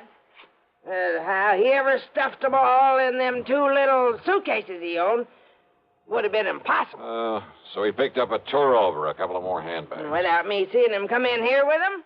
You apparently didn't see him leave. Well, no. Look here, in the medicine cabinet in the bathroom. Now, here, receipt. Yeah, that is funny. Well, it sure is. Man not taking along his comb and razor and shaving things and his toothbrush and his hair tonic. I don't care how much of a hurry he was in. Mrs. Toomey, the day that Sterling Peterson disappeared. You mean the night he disappeared, don't you? Do I? All that day, he just sat around here, said he was waiting for his brother. His brother had promised to come and see him. Oh? Ask me, he was hoping his brother'd bring him some money to pay up his rent and things. Did his brother come around? At 7 p.m., his brother telephoned. I took the message. Yeah? Said Sterling was to meet him at some dive out on Staples Street, so he left. And that's the last you saw of him? I heard him come back here and up to this room sometime after 2 a.m. But you didn't actually see him. I go to bed at a respectable hour. Then how are you sure it Next was? morning he was gone. Bag and baggage must have just plain sneaked out on me. No, I don't think so, Mrs. Toomey. What's that? A couple of things I learned earlier, a couple of things you've told me, and the stuff in that medicine cabinet. Eh? Now, I don't think you'd better bank on collecting any back rents. Not from Sterling Peterson. That beat. Is he? Of course he is. Or is he just plain dead? I went back to my hotel. No, Paul Peterson hadn't called me. But there was a message from Jack Price, so I went to my room and I phoned him. I just wanted you to know the police are in on this now, Johnny. As a result of that autopsy. Yes, they're looking for Sterling Peterson, too. Also, they've been looking for you. They're very anxious to talk with you. Anytime they like. After all, it was you brought this thing out in the open by suggesting the autopsy. Because you had the idea that it might be murder. No, that was Doug Johnstone's idea, and a very good one. Have they talked with Paul Peterson? Well, I assume they will. Well, if he's back in town, huh? Okay, Jackson, thanks. Now, let's see. Yeah? Come in. Dollar? That's right. I'm Paul Peterson. I got your message. Wow. Come in. I understand that you're an insurance investigator, that you're looking for my half-brother Sterling. Ah, that's right. Who didn't know that he was the beneficiary of your uncle's insurance. Sit down. Well, thanks. I just got back in town from a business trip, and... So? Look, I found these letters waiting for me. Oh, from Sterling? Yes, here. Dallas, Wichita, Sioux Falls, South Dakota, Fargo, North Dakota? Yes, and by now he could be across the border in Canada. Yeah, maybe. Read it, Dollar. Just keep quiet and give me time, and you won't have to worry about me anymore. Yeah, the others are practically the same. Yeah. Neatly typewritten, no signature. I'm afraid it's obvious who they're from. So it looks as though your half-brother is running away. Now that we know your uncle was murdered. Murdered? Yeah, that's right. Sterling. Type these on your own machine, Paul? That might be pretty easy to trace. What? Yeah, with Sterling out of the way, you'd get your uncle's insurance as well as his money and property, wouldn't you? I suppose so, but I don't see what you're driving at. Oh, you did things up pretty well, Paul. Much better than your stupid brother could have. What are you talking and about? And all to play safe in case we discovered it was murder. Dollar. That so-called business trip. It was so that you could mail these letters to yourself, make it look as though Sterling had done the murder. Well, he must and have. what happened? Did you make the mistake of telling him you'd done it? I? Now, look here. After all, he would never have thought of substituting for the digitalis your uncle was taking. Look here, So Dollar. did Sterling threaten to blackmail you? Is that why you had to kill him, too? You're crazy. You don't know what you're talking about. And the tiny thing that tipped me off. What? When you went back to his room that night, after you'd killed him, to haul away his stuff, make it look as though he'd taken a powder. Yes? Silly little thing. But no man, no matter how much of a hurry, would have left behind his comb, his razor, a toothbrush. And that isn't all. I say you don't know what you're talking about. Or maybe you do. Oh, no, easy, Paul. That gun will make an awful lot of noise in here. No. Not when it's tied up against your back with a pillow over it. Stand up, Dollar. And if I don't? Well? Okay, Doug. What? Kick open the door. I'll cover him. I shut it. The police. That's right. All right. Look, boys. I said you covered Peterson. Drop it.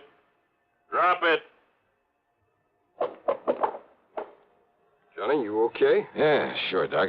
You hear it all, Sergeant? Yeah, sure did, Mr. Downer. It's funny, though. Funny? All I really came up here for was to talk to you. Not much point in it now, is there?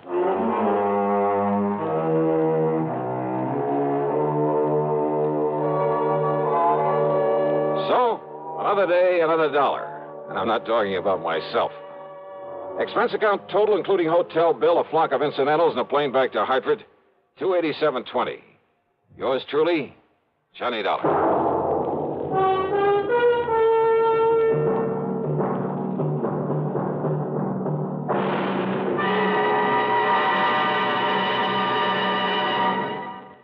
Our star will return in just a moment. Constipation is something people don't talk about much, but it can be a problem for anyone, even doctors.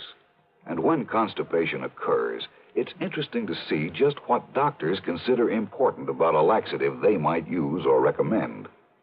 Well, a majority of the doctors we heard from had this to say.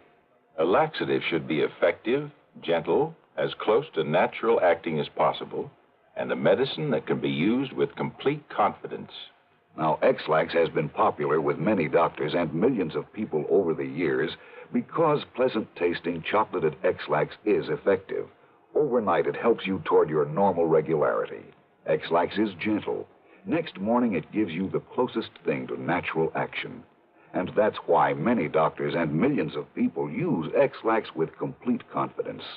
X-Lax, the laxative that helps you toward your normal regularity gently, overnight. Is X-Lax in your medicine cabinet? Now, here's our star to tell you about next week's story. Next week, a hurried trip to Alaska to look for a clue to a murder. And say, if you've been to Alaska, if you know anything about the customs, the manners of the people up there, especially their eating habits, well, it's quite possible that you'll find a solution to the case even before I do. Or maybe you will anyhow. Because it all hangs on a tiny, seemingly unimportant clue. And yet, well, give a listen. See how well you can break down a killer's alibi. Yeah. Join us, won't you? Yours truly, Johnny Dollar.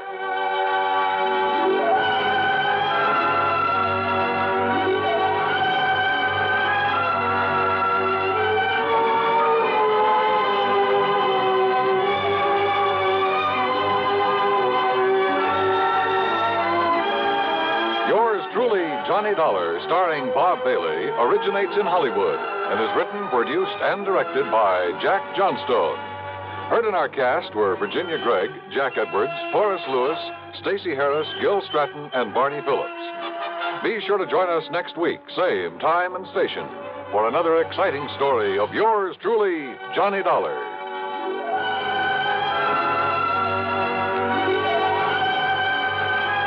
This is Dan Cumberly speaking. Tangled secrets unravel eerily all through the long night as suspense follows on the CBS Radio Network.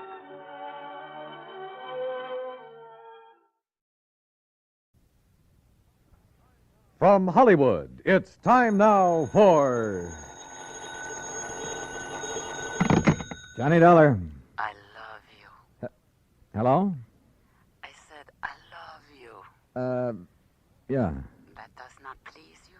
Oh, pleases me fine. Now, why don't you and I get together and we'll be able... That would be nice. Well, just name the time and the place and, Hey, wait a minute. Who are you? Carmela Jocares, Johnny. Oh, well, let's get down to earth. Carmela? Yes, Johnny. Well, Well, usually when my phone rings this way on a Sunday night, well... I know. You expect some dull insurance agent to be calling you. Yeah. With a dull insurance matter for you to worry about, no? Yeah, that's usually the case. But this one does not need to be dull. You mean you have an insurance problem on your mind? Of course. So maybe you will help me? Well, just name the company, any company, and I'm on my way. The Universal Adjustment Bureau would be interesting. So who cares if they're interested? Come on, Carmela, get to the point, huh? Come see me, Johnny. Tell your friend, Pat McCracken at the Universal. Yeah, sure. Tell him what? That I called you. Will you, Johnny? Are you kidding? Goodbye. Yeah, well, where can I... Hello? Hello? Huh?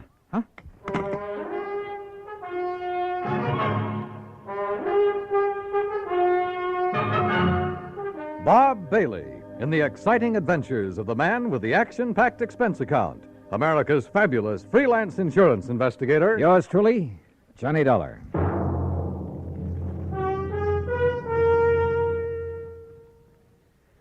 Now that the holiday season is with us, there are 3 different reasons why you should have several packages of Chef Boyardee Pizza Pie Mix handy in the house. The reasons are friends who drop in for lunch, friends who drop in for supper, and friends who come over just to say hello. Because pizza is perfect to serve friends and family any time of the day.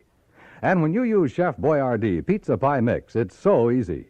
You see, everything you need is right there in the one Chef Boyardee pizza package that you keep on your cupboard shelf. Needs no refrigeration.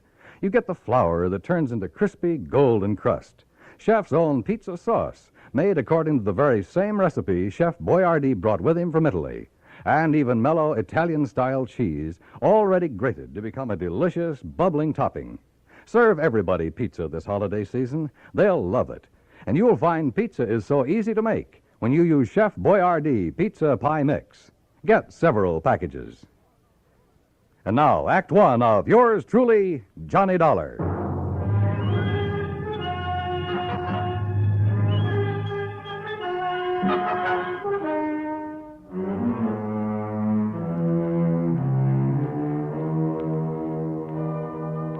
Expense account submitted by Special Investigator Johnny Dollar to the Home Office, Universal Adjustment Bureau, Hartford, Connecticut. Following is an account of expenses incurred during my investigation of the Latin Lovely matter. Expense account items 1, 2, 3, 4, and 5, 50 cents for phone calls early Monday morning, trying to reach Pat McCracken. Item 6, $1, taxi fare to the offices of Universal Adjustment. Oh, hi, Johnny. Top of the morning to you. Yeah, where the Sam Hill have you been all morning, Pat? All morning? You kidding? Look, the clock on this desk says exactly 9:02. For me, that's the crack of dawn. Now, what's bothering you? Carmela. Oh, Carmela Jocares. Yeah, only it's Jocares. Oh, well. Might have known she'd call you direct. I should have warned you, Johnny. You know her, Pat? She's threatened to come down here and camp on my doorstep any minute. Oh, can you think of a nicer ornament to have around? If she's anything like she sounds on the phone. She is, Johnny, yeah. That's why I should have suggested that Special Investigator Martha Mayberry Balderdale help her. Balderdale? Now, how could an old battle axe like her know how to deal with a young, charming, beautiful... dancer like Carmela? Dancer? Is that what she is? Yes, yes. Not very good, but she's just as beautiful and seductive. No, maybe I better stick old Lady Balderdale out. All right, Pat, quit the kidding and tell me what it's all about. Who's kidding? Well, where do I find Carmela, her address? Now, you see, you're already emotionally involved with her. You haven't even met her. Emotionally? Client relationship in our business should be entirely objective, Johnny. How can I possibly expect you to look at Carmela's insurance problem with an unbiased mind? Pat, All she'd have to do is bat those lovely big brown eyes at you a couple of Look, times. will you stop baiting me and tell me what this is all about? Emotion. All right. I got involved with this little Latin Lovely as a favor to the company that issued her the policy, Surety Mutual and Trust. What kind of a policy? Retirement. Pays her $50,000 when she's 45. Meantime, if she dies, her beneficiary gets the $50,000. So what's the matter with it? Well, like I told you, Johnny, she's a dancer. Nightclubs. Always has a partner. Some good young kid who can make up for her shortcomings. Only a different partner every month or so. Well, what's that have to do with her insurance? Well, she has the company name her partner as beneficiary. Oh, I see. And if she keeps changing her policy... Right. And by now it has so many riders attached to it, the company's running out of filing space. And what's more important, the cost of servicing this one lousy policy and the time that's been wasted on it. And the last time... Well, she's been so insistent you'd think she was planning to die tomorrow. Well, maybe she is. Why doesn't the company just stall on making some of these changes? Oh, they've tried that. So what happened? She's on the phone every day, 2 or 3 times a day. Nobody has any peace. That's why they finally turned to me in desperation. And you said you'd have me talk to her. I did not.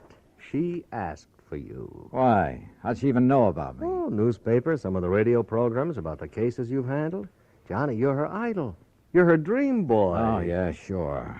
But what to do about this? Well, you get her to settle with one beneficiary. Get her married, something like that, so her policy will stay set for a while. Yeah, married, even if you have to... Oh, yeah. You... Huh? Yeah? Oh, no, you don't. Not me. Oh, no. It's a great idea. Johnny, her address is 624 East 47th Street, New York. Now, you look, But just Pat. remember one thing. Universal Adjustment Bureau will not pay for your defense in a breach of promise suit, John. It's all the way or nothing. Oh, yeah, sure. Call me up sometime when you have a case for me. Sucker. Me, that is. Because of item 7, 1940, plane fare and incidentals to New York City, taxi from the airport to 624 East 47th Street, a nice modern apartment building complete with a uniformed doorman. Miss O'Carra's? That's right. Can I have your name, sir? Johnny Dollar. Oh, yes, of course. So, if you'll just give me her apartment number. And may I see your credentials, please? My credentials? Oh, sure. Why not?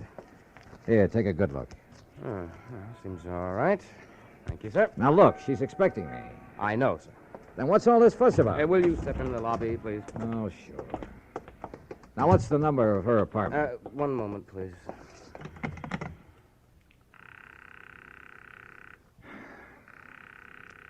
She is in, isn't she? Yes, sir, she is. I don't understand about answering the house phone, though. You're certain that she's in? Absolutely, sir. But why she doesn't answer? Where's her apartment? It's number 7 up the stairs. Come on, show me the way. Yes, sir. She only came in a few minutes ago. And nobody else has called on her? No, sir. Were all those precautions of yours on her orders? Yes, sir. She seemed to be fearful of something lately. Fearful? Right here, sir, number 7.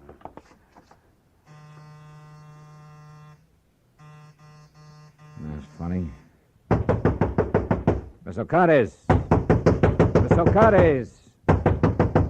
Carmela. Listen. Now what? That sound inside. Well, there must be somebody You in got a there. passkey? Well, yes, sir. Come on, give it to me quick. But unless you have some authority, Mr. I have all I need.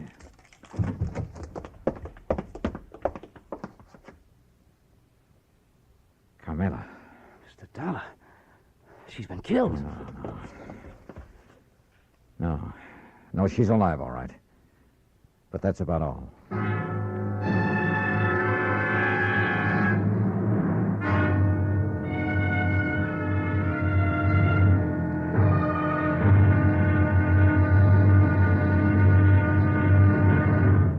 Act 2 of yours truly, Johnny Dollar, in a moment.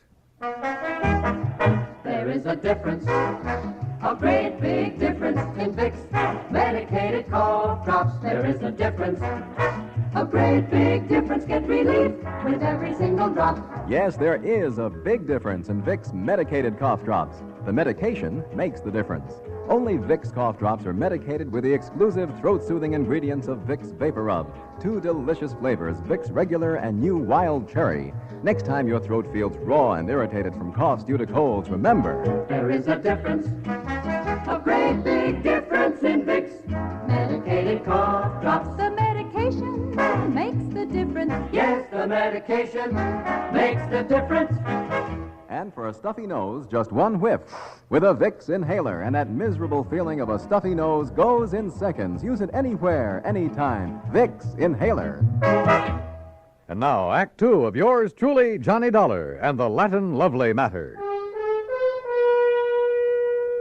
Carmela O'Carra's, beautiful Latin American dancer who kept changing the beneficiary of her insurance policy to the point where the company was going crazy. Who demanded another change, this time almost desperately. We'd found her unconscious on the floor of her apartment. Bill, the doorman, discovered how her assailant had got in. Through the service entrance into the kitchen, Mr. Dollar. He must have run away when he heard us at the door. Any brandy, anything like that around here, Bill? He has a little bar there in the corner. Okay, I see it. Do you know a doctor you can call? I have a list on my desk in the lobby. Well, then go on down and call him. Isn't this a matter for the police, sir? I'll worry about that. You get a doctor up here. Yes, sir. Carmela.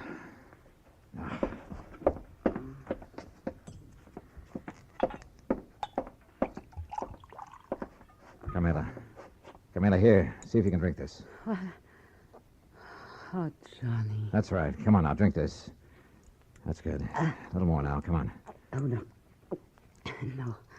I'm all right now. Help me to the sofa. Yeah, sure. Here now. There you are. How's that? Oh, thank you, Johnny, darling. Are you badly hurt? What happened? He struck me. Who? He knocked on the back door. I thought it was Billy to deliver something. So I opened the door, and he struck me before I could... Oh, Johnny, It was terrible. Well, who was he? Do you know? No, darling. I'm still so afraid. Hold me, please. In your arms. Carmela, do you know who it was? No. It was then he heard you and Billy at the front door. And you have no idea who it could have been? Well, he was short and dark and... Johnny. Yeah? The man who has been calling me. First from Mexico, and then from here in New York. Threatening me. Well, who? I do not know, darling. Threatening about what? You have done it once too many, he would say. Now you will be sorry. Then he would hang up. Done what once too many, or too often, or whatever he meant? I do not know, Johnny. Well, I know darn well the insurance company would never carry things this far. The insurance? Well, Johnny, you can't do it for me, can't you, darling? Do what? I only ask them to make a little change. But all they do is delay. Oh, now look, we have more important things to think about now. More important than the insurance? Oh, you do not understand. Please, my sweetheart. How can I work unless Armando is... First, we find out who attacked you and why. Oh, Billy, darling. The doctor says he'll be here in 15 to 20 minutes. No, not the doctor. I love you, Billy, but you're a nice boy, but not the doctor. Why not? Because I am all right now. You're sure about that? Carmela? Oh, yes, I am all right. You know, you recovered pretty fast. No marks on you. What do you mean? I wonder just how much of a beating you really took. Johnny, my darling, my love. Surely you do not think... No, I'm not sure what I think. Okay, Billy. Call off the doctor until I can find out what's what. Oh, thank you, my sweet. You do care about me. I love you. Oh, yeah, sure.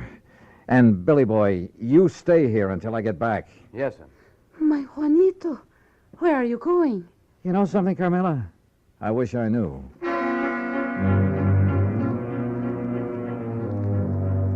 I know where I was going, all right, to 18th Precinct Police Headquarters and my old friend Randy Singer. If anybody could get me a rundown on Carmela and any of her contacts, he could. If Carmela's attacker left any fingerprints, his boys would find them. Cutting through the alley beside the apartment building, headquarters would only be a couple of blocks away. But that alley was a mistake. I didn't see the man step out of the doorway behind me. But I did feel that old familiar poke in the small of my back. No. Keep walking, senor. To the next doorway. All right, now look. If you'll take that gun out of my back. Walk. What is this, a holdup? Now, in here.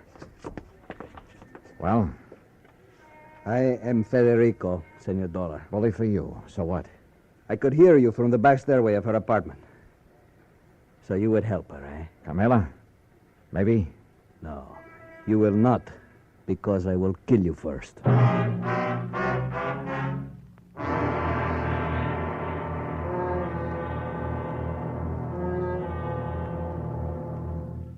Act 3 of yours truly, Johnny Dollar, in a moment. Smoke Kent, Smoke Kent, Smoke Kent with the micronite filter. Remember this, Kent filters best of all the leading filter cigarettes. So get the mild Kent cigarette. Smoke Kent with the micronite filter.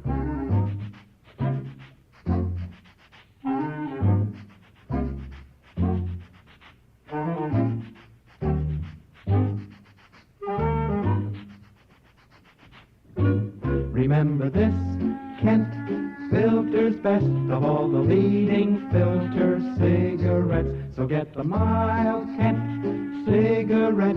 Smoke Kent, Smoke Kent, Smoke Kent. What a wonderful feeling. Smoke Kent.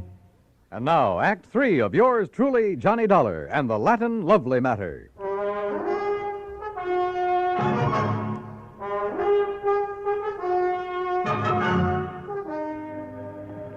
Me, I will kill you. Do you mind telling me why? I will kill you before I let you help that woman ruin my son. Your son? You are from the company for the insurance, are you not? Yeah, that's right. To make her the change in the policy, to change what you call the benefit, The beneficiary, yes. That's what she's asked for. But I will not let you. Well, I haven't said I...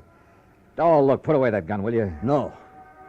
Okay, Chief. What? But be careful, this man is armed. What are you calling? The policia? Just diverting your attention. No. Give me that gun. No, I... All right. Now we're on even terms. Just who are you and what's this all about? I'm Federico Gomez, the father of Armando. And who's Armando?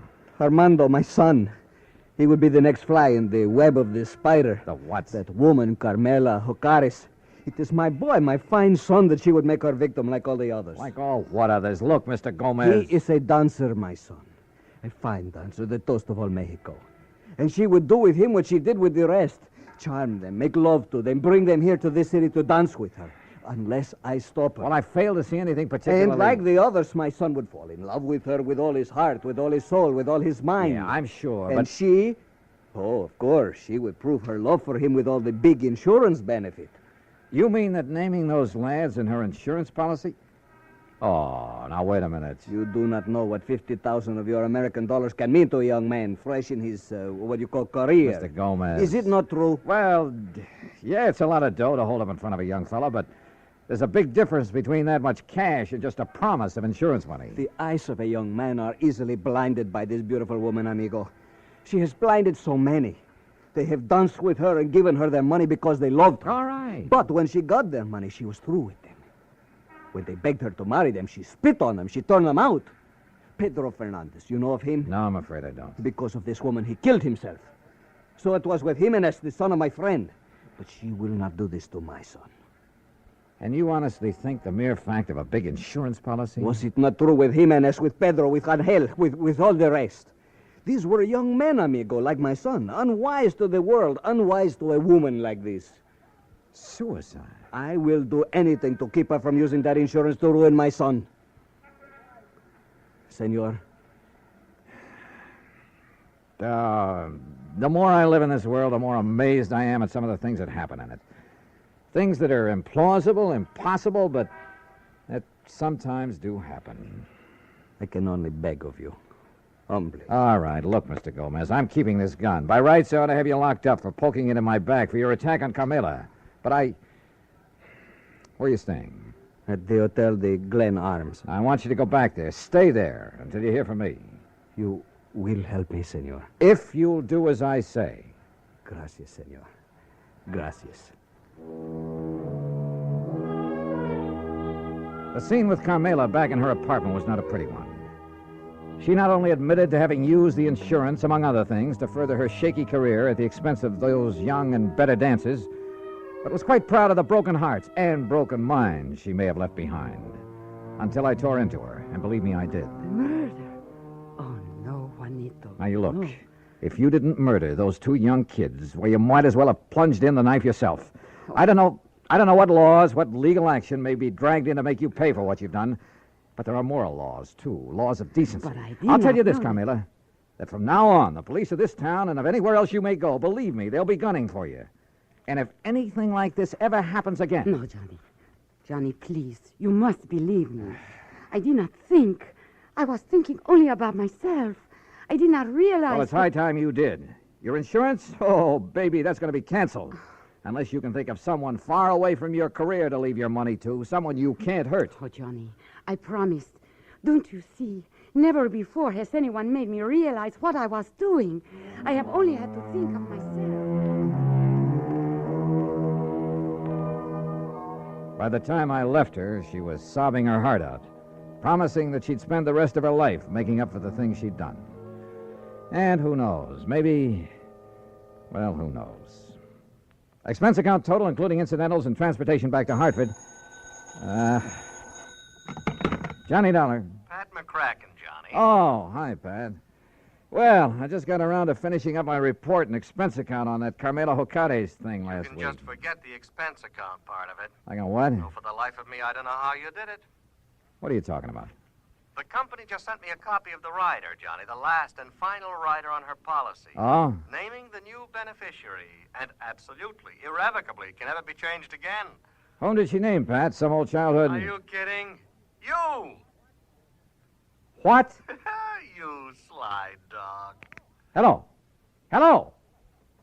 Well, I'll be... Yours truly, Juanito Peso.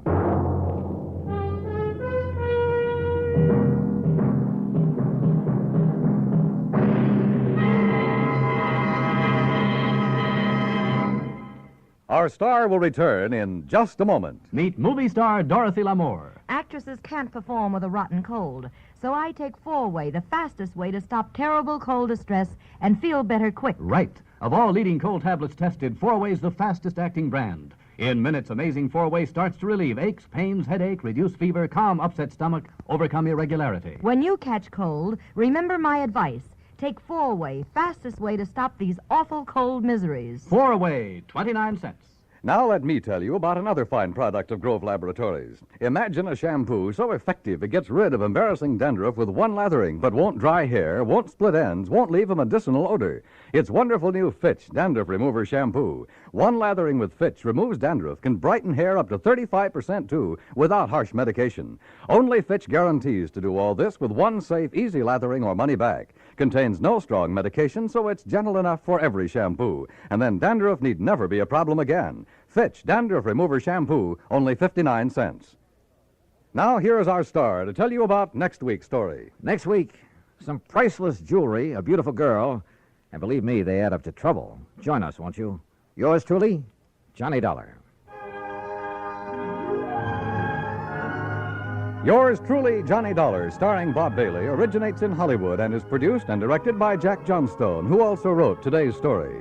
Heard in our cast were Lucille Meredith, Larry Dobkin, Jimmy McCallion, and Harry Bartell. Be sure to join us next week, same time and station, for another exciting story of yours truly, Johnny Dollar. This is Dan Cubberly speaking.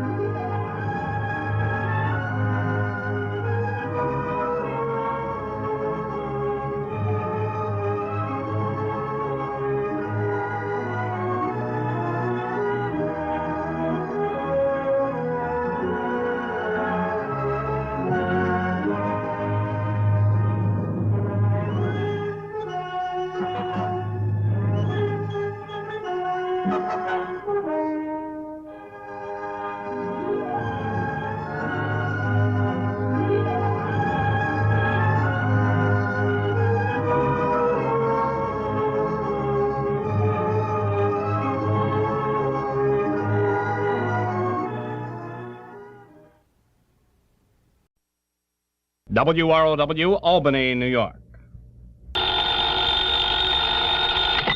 Johnny Dollar. This is Frank Harmon, Johnny, at Tri-Western Life here in Hartford. Hi, Frankie. Where have you been, anyway? Oh, I just got back from Lake Tahoe out on the West Coast. Well, then it's no wonder Jack Price couldn't get hold of you. Price, in your office down in Corpus Christi? That's right.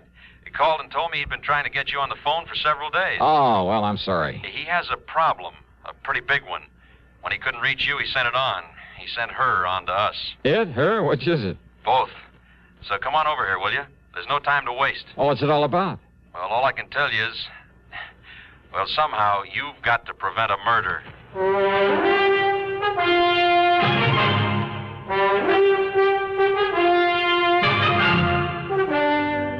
CBS Radio brings you Bob Bailey in the exciting adventures of the man with the action-packed expense account, America's fabulous freelance insurance investigator. Yours truly, Johnny Dollar.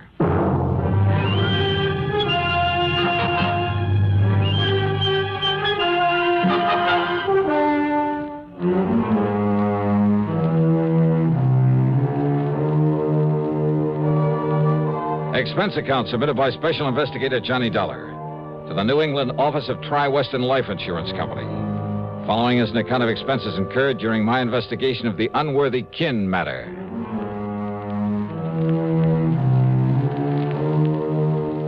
After the Lake Tahoe mess, I was ready for a nice long rest, but a job's a job. So expense account item 1, $1.10 for a cab back to Frank Harmon's office at Tri-Western in the big new building on the square.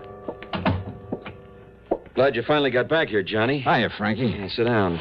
I'll get right to the point. Okay. Try to give you the whole story before she gets here. Who's she? Name is Jean Unworthy. Unworthy? That's right. That's a funny one. Well, our little problem isn't very funny. Now, listen. I'm listening. About 4, maybe 5 years ago, up in Ypsilanti, Michigan, A prominent businessman was killed by a guy named Eric Bean. Oh, you're telling me. It was a ruthless, pointless, wanton murder, simply because the victim refused to give him a few bucks. And the defense tried to get Bean out of it on grounds of temporary insanity. Yeah, that's right. But instead, they sent him up to the Michigan State Prison, gave him life with no chance of parole. Oh, yeah, I remember. It just happens I was in on that case. Oh, of course. Of course you were. Well, all right, then. Well, I didn't play a very important part in it, I have to admit, but I was there. And you were there during his trial. From the first to the last gavel. Yeah, and you know what Eric Bean did when the judge pronounced sentence on him. Yeah, that's right. Because it could be that Bean thought his remarks were partly aimed at me. I mean, this talk about getting even with everybody. All right, sure. Sure, I'll go up to your lousy, stinking prison. Order! Order in the court! But if you think you can keep me in it, you're crazy. Order! Order! Will someone restrain the prisoner? Because I'm going to get out. When I do, I'm going to kill everybody that had anything to do with filling me up. Officer, restrain that man! No! Don't take your hands off me. Order in the court! I'm going to kill anybody that had anything to do with this.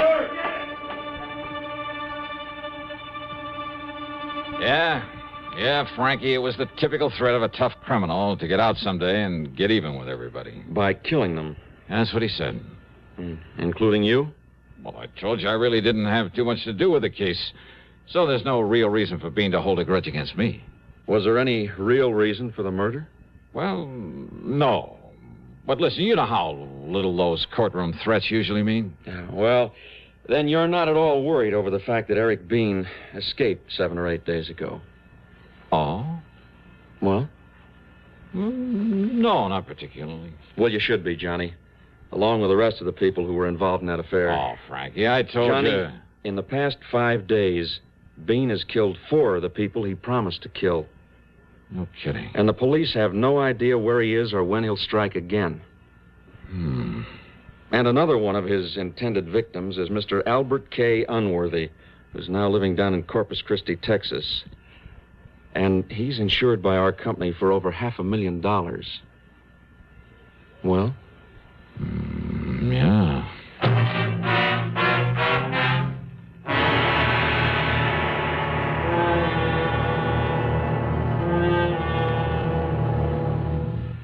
Be sociable.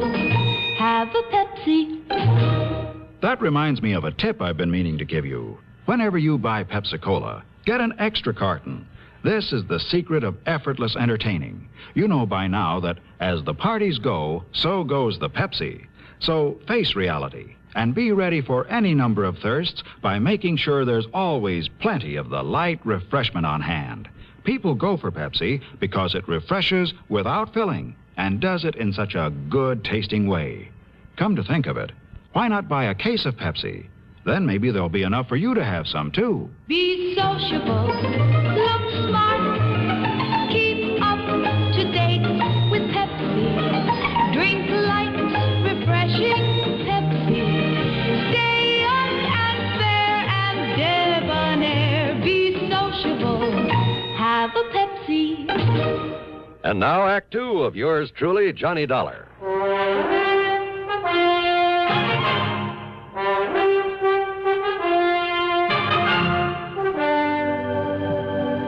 All right now, Johnny, when Jack Price wasn't able to reach you, he dumped the whole thing in my lap, including the old man's daughter, Jean. She arrived here in Hartford early this morning, came in here and demanded that you be appointed a bodyguard for her father. Oh, now listen, I Frank. phoned her at her hotel right after I got in touch with you. She's probably on her way over here to see you right now. Hey, look, Frank, I'm an investigator, not a body... Listen, buddy. Are you forgetting Eric Bean may have you high on his list, too? So what? So what? If I keep my eyes open, my manners and my... Oh, I see. What? Yeah, put 2 of Eric Bean's intended victims together. Give him a wide-open chance to kill 2 birds with 1 stone, so to speak, and he's almost bound to show. Yeah, so the cops who've been standing by pick him up along with our 2 bodies. And the company has done a great public service. Hooray. No, that wasn't what I was thinking of at all. Frank, I couldn't go down there to Corpus Christi right away anyway. Why not? First thing tomorrow morning, I have an appointment in New York with an attorney for a deposition in that Lake Tahoe case I just wound up. So you lose a few hours. And what's more, I hate those bodyguard assignments, and you know it. But when such an important client's involved, Johnny... Well, there's nothing but a lot of trouble with an A-number-1 chance of getting shot in the back. Yeah, but don't you see... No, Frank, I'm sorry. If Unworthy wants protection, let him call in the police. They have a very good force there in Corpus Christi. Johnny... And when this dame, this daughter gets here, well, simply tell her I don't want the case. And I mean it, Frank. That's final. That is unequivocally and irrevocably and absolute... Mr. Harmon? Oh, Miss Unworthy. Oh, please come in. Huh? Thank you. Yes. Come in and meet Mr. Johnny Dollar. Hi, Johnny. Suddenly I changed my mind. Even as that whole office suddenly seemed to change and take on a strange and wonderful glow. She was, so help me, one of the most beautiful girls I've ever seen. Tall, but not too tall, with honey-colored hair and a complexion that, and a figure that, and a twinkle in those baby blue eyes that, oh, what's the use? The right words simply aren't. Not to describe this one. Wow. Well, sit down, please, Miss Unworthy. Oh, thank you, Frank, but I told you this morning to please call me Jean. Oh, yes, of course. I forgot. And that goes for you, too, Johnny Dollar. Oh, sure, Jean, sure. Can you leave with me right away, Johnny? I mean, for Corpus Christi? I hope you told him how urgent this is, Frankie. Well, yes, I did. Then you will come and watch over Daddy until they catch this murderer, won't you, Johnny? Well, now, Jean... Yes? Well, that is I... Yes? Johnny? Well, I have to be in New York first thing in the morning to see an attorney. Oh, well, that's just fine, then. Because I have an early morning date in New York with Madame Olga Marino before I go on back home. Oh? You know who she is?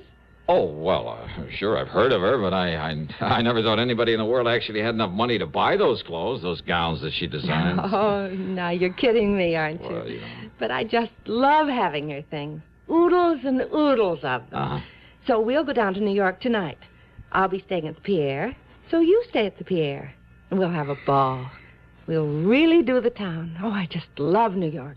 Well, now, Then tomorrow morning, while I'm getting some dresses and things, you can see your lawyer, and then we'll take off for Corpus Christi together. Jean... But come on, hon. We'll have to hurry if we want to make the 4 o'clock plane to New York. Well, And Frank, dear, thanks so much for finding Johnny. I feel better. I feel that Daddy's safer already. Expense account item 2, $21.50 for a cab and plane tickets to New York for the two of us. With this charmer in tow, well, believe me, it wasn't easy, but I realized that with an important assignment on my hands, I better play it safe and behave myself. So, down in New York, item 3 is $9.50 for a taxi to the Pierre, where I dropped her off, then to the Gotham, where I got myself a room. That evening, the tab for cocktails and dinner at the Pavillon, no less, came to $58. And I was pretty impressed by the maitre d's immediate recognition of her, and his disappointment at the smallness of the bill she'd run up. Oh, and tips, by the way, came to $14 more. Then the evening really got underway via the nightclub route, and I mean only the most expensive nightclubs, where again she was recognized by all the maitre d's. And the total bill, by the time I dropped her off at the Pierre shortly after 4 a.m., only $130, including tips and taxis, of course. I hope my deposition the next morning in the attorney's office made some sense because I was bushed. But then, after leaving him on the way back to my hotel, I picked up a newspaper, and I nearly blew my top. Item 5, 6, whatever it is, 85 cents for a call to Frank Harmon back in Hartford. Now, Johnny. And it was you who gave that story to the wire services about my going down to Corpus Christi to save the life of dear old Albert Unworthy. But, Johnny, you yourself suggested it might help to flush out this killer. Oh, yeah, sure. Make it easy for him. Get 2 of us in one trip. Thank you very much. Item 7, $287.50 plane fare, tips and incidentals for the flight to Corpus Christi. And by the time we got there, well, I don't know. I don't know how to say it. But, well, that genie is not only the most beautiful, the most charming. Well, put it this way. By the time that flight was over, if Jean had said, "Come on, Johnny, let's get married," I think I might have taken the leap without one single thought about the consequences. And after we landed and she stepped into a phone booth to call and make sure her father was still all right, well, I was almost annoyed at the sudden appearance of an old pal of mine, Doug Johnstone, kid brother of Jack, who dramatizes these radio cases of mine. How'd I know you were coming down here? With Johnny, it's all over the papers. Yeah, I was afraid of that. Oh? Yeah, but how are you anyway, Doug? Oh, I couldn't be better. Hey, boy, you certainly pick 'em, don't you? What do you mean? Your, traveling companion, Jean Unworthy. What do you know about her father, Doug? Well, I kind of thought you might want a little help while you're down here. That's why I came to meet you. Oh? Yeah, now, here's what we ought to do. You, put her in a taxi. Her home isn't far from here. Then you and I'll run on down to my office and talk a while, and I'll drive you out to their place later. Well, now, wait, Doug. I think that's a very good idea. Oh, Jeannie, this is an old friend of mine, Doug Johnstone. Hi, Doug. Jean, I've always looked forward to meeting you. Well, how nice. And I'm meeting more good-looking men these days. Johnny, Doug's right. See, it'll give me a chance to kind of freshen up and prepare the royal welcome for you here in Corpus Christi, all right? Well, I kind of So hate you to go have ahead you... with Doug, and I'll see you at the house later. Taxi! Taxi! Huh? Okay, Doug, let's go.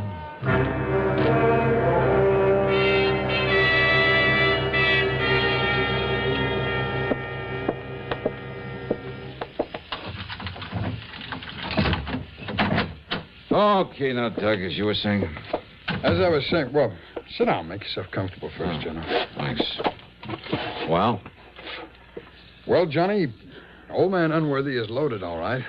Despite this gorgeous daughter of his trying to spend it all. But when she turns on the charm... Oh, you are telling me. Always a sucker for a good-looking gal, aren't you, Johnny? Oh, now, Mr. Johnstone, sorry. Oh, sure. Jean is different. The point is... Oh, she sure is. The point is, though, that there may be something in the rumor that her old man is getting a mite fed up with some of her extravagant... Johnny, hand me the phone, will you? What's the matter? You think I don't make a good secretary? Oh, this here's Mr. Douglas D. Johnstone's office. Help. Quick. Jean. Yes. He's here. That killer. What? He's here in the house, and he's going to shoot Daddy with a... No! No, please! Ah! You killed him! You killed him! Throwing a house party every weekday is no small accomplishment. Ask any housewife who's faced the perils of just one house party with fear and trepidation. But Art Linkletter's been at it so long that he never worries today about tomorrow's house party. And yet they always come out slick, smooth, and hilarious. Art's enthusiasm is part of the reason why. The way he lets his guests take the bit in their teeth is another. So you never know where the fun's going to lead once it starts. Listen Monday through Friday on CBS Radio. Now, Act 3 of yours truly, Johnny Dollar and the Unworthy Kin Matter.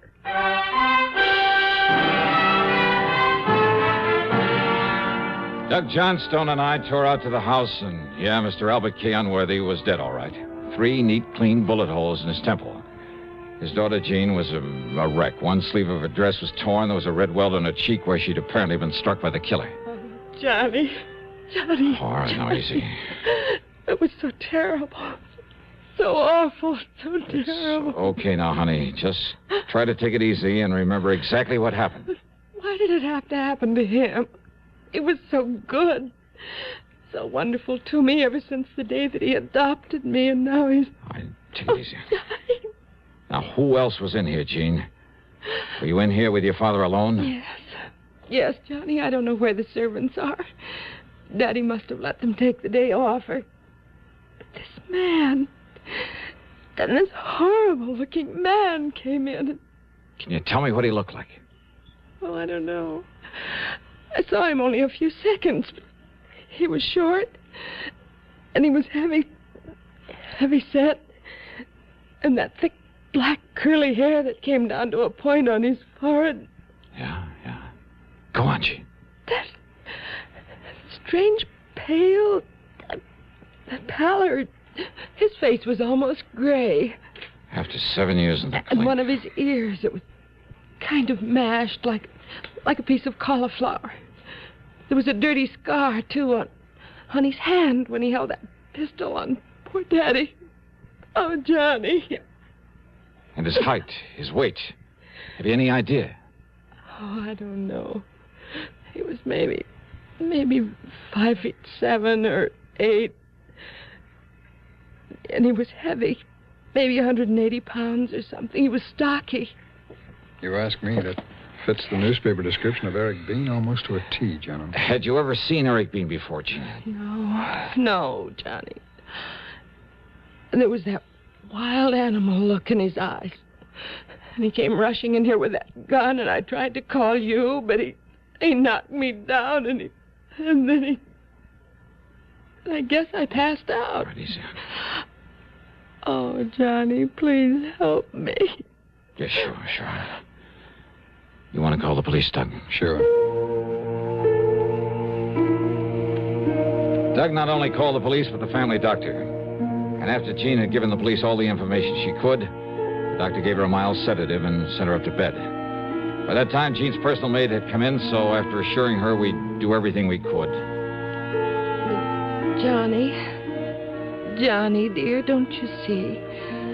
Now, you may be in danger from... Oh, dear. I guess whatever the doctor gave me, I can't stay awake. But come back, dear. Come back.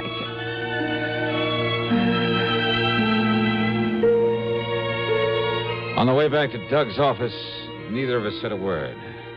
Not until we got inside and he closed the door. And even then we sat there quietly for a minute. Well, Johnny, you like a little drink? No. No, thanks. You have one. No. You, No? Nothing. I just... Johnny, you're thinking the same thing I am. Yeah, Doug, I guess I am. Mind if I use your phone? My call was to the police, not there in Corpus Christi, but in Ypsilanti, Michigan. It's item 8440. I got hold of Sergeant Tim Brower, the man who'd originally arrested Eric Bean, who now again was working on the case. What do you mean, am I afraid of him? Are you, Dollar?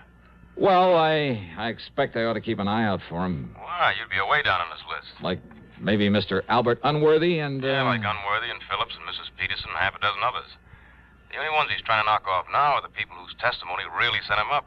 But we'll get him before he does. Because he's just crazy enough to have set himself a very obvious little pattern in these 4 new murders. Yeah, what kind of a pattern, Sergeant? All the people around here. And in the order of their importance in the case. Oh? First was the judge, Judge Henry Packham, who actually set the sentence. Okay, Sergeant. Then the chief prosecutor, Mr. Frederick Wallman. Okay, Sergeant, that's all I need to know. Then there was... Huh? Well, Johnny? Yeah, well, I guess you tipped me off, Doug, when you said something about her father getting fed up with her extravagance. Her foster father? Oh, yeah, she told us that herself, adopted. There was no real blood bond between them. Mm. So, I suppose it's no wonder she was taking him for all she could. And when she found he was going to pull back on the reins... Well, I'm afraid her description of Bean is what stopped me. Too perfect. I mean, when a man suddenly barges in, knocks her down, and fires... Yeah. 3 bullets into his skull. But when she said he was going to kill him, and we heard only 2 shots... Only 2, Doug. Yeah. Johnny, you want me to go along with you? Just, let me use your car. Sure.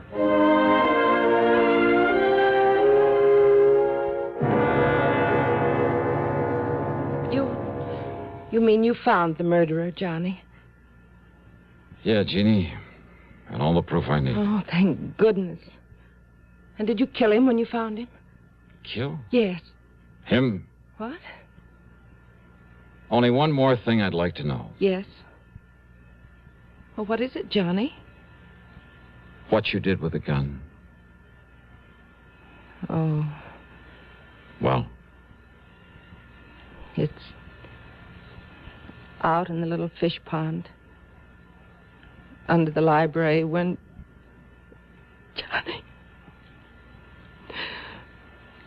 Johnny, not a chance for me. Not a chance.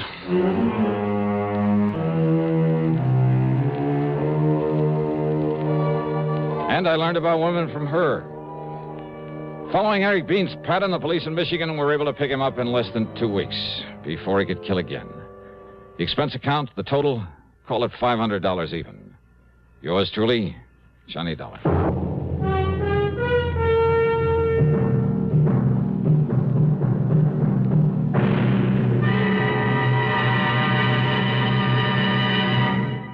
Constipation is something people don't talk about much, but it can be a problem for anyone, even doctors. And when constipation occurs, it's interesting to see just what doctors consider important about a laxative they might use or recommend. Well, a majority of the doctors we heard from had this to say. A laxative should be effective, gentle, close to natural acting. A medicine that can be used with complete confidence.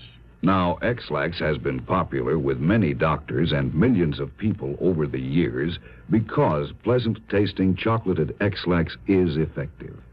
Overnight, it helps you toward your normal regularity. X-Lax is so gentle, so close to natural acting, there's no upset. That's why many doctors and millions of people use X-Lax with complete confidence. X-Lax, the laxative that helps you toward your normal regularity gently, overnight. Now, here is our star to tell you about next week's story. Next week, the what goes matter is just what it sounds like, a real puzzler. So join us, won't you? Yours truly, Johnny Dollar.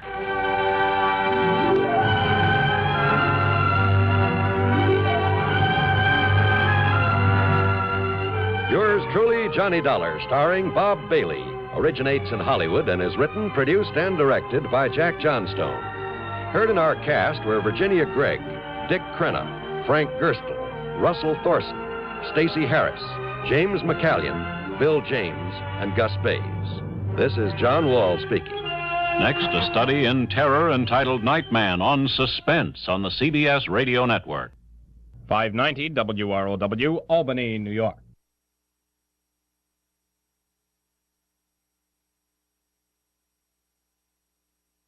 It's time now for Johnny Dollar. Hi there, Johnny. This here is Sidewinder Wilson. Oh, well, what can I... Who did you say? Sidewinder Wilson, you know, out here in Bumswung, Oklahoma. Oh, wait a minute. You mean that old friend of Durango, Laramie Dalhart? I sure do. Unless you've forgotten it, I'm the man that helped you find Durango that time he disappeared. Sure, of course you did, Sidewinder. If it hadn't been for you, we'd never have found the old coat. Yes, sir. Oh, what's on your mind? Well, if you should just happen to mosey out here to Bumspung, well, Johnny, I think I could show you something that'd make your eyes pop out all over your head. Sidewinder, is this an insurance matter? Now, you don't think I'd be calling on you if it wasn't, do you? What's it all about? Well, I'll tell you when you get here. Well, now, Sidewinder, I'll be waiting for you at Durango's ranch. So long, Johnny. Well, now, wait a minute. Sidewinder.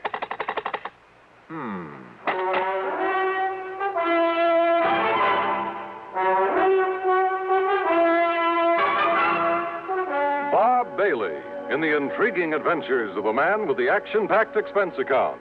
America's fabulous freelance insurance investigator. Yours truly, Johnny Dollar.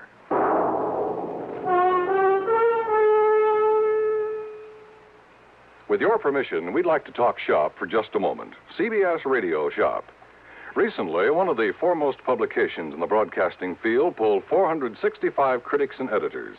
The question, which radio network programs do you rate tops? When the answers from these 465 experts were tabulated, the final ratings were, to put it mildly, overwhelmingly one-sided. Total honors accorded CBS radio programs exceeded those of all the other networks combined. Let's put it another way. The final verdict of hundreds of critics, reviewers, and editors was that CBS Radio had more top shows than all other networks put together. CBS Radio was pleased, naturally, at the result of the poll, but not surprised. Great programming is no accident. It's long been a policy of this network to devote every effort to maintaining highest broadcast standards, to making sure CBS Radio listeners hear the best entertainment, the most authoritative information. Whatever listening fare is for you, you can be sure you're hearing the best when you're tuned to CBS Radio. And now, Act One of yours truly, Johnny Dollar.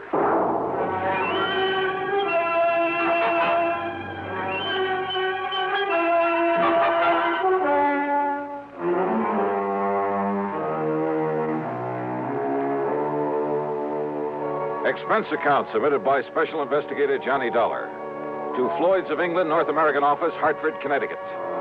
Following is an account of expenses incurred during my investigation of the Fairweather Friend matter.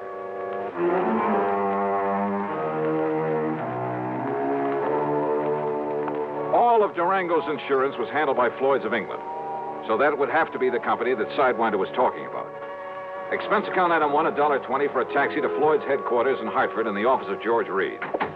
Well, this is a switch, Johnny. You're coming here. George, I just got a call from that town out in Oklahoma with the unlikely name of Bum Spung. The old Indian name, I understand. It means bad spring, bad water. Yeah, it was from a friend of Durango Laramie Dalhart's, an old character by the name of Sidewinder Wilson. You know, of course, that Durango was here a few days ago.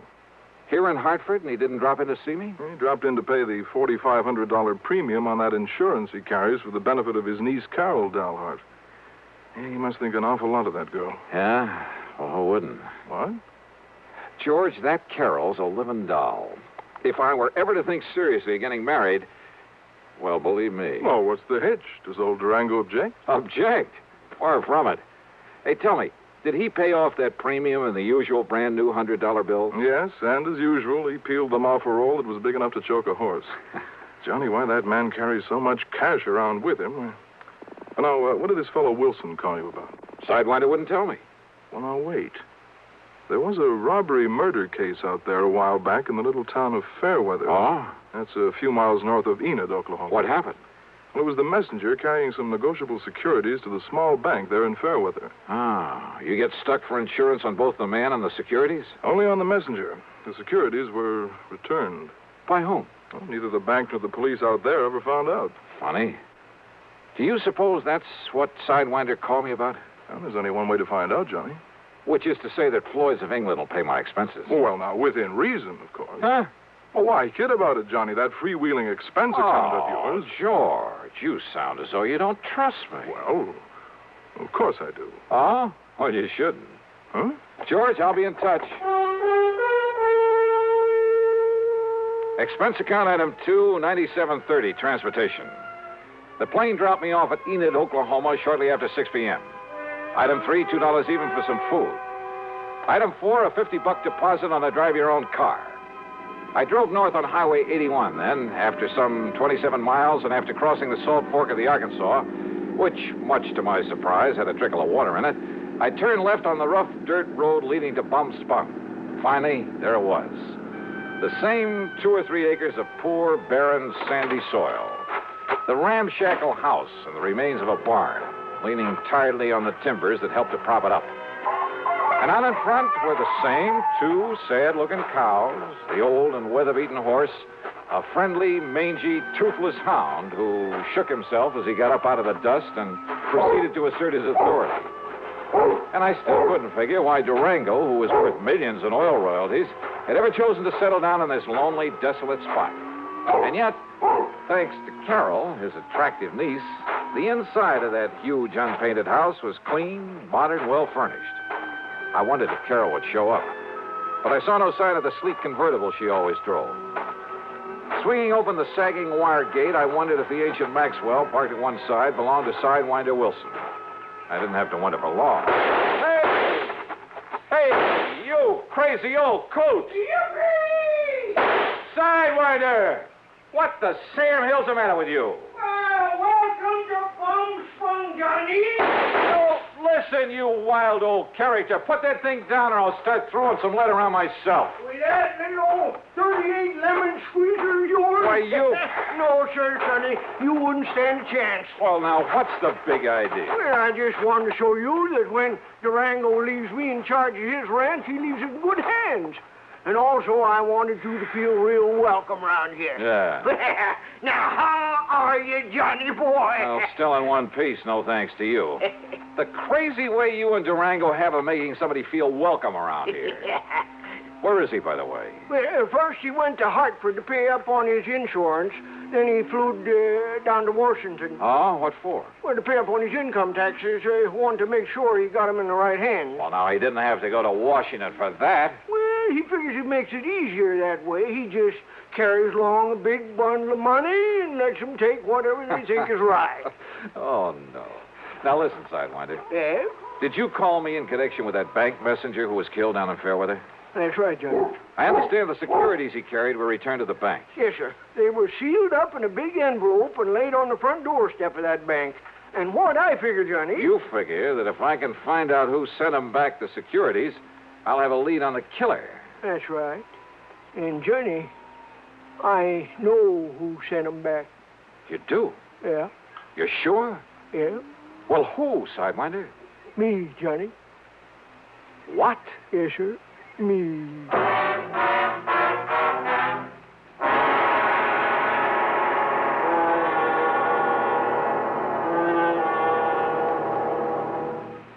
Act 2 of yours truly, Johnny Dollar, in a moment.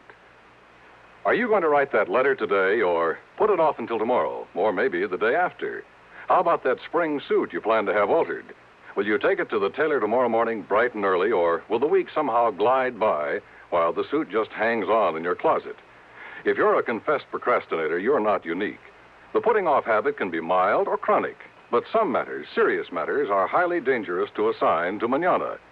One of the most important of these is getting protection from crippling, killing polio.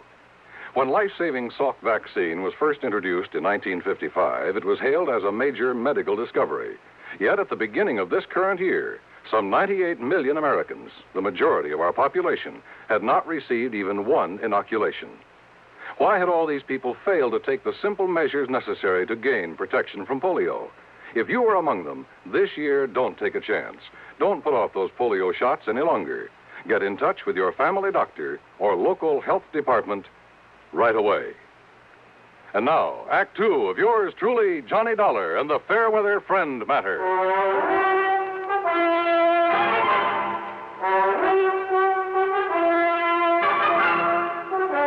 on in the house, Johnny, and I'll tell you about it. Now, just let me get this straight, Sidewinder. Huh? The bank messenger down there in Fairweather was held up and murdered. Yeah? The securities he carried were stolen by the killer. Then they were returned to the bank. That's right. And I'm the one who returned them. Sidewinder, you... Now, look. Don't tell me that you're the one. Me? You think that I'm the one that killed that messenger? I didn't say that. But that's what you were thinking, ain't it? Well, you said yourself that whoever returned those I securities... said whoever left them back at the bank. Now, just you stand real still, Johnny. Oh, come on now. Put that thing down, Sidewinder. And don't you move none. Look, will you listen to me? And maybe you even better stop talking, or that Sidewinder rattlesnake coming toward you might take it into his head to... Easy now. Oh, yeah. I can hear him. Easy now, whilst I get a bead on him with this study. There you be. Right in one eye, not t'other. And I'll just cut off his rattles and add them to my collection. Oh, brother, thanks.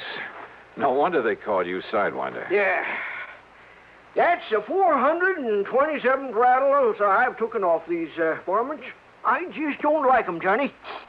They ain't like Diamondback. These Sidewinders around here will sneak up on a man, just like that dirty snake that killed the bank messenger.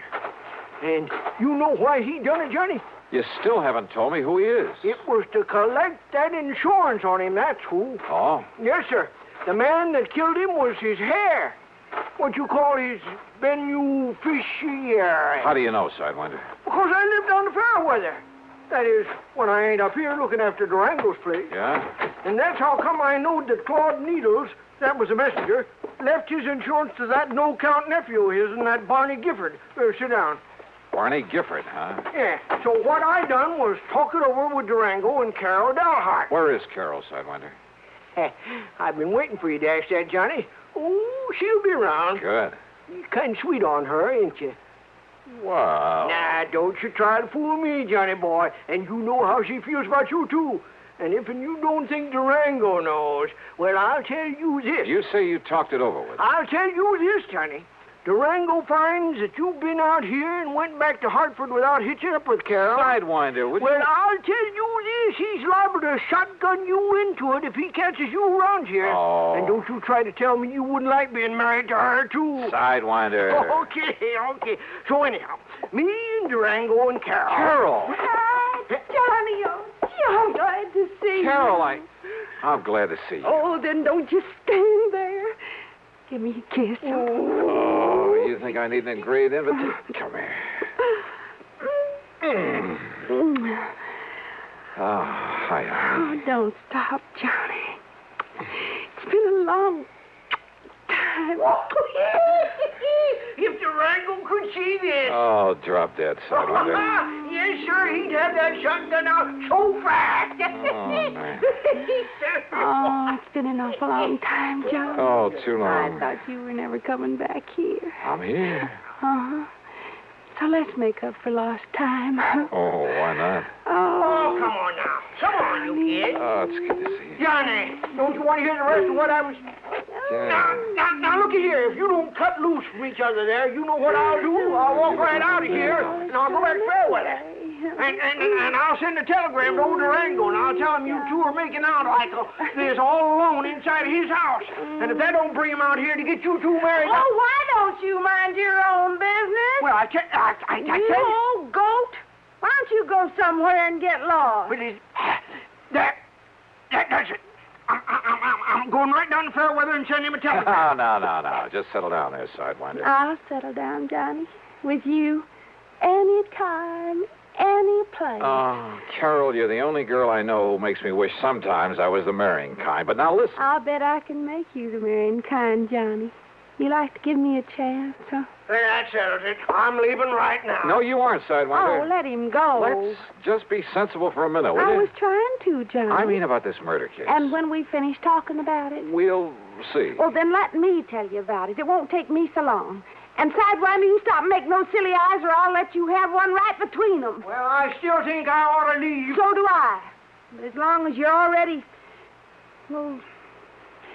Well, listen, Johnny. I'm listening. When Mr. Needles was killed, Sidewinder wanted them to make him a cop down there in Fairweather. Or even just a deputy, so as I could go out and hunt for that killer. Claude Needles was a friend of mine. But the police said no, they didn't need him, didn't want him. So that made me sure. So we talked it over about who could ever do a thing like that. And that's when I remembered Barney Gifford would get the money from Claude's insurance. So I told Sidewinder I'd have a date with Barney, and that would give him a chance to go through Barney's house and look for the security. And I found him, Johnny, under a loose board in the floor. Yes. So when he come home, I lassoed him, and I tied him up, and I took him and locked him up in the tool shed on my place.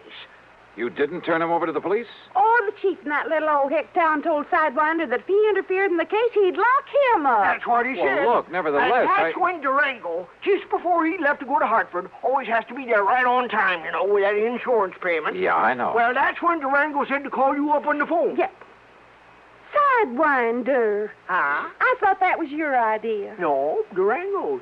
And also for getting Johnny out here to see you again. What? Why, sure. Well, who does Durango think he is trying to run my life that way? What kind of a trick is that to pull on? Just you wait until he gets back here. Is that my cue to leave these parts, Carol? Well, it certainly... Oh, no, of course not, Johnny, but... Well... All right, now. Sidewinder, where is this Barney Gifford?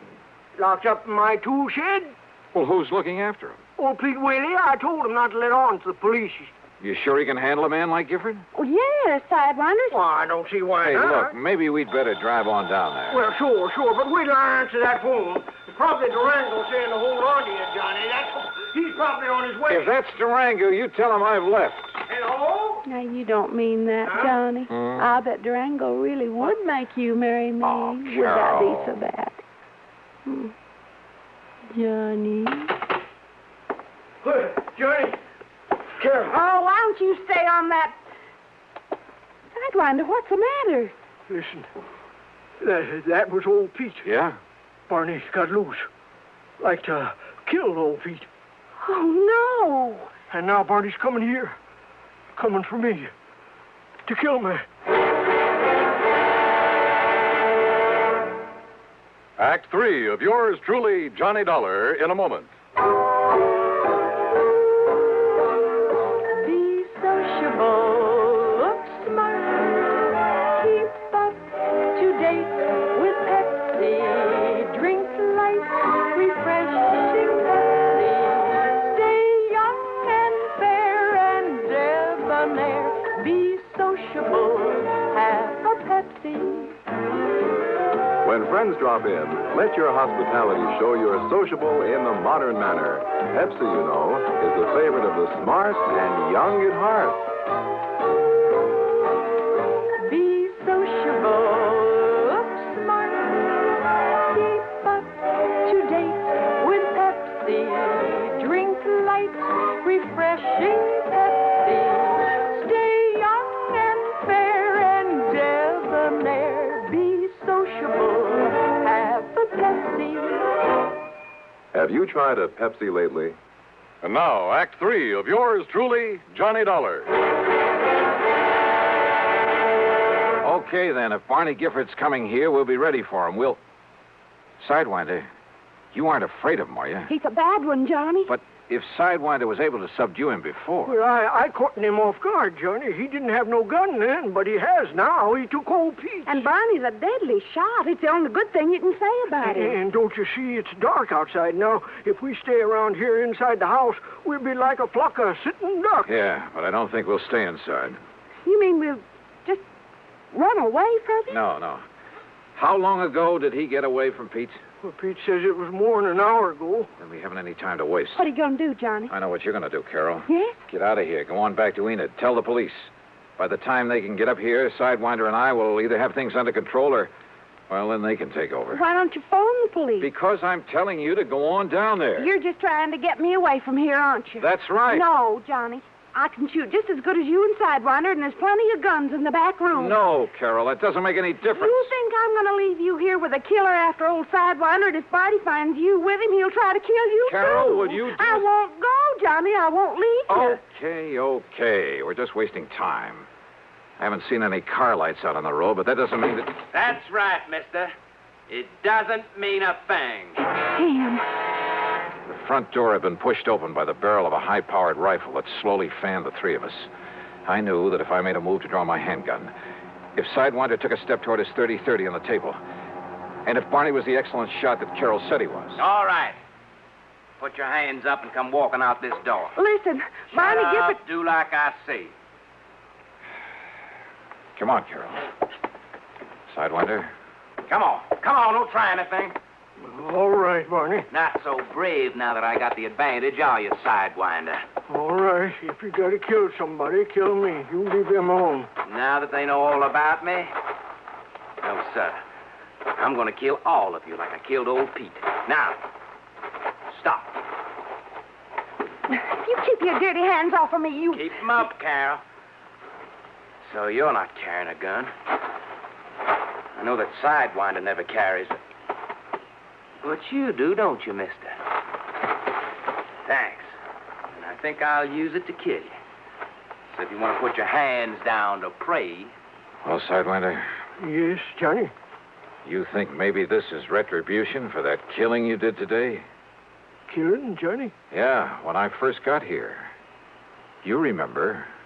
Oh. I don't know what you're talking about, mister. But I'm not going to waste any time. Barney, please... Shut up, Carol. You're going to go first. All right, now listen, Gifford. And you, mister. And last of all, Sidewinder. Huh? What's that? It's a snake. It's a rattler. It's back of you, Sidewinder. No. It's over next to Barney. Where? I can't see it. Where is it? I'll kill it. Where is it? Right here. Oh.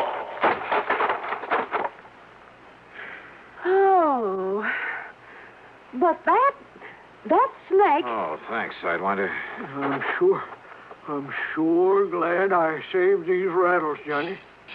What? Yeah, so am I. But I never would have remembered them if you hadn't reminded me about killing that snake.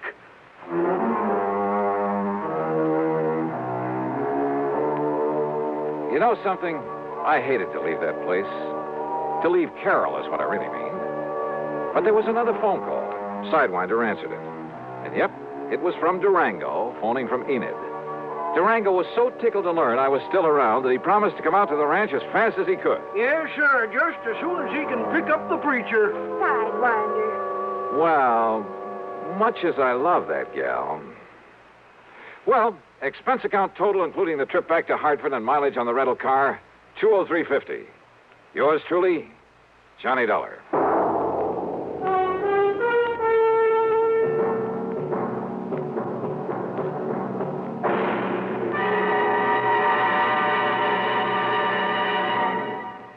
Our star will return in just a moment.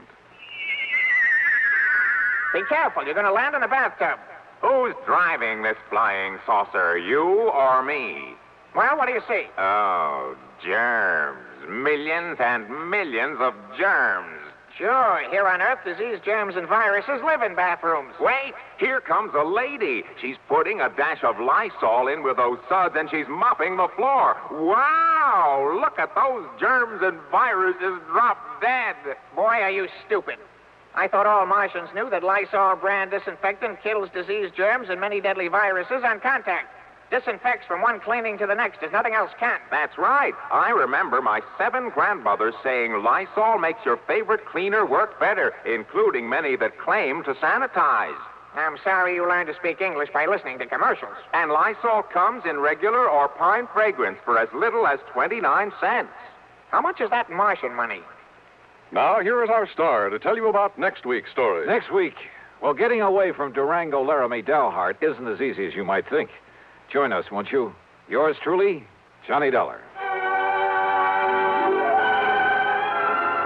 Yours truly, Johnny Dollar, starring Bob Bailey, originates in Hollywood and is written, produced, and directed by Jack Johnstone. Heard in our cast were Virginia Gregg, Junius Matthews, G. Stanley Jones, James McCallion, and Bill James. Be sure to join us next week, same time and station, for another exciting story of yours truly, Johnny Dollar. This is Dan Cumberly speaking. Suspense is next over the CBS Radio Network. WROW, Albany, New York. 10, 10, 10. Yes, 10 hours of price-shattering bargains at Henry S. Mantell Furniture, 343 River Street, Troy. This merchandise must be sold at once. At savings to you of up to 87%. Mantell's was unable to extend their Latham store lease, so the stock from the Latham store has been moved to Mantell's main store in Troy. Save on famous brand merchandise, Haywood Wakefield, Kraler, Simmons, Norge, Motorola, and many more. Buy a $339.95 two-piece living room suite for $199.95. Or a $34.95 famous Make Inner Spring mattress for $17.88. Or a modern bedroom set, regularly $259.95, now $139.95. This tremendous sale at Henry S. Mantell Furniture begins Monday, 6 p.m. to 11 p.m., and Tuesday, 6 p.m. to 11 p.m. The store will be closed during the day to mark down merchandise and arrange stock. Remember, there's no money down at Henry S. Mantell Furniture, 343 River. Johnny Dollar. St. Clair, Mr. Dollar, and Kennett, Missouri. Would it be possible for you to come out here right away? Kennett, what did you say your name is? Charles Kingsley St. Clair.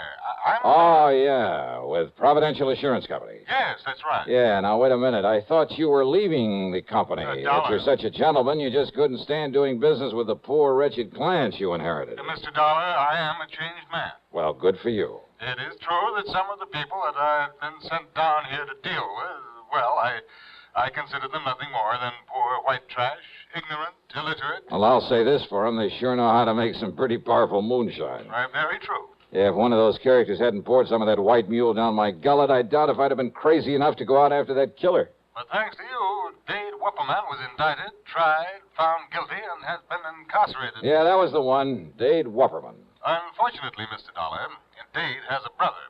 His name is Daniel. I beg your pardon. Daniel. He's been making trouble, very serious trouble. Oh? Like what? Murders.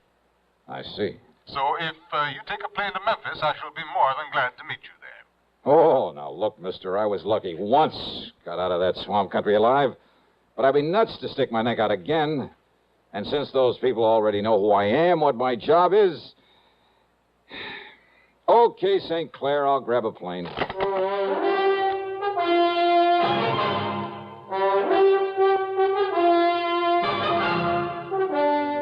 CBS Radio brings you Bob Bailey in the exciting adventures of the man with the action-packed expense account, America's fabulous freelance insurance investigator. Yours truly, Johnny Dollar.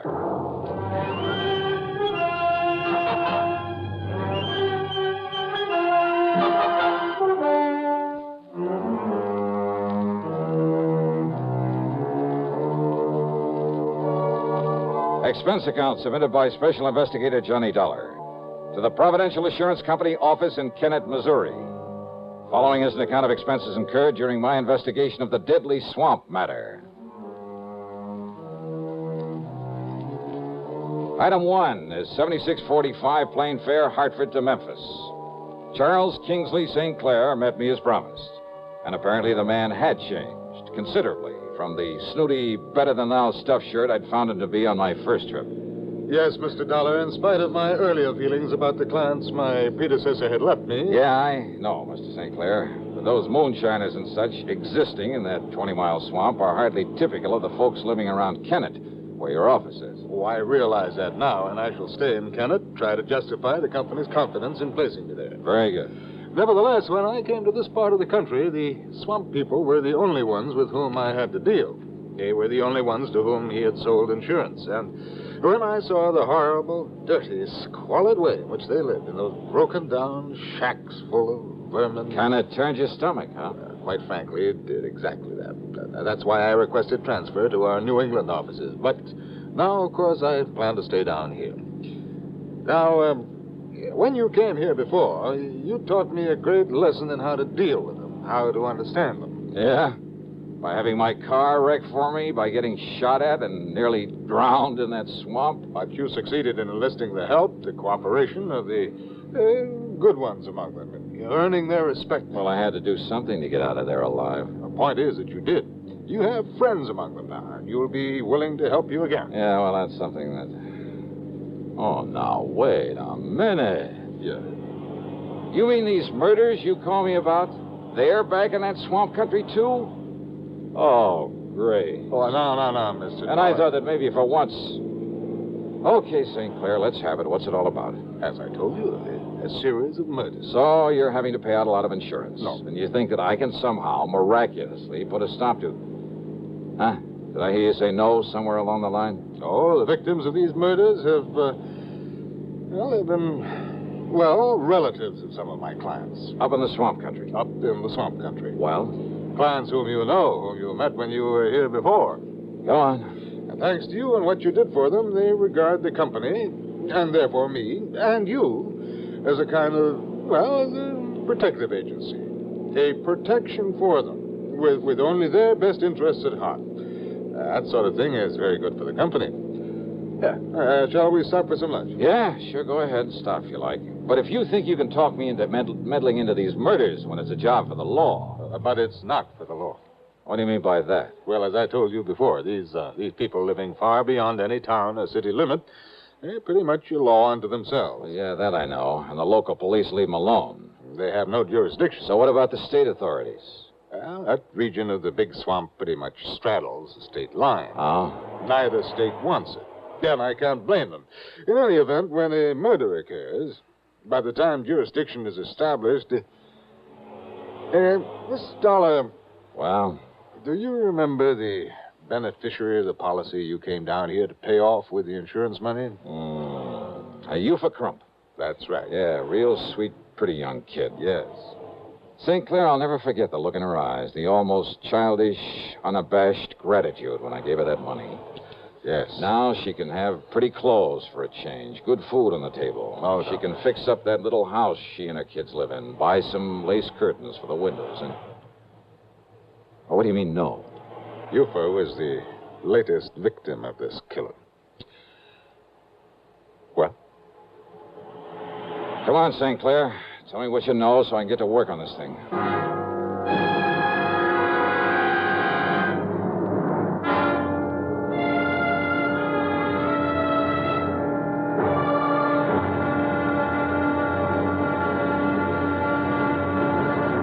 Next time you refresh, enjoy a frosty, ice-cold Pepsi-Cola. Sociability, Charlie. All right, Kay, how's this? Pepsi is light, refreshes without filling, You like to refresh? Have a Pepsi right now. Well, offer it to everybody, Charlie. I will. Enjoy Pepsi at the fountain. It's delicious at home, too. Have one at lunch or with a snack.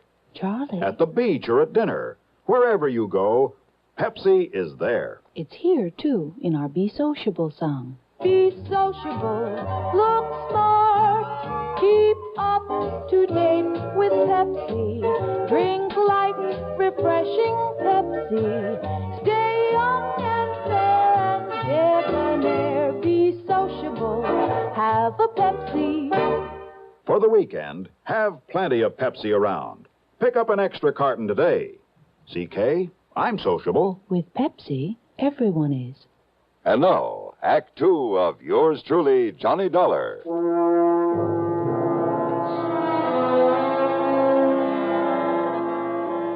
Eufa Crump. Yeah, what a name. But that cute, intelligent little girl, really out of place in the swamp country. Well, regardless of how you or I or the law might feel about it, her inheriting that moonshine still, when her husband was killed a while back, had meant something to provide for both her and her children. And the insurance she received on top of it. And she planned to marry Cass Dingle, the character who'd befriended me, who'd helped me run down her husband's killer. Cass, who was going to leave this desolate country, get out in the world and make an honest living for her.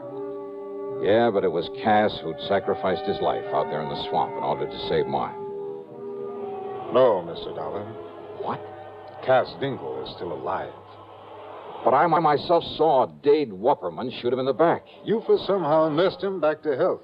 They were married according to whatever rites the swamp people observe, and they were very happy. And then she was murdered. Yes, and it was Cass who asked me to call on you again. And since you know him, you know these people. Okay, stop wasting time, St. Clair. Get me on up to Kennett where I can rent a car and get on this thing. Now, if you'll drop me at my office, I'll be more than glad to let you have this one. But about some lunch. Lunch? Forget it. Let's get going. Item 2, $4.70 for a tank full of gas there in Kennett. And I headed west a few miles, then due north into the swamp country. Well, as I said before, the 20-mile swamp is one of the most dismal, uninviting places I've ever seen. The road, after a while, wasn't even a road, just a set of muddy wagon tracks. More than once, driving slowly and carefully along, I held my breath, hoping St. Clair's car wouldn't bog down in some mud hole. I passed a couple of shacks, falling apart and apparently vacant. But the distinctive smell of moonshine whiskey in the air told me otherwise, that a still was in full operation. If Cass Dingle had married Eufa, he'd gone to her place to live, so I headed that way. But a mile or so before I got there, edging the car around a thicket of wild blackberries, I had learned the last time I was here that when somebody starts shooting, the only thing to do is stop whatever you're in, whatever you're doing. So I did, fast. I ducked down under the wheel on the floorboards, and I pulled out my gun. And I waited.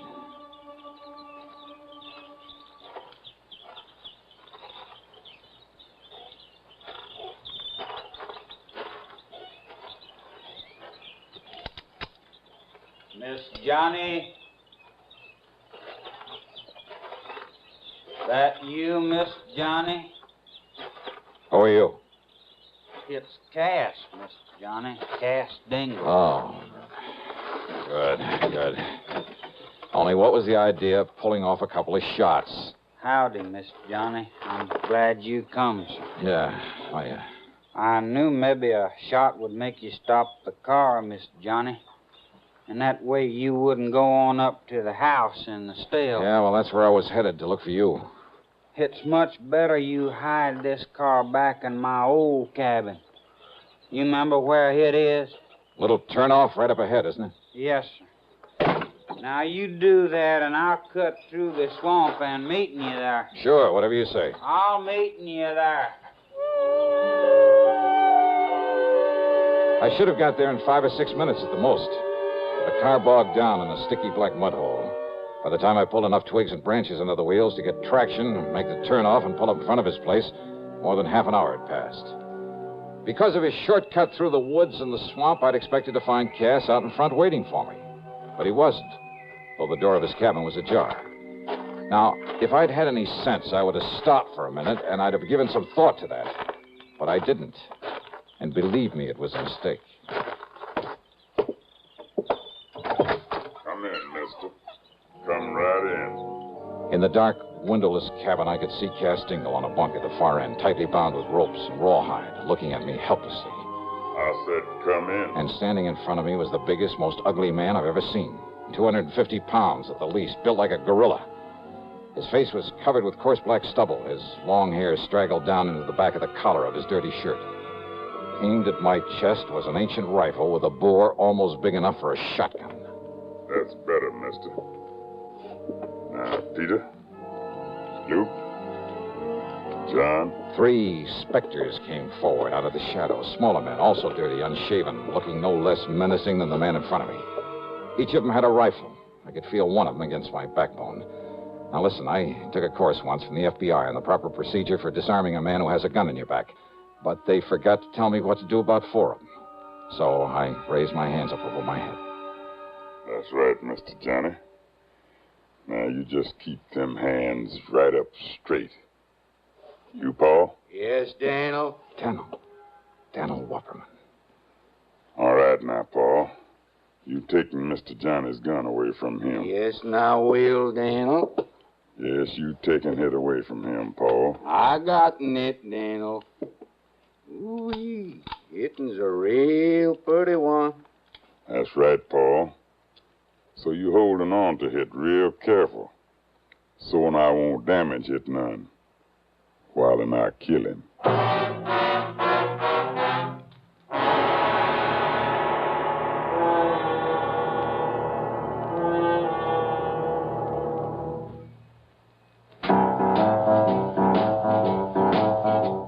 Talk about best-selling records. Here's a familiar tune about America's best-selling filter cigarette, Winston.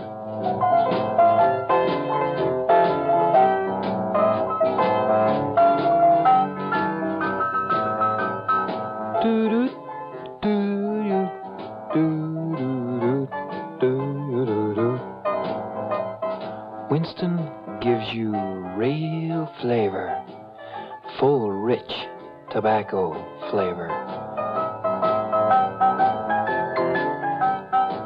And you know, that's because only Winston has filter blend up front.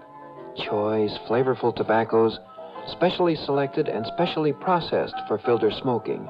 No wonder Winston tastes good, like a cigarette should. Smoke Winston.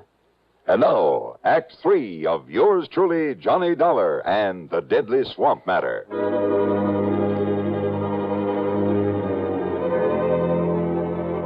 I've been in some pretty tough spots in this crazy job of mine, but nothing ever quite like this. 4 men, like 4 vicious animals who crawled up out of the muck of the 20-mile swamp. Armed with ancient rifles I was sure they knew how to use and use well. For a man living and moonshining in this godforsaken country depended on his gun for survival. Survival. It was obvious by the way the guns were aimed that survival was the one thing they didn't plan for me. Like 4 vicious animals, I said. Stupid, maybe? Enough to be tricked somehow? Yeah, but how? And there wasn't anyone within miles to give me a hand. Except for Cass Dingle, tied down on the bunk at the far end of the cabin, helpless. If only he were bright enough to... Then the ugly giant in front of me talked again. That's right. Daniel Wupperman, and I'm going to kill you, Mr. Johnny. Right now, for it being that you sent my brother Dade up into prison. He was a killer, Daniel. The same as you are. That's right. So one more killer, namely you, it ain't going to make me no worse than I am. Why, Daniel? Because you had no business to come here to begin. We don't like that here in the swamp. No, I mean, why these other killings? Why murder Yufa, Cass's wife? Why you do that, Daniel? Because it was her insurance money, Mr. Johnny, brought you here the first time. Then you put my brother in jail.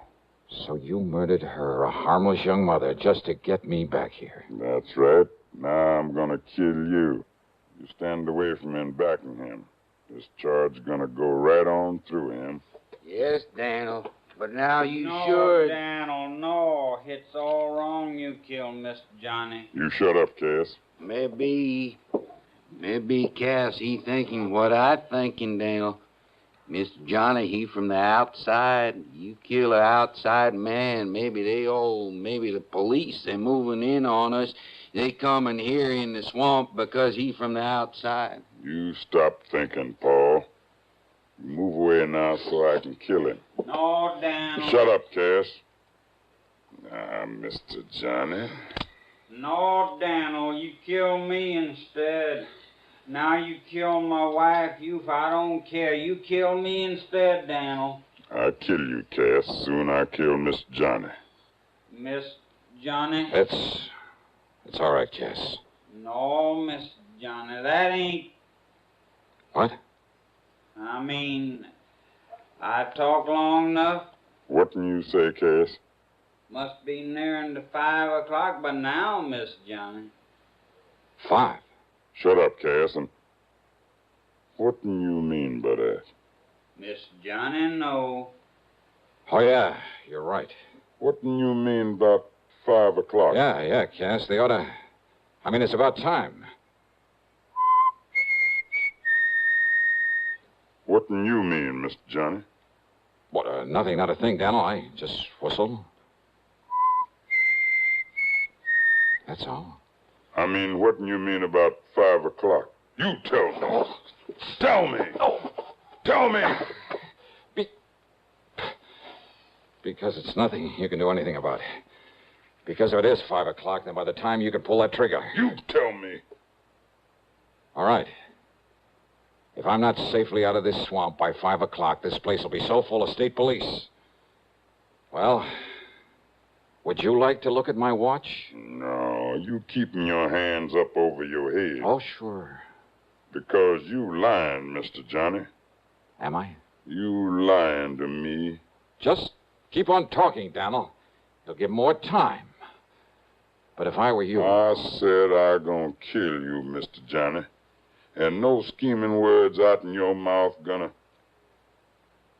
You, Paul. I ain't heard nobody out there, Daniel. You go look out along the slough and the bayou. Yes, Daniel. You see anybody, any boat, you shoot off that gun. You, Peter, you go on back the road and look. And you, John, you go look up by Cass Still. You don't see no one, you come back here and help me bury Cass and Miss Johnny in the ground. Now you go. Yes, Daniel, come on, you. And the three of them, like so many shadows, slipped off into the growing darkness. Cass Dingell Stalling is talking as though something would happen at 5 o'clock. It gained time for us. And more important, had reduced the immediate enemy to 1. But Daniel's rifle was still aimed at my midsection. Then, after plenty of time for the others to have looked around. You see, Miss Johnny, you trying to bluff me is all. But that's no good. Because you haven't heard from them, Daniel? That means the police have taken them. Without them getting off a shot? No, Miss Johnny. And I tell you that by 5 o'clock, and it must be 5 o'clock by now. It's getting dark, Miss Johnny. Yeah. Let me look at my watch. You keep your hands right up straight. It's long after 5 o'clock. Me, I prove it. I look at your little watch. Oh, yeah? You think I can't tell the time? Oh, I'm sure you can, Daniel. But don't you move, Mr. Johnny. Because I'm keeping this right in the middle of your belly. And you try and grab and I pull the trigger. Okay. Easy. Easy. Slowly. And see? Cautiously. Barrel of the gun still in my belly. He looked upward toward the watch on my wrist. And I turned my wrist ever so slightly away from him so that he had to twist his head a bit. Just a little. Long about 10:15, maybe. Then I brought up my knee with everything I had. No, I'll kill you.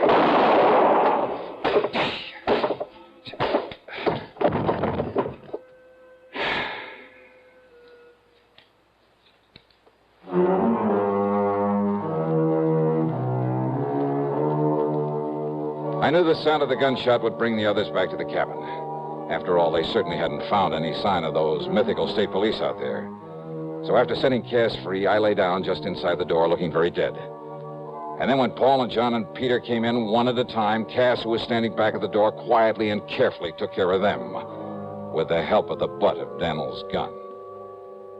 So now 4 more of the swampers have left that region to spend a long, long time behind the bars. Expense account total, including the trip back to Hartford, $161.60. Yours truly, Johnny Dollar.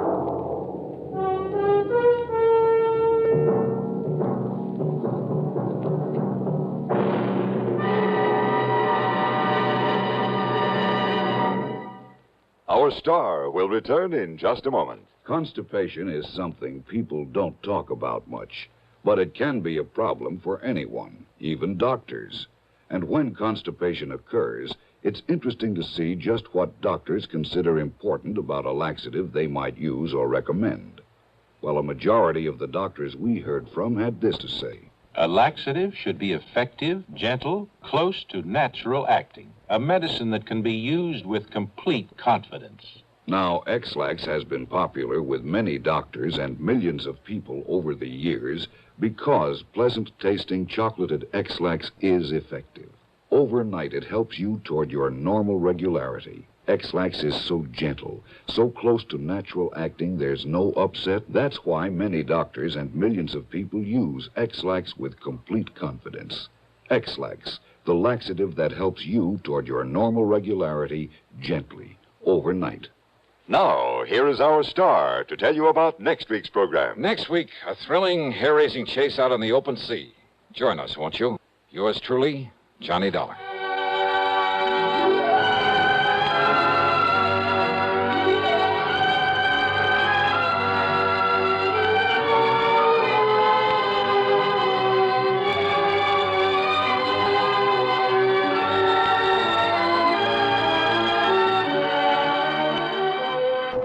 Truly, Johnny Dollar, starring Bob Bailey, originates in Hollywood and is written, produced, and directed by Jack Johnstone.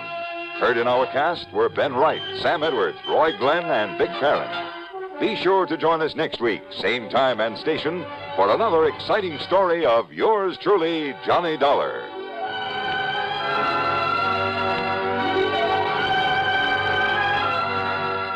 This is Hugh Douglas speaking. Another gripping drama of suspense, next on the CBS Radio Network. Who was the first to conquer space? It's incontrovertible that the first to conquer living space is the Castro convertible, who conquers space with fine design, who saves you money all the time, who tops in the convertible line. Castro convertibles.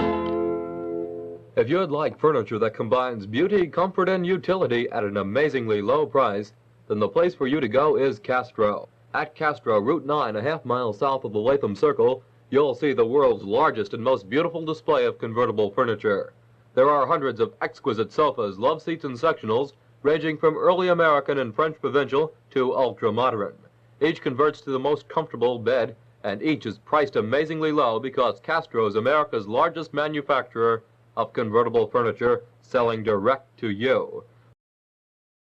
Johnny Dollar. Up and at him, Johnny. Huh? Who's that? Bert McGraw. Oh, hi, Bert. What's on your mind? Haley's Comet. What? Harry Haley, pitcher for the Spartans. They call his fastball Haley's Comet. Oh, yeah, sure. Great guy. Reminded me of a cross between Schoolboy Rowe and Bob Feller. Sure too bad about him and the Spartans. Breaks my heart. Oh, why? Haley's disappeared, and right in the middle of spring training. Well, maybe he got tired of playing ball. You kidding? A man that pitches like he does and is making $60,000 a year doing it? Your company hold a policy on him? For $50,000 double indemnity. But that's incidental. The Spartans don't stand a chance this year without Haley. You're wrong, Bert. Huh? What about? That policy. $100,000 never incidental.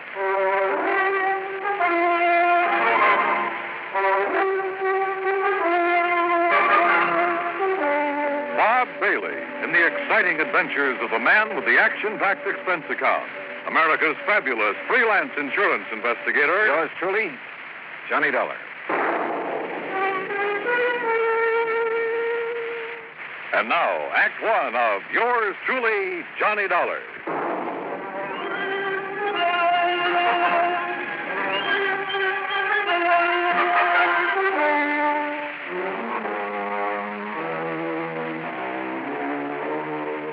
expense account submitted by Special Investigator Johnny Dollar to the Providential Assurance Company, 393 Dewey Avenue, Hartford, Connecticut. The following is an account of expenses incurred during my investigation of the melancholy memory matter.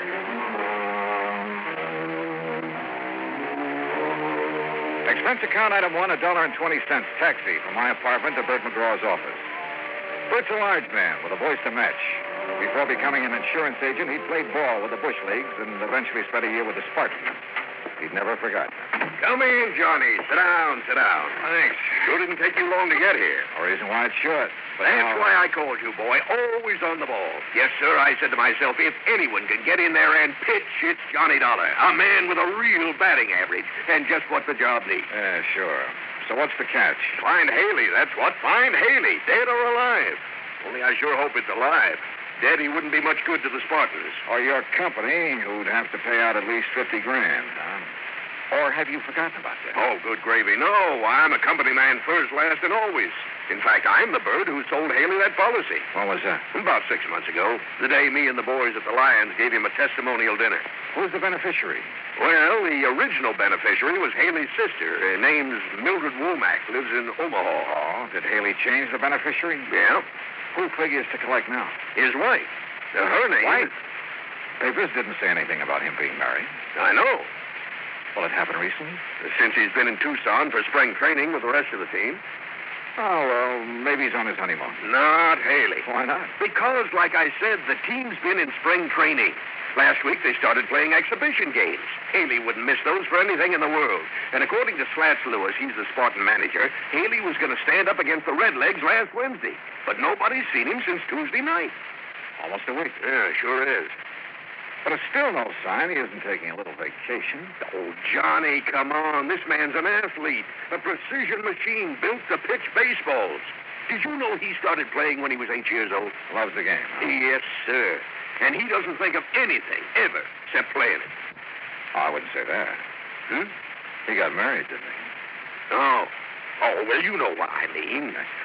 Okay, Bert. Well, what do you got to go on? Well, maybe I got it right here. What's that? A telegram came in late yesterday. Here, read it. Feel sure my brother Harry Haley has been murdered. Please conduct thorough investigation before settling any claim on his estate. Signed, Mildred Womack. Where did you say she was? Well, she lives in Omaha, but that wire came from Tucson. You have her address out there? Yeah. I'd better have a talk with her. That's the way I'd play it. And, Johnny, Yeah? me and the Spartans, and, of course, the company are counting on you. You get a hit, okay? Coach, I'll do my best.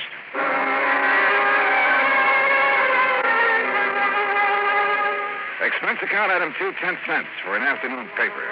It contained a follow-up story on Haley's disappearance with a quote from his sister Mildred. But again, there was no mention of Haley's wife.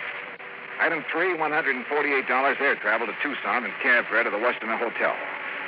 I called the Casa Grande Motel where Mildred Womack was staying, then rented a car and drove out to it. It was on the highway to Nogales, and she was waiting for me. A tall, thin woman, obviously Haley's older sister.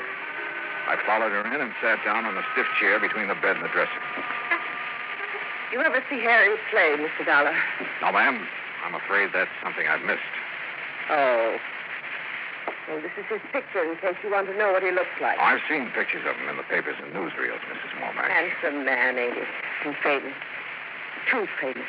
All that publicity about his new contract, that's what started the trouble. How do you mean? If he'd never reached the big leagues, he'd be alive today. Do you really believe he's dead? Of course I do. Did you read my telegram? Well, yes, ma'am. But do you have any proof of his death? Have all I need. Would you mind telling me what it is? The record of my brother's doings before I came to Arizona. Oh? I didn't get out here until the day before he disappeared. I came because Harry wasn't writing to me like he was supposed to, so I hired me a detective to find out what he was doing with his time. You hired a detective to follow your brother? There's no law against it. No. Especially when I suspected something was wrong. Yeah, I've had to watch out for Harry since our pa died 12 years ago. How old is your brother? 25. That's physically, but he's still a baby. Mrs. Womack, about this proof you have. I'll get to it. See, before Harry signed up with the Spartans, he never had nothing. And after last year, well, now they're paying him a heap of money. Naturally, a man like him, simple and all, why, he was just like a ripe melon waiting for some little chippy to come along and pick him off the vine, which is just what happened. Then you know he's married. Of course I know, but I wouldn't have known if it hadn't been for that detective, Mr. Oglethorpe. You know why he kept his marriage a secret? Sure. Same reason I've tried to keep it one. What's that? Well, now, would you have gone around broadcasting it if you'd woke up some morning and found yourself hitched to a person called Juanita Torres? I don't know. Never met the lady. She ain't no lady, Mr. Dollar. Torres, Mexican. So? Well, you know. Afraid I know. Oh, no. Well, this Juanita, she works in a nightclub. Dancer, she calls herself. That's what Oglethorpe told you? That's right. The way I figure it, Harry must have been good and drunk to let her talk him into marrying her. Have you met her? Hope not. And don't plan to, neither. Well, don't you think that's being a little unfair, Mrs. Womack? I don't need to. I got all the information I needed from Mr. Oglethorpe's report. Little gold digger. That's what she is. A horrible, cheap, painted dancing girl. You're sure of that? I am. As soon as she could, she had Harry change his life insurance, making her the beneficiary. And that was like putting a gun in her hand. And you think she had something to do with his disappearance? It's murder. It ain't no disappearance. That's a very serious charge, Mrs. Womack. But she's serious. Mister, Harry didn't run off. Leave me. He had no reason to. There just wasn't no reason for him to leave without telling anybody. You're sure of that? You find the reason. I'll change my mind. When I finally got away from Mildred Womack, I headed cross town to the Oglethorpe Detective Agency. Mr. Oglethorpe wasn't in, so I left word for him to call me, then stopped by Tucson's police headquarters. Lieutenant Snyder was in his office eating his lunch out of a paper bag. Dollar, come in. Pull up a chair. Thanks, Lieutenant. You like hard-boiled eggs? Sometimes. Me too, sometimes, but not every day like my wife thinks I do. You want it? No, thanks. Me either. Sergeant tells me you hear about that Haley case. Yeah, that's right. Well, that's not much, but you're welcome to anything we have on it. Well, what do you think's happened to him, Lieutenant? I don't know. When I'm around that sister of his, I'm convinced he's been murdered. And I start thinking about it logically. Yeah? Well, if he was murdered, where's his car, for instance? That missing, too? It sure is. Bright new red convertible. Well, if you've got the license, it shouldn't be too hard to find. Man like Haley shouldn't be either. Face as well known as his, you'd think somebody'd spot him. Dollar, we got an all-points bulletin out on both sides of the border, but so far, nothing. Just how far is the border from here, Lieutenant? About an hour's drive. Could be down there someplace. Yeah, but like his sister said, why would he leave his team, his friends, his sister, all of them, without even a goodbye? No, it's got me. What's his wife say? Oh, didn't you know? No, what? She's gone, too.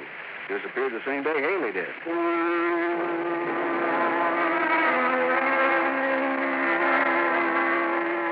The Spartans were playing an exhibition game that afternoon, so after telling Lieutenant Snyder where I was staying and asking him to call me if anything broke, I drove out to the ballpark. You know, there's a saying in baseball, if anybody knows a pitcher, it's the man who catches for him. And the Spartan catcher was Crawfish Crawford.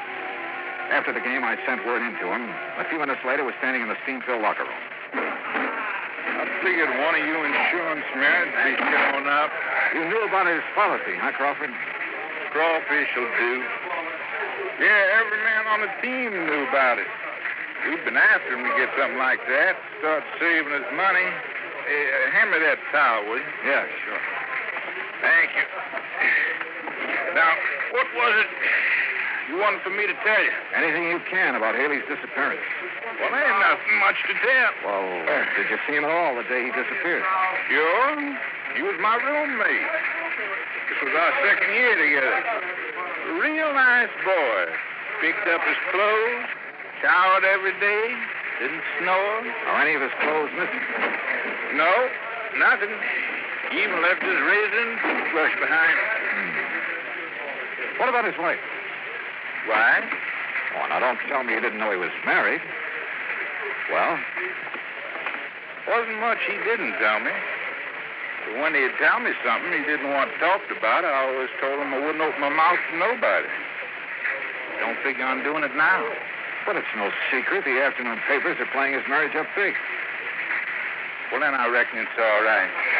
What sort of a girl was Or is she? I only saw her one time. Reckon she seemed nice enough, but you can never tell about a woman. Boy, I remember one time down Beaumont, Texas, there was this gal, and she looked so sweet, but what she done to me, ooh-wee. Yeah, well, let's get back to Haley. How is he doing this year? Well, it was off, way off. But being in love like he was, well, that can hurt any man's control. Are you sure being in love was the only thing bothering him? I don't know what else could have been. But if I think of something, I'll let you know. Okay, Crawfish. I couldn't make up my mind about Crawfish. I didn't know if he'd held out on me or if he just didn't have any information that would help me find Haley. I drove back to my hotel, put the car in the parking lot, and then started across the lobby when somebody called to me. Hey, Dollar! Johnny Dollar! I am? Oh, Lieutenant Snyder. Took a chance on your being here. I received a call from the Nogales police this afternoon. They find Haley? No. It looks like his sister's been right all along. How so? Mexican Highway Patrol found his car abandoned about 30 miles below Nogales. Well, that doesn't mean he's been killed. No, but there's something else that does. What? There was dried blood on the front seat.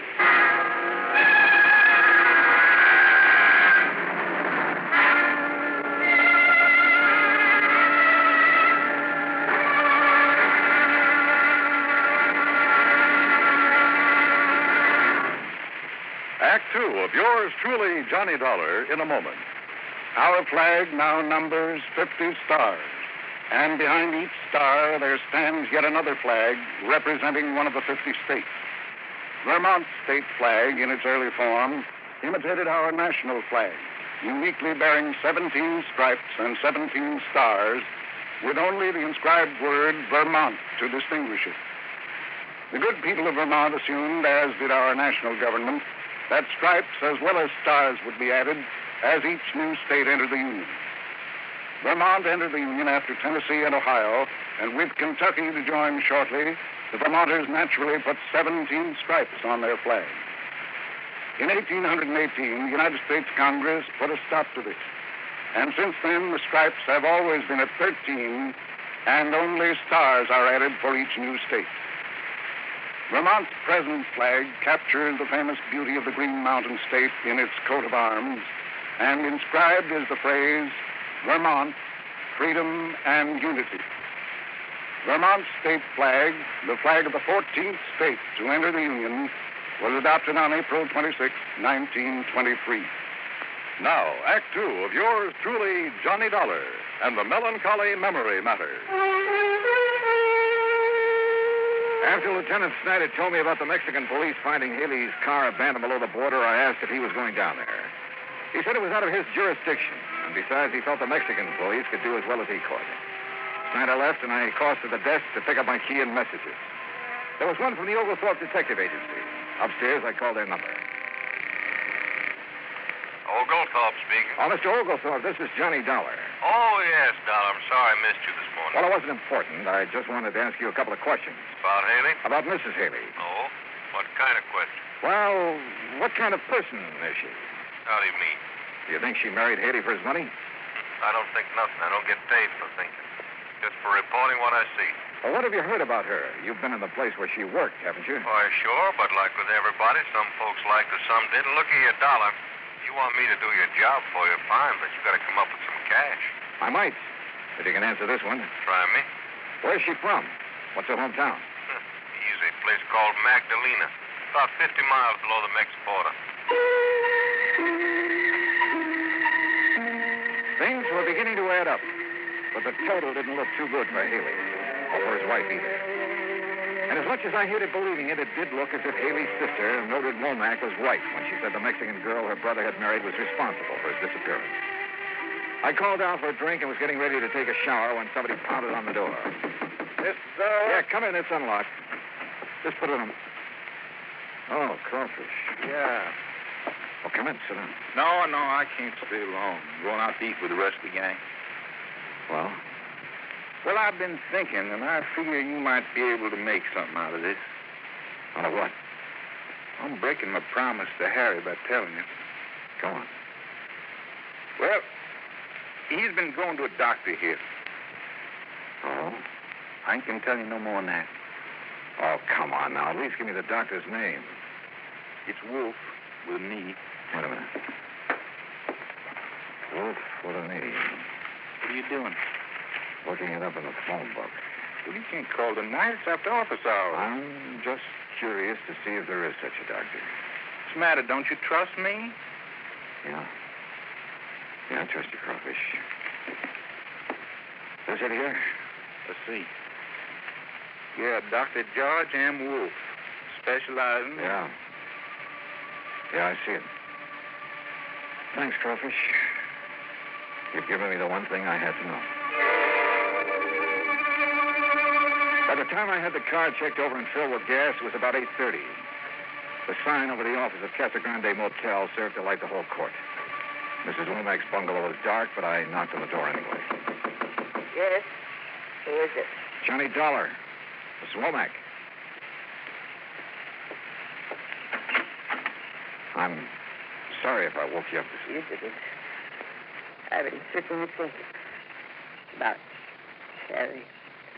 Lieutenant Snyder told me they found his car. With blood on the seat. It's like I knew all along. Mrs. Womack, I wouldn't give up hope if I were you. I gave up hope when I heard he'd married that girl. And if I ever get my hands on her, Do you remember telling me this morning that if I could find a reason for Harry wanting to get away from everyone, to disappear, you'd change your mind about his wife? I remember. Well, I have that reason. What is it? I'll tell you late tomorrow afternoon. Tomorrow afternoon? Yes, ma'am. Provided you'll be ready to leave here with me at 8 in the morning. Leave for A where? little town south of the border. It's called Magdalena.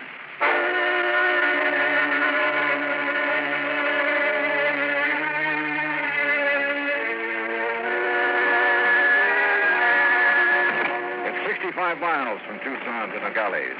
We made it in an hour. But from there on, the road became progressively worse. It was early afternoon when we reached the outskirts of Magdalena. Oh, really, Mr. Dollar, I wish you'd tell me what we're doing down here. I'll tell you when I'm sure, Mrs. Womack. You mean this may be a wild goose chase? It may be, but I don't think so. Oh, really? Oh. You'd think they'd have sense enough to keep their chickens at home. You don't care much for the Mexican people, do you, Mrs. Womack? No, I don't. Why not? You know? I sure do. Because they're so poor and dirty. By our standards, I guess some of them are poor. But as for being dirty, have you ever seen American ditch diggers or farmers after a hard day's work? Well, what about their children? They're always filthy. Like those over there. Huh? Where? In that field. See them? Yeah. Yeah, I sure do. Mr. Dollar, what are you doing? Be right back. Mr. Dollar?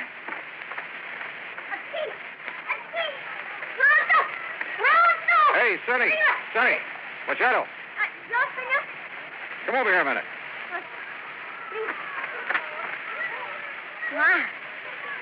Here it comes. Yeah, that's right. You understand English? American? Poco. Good. Whoever taught you how to play baseball? We do not know too good, senor. Yeah, I see. You have 5 bases out there. Yesterday, for the first time, she came and explained to us.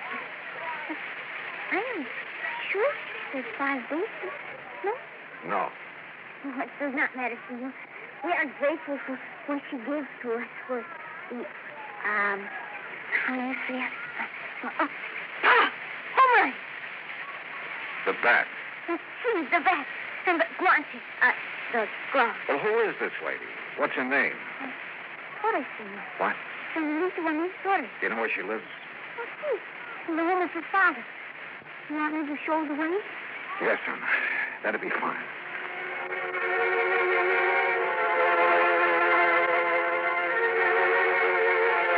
The Torres family home was a large, rambling ranch house made of red brick and tile. I parked the car near the front door and we got out. I still hadn't told Mildred Womack why we were there. I only told her whose house it was. A servant escorted us into the living room, then left us alone. Really? Really, Mr. Dollar? Yeah? What is it now? Don't you understand how I feel? You think I can face these tourist people after that little daughter has got away with my brother? Your brother hasn't been done away with, Mrs. Womack. Oh, you aren't really sure of that. I'm not sure of anything. Whose blood did they find on the front seat of his car? Why not ask him? Him? Your brother.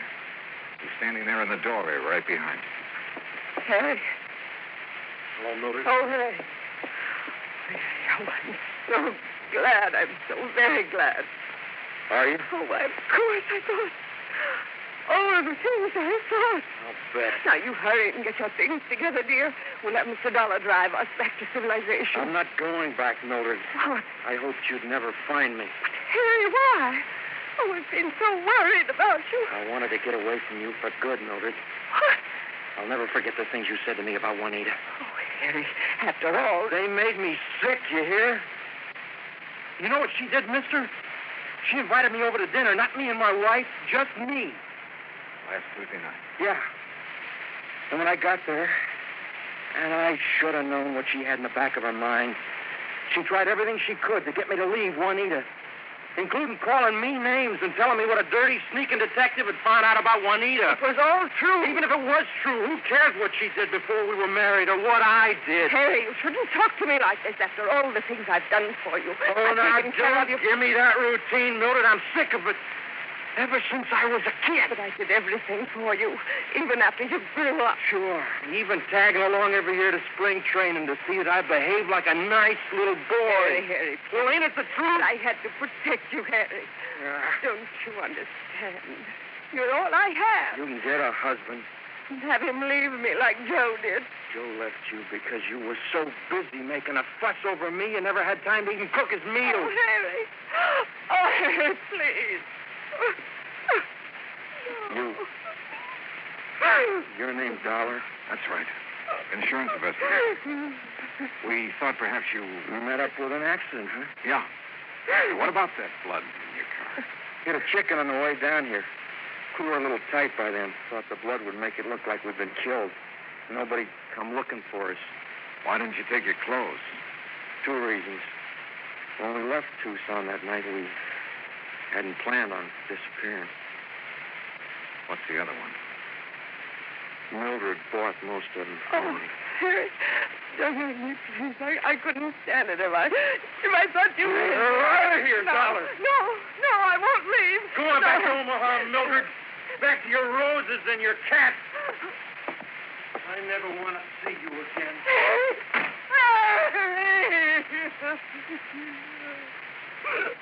Oh, Max, please. I guess we better.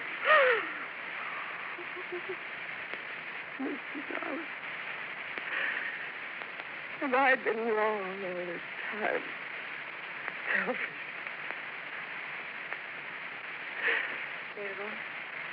Señor. What? Yes?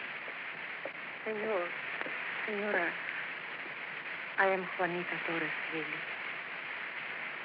You... I know how you must feel about me, Señora, but please, I cannot help it if I love your brother. You really love him, even as you do. More. And you must not feel too bad, too angry for what he had said. See, he is not well. He's not well. I do not know all of it, but he has had very bad news from the doctor in Tucson. Oh, no. He's very upset. I'm sure he will forgive you when he's better. When there is better news. Thank you. Thank you for telling me this. Juanita? Juanita! Come in, querido. Adios. My sister.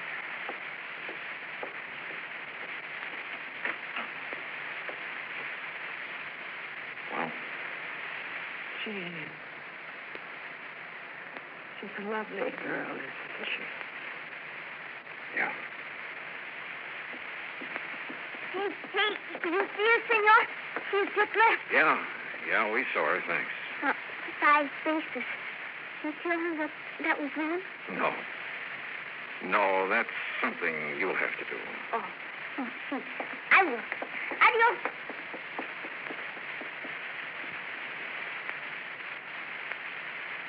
Mr. Dollar. Yeah.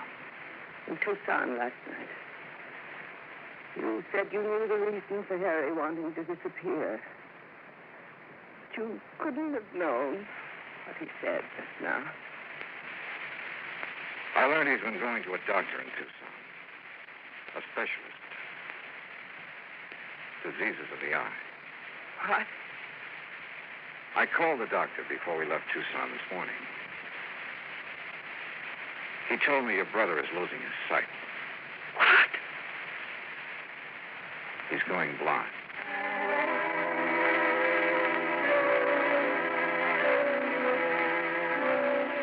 Some people you just can't figure. Mildred Womack stayed on in Magdalena. Yeah, she rented a small adobe house and did what she could to help her less fortunate neighbors. Harry Haley never played ball again.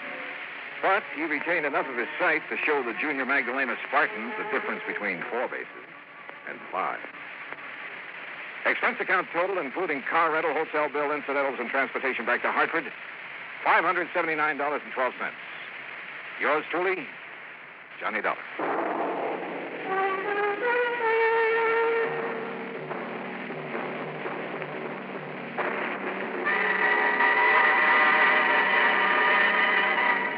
Now, here is our star to tell you about next week's story. Next week, 3 of the most unforgettable characters I've ever met. And believe it or not, a case that solves itself.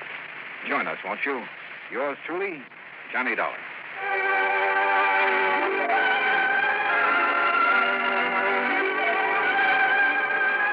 Yours truly, Johnny Dollar, starring Bob Bailey, originates in Hollywood.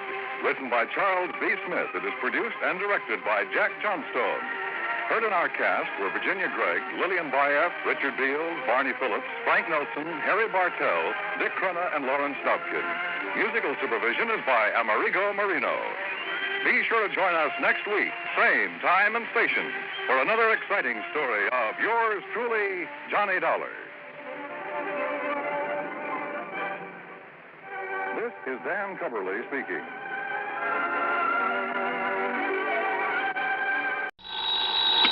Johnny Dollar. This is Jack Price, Johnny. Corpus Christi, Texas? That's right. Try Western Life Insurance Company. No. No? No, Johnny. I've just taken over the office of Providential Property Insurance down here. Oh, that's a good company, Jack. Only I'm beginning to wish I had. Oh, what's the matter? Less than a week heading up this operation, and I get presented with a claim for $465,000. Wowee. But maybe, I hope, you could keep us from having to pay it. Well, I don't know about So, that. Johnny, if you'd like to earn yourself a nice big commission in addition to your expense account, of course. Now, let me see. My commission on $465,000. Tell me all, Jackson. You fly on down here, and I'll be glad to. Right. I'll grab the first plane I can.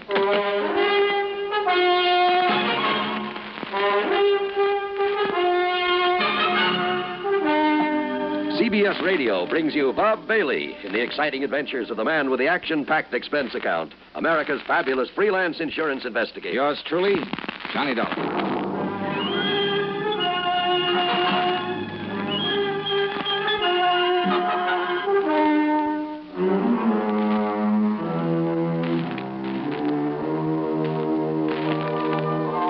Expense account submitted by Special Investigator Johnny Dollar to the Providential Property Insurance Company, Corpus Christi, Texas office.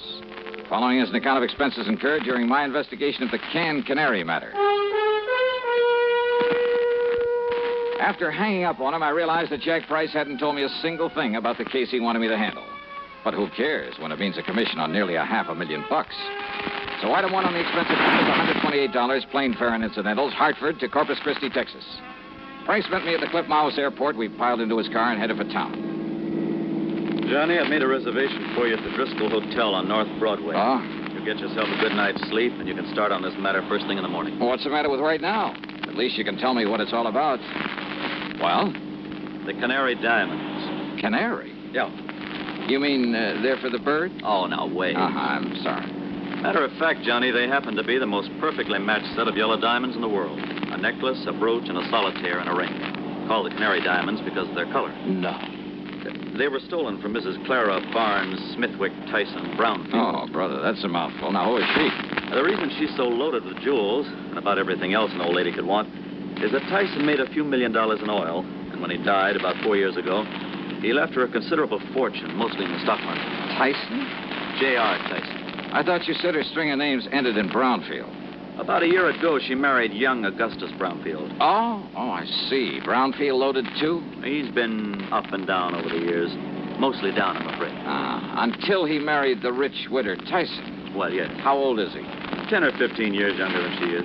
About 45, I'd say. Uh-huh. So that's it. Now, Johnny, you and that suspicious mind of yours. What, Jackson? You'd make a suspect out of your own mother. Oh, look, where there's nearly $500,000 involved. But you're wrong if you think he had anything to do with the loss of these jewels. I'm sure of it, Johnny. Yeah, we'll see. I've known Gus Brownfield for years. I'm sure he's on the level. That's why, in spite of all his wife's money, he's trying so hard to make a go of his little cannery business. Cannery? It's just a small operation for the luxury trade. What do you mean? Oh, kumquats, guavas, lychee nuts, things like that. For the fancy restaurants. Real expensive stuff. Oh, I see. His customers are mostly places like Antoine's in New Orleans, Romanoff's in Beverly Hills, the Chambord in New York. Even some of the fancy cafes in London, Paris, and Rome. But now, how and when and where did these canary diamonds disappear? Well, it was several weeks ago. They'd gone out for the evening. No servants? Only the deaf old cook in her little room in the basement. The others were all off duty out of the house. And? Well, when they got home, she went to the wall safe to put back a pair of earrings she'd worn. When she opened it, she found the canary diamonds were gone. Anything else taken? No. In spite of the fact there were other valuable things in the safe. They called in the police, I hope. Oh, of course. Well, what did they find? Nothing. Fingerprints? Whatever prints may have been on the dial of the safe have been carefully wiped off. The only thing the police are sure of is that it was a professional job. Hey, Jack, who knows the combination of that wall safe? Only the two of them, Mr. and Mrs. Brownfield. You're sure of that? That's what she told me when she reported the loss. Oh, she reported it? Yes. And he was the only other person who knew that combination? Johnny, they were out together that evening. Where did they live? Let's go over and see him. At this hour? Sure, why not? Well, besides, I told them I'd bring you over in the morning. So what? And if they don't expect us, well, who knows? Maybe we'll learn more than when they do. Johnny, if this is because you suspect Gus Brownfield... Now, did I say that? It's what you mean, isn't it? Come on, Jackson, let's go see him. Well, all right, Johnny. Whatever you say. The Brownfield home was a mansion, a beautiful place, worth plenty of money. Mrs. Clara Barnes Smithwick Tyson Brownfield was about 60, I'd say. She was a lady in every sense of the word, with the sort of quiet dignity that goes with wealth and good breeding. Her husband, Gus, was at least 10 years younger, and, well, he seemed like just an ordinary, hardworking, nice, good-looking guy, sincerely devoted to his wife. Yeah, I must admit I liked him immediately, but then sometimes that's a danger sign. Anyhow, he pretty much repeated what Jack Price had told me, including the fact the police had gotten nowhere. So, if there's any way I can possibly be of help to you, Mr. Dollar? Not so much the money, Mr. Dollar. Though heaven knows the diamonds do have monetary value. That is the understatement of the week. Well, yes, I suppose it is. But when I think of some thief taking those beautiful stones out of their lovely mountings to dispose of them... Mr. Brownfield, you and your wife were together all the time the night they were stolen? Yes, we were attending a party at the home of... Oh, no, wait. Yeah? Why, yes, dear. You left us for a few minutes to go over to the cannery. Yes. Why? Well, when we'd passed it on the way to the party... Yes? Well, I'd noticed that someone had left the lights on. Probably someone who'd worked late. Who? Well, frankly, I don't know. Well, go on, please. Well, the party'd been rather dull, so I used that as an excuse to leave for a while. Yeah? I drove on over to the cannery, took care of a few odds and ends at my desk, turned out the lights, and then drove back to the party. Then we came home and found that the diamonds... Mr. Dollar. Yes? If you're thinking what I think you are... That your husband had plenty of time to come here during his absence from the party? Well, now, look here, Plus the fact that he knows the combination to the safe? Young man. No. What? No, Mrs. Brownfield. I was thinking of something you said a minute ago. About the thief disposing of those jewels. But, Dollar, if you think for 1 minute... Just hold your horses, please, Mr. Brownfield. Young man, this is outrageous. I refuse to listen to anything more from you. Yeah? Yes. Well, I think you'd better, Mrs. Brownfield. If you want the canary diamonds back.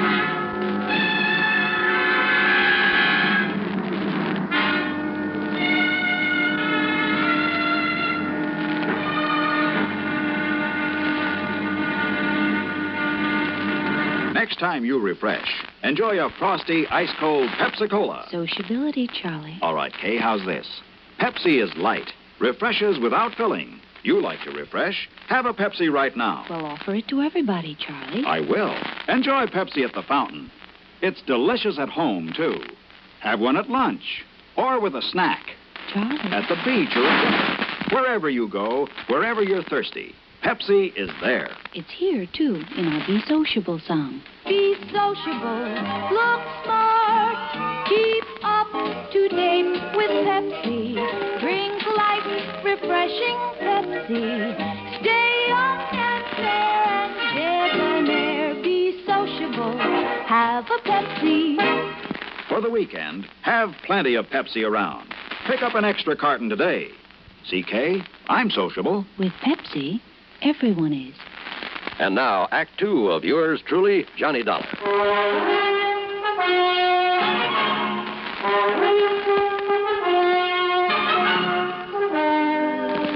Dollar, this is ridiculous. Is it, Mr. Brownfield? And I suppose the fact that my cannery business is not particularly profitable. Oh, I didn't know about that. I suppose you've decided that that's a motive for the theft of the diamonds. Well, I suppose it could be, couldn't it? Now, listen, Johnny, this is ridiculous. Take it easy, Jack. This is not only ridiculous, it's insulting.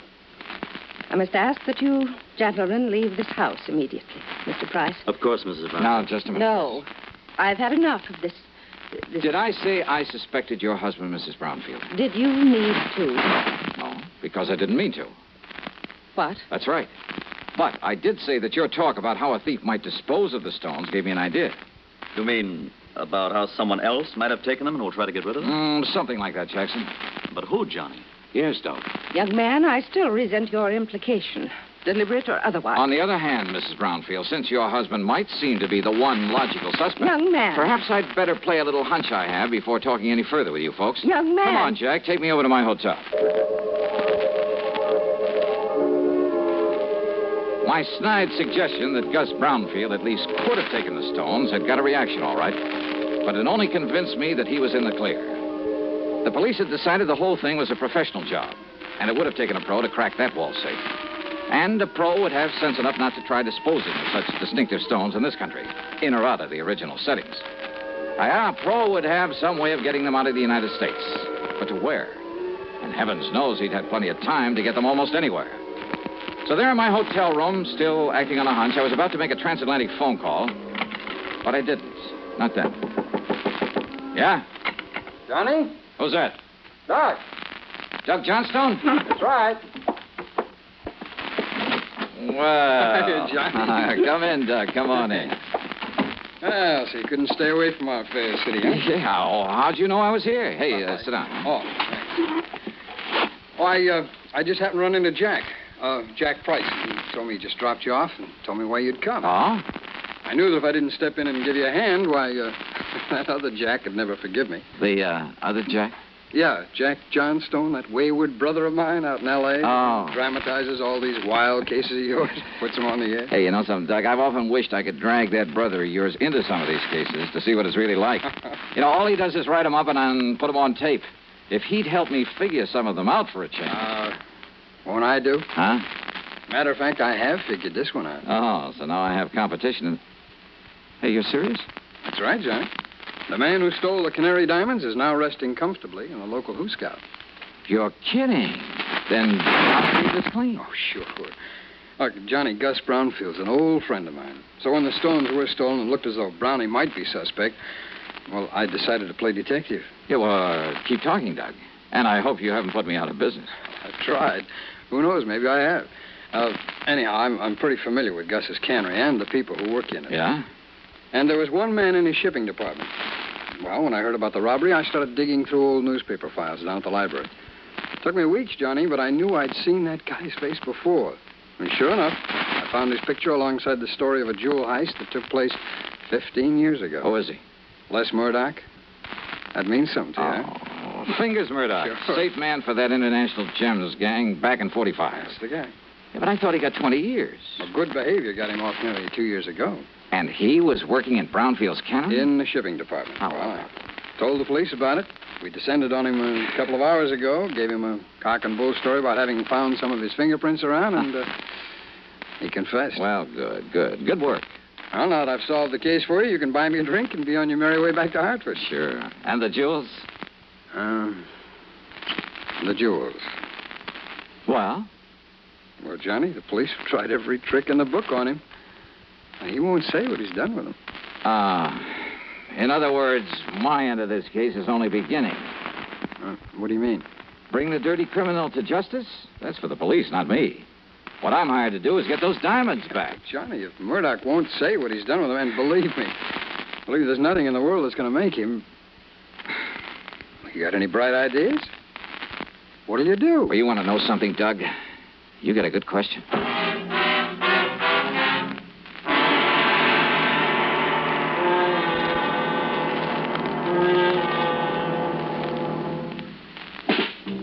Smoking more now, but enjoying it less. Have a real cigarette. Have a Camel. So good. Have a Camel cigarette. So rich. Have a real cigarette. Have a Camel. So mild. Have a Camel cigarette. And here's the reason why. Best tobacco makes the best smoke. Have a Camel cigarette. You can say that again. Best tobacco makes the best smoke. Have a Camel cigarette.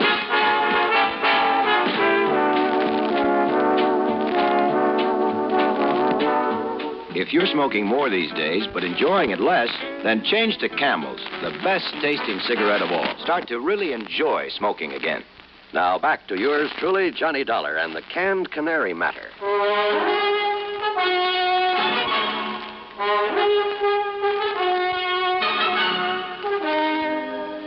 I went down to the Corpus Christi Central Jail and wasted an hour trying to get something out of Fingers Murdoch.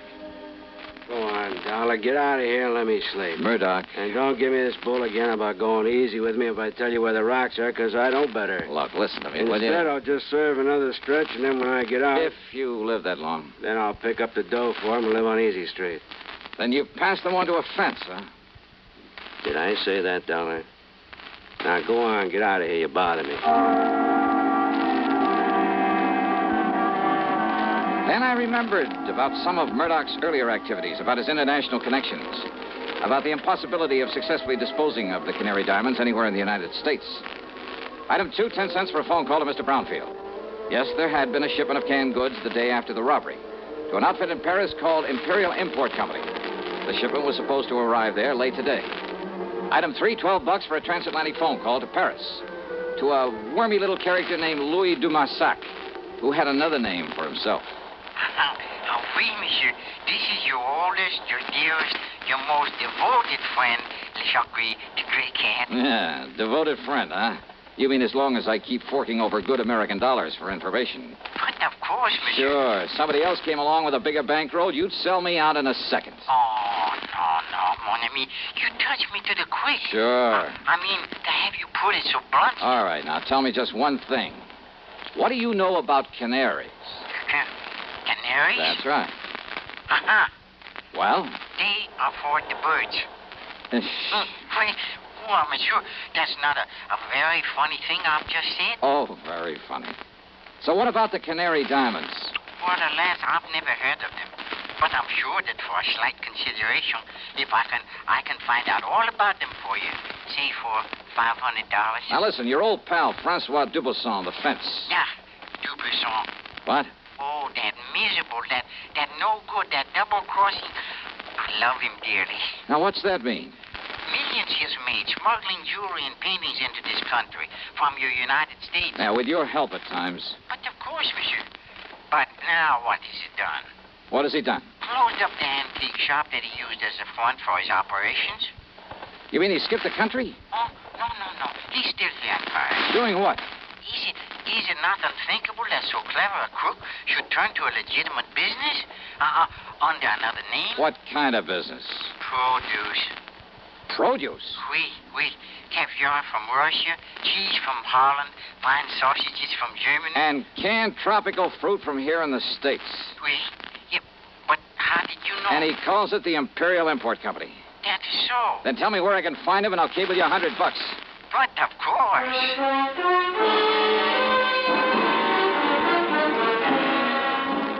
Item 4, a real wild one. $488, transportation to the airport, to Chicago, to Paris, France. Then a cab to the little warehouse called the Imperial Import Company. And somewhere along the way, I picked up a 39-cent kitchen item that just might help solve this case for me. Francois Dubuisson was more than a little surprised to see me. Monsieur Dolin? Yeah, surprise, huh? And what are you doing here in Paris, huh? Well, I want you to help me find some stolen jewels, Dubuisson. I help you? Mm-hmm. After the trouble you have made for me in the past, it is to laugh, monsieur. Yeah, well, you go right ahead and laugh. But maybe I can persuade you. By waving that pistol in my face, huh? I want to look at your latest shipment of canned goods from the United States. Canned goods? No, monsieur, Come on now. Where do you store the stuff for this phony import business you're using as a front now? If you will put down that gun... Maybe through this door, huh? Well, we'll see. Monsieur! Well, now, how about this? Will you kindly explain what you mean by this intrusion, huh? Yep. 10 cases of fancy tropical fruits from the Brownfield Cannery in Corpus Christi, Texas. And why not, sir? Only one of these cans doesn't contain fruit. I beg your pardon. As if you didn't know. All right, here you are. Take this and we'll get to work. And just what is this, eh? Well, now, Dubuisson, that's a fine old American institution. It's called a can opener. Yeah, I'll pry open the cases and you open the can. Monsieur. Uh-huh. Until we find the canary diamonds. All right, here now. We'll start with this case right here. Oh, I know nothing of the canary diamonds. You are going to wield that can opener until you do. Monsieur Dolin. 24 cans to a case, 10 cases. That shouldn't take you too long, though you might raise a handful of blisters. There you are. Get started, brother. Have you forgotten? You have no authority here in Paris. Oh, have you forgotten this 38 might give me all I need? And, of course, I can always call in the police. Police? But I won't unless you make me, Dubuisson. I would not like the police. Oh, I know. And if you want the truth, when it happens, I'll kind of hate to see them catch up with you. Huh? Sure, with you in the clink, I wouldn't know where to turn when I'm over here looking for something smuggled in from the States. Then, but all I'm interested in at the moment is watching you get to work with that can opener. Well, go ahead, Dubuisson. No. No? What do you mean by that? It will not be necessary. I shall show you the case, the very can that contains the canary diamonds. That easy, huh? Oui, monsieur. Each of them bears a mark known only to me. And, of course, to the unfortunate fingers murder who stole them. Too bad, Dubuisson. Eh? Well, I'm really kind of sorry to hear that. You are sorry? Yeah. I'd kind of hoped to stand here and watch you sweat some of the rottenness out of your system.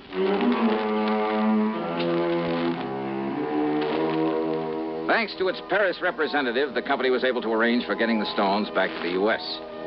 As for Dubuisson, well, I suspect he was long gone when the police arrived at his place. Expense account total, including the trip home, $1,121 even. And, don't forget my commission on this one. Yours truly, Johnny Dollar.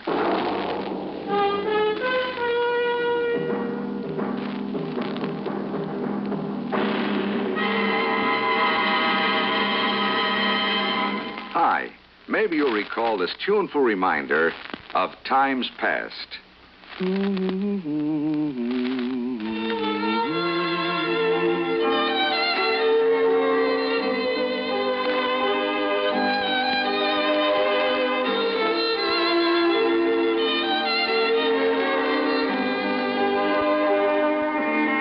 This is Dennis James with something else worth remembering. It's this.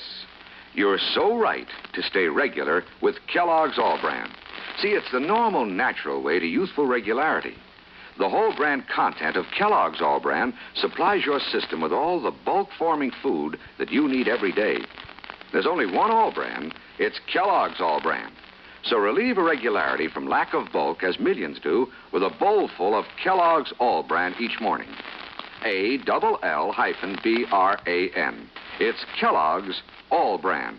Now, here's our star to tell us about next week's story. Next week, a wild flight across the country after a beautiful girl, and possibly a murder. Join us, won't you? Yours truly, Johnny Dollar.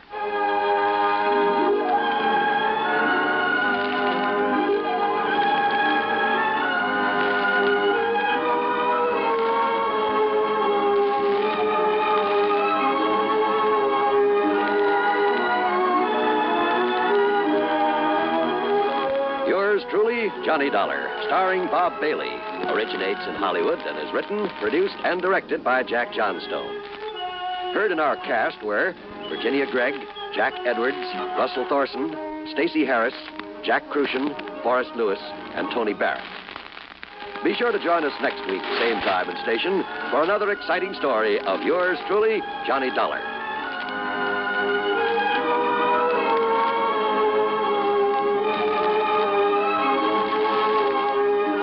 This is John Wall speaking. Greed for Gold promises doom from suspense on the CBS radio network. You know, Dooley, I've been reading up on hypnosis. Come here and let me try it on you. I'm an officer of the law and don't approve of making a man divulge his secrets. However, I'll stand by in case there's criminology involved. I just want to clear up some of his problems, Officer Suggs. But I haven't got any problems. I'm the soul of contentment. Maybe that's your trouble. You're too contented. Lie down, Dooley. You're going to sleep. I feel so good. He's under my influence. Now, little tyke, get up. Go straight to the beer of your choice. Astounding. He's heading for Utica Club. 'Cause Utica Club will still take the trouble to age beer the natural way. Utica Club, you see. He's got no problem. He's a happy, well-adjusted beer mug. Brewed by the West End Brewing Company of Utica, New York.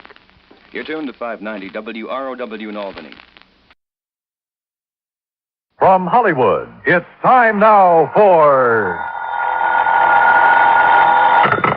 Johnny Dollar. The bases are loaded and there's nobody out. What? And you're pitching, Johnny boy. Bert McGraw. Yep, right as rhubarb. What's in your mind, Bert? You and a job you didn't finish. A job I didn't... What are you talking about? The Mason-Dixon matter, remember? Well, sure. Ruth Dixon's body was found on Newport Beach. But you didn't find out who killed her, Johnny. I figured that was a job for the police. They want to talk to you about that.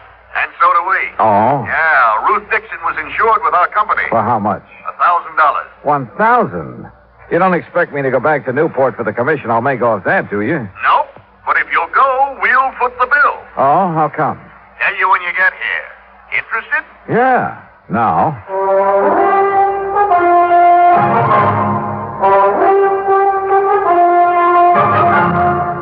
Bob Bailey in the exciting adventures of the man with the action-packed expense account. America's fabulous freelance insurance investigator. Yours truly, Johnny Dollar.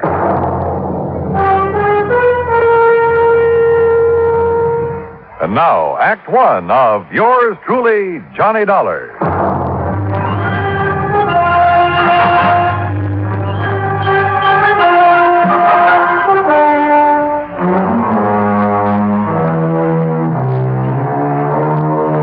Expense account submitted by Special Investigator Johnny Dollar to the Providential Assurance Company, 393 Dewey Avenue, Hartford, Connecticut.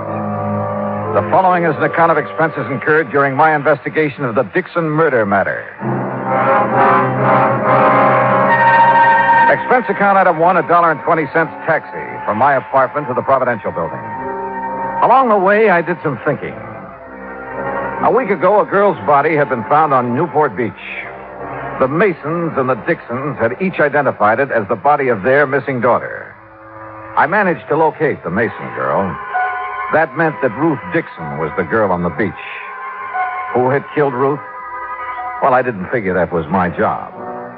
But evidently the brass at Providential did. Why? Well, I hope Bert McGraw would tell me. Oh, Johnny, come in.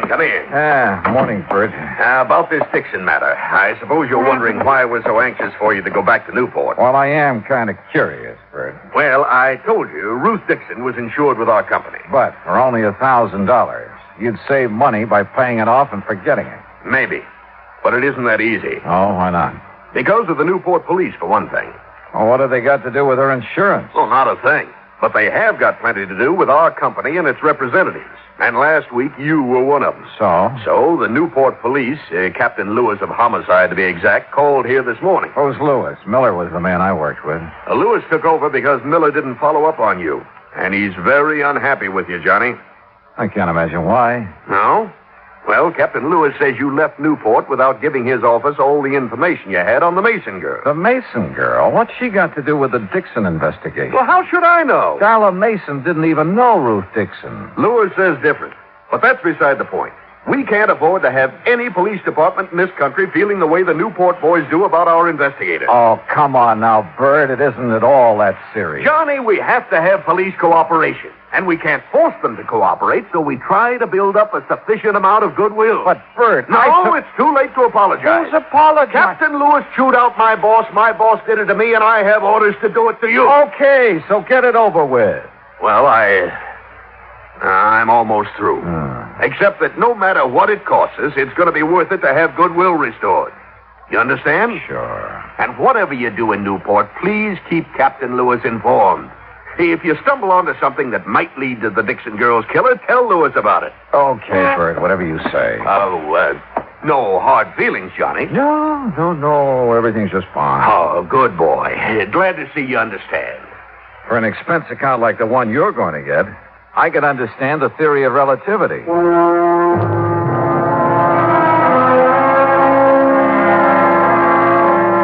I took a cab back to my apartment. That's item 2. Item 3, $18.50, transportation to Newport, Rhode Island. After checking into the Ogden Hotel, I called headquarters. Captain Lewis wasn't in, so I left a message asking him to call me. Then I called the girl in question, Darla Mason.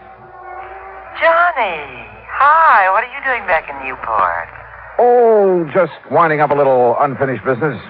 Nothing to do with me, I hope. No, not a thing. Darla. Yes? If you're not busy tonight, why don't you meet me for dinner? Why, Johnny, I'd love to. Fine. You say where? Well, how about the yacht club at 8? Good. I can take the cruiser from our dock. And after dinner, we can go for a ride on the bay. Sounds great. See you at 8:10, Johnny. Bye. Bye.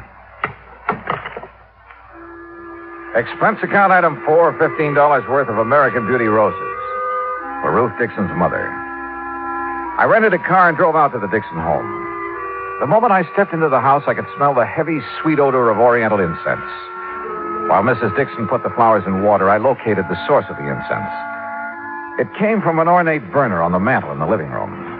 Behind the burner, draped in black, was a large photograph of Ruth Dixon. And on each side of the photograph were 2 lighted candles. Oh, Mr. Dollar, these are the most beautiful roses I've ever seen. Well, I'm glad you like them, Mrs. Dixon. Oh, yes. Ruth will, too. Beg your pardon? I said Ruth will like them, too. I'll take them to her in the morning.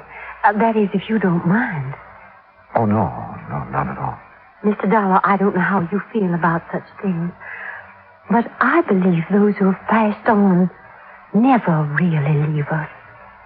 What do you think? Well, I haven't given much thought to the subject. But you should. Ruth will appreciate these roses as much or more than she ever would have. Do you believe that? Well, I didn't know Ruth when she was alive. When she was here, Mrs. Dixon. Oh, that's right. You didn't. Well, she's still here. And if there's any doubt in your mind, why, you just come with me and visit Madame de Stael. Madame de Stael? Yes. She's been such a help and comfort to me these past few days. Well, without her and her teaching, I'd have been completely lost. This Madame de Stael, what is she? She's just an ordinary person, but she has wonderful occult powers. She can see beyond the veil, Mr. Dollar. And she's promised to let me speak to Ruth as soon as the conditions are right. Do you know when that will be? Lucille? In here, Henry. Oh, excuse me, Mr. Dollar. I have to put out these candles. Henry doesn't believe like we do. My, you've been at it again, haven't you, woman? Now, Henry. Open the windows. Get the smoke and the smell out of... Oh, Mr. Dollar. Afternoon, Mr. Dixon. What are you doing back in Newport? He's trying to find the man that caused our girl to pass on? Oh, she didn't pass on, Lucille. She died. Henry, really? Well, anyway, I wish you luck, Mr. Dollar. I have a hunch I'm going to need it, Mr. Dixon. Mr. Dollar, wouldn't you like to stay to dinner? We aren't having anything fancy, just leftovers and boiled cabbage head. Oh, my. Now what? Why, I just remembered why I burned that incense. And it wasn't what you thought, Henry Dixon. It was on account of the cabbage. It covers the smell. That's not the truth, and you know it. Oh, now, Henry. Look at that mantle, Mr. Dollar. She's made a regular shrine out of it. Looks like a heathen altar. Henry. Well, it's the truth. And I wouldn't blame Mr. Dollar if he was afraid to stay to dinner with a woman like you around. You aren't afraid to stay, are you, Mr. Dollar? No, of course not, but I do have another engagement. Oh, well, anytime you can come, you just let us know. Yes, thanks. I'll remember. Well, now, if you men will excuse me. You will. And you open the windows in the back. Yes, Henry. Oh, Mr. Dollar. Yes? When Madame de Stael arranges... That fraud. When Madame de Stael arranges for me to talk to Ruth, I'll let you know what she says. Good evening. Poor dear. She hasn't been the same since Ruth's body was found on the beach. Mr. Dixon, according to the medical examiner, Ruth's body was in the ocean for approximately 6 weeks. That's right. Do you remember if Ruth was going with anyone in particular just before the time she disappeared? The police asked me the same question. I couldn't answer it. You mean you don't remember? I mean that Ruth wasn't a girl to be tied down to one man and any more than she's content to live like she had to after my health failed. Did she date very often? Well, you know, she worked as a hostess at the yacht club. Yes, sir. She met a lot of rich young men there. And if you ask me, she dated too much. Of course, her mother took Ruth's side, said she had to if she was ever going to get herself a husband. But she went with no one in particular. No. She never settled down enough. What about her friends, Mr. Dixon? Was there someone she might have confided in? She didn't have any girlfriends. Liked men a lot better. But, Oh, there was somebody. Well, I expect you could say he was her friend. Too old to have been a boyfriend. Besides, he doesn't have enough money. Who is he? His name's Sam Hood. He runs a small craft repair shop down by Viking Beach.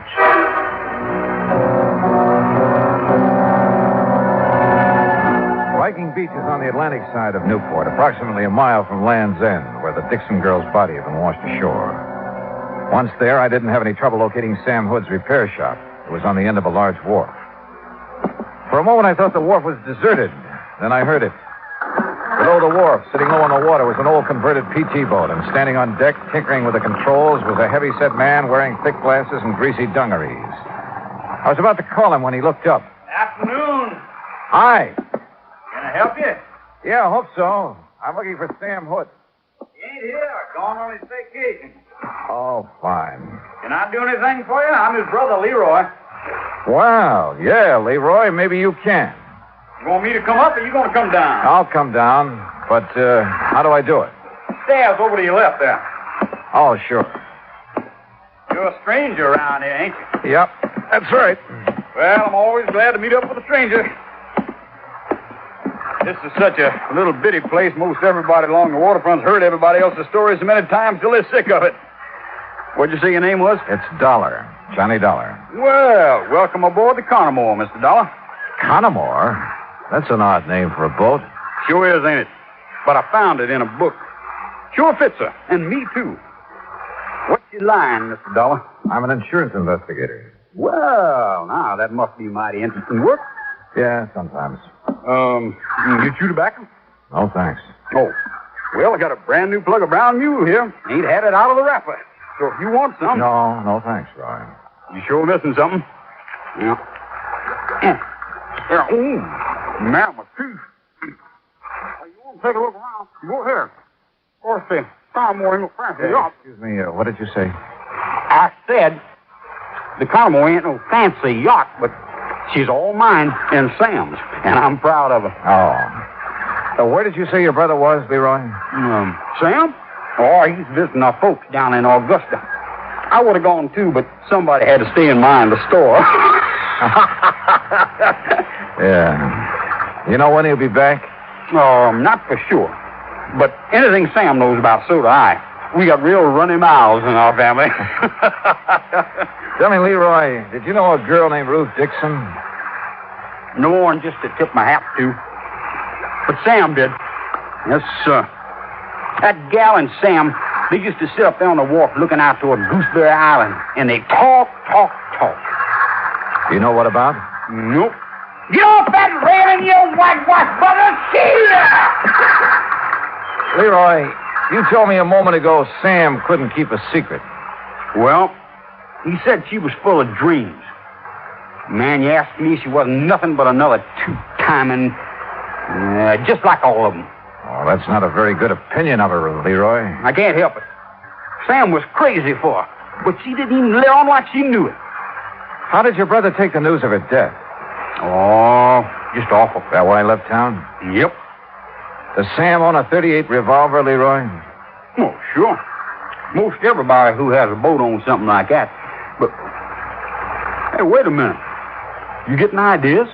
No, just asking questions. Oh. Well, Sam couldn't have killed her. I know it. What makes you so sure? Well, 'cause he's my brother. And how he was so broke up when he heard about Ruth. Why would you suppose anybody'd want to put a bullet in a pretty gal like that? I don't know, Leroy. I don't know. I asked him a few more questions, watched him chase the seagulls off the railing once more, then left. At 7:45, I was sitting in the yacht club bar waiting for Darla Mason. At 8:30, I was still waiting. And at 9:30, I gave up and went back to my hotel. I hadn't been in my room 10 minutes before someone started pounding on the door. Darla! Darla, you in there? Yeah, who is it? Captain Lewis, open up. Well, good evening, Captain. Nothing good about it. Huh? Fine thing you pulled. You come over here to help, then you go gallivanting off where nobody can find you. I called your office as soon as I hit town. Because the people you're working for in Hartford told you to. Now, look, that insurance agent said you were skeptical about there being a connection between the Mason and the Dixon. I still am. Now, you won't be when I tell you what happened early this evening. Okay, so what happened? Darla Mason was shot, and the bullet came from the same gun that killed Ruth Dixon.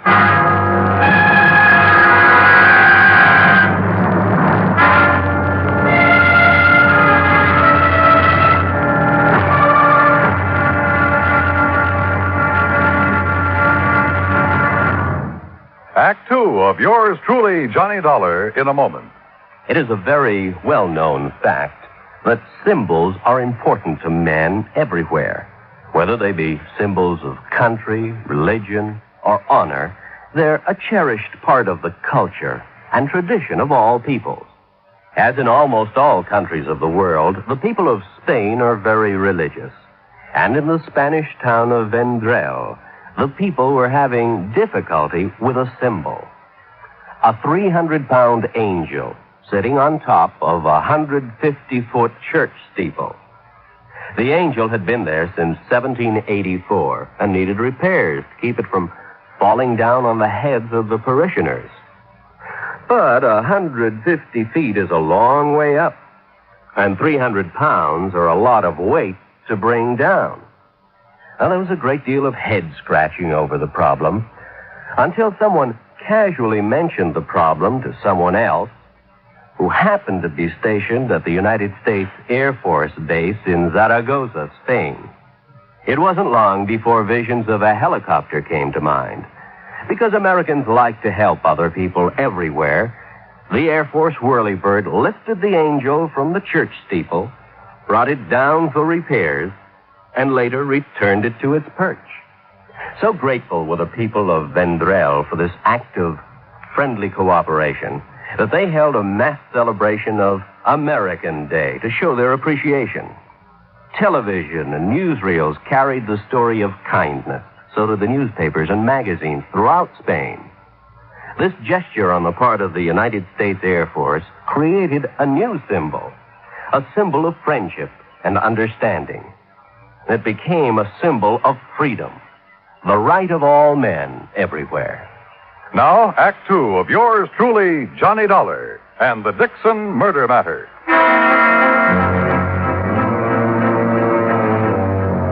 Expense account item 6.20 for 2 cups of coffee at the Eat Right Cafe near my hotel, where Captain Lewis proceeded to give me the details surrounding the shooting of Darla Mason.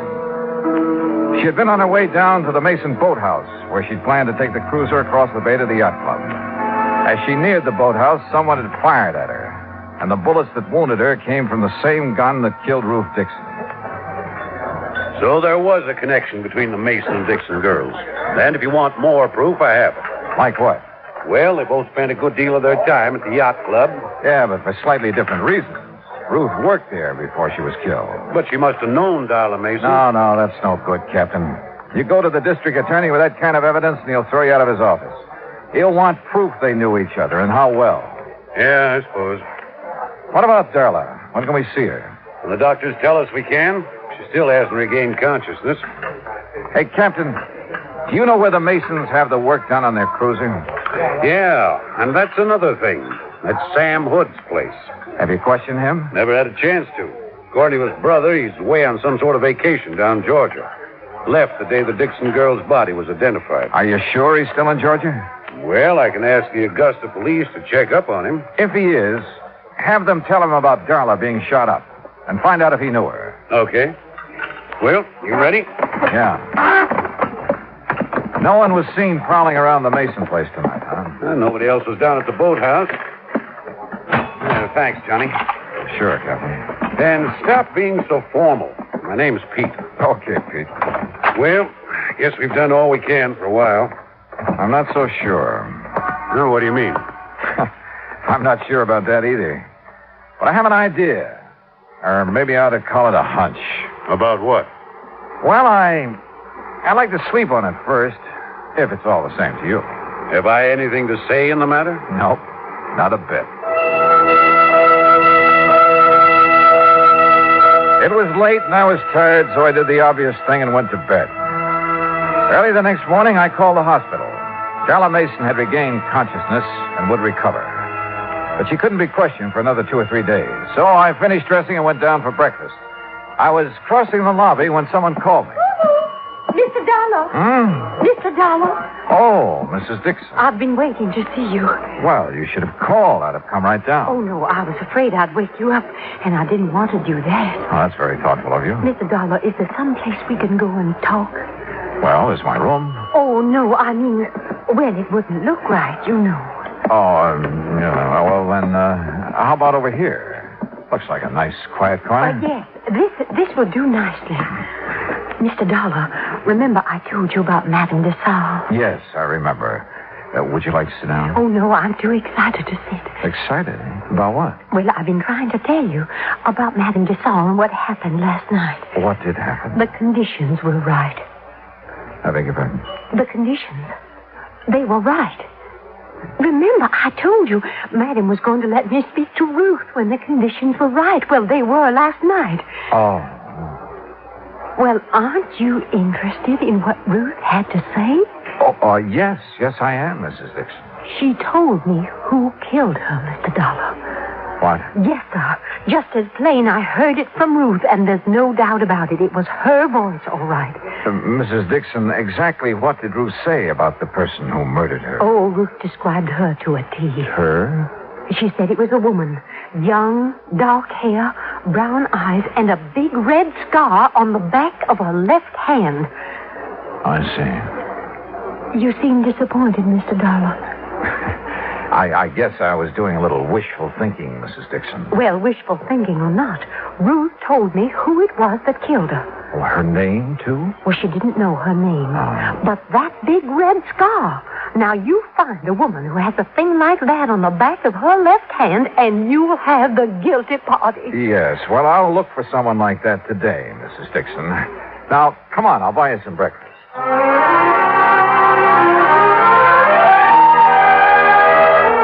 An hour later, back in my room, I put in a call to Captain Lewis. Morning, Johnny. Morning, Pete. Anything new? Well, we heard from the Augusta police. Yeah? Sam Hood's in Augusta, all right. Been there for over a week. Uh-huh. Did they ask him if he knew the Mason girl? I said he did. Said the Masons used to let him and his brother service their cruiser. Uh-huh. Johnny, when are you going to stop playing games and tell me your idea? Hunch, you mean, Pete. And I'll tell you just as soon as I get back from the library. The library? Oh, and while you're waiting, call back the Augusta police. Have them get hold of Sam Hood again. What for? Ask him who named his boat. What? Yeah, ask him if it was his idea to name it the Connemore or his brother's. Johnny, are you feeling all right? Never felt better, and I'll see you in about an hour. I found what I was looking for in the library. Then went back to Captain Lewis's office and told him what I was now beginning to believe. While I was there, Sam Hood called from Augusta with the answer to the question the police had asked him. Then I went alone down to the wharf on Viking Beach. Leroy Hood was sprawled lazily over the deck of the Connemore, trying to sleep and at the same time keep an eye on a fishing line he tossed over the side. I started down the steps toward the boat. Well, doggone. Hi there, Mr. Dollar. Ah, morning, Leroy. Man, I sure didn't think you'd be back down here so soon. You know, Sam ain't back yet. Yeah, I know. You having any luck? No. Just making believe. For real fishing, you got to go out beyond Gooseberry Island. Oh, how about taking me someday? Why, sure. Man, you just say the word and we'll go right now. Well, no. I'm afraid I couldn't do that this morning, Leroy. Well, you just let me know anytime. Yeah. How fast this boat cruise? 25 knots. Now, ain't that something? Fastest boat between here and the Navy station. How long would it take you to get over to the Mason home and back again? Why, it wouldn't take no time at all. How come you asked that? Did you know Darla Mason was shot last night? Heard something about it, yeah. Do you know Darla Mason, Leroy? How could I know somebody like that? I don't know. But if you didn't know her, why did you try to kill her last night? You joking? No, not a bit. Oh, come on now, man. What you mean I tried to kill her last night? Just what I said. That ain't funny. That ain't one bit funny. But it's the truth, isn't it? The truth? Now, who told you that? Darla. What? She couldn't have. No, why not? Because the papers say she's still unconscious. Besides, she couldn't see nobody around that boathouse last night. It was too dark. Dark as it was the night you killed Ruth Dixon. You know, you're beginning to get me riled, Dollar. That's so. It sure is so. Coming around here with all kinds of lies saying I killed Ruth Dixon. I didn't say it. Your brother did. Sam? Oh, man, now you really lying.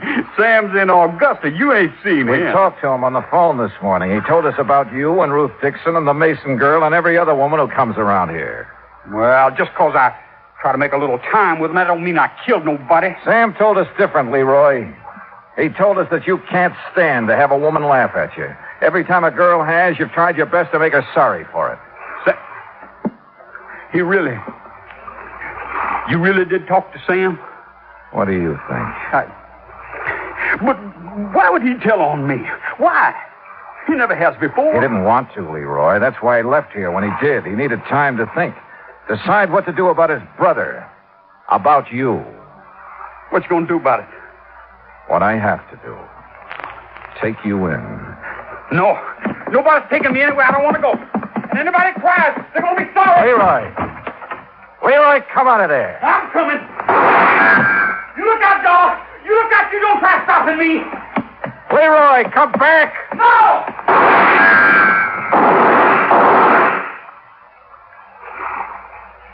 Johnny? You all right? Oh, yeah. I'm just fine. Come on up. All over. Yeah, Captain. I know.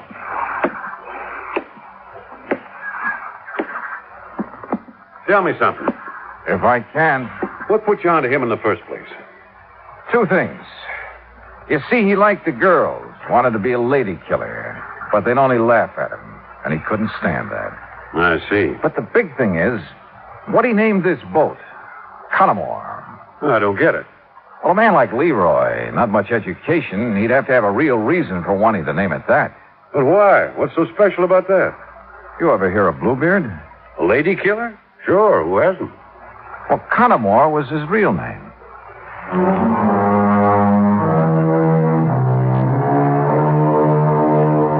I saw Mrs. Dixon late that same afternoon. I'm afraid she was a bit disillusioned, having been so sure that the person who had killed her daughter was a woman. But there was one funny thing. On the back of Leroy's left hand was a long red scar. Expense account total, including car rental, hotel bill, and transportation back to Hartford, $968.20. Yours truly, Johnny Dollar.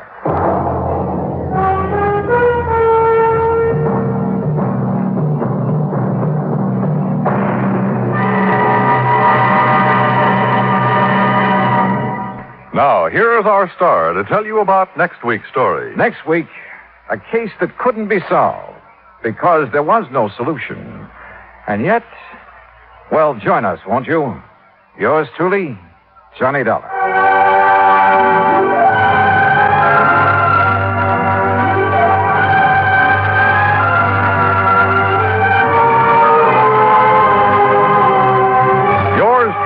Johnny Dollar, starring Bob Bailey, originates in Hollywood. Written by Charles B. Smith, it is produced and directed by Jack Johnstone. Heard in our cast were Gene Tatum, Jeanette Nolan, Frank Nelson, Russell Thorson, Sam Edwards, and Austin Green. Musical supervision is by Amerigo Marino. Be sure to join us next week, same time and station, for another exciting story of yours truly, Johnny Dollar. This is Dan Cubberly speaking.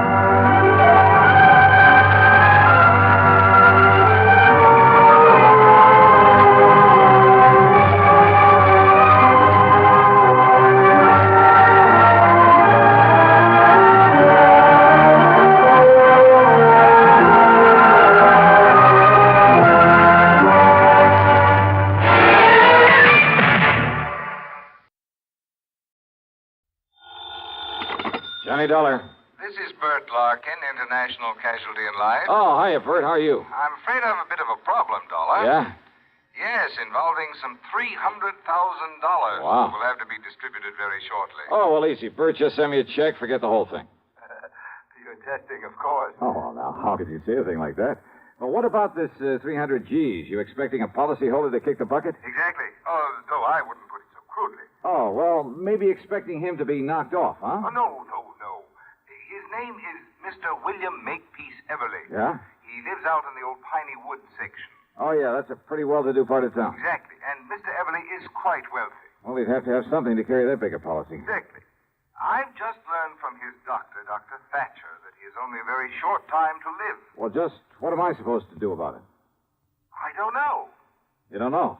All I know is that Mr. Everly wants you out to see him immediately. And beyond that,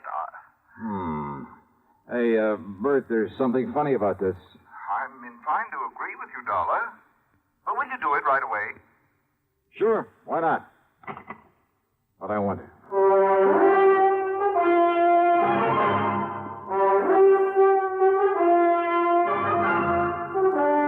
CBS Radio brings you Bob Bailey in the exciting adventures of the man with the action-packed expense account, America's fabulous freelance insurance investigator. Yours truly, Johnny Dollar. Get the really light refreshment. This is where I talk, Kay. Get the really light refreshment. That's Pepsi-Cola, of course. I just wanted to say be sociable, Charlie. Of course, Kay. Be sociable. Have a Pepsi on the road or at home. It always refreshes without filling. Charlie. Pick up extra cartons now. Pepsi is so delicious it goes fast. That's why you should keep plenty of Pepsi on hand. Oops. Maybe I'd better sing. Be sure to say keep Pepsi handy. Yes, Charlie. But the song says it sociably. Be sociable. Look smart. Keep up to date with Pepsi. Drink light, refreshing Pepsi. Stay young and fair. Debonair. Be sociable. Have a Pepsi. What Kay means is, get plenty of Pepsi next time you shop. Well, yes. And now, Act One of yours truly, Johnny Dollar.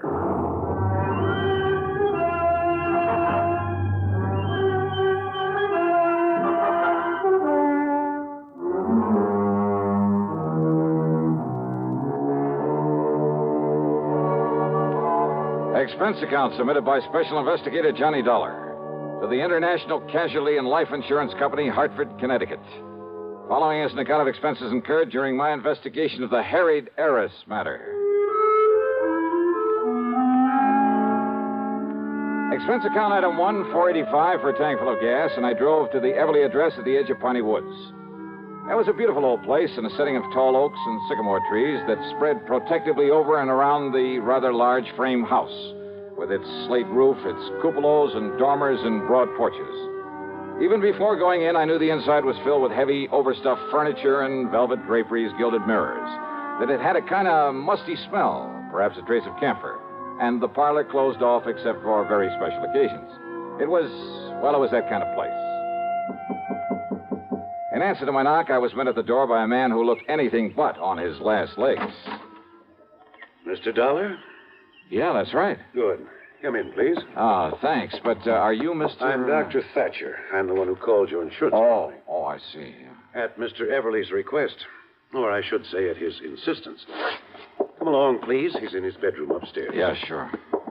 I'm afraid he has only a few days to live, Mr. Dollar. Early yesterday, I notified his stepson, Alfred Harker, but I haven't been able to locate his niece, Nancy Everly. And that is what has him upset. That's why he wants to see you. Oh? They're his only living relatives, by the way. Well, just what does he want me to do? Well, suppose I let him tell you. Oh, and although he realizes he hasn't long to live, he has no idea how short his time really is. All right. Please bear that in mind when you talk to him. Yes, sure. And above all, try not to excite him. Now, in here, please. Oh, okay, thanks. Mr. Everly, I have brought Mr. Johnny Dollar. Oh, isn't that nice? Oh, sit down here beside my bed, Mr. Dollar. Let me tell you why I've sent for you. Yes, certainly, sir. Well, young Thatcher here doesn't really know what he's talking about, but he seems to think I have only a few months to live. A few months? Of course, I don't believe him. Mr. Dollar, I'll probably end up outliving both of you youngsters. That's the spirit. Well, I hope you do, sir. But he's given me something to think about. My estate. What about it, sir? I've willed everything to my niece, Nancy. And my insurance automatically goes to her in the will. Or did you tell him that, Thatcher? I thought it better if you did. Yes. Well, Dollar, it's not only because she's been kind and loving over the years, but, well, she's had gumption enough to stand on her own feet, rather than depend on me for a living. Where is Nancy, Mr. Everly? I don't know. Well, But I want you to find her, Mr. Dollar, and bring her here so that I can see her before I... Well, now, I still don't believe this young sawbones, but I... Yes, I think I understand, sir. And she is your only heir, your only living relative? I told you, Doctor. My only heir. And I want to be sure. I want you to be sure it stays that way. Well, I'll do everything I can. I want nothing to go to my stepson, Alfred Harker. I see. Idle, worthless, sponging off me all these years, even forging my name to checks to get my money now and then. That kind, huh? Yes.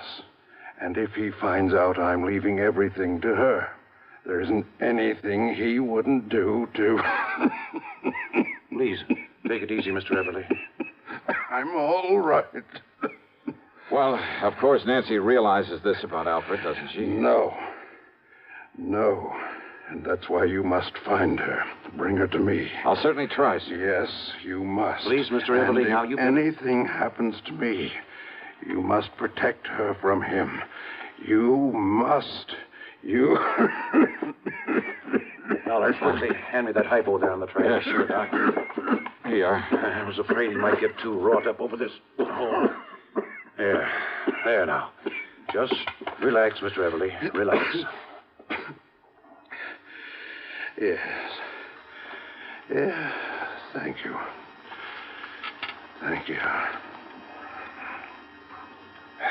Well, now he'll sleep for a while. I was afraid he might get too excited. Yeah. And it sure looks like I got my work cut out for me. I'm afraid so. At least this Alfred Harker doesn't know that his stepfather's money, his insurance... I'm afraid he does, though. What's that? I didn't realize... Realize what? But when I called him and told him Mr. Everly was You dying... told him Nancy is the only heir? Yes, and I shouldn't have.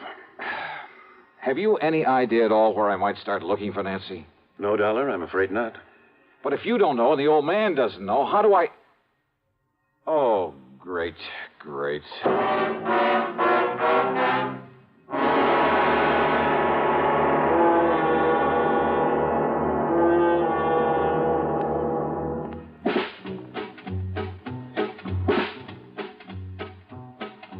Have a real cigarette. Have a Camel. Have a Camel cigarette. Have a real cigarette. Have a Camel. Have a Camel cigarette. Best tobacco makes the best smoke. Have a Camel cigarette. Best tobacco makes the best smoke. Have a Camel cigarette. If you're smoking more these days, but enjoying it less, change to Camels. The Camel blend of caustic tobaccos has never been equaled for real smoking satisfaction. Have a real cigarette. Have a Camel. Start to really enjoy smoking again. And now, Act Two of yours truly, Johnny Dollar.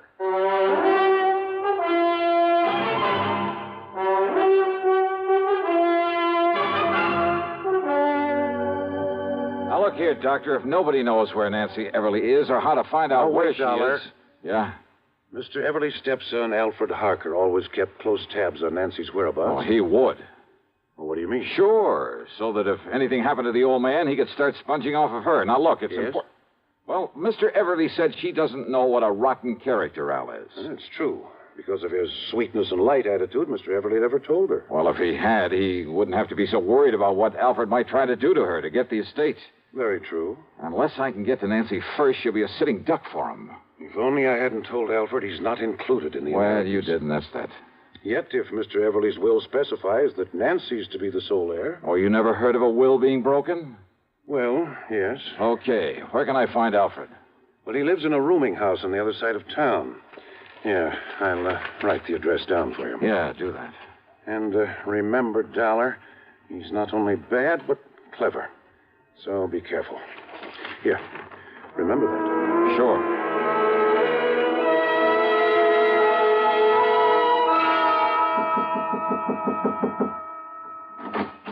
You looking for that young Mr. Harker, mister? Yeah, that's right. Yeah, well, he ain't there. I'm the building super. And where can I find him? Don't ask me. All I know is he packed a couple of bags yesterday morning and left. All right, look here.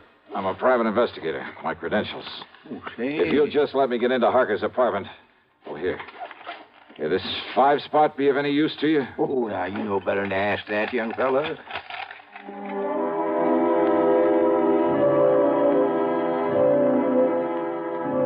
It was pretty obvious Al Harker had left in a hurry. The clothes he hadn't packed were strewn all over the place. But luck was with me. On a desk, I found an airline timetable. One of the flights to Los Angeles had a check mark beside it. More important, I found the address of Nancy Everly, an address in Philadelphia, PA. I drove to the airport and spent item 2, $12.55 on a plane to Philadelphia. Then item 3, $6.25 for a cab to Nancy's address. It was a neat little apartment in the section they call Upper Darby. But instead of finding Nancy there... Why, no, Johnny Dollar. I'm Mary Ann Hooper. Oh, yeah. Now, Miss Hooper... But I know Nancy Everly from the office where we work together. Where can I find her, Miss So Hooper? when she moved out of town, I agreed to take over the lease on this nice apartment. Won't you come in? She moved out of town, you say? Mm-hmm. Where? Well, she was transferred. She was a copywriter, you know. For whom? The name of the company you work for? Hardin, Carmen, and Fisher. Oh, yeah, the ad agency. Mm-hmm. And they sent Nancy out to their Los Angeles office just a few weeks ago. Then Alfred must have found that out. Why don't you come in just a minute, Johnny?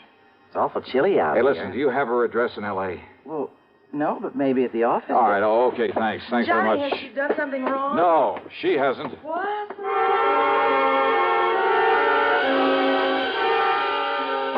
It was late, and I hadn't had any dinner, but I took a cab out to International Airport. That's another $6.25, and there, unfortunately, had plenty of time to eat before I could take the 1:30 a.m. plane for the West Coast. The meal is item 5, $3 even. Item 6, $161.60 plane fare to L.A. Item 7, another $6.25, taxi into the office of Hardin, Carmen, and Fisher, where I had to wait for the joint to open up. Then I talked to the receptionist. No, Mr. Dollar, Nancy isn't here. Oh, then I'll go out and grab she some won't breakfast. Be in at all today. When does she come in? What did you say? I said she isn't coming in today. Why not? Well, I don't know. Oh, then give me her address. Yes, certainly. It's 1308 Pandora Avenue out in West Los Angeles. Okay, thanks a lot.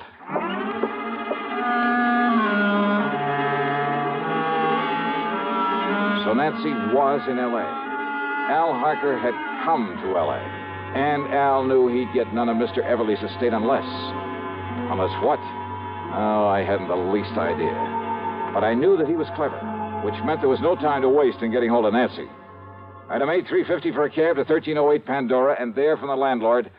Oh, believe me, this was the one I hadn't anticipated. Oh, she lives here, all right, but she isn't here now. Well, she do you have left any on idea? a little trip a few hours ago. Trip, did you say? That's right. She and a real nice-looking young man. Do you know his name, who he is? No, I can't say that I do, but a real charming, nice-looking Well, look, do you know where they young went? man.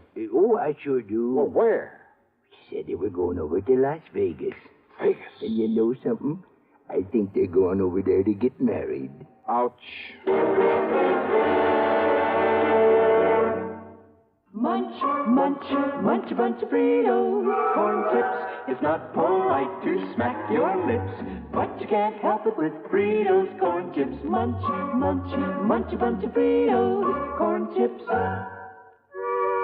That's right. Fritos corn chips. So crisp and light, there's contentment in every munch. Serve them at outdoor parties, as a snack or with dips. Fritos corn chips are so good with cold drinks, everyone will want to munch a bunch. Fritos have a flavor no other kind of chip can match. Munch, munch, munch a bunch of Fritos, corn chips. Fritos are golden chips of corn just made to munch. Keep Fritos corn chips on hand for the perfect warm weather between meal treat. Tuck a bag in every lunch, picnic or otherwise. Serve them with sandwiches, salads, all summer meals. Fritos corn chips are full of good, crisp, refreshing flavor. Fritos, Fritos corn chips. Munch, munch, munch a bunch of Fritos, corn chips. Now, back to yours truly, Johnny Dollar, and the harried heiress matter.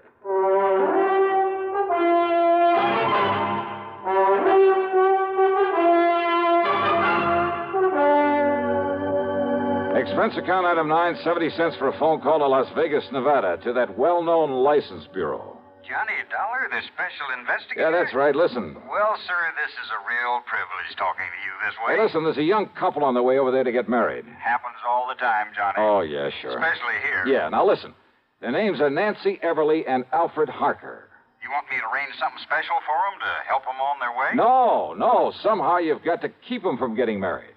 Well, now, unless you've got some legal reason, Johnny, some kind of court order or something. By the time I went through that, they could be married and gone. Yes, I guess that's So true. look, you got to stall them. Somehow you got to keep that pair waiting. Well, now, Johnny, I'd certainly like to do you the favor. And do it. But unless I got some legal cause. You see, it works like Well, look, this. just you stall them off until I get there. I'll make it worth your while. Johnny, that sounds like bribery. All right, call it anything you like. Just hold them up until I can get over there to Vegas. But on what excuse, Johnny? Anything you can think of, but do it. I'm on my way.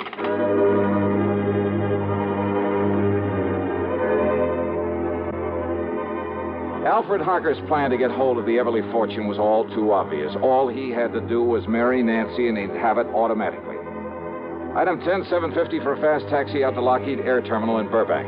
And how come we didn't pick up a lot of tickets for speeding along the way? I'll never know. That driver really earned his tip. Item 11, $200 even for a charter flight to Las Vegas. And I knew the kids had had plenty of time to get there ahead of me. Item 12, $1 for a cab into the license bureau.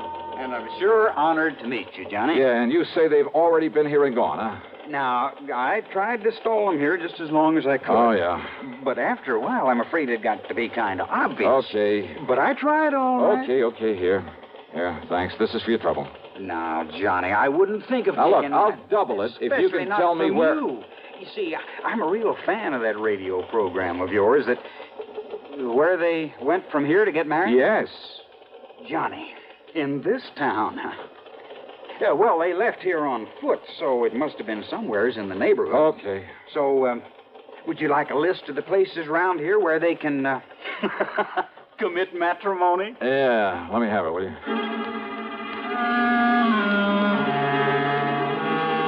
Item 13 is the 10 spot I accidentally left on the counter for him. Then I started checking every place in the area, every person who could seal the bonds of matrimony. Churches, marriage chapels, justices of the peace, even ordinary-looking private homes that were on the list. Hey, you know something? A lot of weddings take place in Vegas. I almost got thrown out of a couple I barged in on, and then finally... Why these two excuse me, folks. in holy matrimony. Speak now or forever hold your peace. Excuse me, please. Just wait, young man. I'll take care of your wedding in just a minute. Yeah, well, Yes, look... let us finish the ceremony, please. Yes, of course. Now, do you, Alfred Harker, take this woman... No, he doesn't. I beg your pardon, young man. Yes, what is this? Who's this man, Alfred? Well, I'm sure I don't know. All right, now listen to me, Nancy, and listen to me very Who are carefully. you? The only reason Al Harker is rushing you into this marriage is to get his hands on your money. What? My money? That's right. Now, look But here. you're wrong, because I have no money. That is, not enough. Well, maybe not now, Nancy, but you will have within the next few days when your uncle dies. Uncle Bill is dying? Ask Alfred here. He knows it. What in the world makes you think a thing like that? Because Dr. Thatcher told you he is, and told me that he told you. William Everly's dying, all right, and you know it. Alfred, why didn't you... Quiet, darling. Just let me handle it. And Al, you know something else that Nancy doesn't know? That Mr. Everly isn't leaving you 1 cent, that everything goes to her. So the quickest, surest way to get your hands on that estate is to marry her. Now, look here. Alfred, this isn't true, is it? I can explain everything, Nancy. Oh, I'm sure you could, Al, but you won't need to. You just listen to me, Now, Mr. Nancy. If what you say is true, why did Uncle Bill write to Alfred and beg him to marry me? That it's the one thing he's always hoped for. Who told you that? I saw the letter myself. Alfred showed it to me. Oh, do you have that letter, Nancy? Alfred? Well, no, I threw it away. Yeah, you would. So not to have any evidence lying around. Evidence? A forgery. Like the checks your darling Alfred forged over the years. Alfred, no, that isn't true, is it, Alfred? It's true, all right. No. But neither this man or anybody else is going to stop this wedding. Come here, Nancy. Young man, Now, look, pulling that gun is about the most foolish thing you could possibly do, Alfred. Is it? Alfred, listen. No, Nancy. Now, let go of me. Please, Alfred, listen to me. Go, I Oh. Hey, just hang on to him, Nancy. I'll kill you. Sure.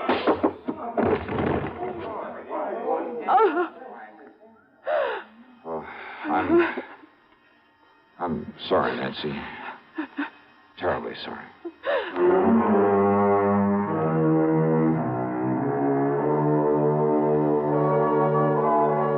Well, pulling his gun was a big mistake.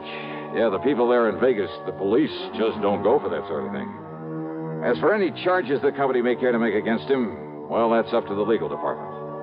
The main thing is to keep him away from her permanently. Incidentally, I managed to get her home to see her uncle before he died.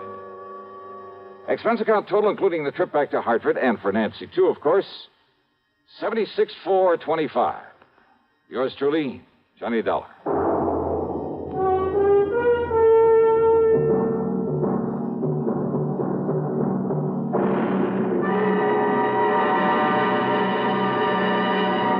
Hi, this is Dennis James with a longtime favorite.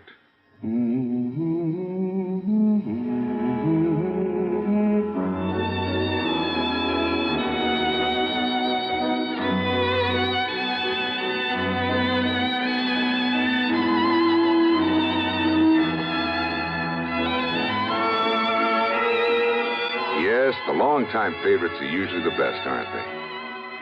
And one favorite folks have relied on over the years is Kellogg's All Brand. Since 1919, America's favorite natural laxative cereal. Kellogg's All Brand is the safe, gentle way to overcome irregularity caused by lack of bulk in your diet. It tastes good, too, and it never gets mushy in milk. There's only one All Brand, Kellogg's All Brand. So relieve constipation the way millions do with Kellogg's All Brand. ALL-BRAN. Yes, you're so right to stay regular with Kellogg's All Brand. Try it, okay? Okay. Now, here is our star to tell you about next week's story. Well, first, let me shout a word of welcome to the network, to station KFBK in Sacramento, California. Glad to have you with us. Next week, I'm called in to help a small company that's involved in the race to conquer outer space. And I'm sure you know there are plenty of people in this world who go to any lengths to put a crimp in this project. But in this case, the man behind all the trouble turns out to be a real surprise. The case I'll tell you about is called the Flask of Death Matter. And believe me, there's lots of excitement and suspense. So join us, won't you? Yours truly, Johnny Dollar.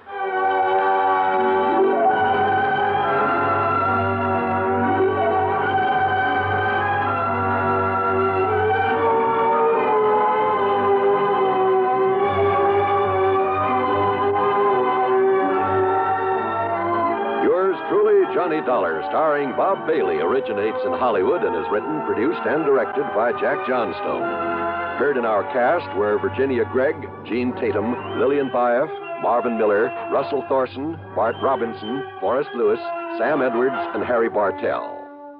Be sure to join us next week, same time and station, for another exciting story of yours truly, Johnny Dollar. This is John Wall speaking.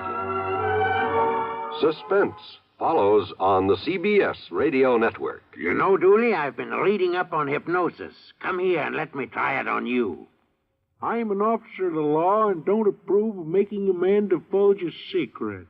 However, I'll stand by in case there's criminology involved. I just want to clear up some of his problems, Officer Suds. I haven't got any problems. I'm the soul of contentment. Maybe that's your trouble. You're too contented. Lie down, Dooley. You're going to sleep. I feel so good. He's under my influence. Now, little tyke, get up. Go straight to the beer of your choice. Astounding. He's heading for Utica Club.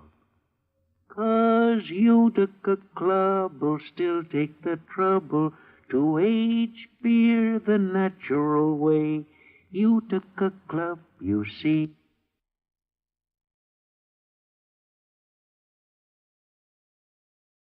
From Hollywood, it's time now for Johnny Dollar. Peter Hanley at Western Maritime and Property. Oh, yeah, Mr. Hanley. I found this message to call you. You're still in town at the Beverly Hilton. Yes, that's right. I thought you'd be back in Hartford by now. When I can enjoy a spot like this on expense account? What? This California weather, the swimming pool here at the hotel? Wait. Wait. You say on expense account? Why, sure.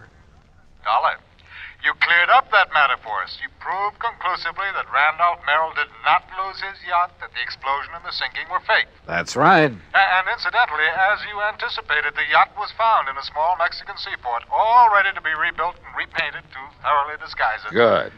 Now, Mr. Hanley. Oh, by the way, in spite of his earlier vindictiveness, Merrill has decided to plead guilty and throw himself on the mercy of the court.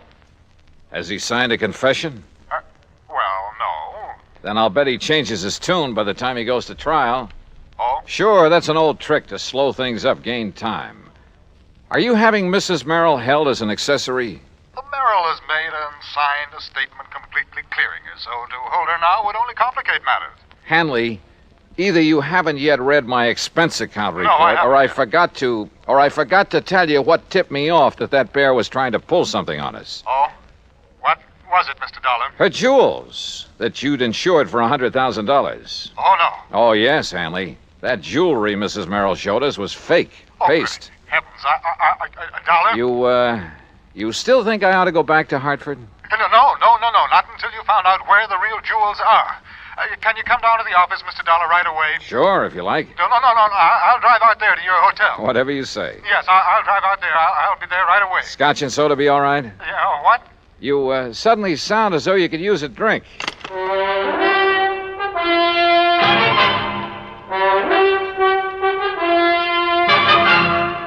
Bob Bailey in the exciting adventures of the man with the action-packed expense account, America's fabulous freelance insurance investigator. Yours truly, Johnny Dollar.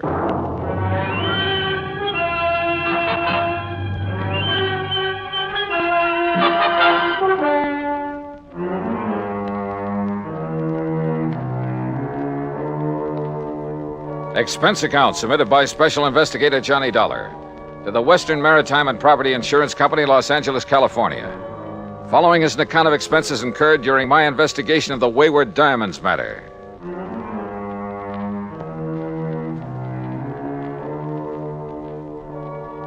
Expense account item 1, $2.25 for drinks in my room at the Beverly Hilton.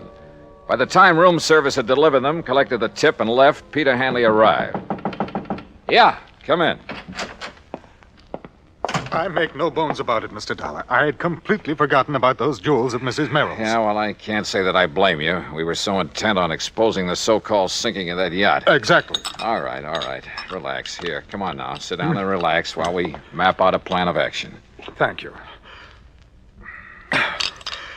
After you hung up, I suddenly remembered that you had mentioned the fact that those jewels were fake to Mrs. Merrill herself. Yeah, that's right.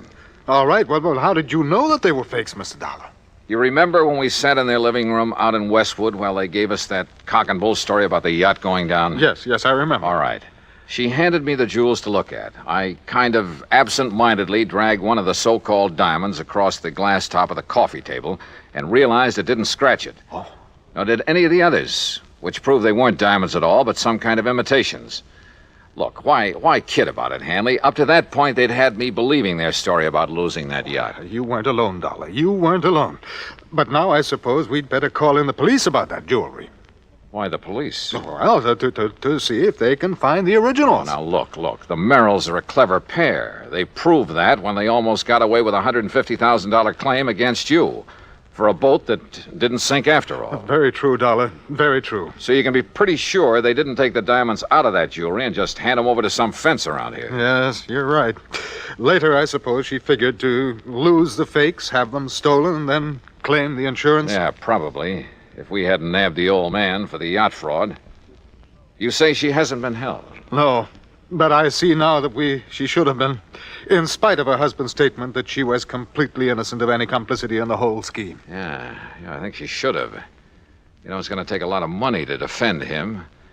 And with him in the clink, she's the logical one to raise it. With the diamonds. The real diamonds. Uh-huh, that's my guess.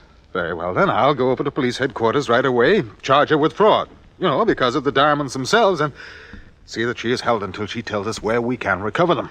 Hadn't you better get evidence of fraud first? Well, the mere fact that she substituted paste for the real diamonds in that jewelry, Dollar. Well, a lot of people do that. Never wear the real stuff in public unless they have a lot of guards around. Well, even so... No, Hanley. You've got to prove that she's actually got rid of the real ones. Or tries to. You see, I don't think she's had a chance to yet. Why not? No, listen. I'm running up a nice fat item for you on my expense account. What kind of an item? Well, so far it only amounts to $100 and $150. What for? Fee to a private detective agency. Somebody to tailor 24 hours a day. In the hope of finding out what she's doing with the genuine stones? More important, to find out how she'll try to dispose of them. But she may have done that some time ago. No, I doubt it. Why? It's only recently they've needed dough. Granted. They had two plans. The phony sinking of their yacht, and later, if that worked, a phony loss of their phony diamonds. But why later? Well, to run them both together would look suspicious. What's more, apparently saving the jewels made the yacht accident look legitimate. Yes, I suppose so. Sure. And remember this. She made a big thing of having saved her jewelry. When we still believed the wreck was legitimate. That's right. She made a big point of displaying those phonies to us because she wanted to be sure we'd not only see them, but believe they were the originals. That we'd be witness to the fact she still had them. Yes, I see. But you must recall that you finally recognized them as paste. Yeah, but like you and I almost forgot about it simply because they had nothing directly to do with the matters at hand. Yeah, and she may think that we have forgotten. I doubt it. The point is, now she needs money. He saw to it that she stayed free to raise it. And the diamonds are probably her only way of getting it. Which is why I put a detective on her. Oh, excuse me. Johnny Dollar. Yeah? What? Well, how did... Yeah. Well, look, I'll be right over. What is it, Dollar? Oh, that detective I was talking about has just lost his job. I don't understand. He just came to. Came to? Yeah, at the home of Mrs. Merrill. He's in her home? Yes, but she isn't. She's gone.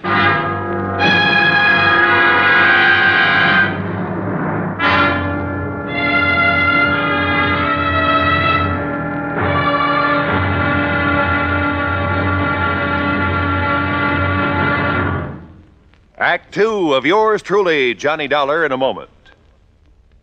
Although most men by nature don't feel in a combat mood much of the time, there are some who just can't get enough of a good fight, particularly if there's a good, sound reason for it. In July 1900, when American fighting men were protecting the rights and liberty of their fellow countrymen during the Boxer Uprising, the battle was a furiously fought affair. Army Private Robert H. von Schlick, serving with Company C of the 9th United States Infantry Division, was in the thick of the fracas. Although he had been wounded previously while carrying a wounded comrade to a place of safety, he rejoined his command, which partly occupied an exposed position on a dike. Private von Schlick remained there after his company had been withdrawn and, in spite of the hail of bullets around him, single-handedly continued to fire into the enemy ranks. Oblivious to the fact that he was a conspicuous target, he refused to leave the fight until he was literally shot off his position by the enemy. Private Robert von Schlick earned the Medal of Honor for valiant devotion to duty and added heroic background to the code of conduct of American fighting men. And now, Act Two of yours truly, Johnny Dollar, and the Wayward Diamonds Matter.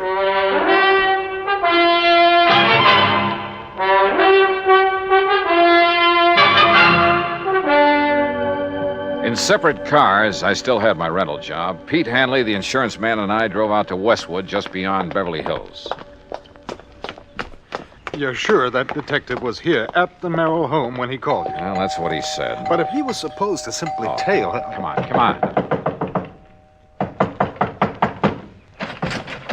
Mr. Dollar? Yeah, that's right. And I take it you're Sam Bench...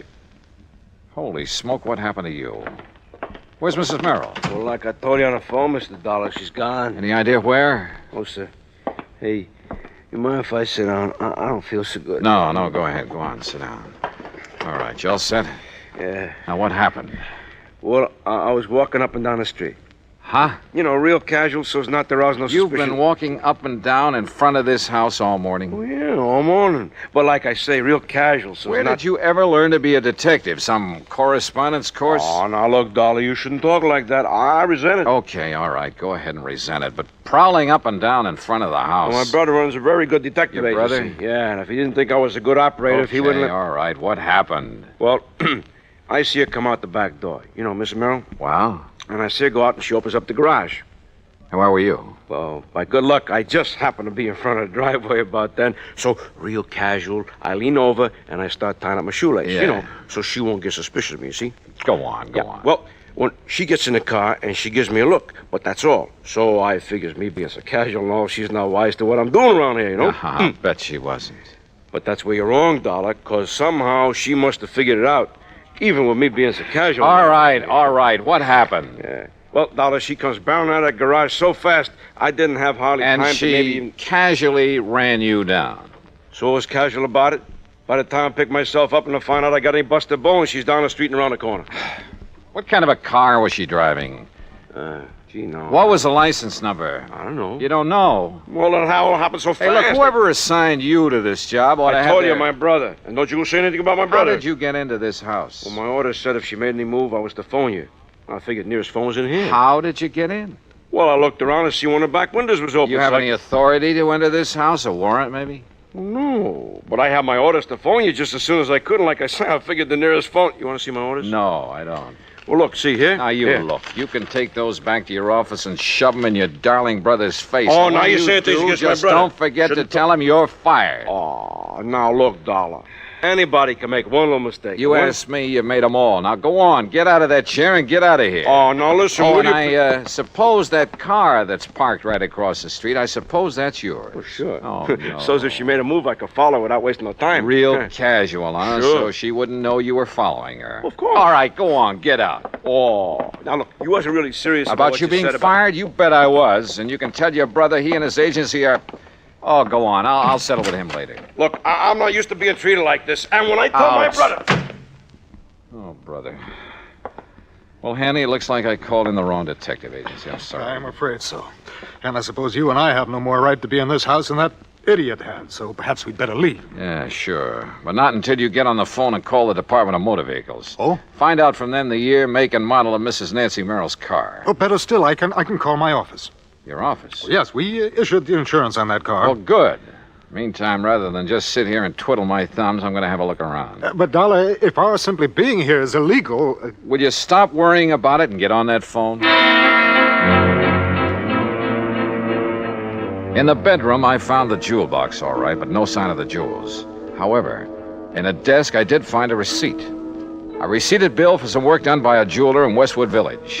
The amount of the bill? Yeah. It was more than enough to cover the substituting phonies for the diamonds in that jewelry. So when Hanley got the description of Nancy Merrill's car, I sent him over to West L.A. Police Headquarters to have my pals over there put out an APB on it. Then I hopped into my own car and headed for the jewelry store in Westwood. And you know something? If I'd had any idea of what was waiting for me there, believe me, I'd never have gone alone. Act 3 of yours truly, Johnny Dollar, in a moment. Our flag now numbers 50 stars, and behind each star there stands yet another flag representing one of the 50 states. Kentucky's state flag is dark blue, with the seal of the Commonwealth encircled by a wreath of goldenrod, the state flower.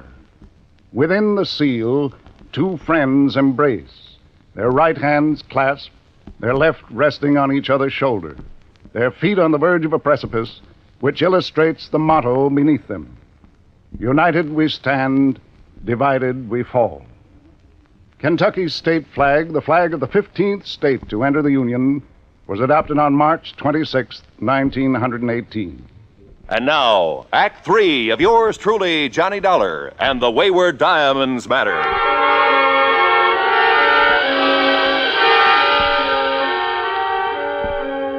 Howard's Hillcrest Jewelry is a small but very exclusive shop on Weyburn Avenue in the Westwood Village section of Los Angeles. There, with the help of a receipt I'd found in Nancy Merrill's desk, I hoped to get on the track of the missing diamonds. I entered this snooty little shop and asked for the owner. I'm sorry, my good man, but Mr. Howard is engaged with one of our important clients. Well, I'm here on rather important business. Well, if you care to leave your name and he wishes to see you, perhaps we shall call you. Ah, Mrs. Smythe Kenworthy. Hey, look, Buster. How delightful to see you said... again. And did little Chi-Chi like the jeweled collar we selected for him? Chi-Chi. Such a lovely puppy. You know, he's the favorite of all my doggy friends.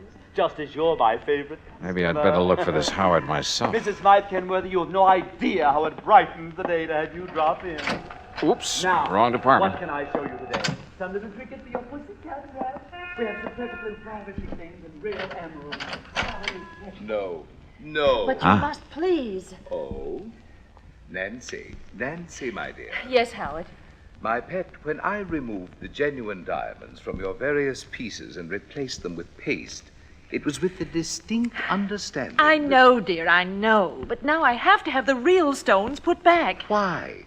As I understood, it was in order to have the fake gems stolen so that you could collect on the insurance. Oh, of course it was, of course. Not so loud, Nancy, please. Howard, our plan to claim that the yacht exploded failed. Randolph is in jail. He didn't involve you in that, I must say, rather foolish plot. Oh, no, but I have to go through the motions of getting him legal help. Excellent, my dear. I hope they keep him in jail. Howard. Randolph has stood in the way of our romance too long, my pet. Howard, please, listen. Because of the yacht, they sent an insurance investigator out here. Investigator? Yes, a Mr. Johnny Dollar. Dollar? Good heavens. You know him? I know about him. I don't like this. And he found that these jewels I have now are paste. Now, you've got to put the original stones back so that when he sees them again, he'll think he was mistaken. Impossible. I've already disposed of them through various connections. Why did you show him those fakes? Well, I thought... You thought wrong, you stupid wench. Oh, Howard. Don't you see you may have opened the door to investigation of some of the other favors I've been doing you and other customers to beat your insurance companies? Oh, but I didn't think... Oh, of course you didn't. But if Dollar ever connects me with those imitations... Oh, dear. Oh, I know. And if they ever find out that the loss you faked here in the store that you collected so much on... Nancy, if they ever discover that was faked, I'll go up for life, thanks to you. Oh, no. I could kill you for being such a fool. Oh, but darling, I didn't know. I didn't realize... You don't know anything. Howard, please. Oh, shut up. Shut up and let me think. Well, if there's anything I can do... I said shut up! Howard.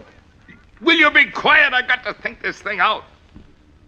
I knew from the beginning that stupid trick with the yacht wouldn't work out. I told you so. But it fooled the police and the Coast Guard. How are we to know the insurance company would send that Johnny Dollar out here? Will you stop talking about him? We've got to figure our way out of this mess. Now, who else besides Dollar knows about the phony jewels I made up for you? No one, Howard. Except my husband, of course. Are you sure? But how could they know? Well, what if your husband talks? Oh, he doesn't dare. Don't you see? He's the one who sent me here to get the stones back. So the Dollar can't prove he saw the imitations. And I tell you, I can't get them back. They're probably scattered all over the country by now. But don't you see? Unless we can show them to him, the real ones, I mean, show them to this Johnny Dollar. No, it's impossible.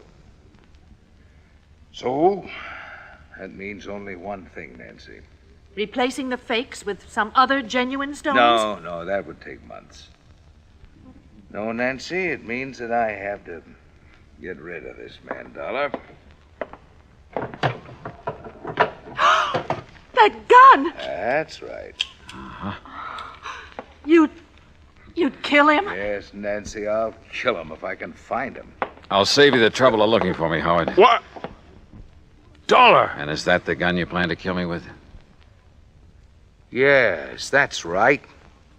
And I think I'd better kill you right now. Oh, Howard, darling, please. Oh, put that thing down, Howard. You're not going to shoot with customers out front. My private vault is just outside this back door of my office, Dollar, and it's open. In there, the sound of a shot won't be heard out front. No kidding. No kidding. All right, walk. Out that little door. Walk. Well, you don't really leave me much choice, do you? Now, open it carefully. No tricks. Tricks? With a gun in my back? All right, open the door. Go ahead. Well, it seems stuck. Maybe you'd better open it. I said no tricks. You open it. Oh, Howard, you don't know what you're doing. You bet I do. Go ahead, Dollar. You may be sorry for this, you know. Will you quit stalling and open it? Whatever you say. Mr. Howard! Mr. Howard! Oh, no. What? Mr. Howard, there are some men here to see you. Nancy, go out there. Tell them I'm not to be disturbed. I'll see them in a few minutes. Oh, please, dear. Go ahead. Go on. Mr. Howard, these men are from the police. The police? Well, bless Peter Hanley. Oh, no, you... Yes, I do. Dollar, are you all right? Those shots, Johnny. Hiya, Pete. Huh? Oh, thank heavens. Thank heavens. Yeah. Looks like he's okay, Mr. Hanley. But, Dollar, what under the sun did you do to our friend Howard here? Well, we had a little argument, Sergeant. I'll tell you all about it, and then you can haul him off to the clink. Oh? Hey, listen, if you've got something on Howard, you'll be our friend for life. Sergeant, I've got plenty. Good, because, brother, we've been trying to catch up with him for years. Oh, incidentally, have you got a cell for Mrs. Merrill, too? You bet we have.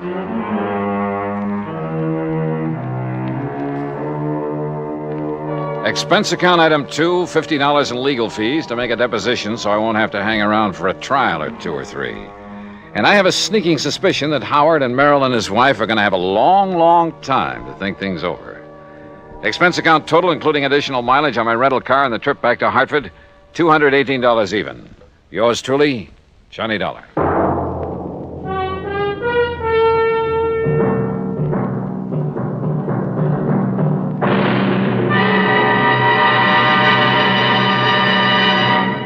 Our star will return in just a moment. There are some men who, after being practically pushed into the service, find their element and commit heroic deeds. Frank Luke was that sort of young man. Soon after the United States entered World War I, Luke was taunted by his patriotic family into joining up. He was commissioned a second lieutenant after completing his flight training with the Signal Corps Air Service, that small beginning of today's mighty Air Force. Lieutenant Luke found it difficult to accept the discipline so necessary in the military. When he got to France and was assigned to the English Spads, his attitude worried his commanding officer. But Luke's performance in the air didn't. In less than 2 months in aerial combat, he accounted for 7 enemy aircraft and earned himself the nickname of Balloon Buster for knocking down 11 or 12 of those menaces to the ground troops, the observation balloons. For his gallant action in the face of great danger and overwhelming odds, He was awarded 2 Distinguished Service Crosses and the Medal of Honor. Shortly before the end of the war, Lieutenant Frank Luke made his last heroic combat flight. After having just returned from a sizzling air battle, he refueled his Spad and took off on an extra duty mission. Pursued by 8 enemy planes, he shot down 3 balloons. He was wounded, and his plane was so badly damaged in the action that he had to make a forced landing in a German cemetery. Perhaps the irony of it struck him at the time. When called upon to surrender, he preferred to open fire with his automatic and fight to the death, though he was only 21 years of age. Lieutenant Frank Luke may have had trouble adjusting to the military life, but when he did, he was a gallant fighter and a credit to his country. Now, here's our star to tell you about next week's story. Next week, a quiet little fishing pier on the coast of California. Only they call it the Pier of Death. Join us, won't you? Yours truly, Johnny Dollar.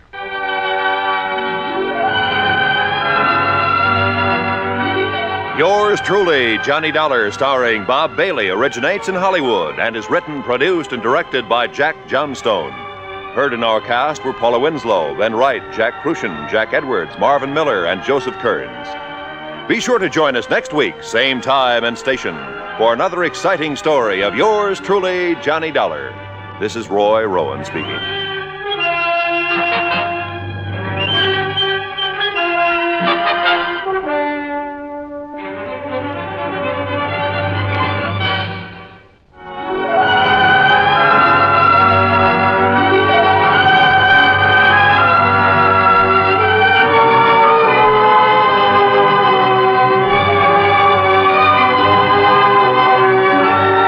This is the United States Armed Forces Radio and Television Service.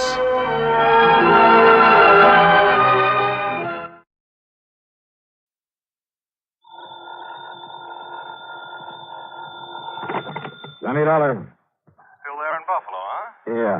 Well? You get my report on the big robbery case out here? Yes. It looks to me like you've done yourself proud again. Only if you're still there, how come your expense account included transportation back here to Hartford? I'm afraid I got a little ahead of myself, Pat. Or maybe just batted a bit before you actually spent the money, is that it? Yeah, something like that. Well, I think we can overlook it this time. After all, you recovered something over $400,000 that was stolen from that store. Well, let's say I found out where it went. Well, that's the same... What? You mean to say you didn't get that money back? Not yet. Oh, but Johnny...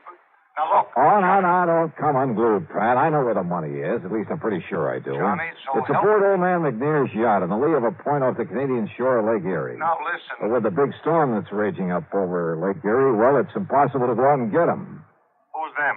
An employee, an ex-employee of the Emporium, the guy who took the money, Yeah, but you and his said pal who helped him get away with it. Well, now, you wait until that storm is over, and by that time they'll be 100 miles away. I'll be hidden away in some little cove there on the Canadian shore. Be what? What was that? Oh, nothing, Pat. Now, listen, I'll keep on it. You'd better. I'll bring him back here and the money or die in the attempts. You fail to get that money back, and I'll gladly attend your funeral. Yeah, okay, Pat. I'll stay with it. Believe me, Johnny, you'd better.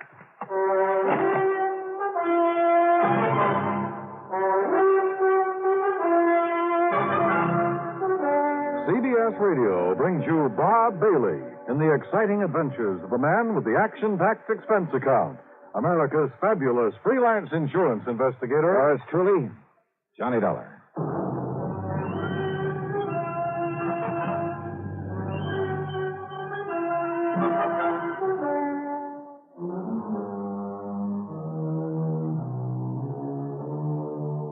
Expense account submitted by Special Investigator Johnny Dollar.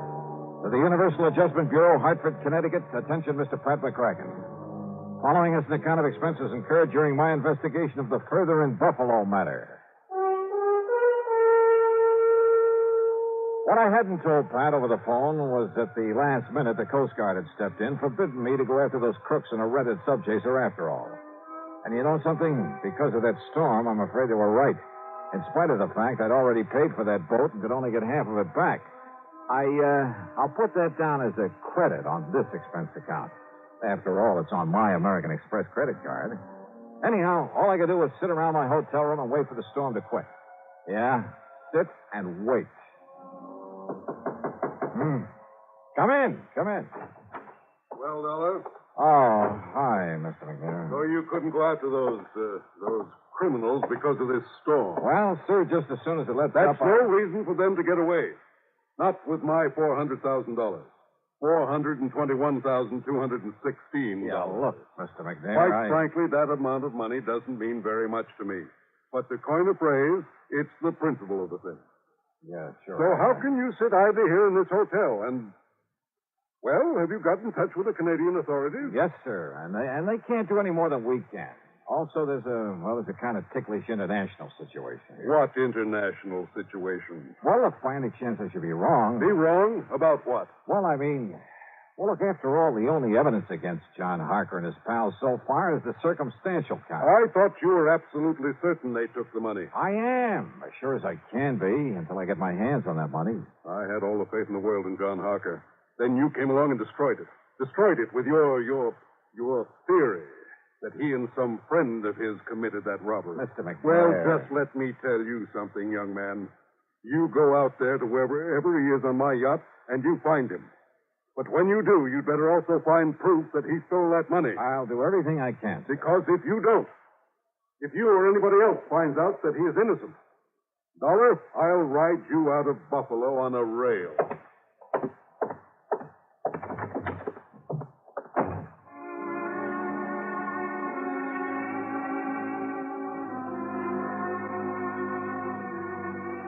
Yeah, at this point I was feeling real good, real happy. Everybody was being so nice to me. I was just about to blow expense account item 7 on room service for a bottle of scotch and a couple of quarts of soda when the phone rang. Johnny Dollar. Murphy at the Coast Guard, Dollar. Yeah, Murph. Look, I'm still sorry about having had to stop your chase across the lake, but the old man would have had my scalp. It's all right, Murph. Nothing you can do about it. Anyhow, if you've been following the radio reports on that storm, well, you might have got yourself into a lot of trouble out there. Yeah, I guess so. And you'd never been able to board a yacht in it anyway. So, you have any ideas? Yeah, I just received a report from our meteorological station. Oh. That storm's going down just about as fast as it built up. So if you want me to arrange a boat for you to go out there, just as soon as we deem it safe. Why? What? Well, the minute the storm is over, the boys in that yacht will start moving. After all, they got $400,000 they've got to stash away somewhere. Oh, yeah, that's true. So by the time I could sail over to where they've been riding out the storm, Lord knows where they could get to. Yeah, but now, Dollar. But now, wait a minute. Yeah, Murph, I just got me a wild idea. Wild enough to work. Oh? The storm is breaking up now? Yeah, it's beginning to. Then, mister, by the time that yacht is able to get underway, I'm going to be right on top of those guys. Huh? How, Dollar? Just remember what I said. Right on top of them.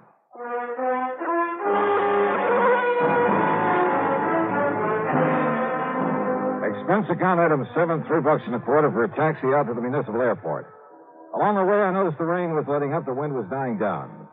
At one side of the airport, I found exactly what I was looking for. Within a couple of minutes, was in a little office talking with Tinker Barnum, owner of the Barnum Flying Service. Sure, Dollar. Complete equipment for it. Winch, line, slings, everything. Good. You see, we not only give a lot of demonstrations, instruction, that sort of thing, but now and then the Coast Guard calls on us to help with an actual rescue at sea. What'd you say your price is? $300. That includes me at the controls. Okay, then it's a deal. Okay, we'll take off just as soon as the wind goes down a few more knots. Oh, sorry, Tink. We got to take off right away. But if the wind starts blowing up It again... won't, and I got that straight from the Coast Guard. You're sure of that? I'm sure, so let's go. Well, I don't know if the tower will give me clearance. Then forget the tower. Well, now, wait a minute. 400? But I could lose my license, Dollar, get in a lot of trouble. Well, there's nothing else taking off from the field right now. I know. But that flight that just came in had a pretty rough time of it. Tell the tower it's an emergency, a rescue operation if you have to, but please, let's get going. Now, listen. It could be very dangerous. All right, that's a chance we'll have to take. 500? 550. Keep talking. Well, after all, it's $400,000 this thing. What? $600. Take it or leave it. Okay, Dollar, let's go out and warm up the old windmill. Attaboy.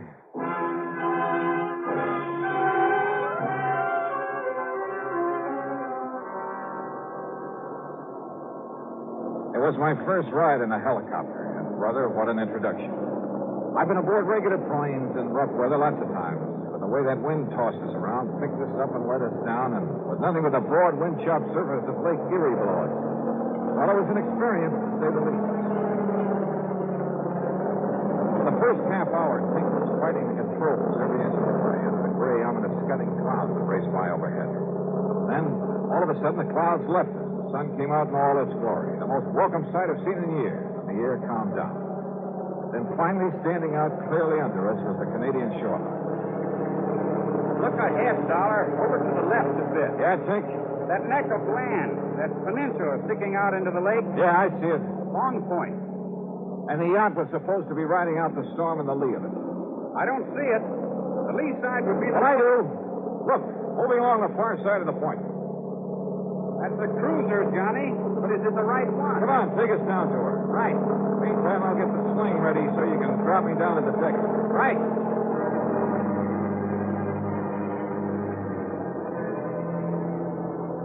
I still don't know how Tink figured he could pilot that helicopter and at the same time lower me to the deck of the yacht, that he could handle a winch. But he swore he'd done it before in rescue operations, and he could do it again.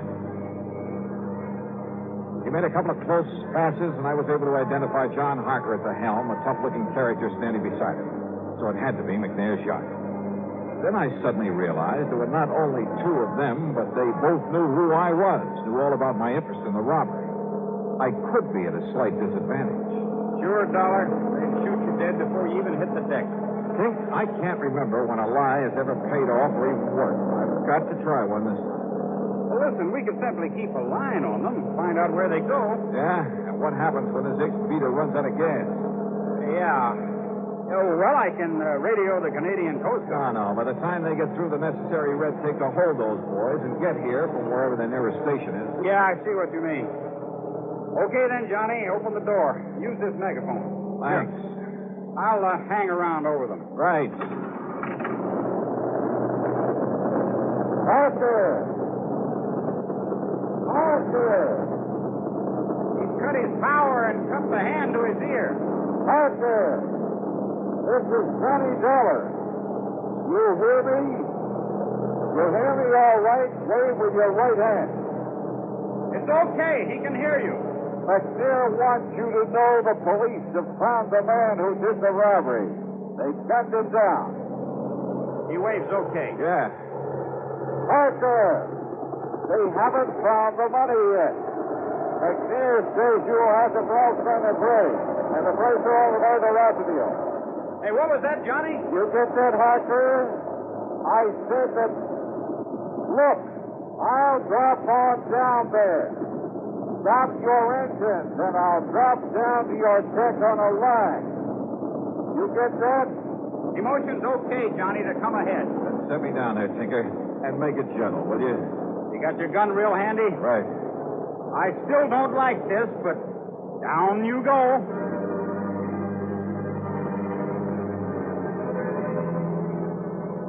Swinging around under that copter, hoping I'd hit the deck of the boat below was no fun. It was a pretty small target, and the yacht was still bobbing heavily. But Tink was an expert, and a couple of minutes later, I saw the deck slowly coming up to me. Slower! Slower! Coming down too fast. That's it. That's more like it. Glad to see you, Dollar. Can't you steady that boat a little? Better give me a hand when I get down there. Sure. Don't worry. We'll take care of you. Come on. Get ready to pull the release cord, Johnny. Steady now. Steady. There you go. What a way to make a living. Nice work, Dollar. Let me give you a hand. Thank you. Yes, while Billy here takes your gun away from you. Oh, no, you don't. I got it, baby. Now, just one funny move, Dollar, and I'll pull this trigger. You see what I mean? Oh, yeah. I see. Yeah. Just one funny move. Okay, Harker, now what? You know something, Billy? I think it might be a very good idea for you to pull that trigger anyway. All right, frisk him, Billy. Make sure Dollar hasn't got another gun on him. That's just what I'm doing, baby. Just what I'm doing. And it's all right. He's clean now. What did you take me for, Dollar? A fool? Did you think I'd be crazy enough to believe what you were shouting down from that helicopter, whatever it was? Well, as a matter of fact, Harker, most of it was double talk. And did you think I'd believe that old fool McNair sent you out here? Yeah, that's a laugh. That tight-fisted old coot. Shut up, Billy. That story the police had gunned down the man who stole the money from the Emporium don't make me laugh. You like to see that money before you go, Dollar? Like to run your fingers over 400 G's? Yeah, Billy. Why not? Well, it's all stashed away in that chain lock up for it. But you ain't never going to see. You're never going to see anything anymore. Can I kill him now, Harker? Can I, huh? No, wait. Huh? Stop waving that gun around. That helicopter gets out of sight. Okay, sure. Well, what's it hanging around for? I don't know. Dollar, get below the cabin. You stay here, Billy, but keep that gun on through the door where that flyboy can't see it if he comes any closer. Sure. Go ahead, Dollar. Why not? Now, you just sit right there on that bunk and don't make a move, you understand? Because all I got to do is pull the trigger in here, and neither you pile up from that chopper nor nobody else is going to know it. Has he gone away yet, Harker? No, he's circling around again. Well, make a sign to him then. Make a sign everything's okay. Go ahead, Harker. That'll set him away. You just keep Dollar under control. Now, don't you worry about him. You just go ahead and signal that chopper. Okay, up there. Everything's okay. Thanks a lot. Yeah. Look, you see? I told you that to get rid of him. Yeah, there he goes. And maybe I better start digging up something that'll make Dollar sink to the bottom. What? Well, you know, the lead I'm going to fill him with might not be enough. You see what I mean? Yeah, very fine. Go ahead. Only watch him. He's tricky. I can handle him, baby. Wait. Why, what's the matter? That copper's coming back again. Well, I'll shoot him down. I can hit him. Oh, no, you won't. Then get us underway. Give her the power and get us underway. Then that guy'll know everything's okay. Maybe you're right. I'll try it.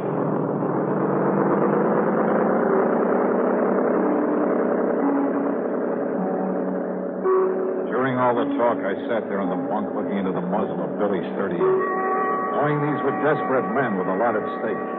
That if I made one false move, he wouldn't hesitate to pull the trigger. Even if he took the gun off me for a couple of seconds, there was nothing in reach I could use for a weapon, could even pick up and throw at him.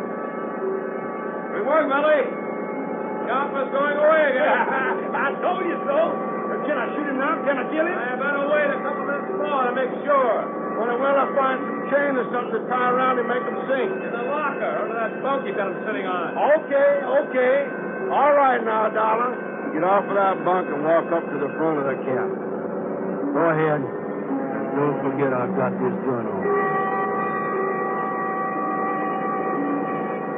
Yeah, the copter was going back to shore. Time was running out. Then I saw them. A duplicate set of controls there at the front of the cabin. Steering wheel, throttle, everything. Go ahead, Dollar.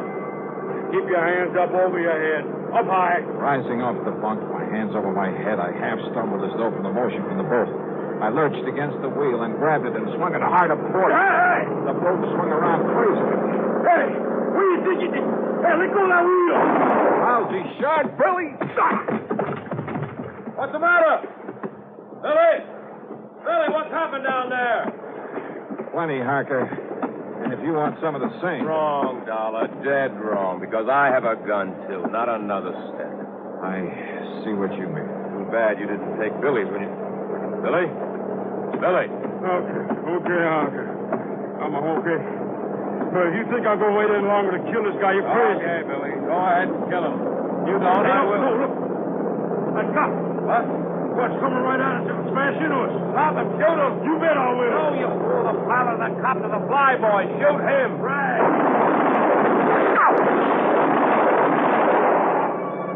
My last chance. They turned to fire a tinker up in the copter. I lunged against Billy, shoved him over the side. By the time Harker turned to fire at me, I was on top of him, swinging with everything I had. Oh, I'll kill you.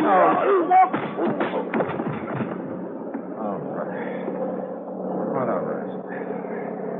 Oh. All right, Johnny. Okay, Tinker. Okay. You want to pick up what's left of Billy out there in the water? Sure, Johnny. After all, that's what I told the tower. This was the rescue operation. See you back in Buffalo!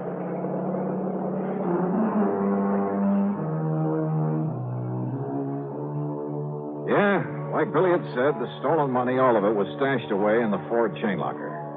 So after tying up Harker with all the line I could find, I started the engine of that beautiful yacht, but then suddenly realized, put it this way.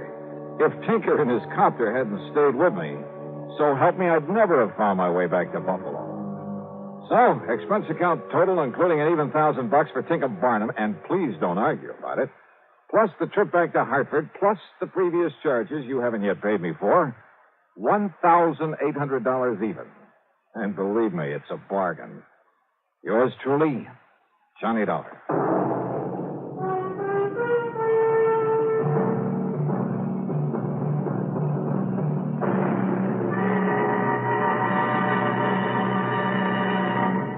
Now, here is our star to tell you about next week's story. Next week, two beautiful girls. One of them a sweetheart, and one of them a killer. Join us, won't you? Yours truly, Johnny Dollar.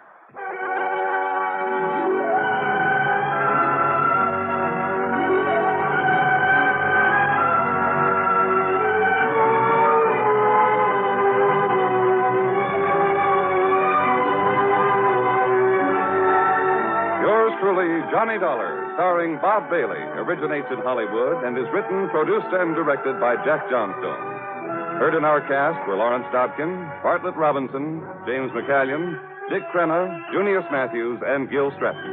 This is Jim Matthews speaking. From Hollywood, it's time now for Johnny Dollar. This is Harry Branson at Philadelphia Mutual Life and Casualty Company. Oh, hello, Harry. What's with you? John, I have a case I'd like you to handle for us. It's somewhat unusual. Have you ever handed me one that wasn't completely screwy? I said unusual. And I said screwy. So now that we understand each other, what's it all about? Well, absolutely nothing yet. But I'm very apprehensive about one of our clients. Oh, Harry, you're the biggest worrywart I ever knew. What was that? I said, who is this client? Oh, Dr. Walter Merrill. Merrill? The scientist? That's right. Nobel Prize winner? The man who worked out the molecular orbital contraction something or other? Yes, that's the one. As I say, John, I'm worried. Well, who wouldn't be about him? I'll be right down to see you.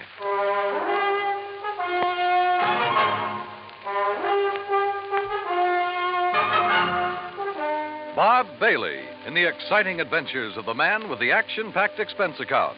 America's fabulous freelance insurance investigator. Yours truly, Johnny Dollar.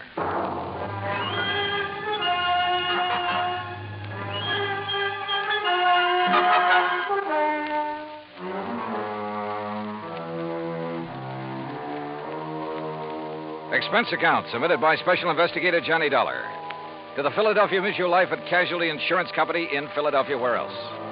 Following is an account of expenses incurred during my investigation of the clever chemist matter. Expense of transportation and incidentals, Hartford to New York to Philadelphia. I didn't even stop to check my bag, but headed directly for the Philly Mutual building on Walnut Street. Harry Branson is a good insurance man, but a great worrier. Nonetheless, he'd given me some pretty important, too. And after all, what do we live for? There you are. Keep the change. Thanks, Doc. John, what took you so long? Oh, now, what's the matter, Harry? Forget to pay the rent on your office or just forgot the key? No, John, as a matter of fact, I have the key right... This is hardly the place for levity. Well, surely you haven't been waiting here on the sidewalk ever since you called me. No, I haven't, but by checking plane schedules, I was able to determine when you'd arrive almost to the minute, and not wanting to waste time taking you upstairs to the office. Pretty urgent matter, huh? For you should be here shortly. What? Well, now, usually I arrange these things myself, Harry. Yes, and how we pay... Of you. Oh, Harry, you touched me to the quick. Oh, now, please don't misunderstand me. I don't mean that there's ever anything really dishonest about You your don't? expense account. Well, It's only... you ought to. Believe me, I'll pad it to the hilt if I think I can get away with it. Anyway, the most important reason for engaging the car was so that you can leave immediate... Malaga? Yes, New Jersey. It's a... Is that where Dr. Merrill is? Yes. As is his custom, he chooses to work in some isolated spot where he can't possibly be disturbed. He and his colleague, that is. Colleague? I always heard that he worked alone, freelance. And you heard right. However, he now has a Professor Theodore Nash with him. Nash? One of according to Dr. Merrill. Never heard of him. John, they're working together on what I'm sure is some top secret project. Oh? Oh, say, wait. Didn't Merrill have something to do with the early rocket experiments? Precisely.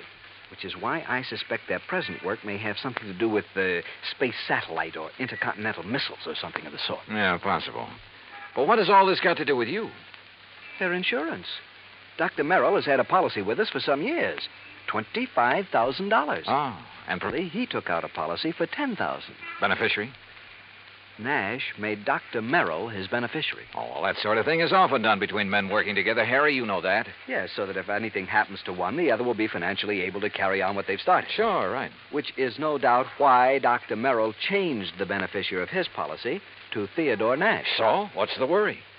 No sooner was the change made than I received a letter of protest from Dr. Merrill's daughter. Who's she? Mrs. Howard Harding. She and her husband live in West Philadelphia. He's a welder for an aviation company, I think. Well, what did she base her protest on, Harry? She claims her father must have been coerced into changing the policy. Oh, now, wait a minute. That sounds like the hungry relative who complains about being cut out of the will. It might.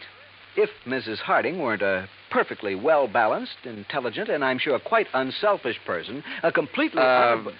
Is she good-looking? Well, yes. And real sweet to you? Yes, she is. Well, now, John, I don't know what you're trying to imply. They do it every time. John. Particularly when there's a bit of money involved. Good-looking insurance broker like you. And you're a bachelor, too, aren't you, Harry? John, you're pulling my leg. Oh, Harry. But then I guess we're all suckers for someone like that. That has nothing to do with it. I've had these hunches before, John, and they've always been right. Even you will have to admit that. Yeah, I'll confess that in the cases I've handled for you so far. Why don't you call up Dr. Merrill? I think the quaint old fellow would die rather than have a phone near enough to disturb him in his work. Oh, there's your rental car waiting at the curb. So off you go, John, and see what you can find out. Okay, Harry. It all sounds like a lot of nothing you're worried about, but as long as you're willing to pay for it. And I always did like South Jersey this time of year. I drove across the Delaware River Bridge into Jersey and headed for Route 45 to Westville, Woodbury, and finally Pittman, where I picked up Route 47. What Harry had said was true. These hunches of his had a remarkable way of panning out. And yet, who was I to complain? After a pleasant hour's drive through cranberry bog and farm country, through miles of orchards and the intoxicating odor of the peach blossoms, I pulled into the quiet little town of Malaga. Population, I'd say around 500. First stop, the post office. Dr. Merrill? Yeah, sure. You go back the way you came, about a mile, till you see the name Wampus Bung. Wampus what? Wampus means cat. Bung, bungalow. Wampus Bung. Yeah. Yeah, the doctor and the professor got the fourth cottage beyond it.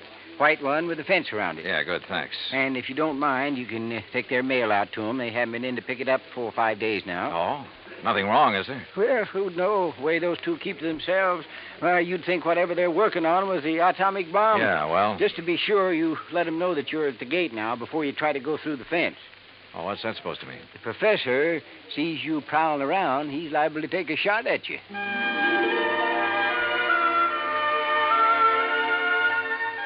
As I drove back and toward the edge of Little Malaga Lake, the idea of getting shot at by anyone living in this peaceful, quiet place seemed ridiculous. The lake itself, by the way, looked pretty inviting. I made a mental note to come back here on my own sometime after the fishing season opened. As the postmaster had indicated, the fourth cottage beyond Wampus Bung was heavily fenced in, so I gave notice of my arrival.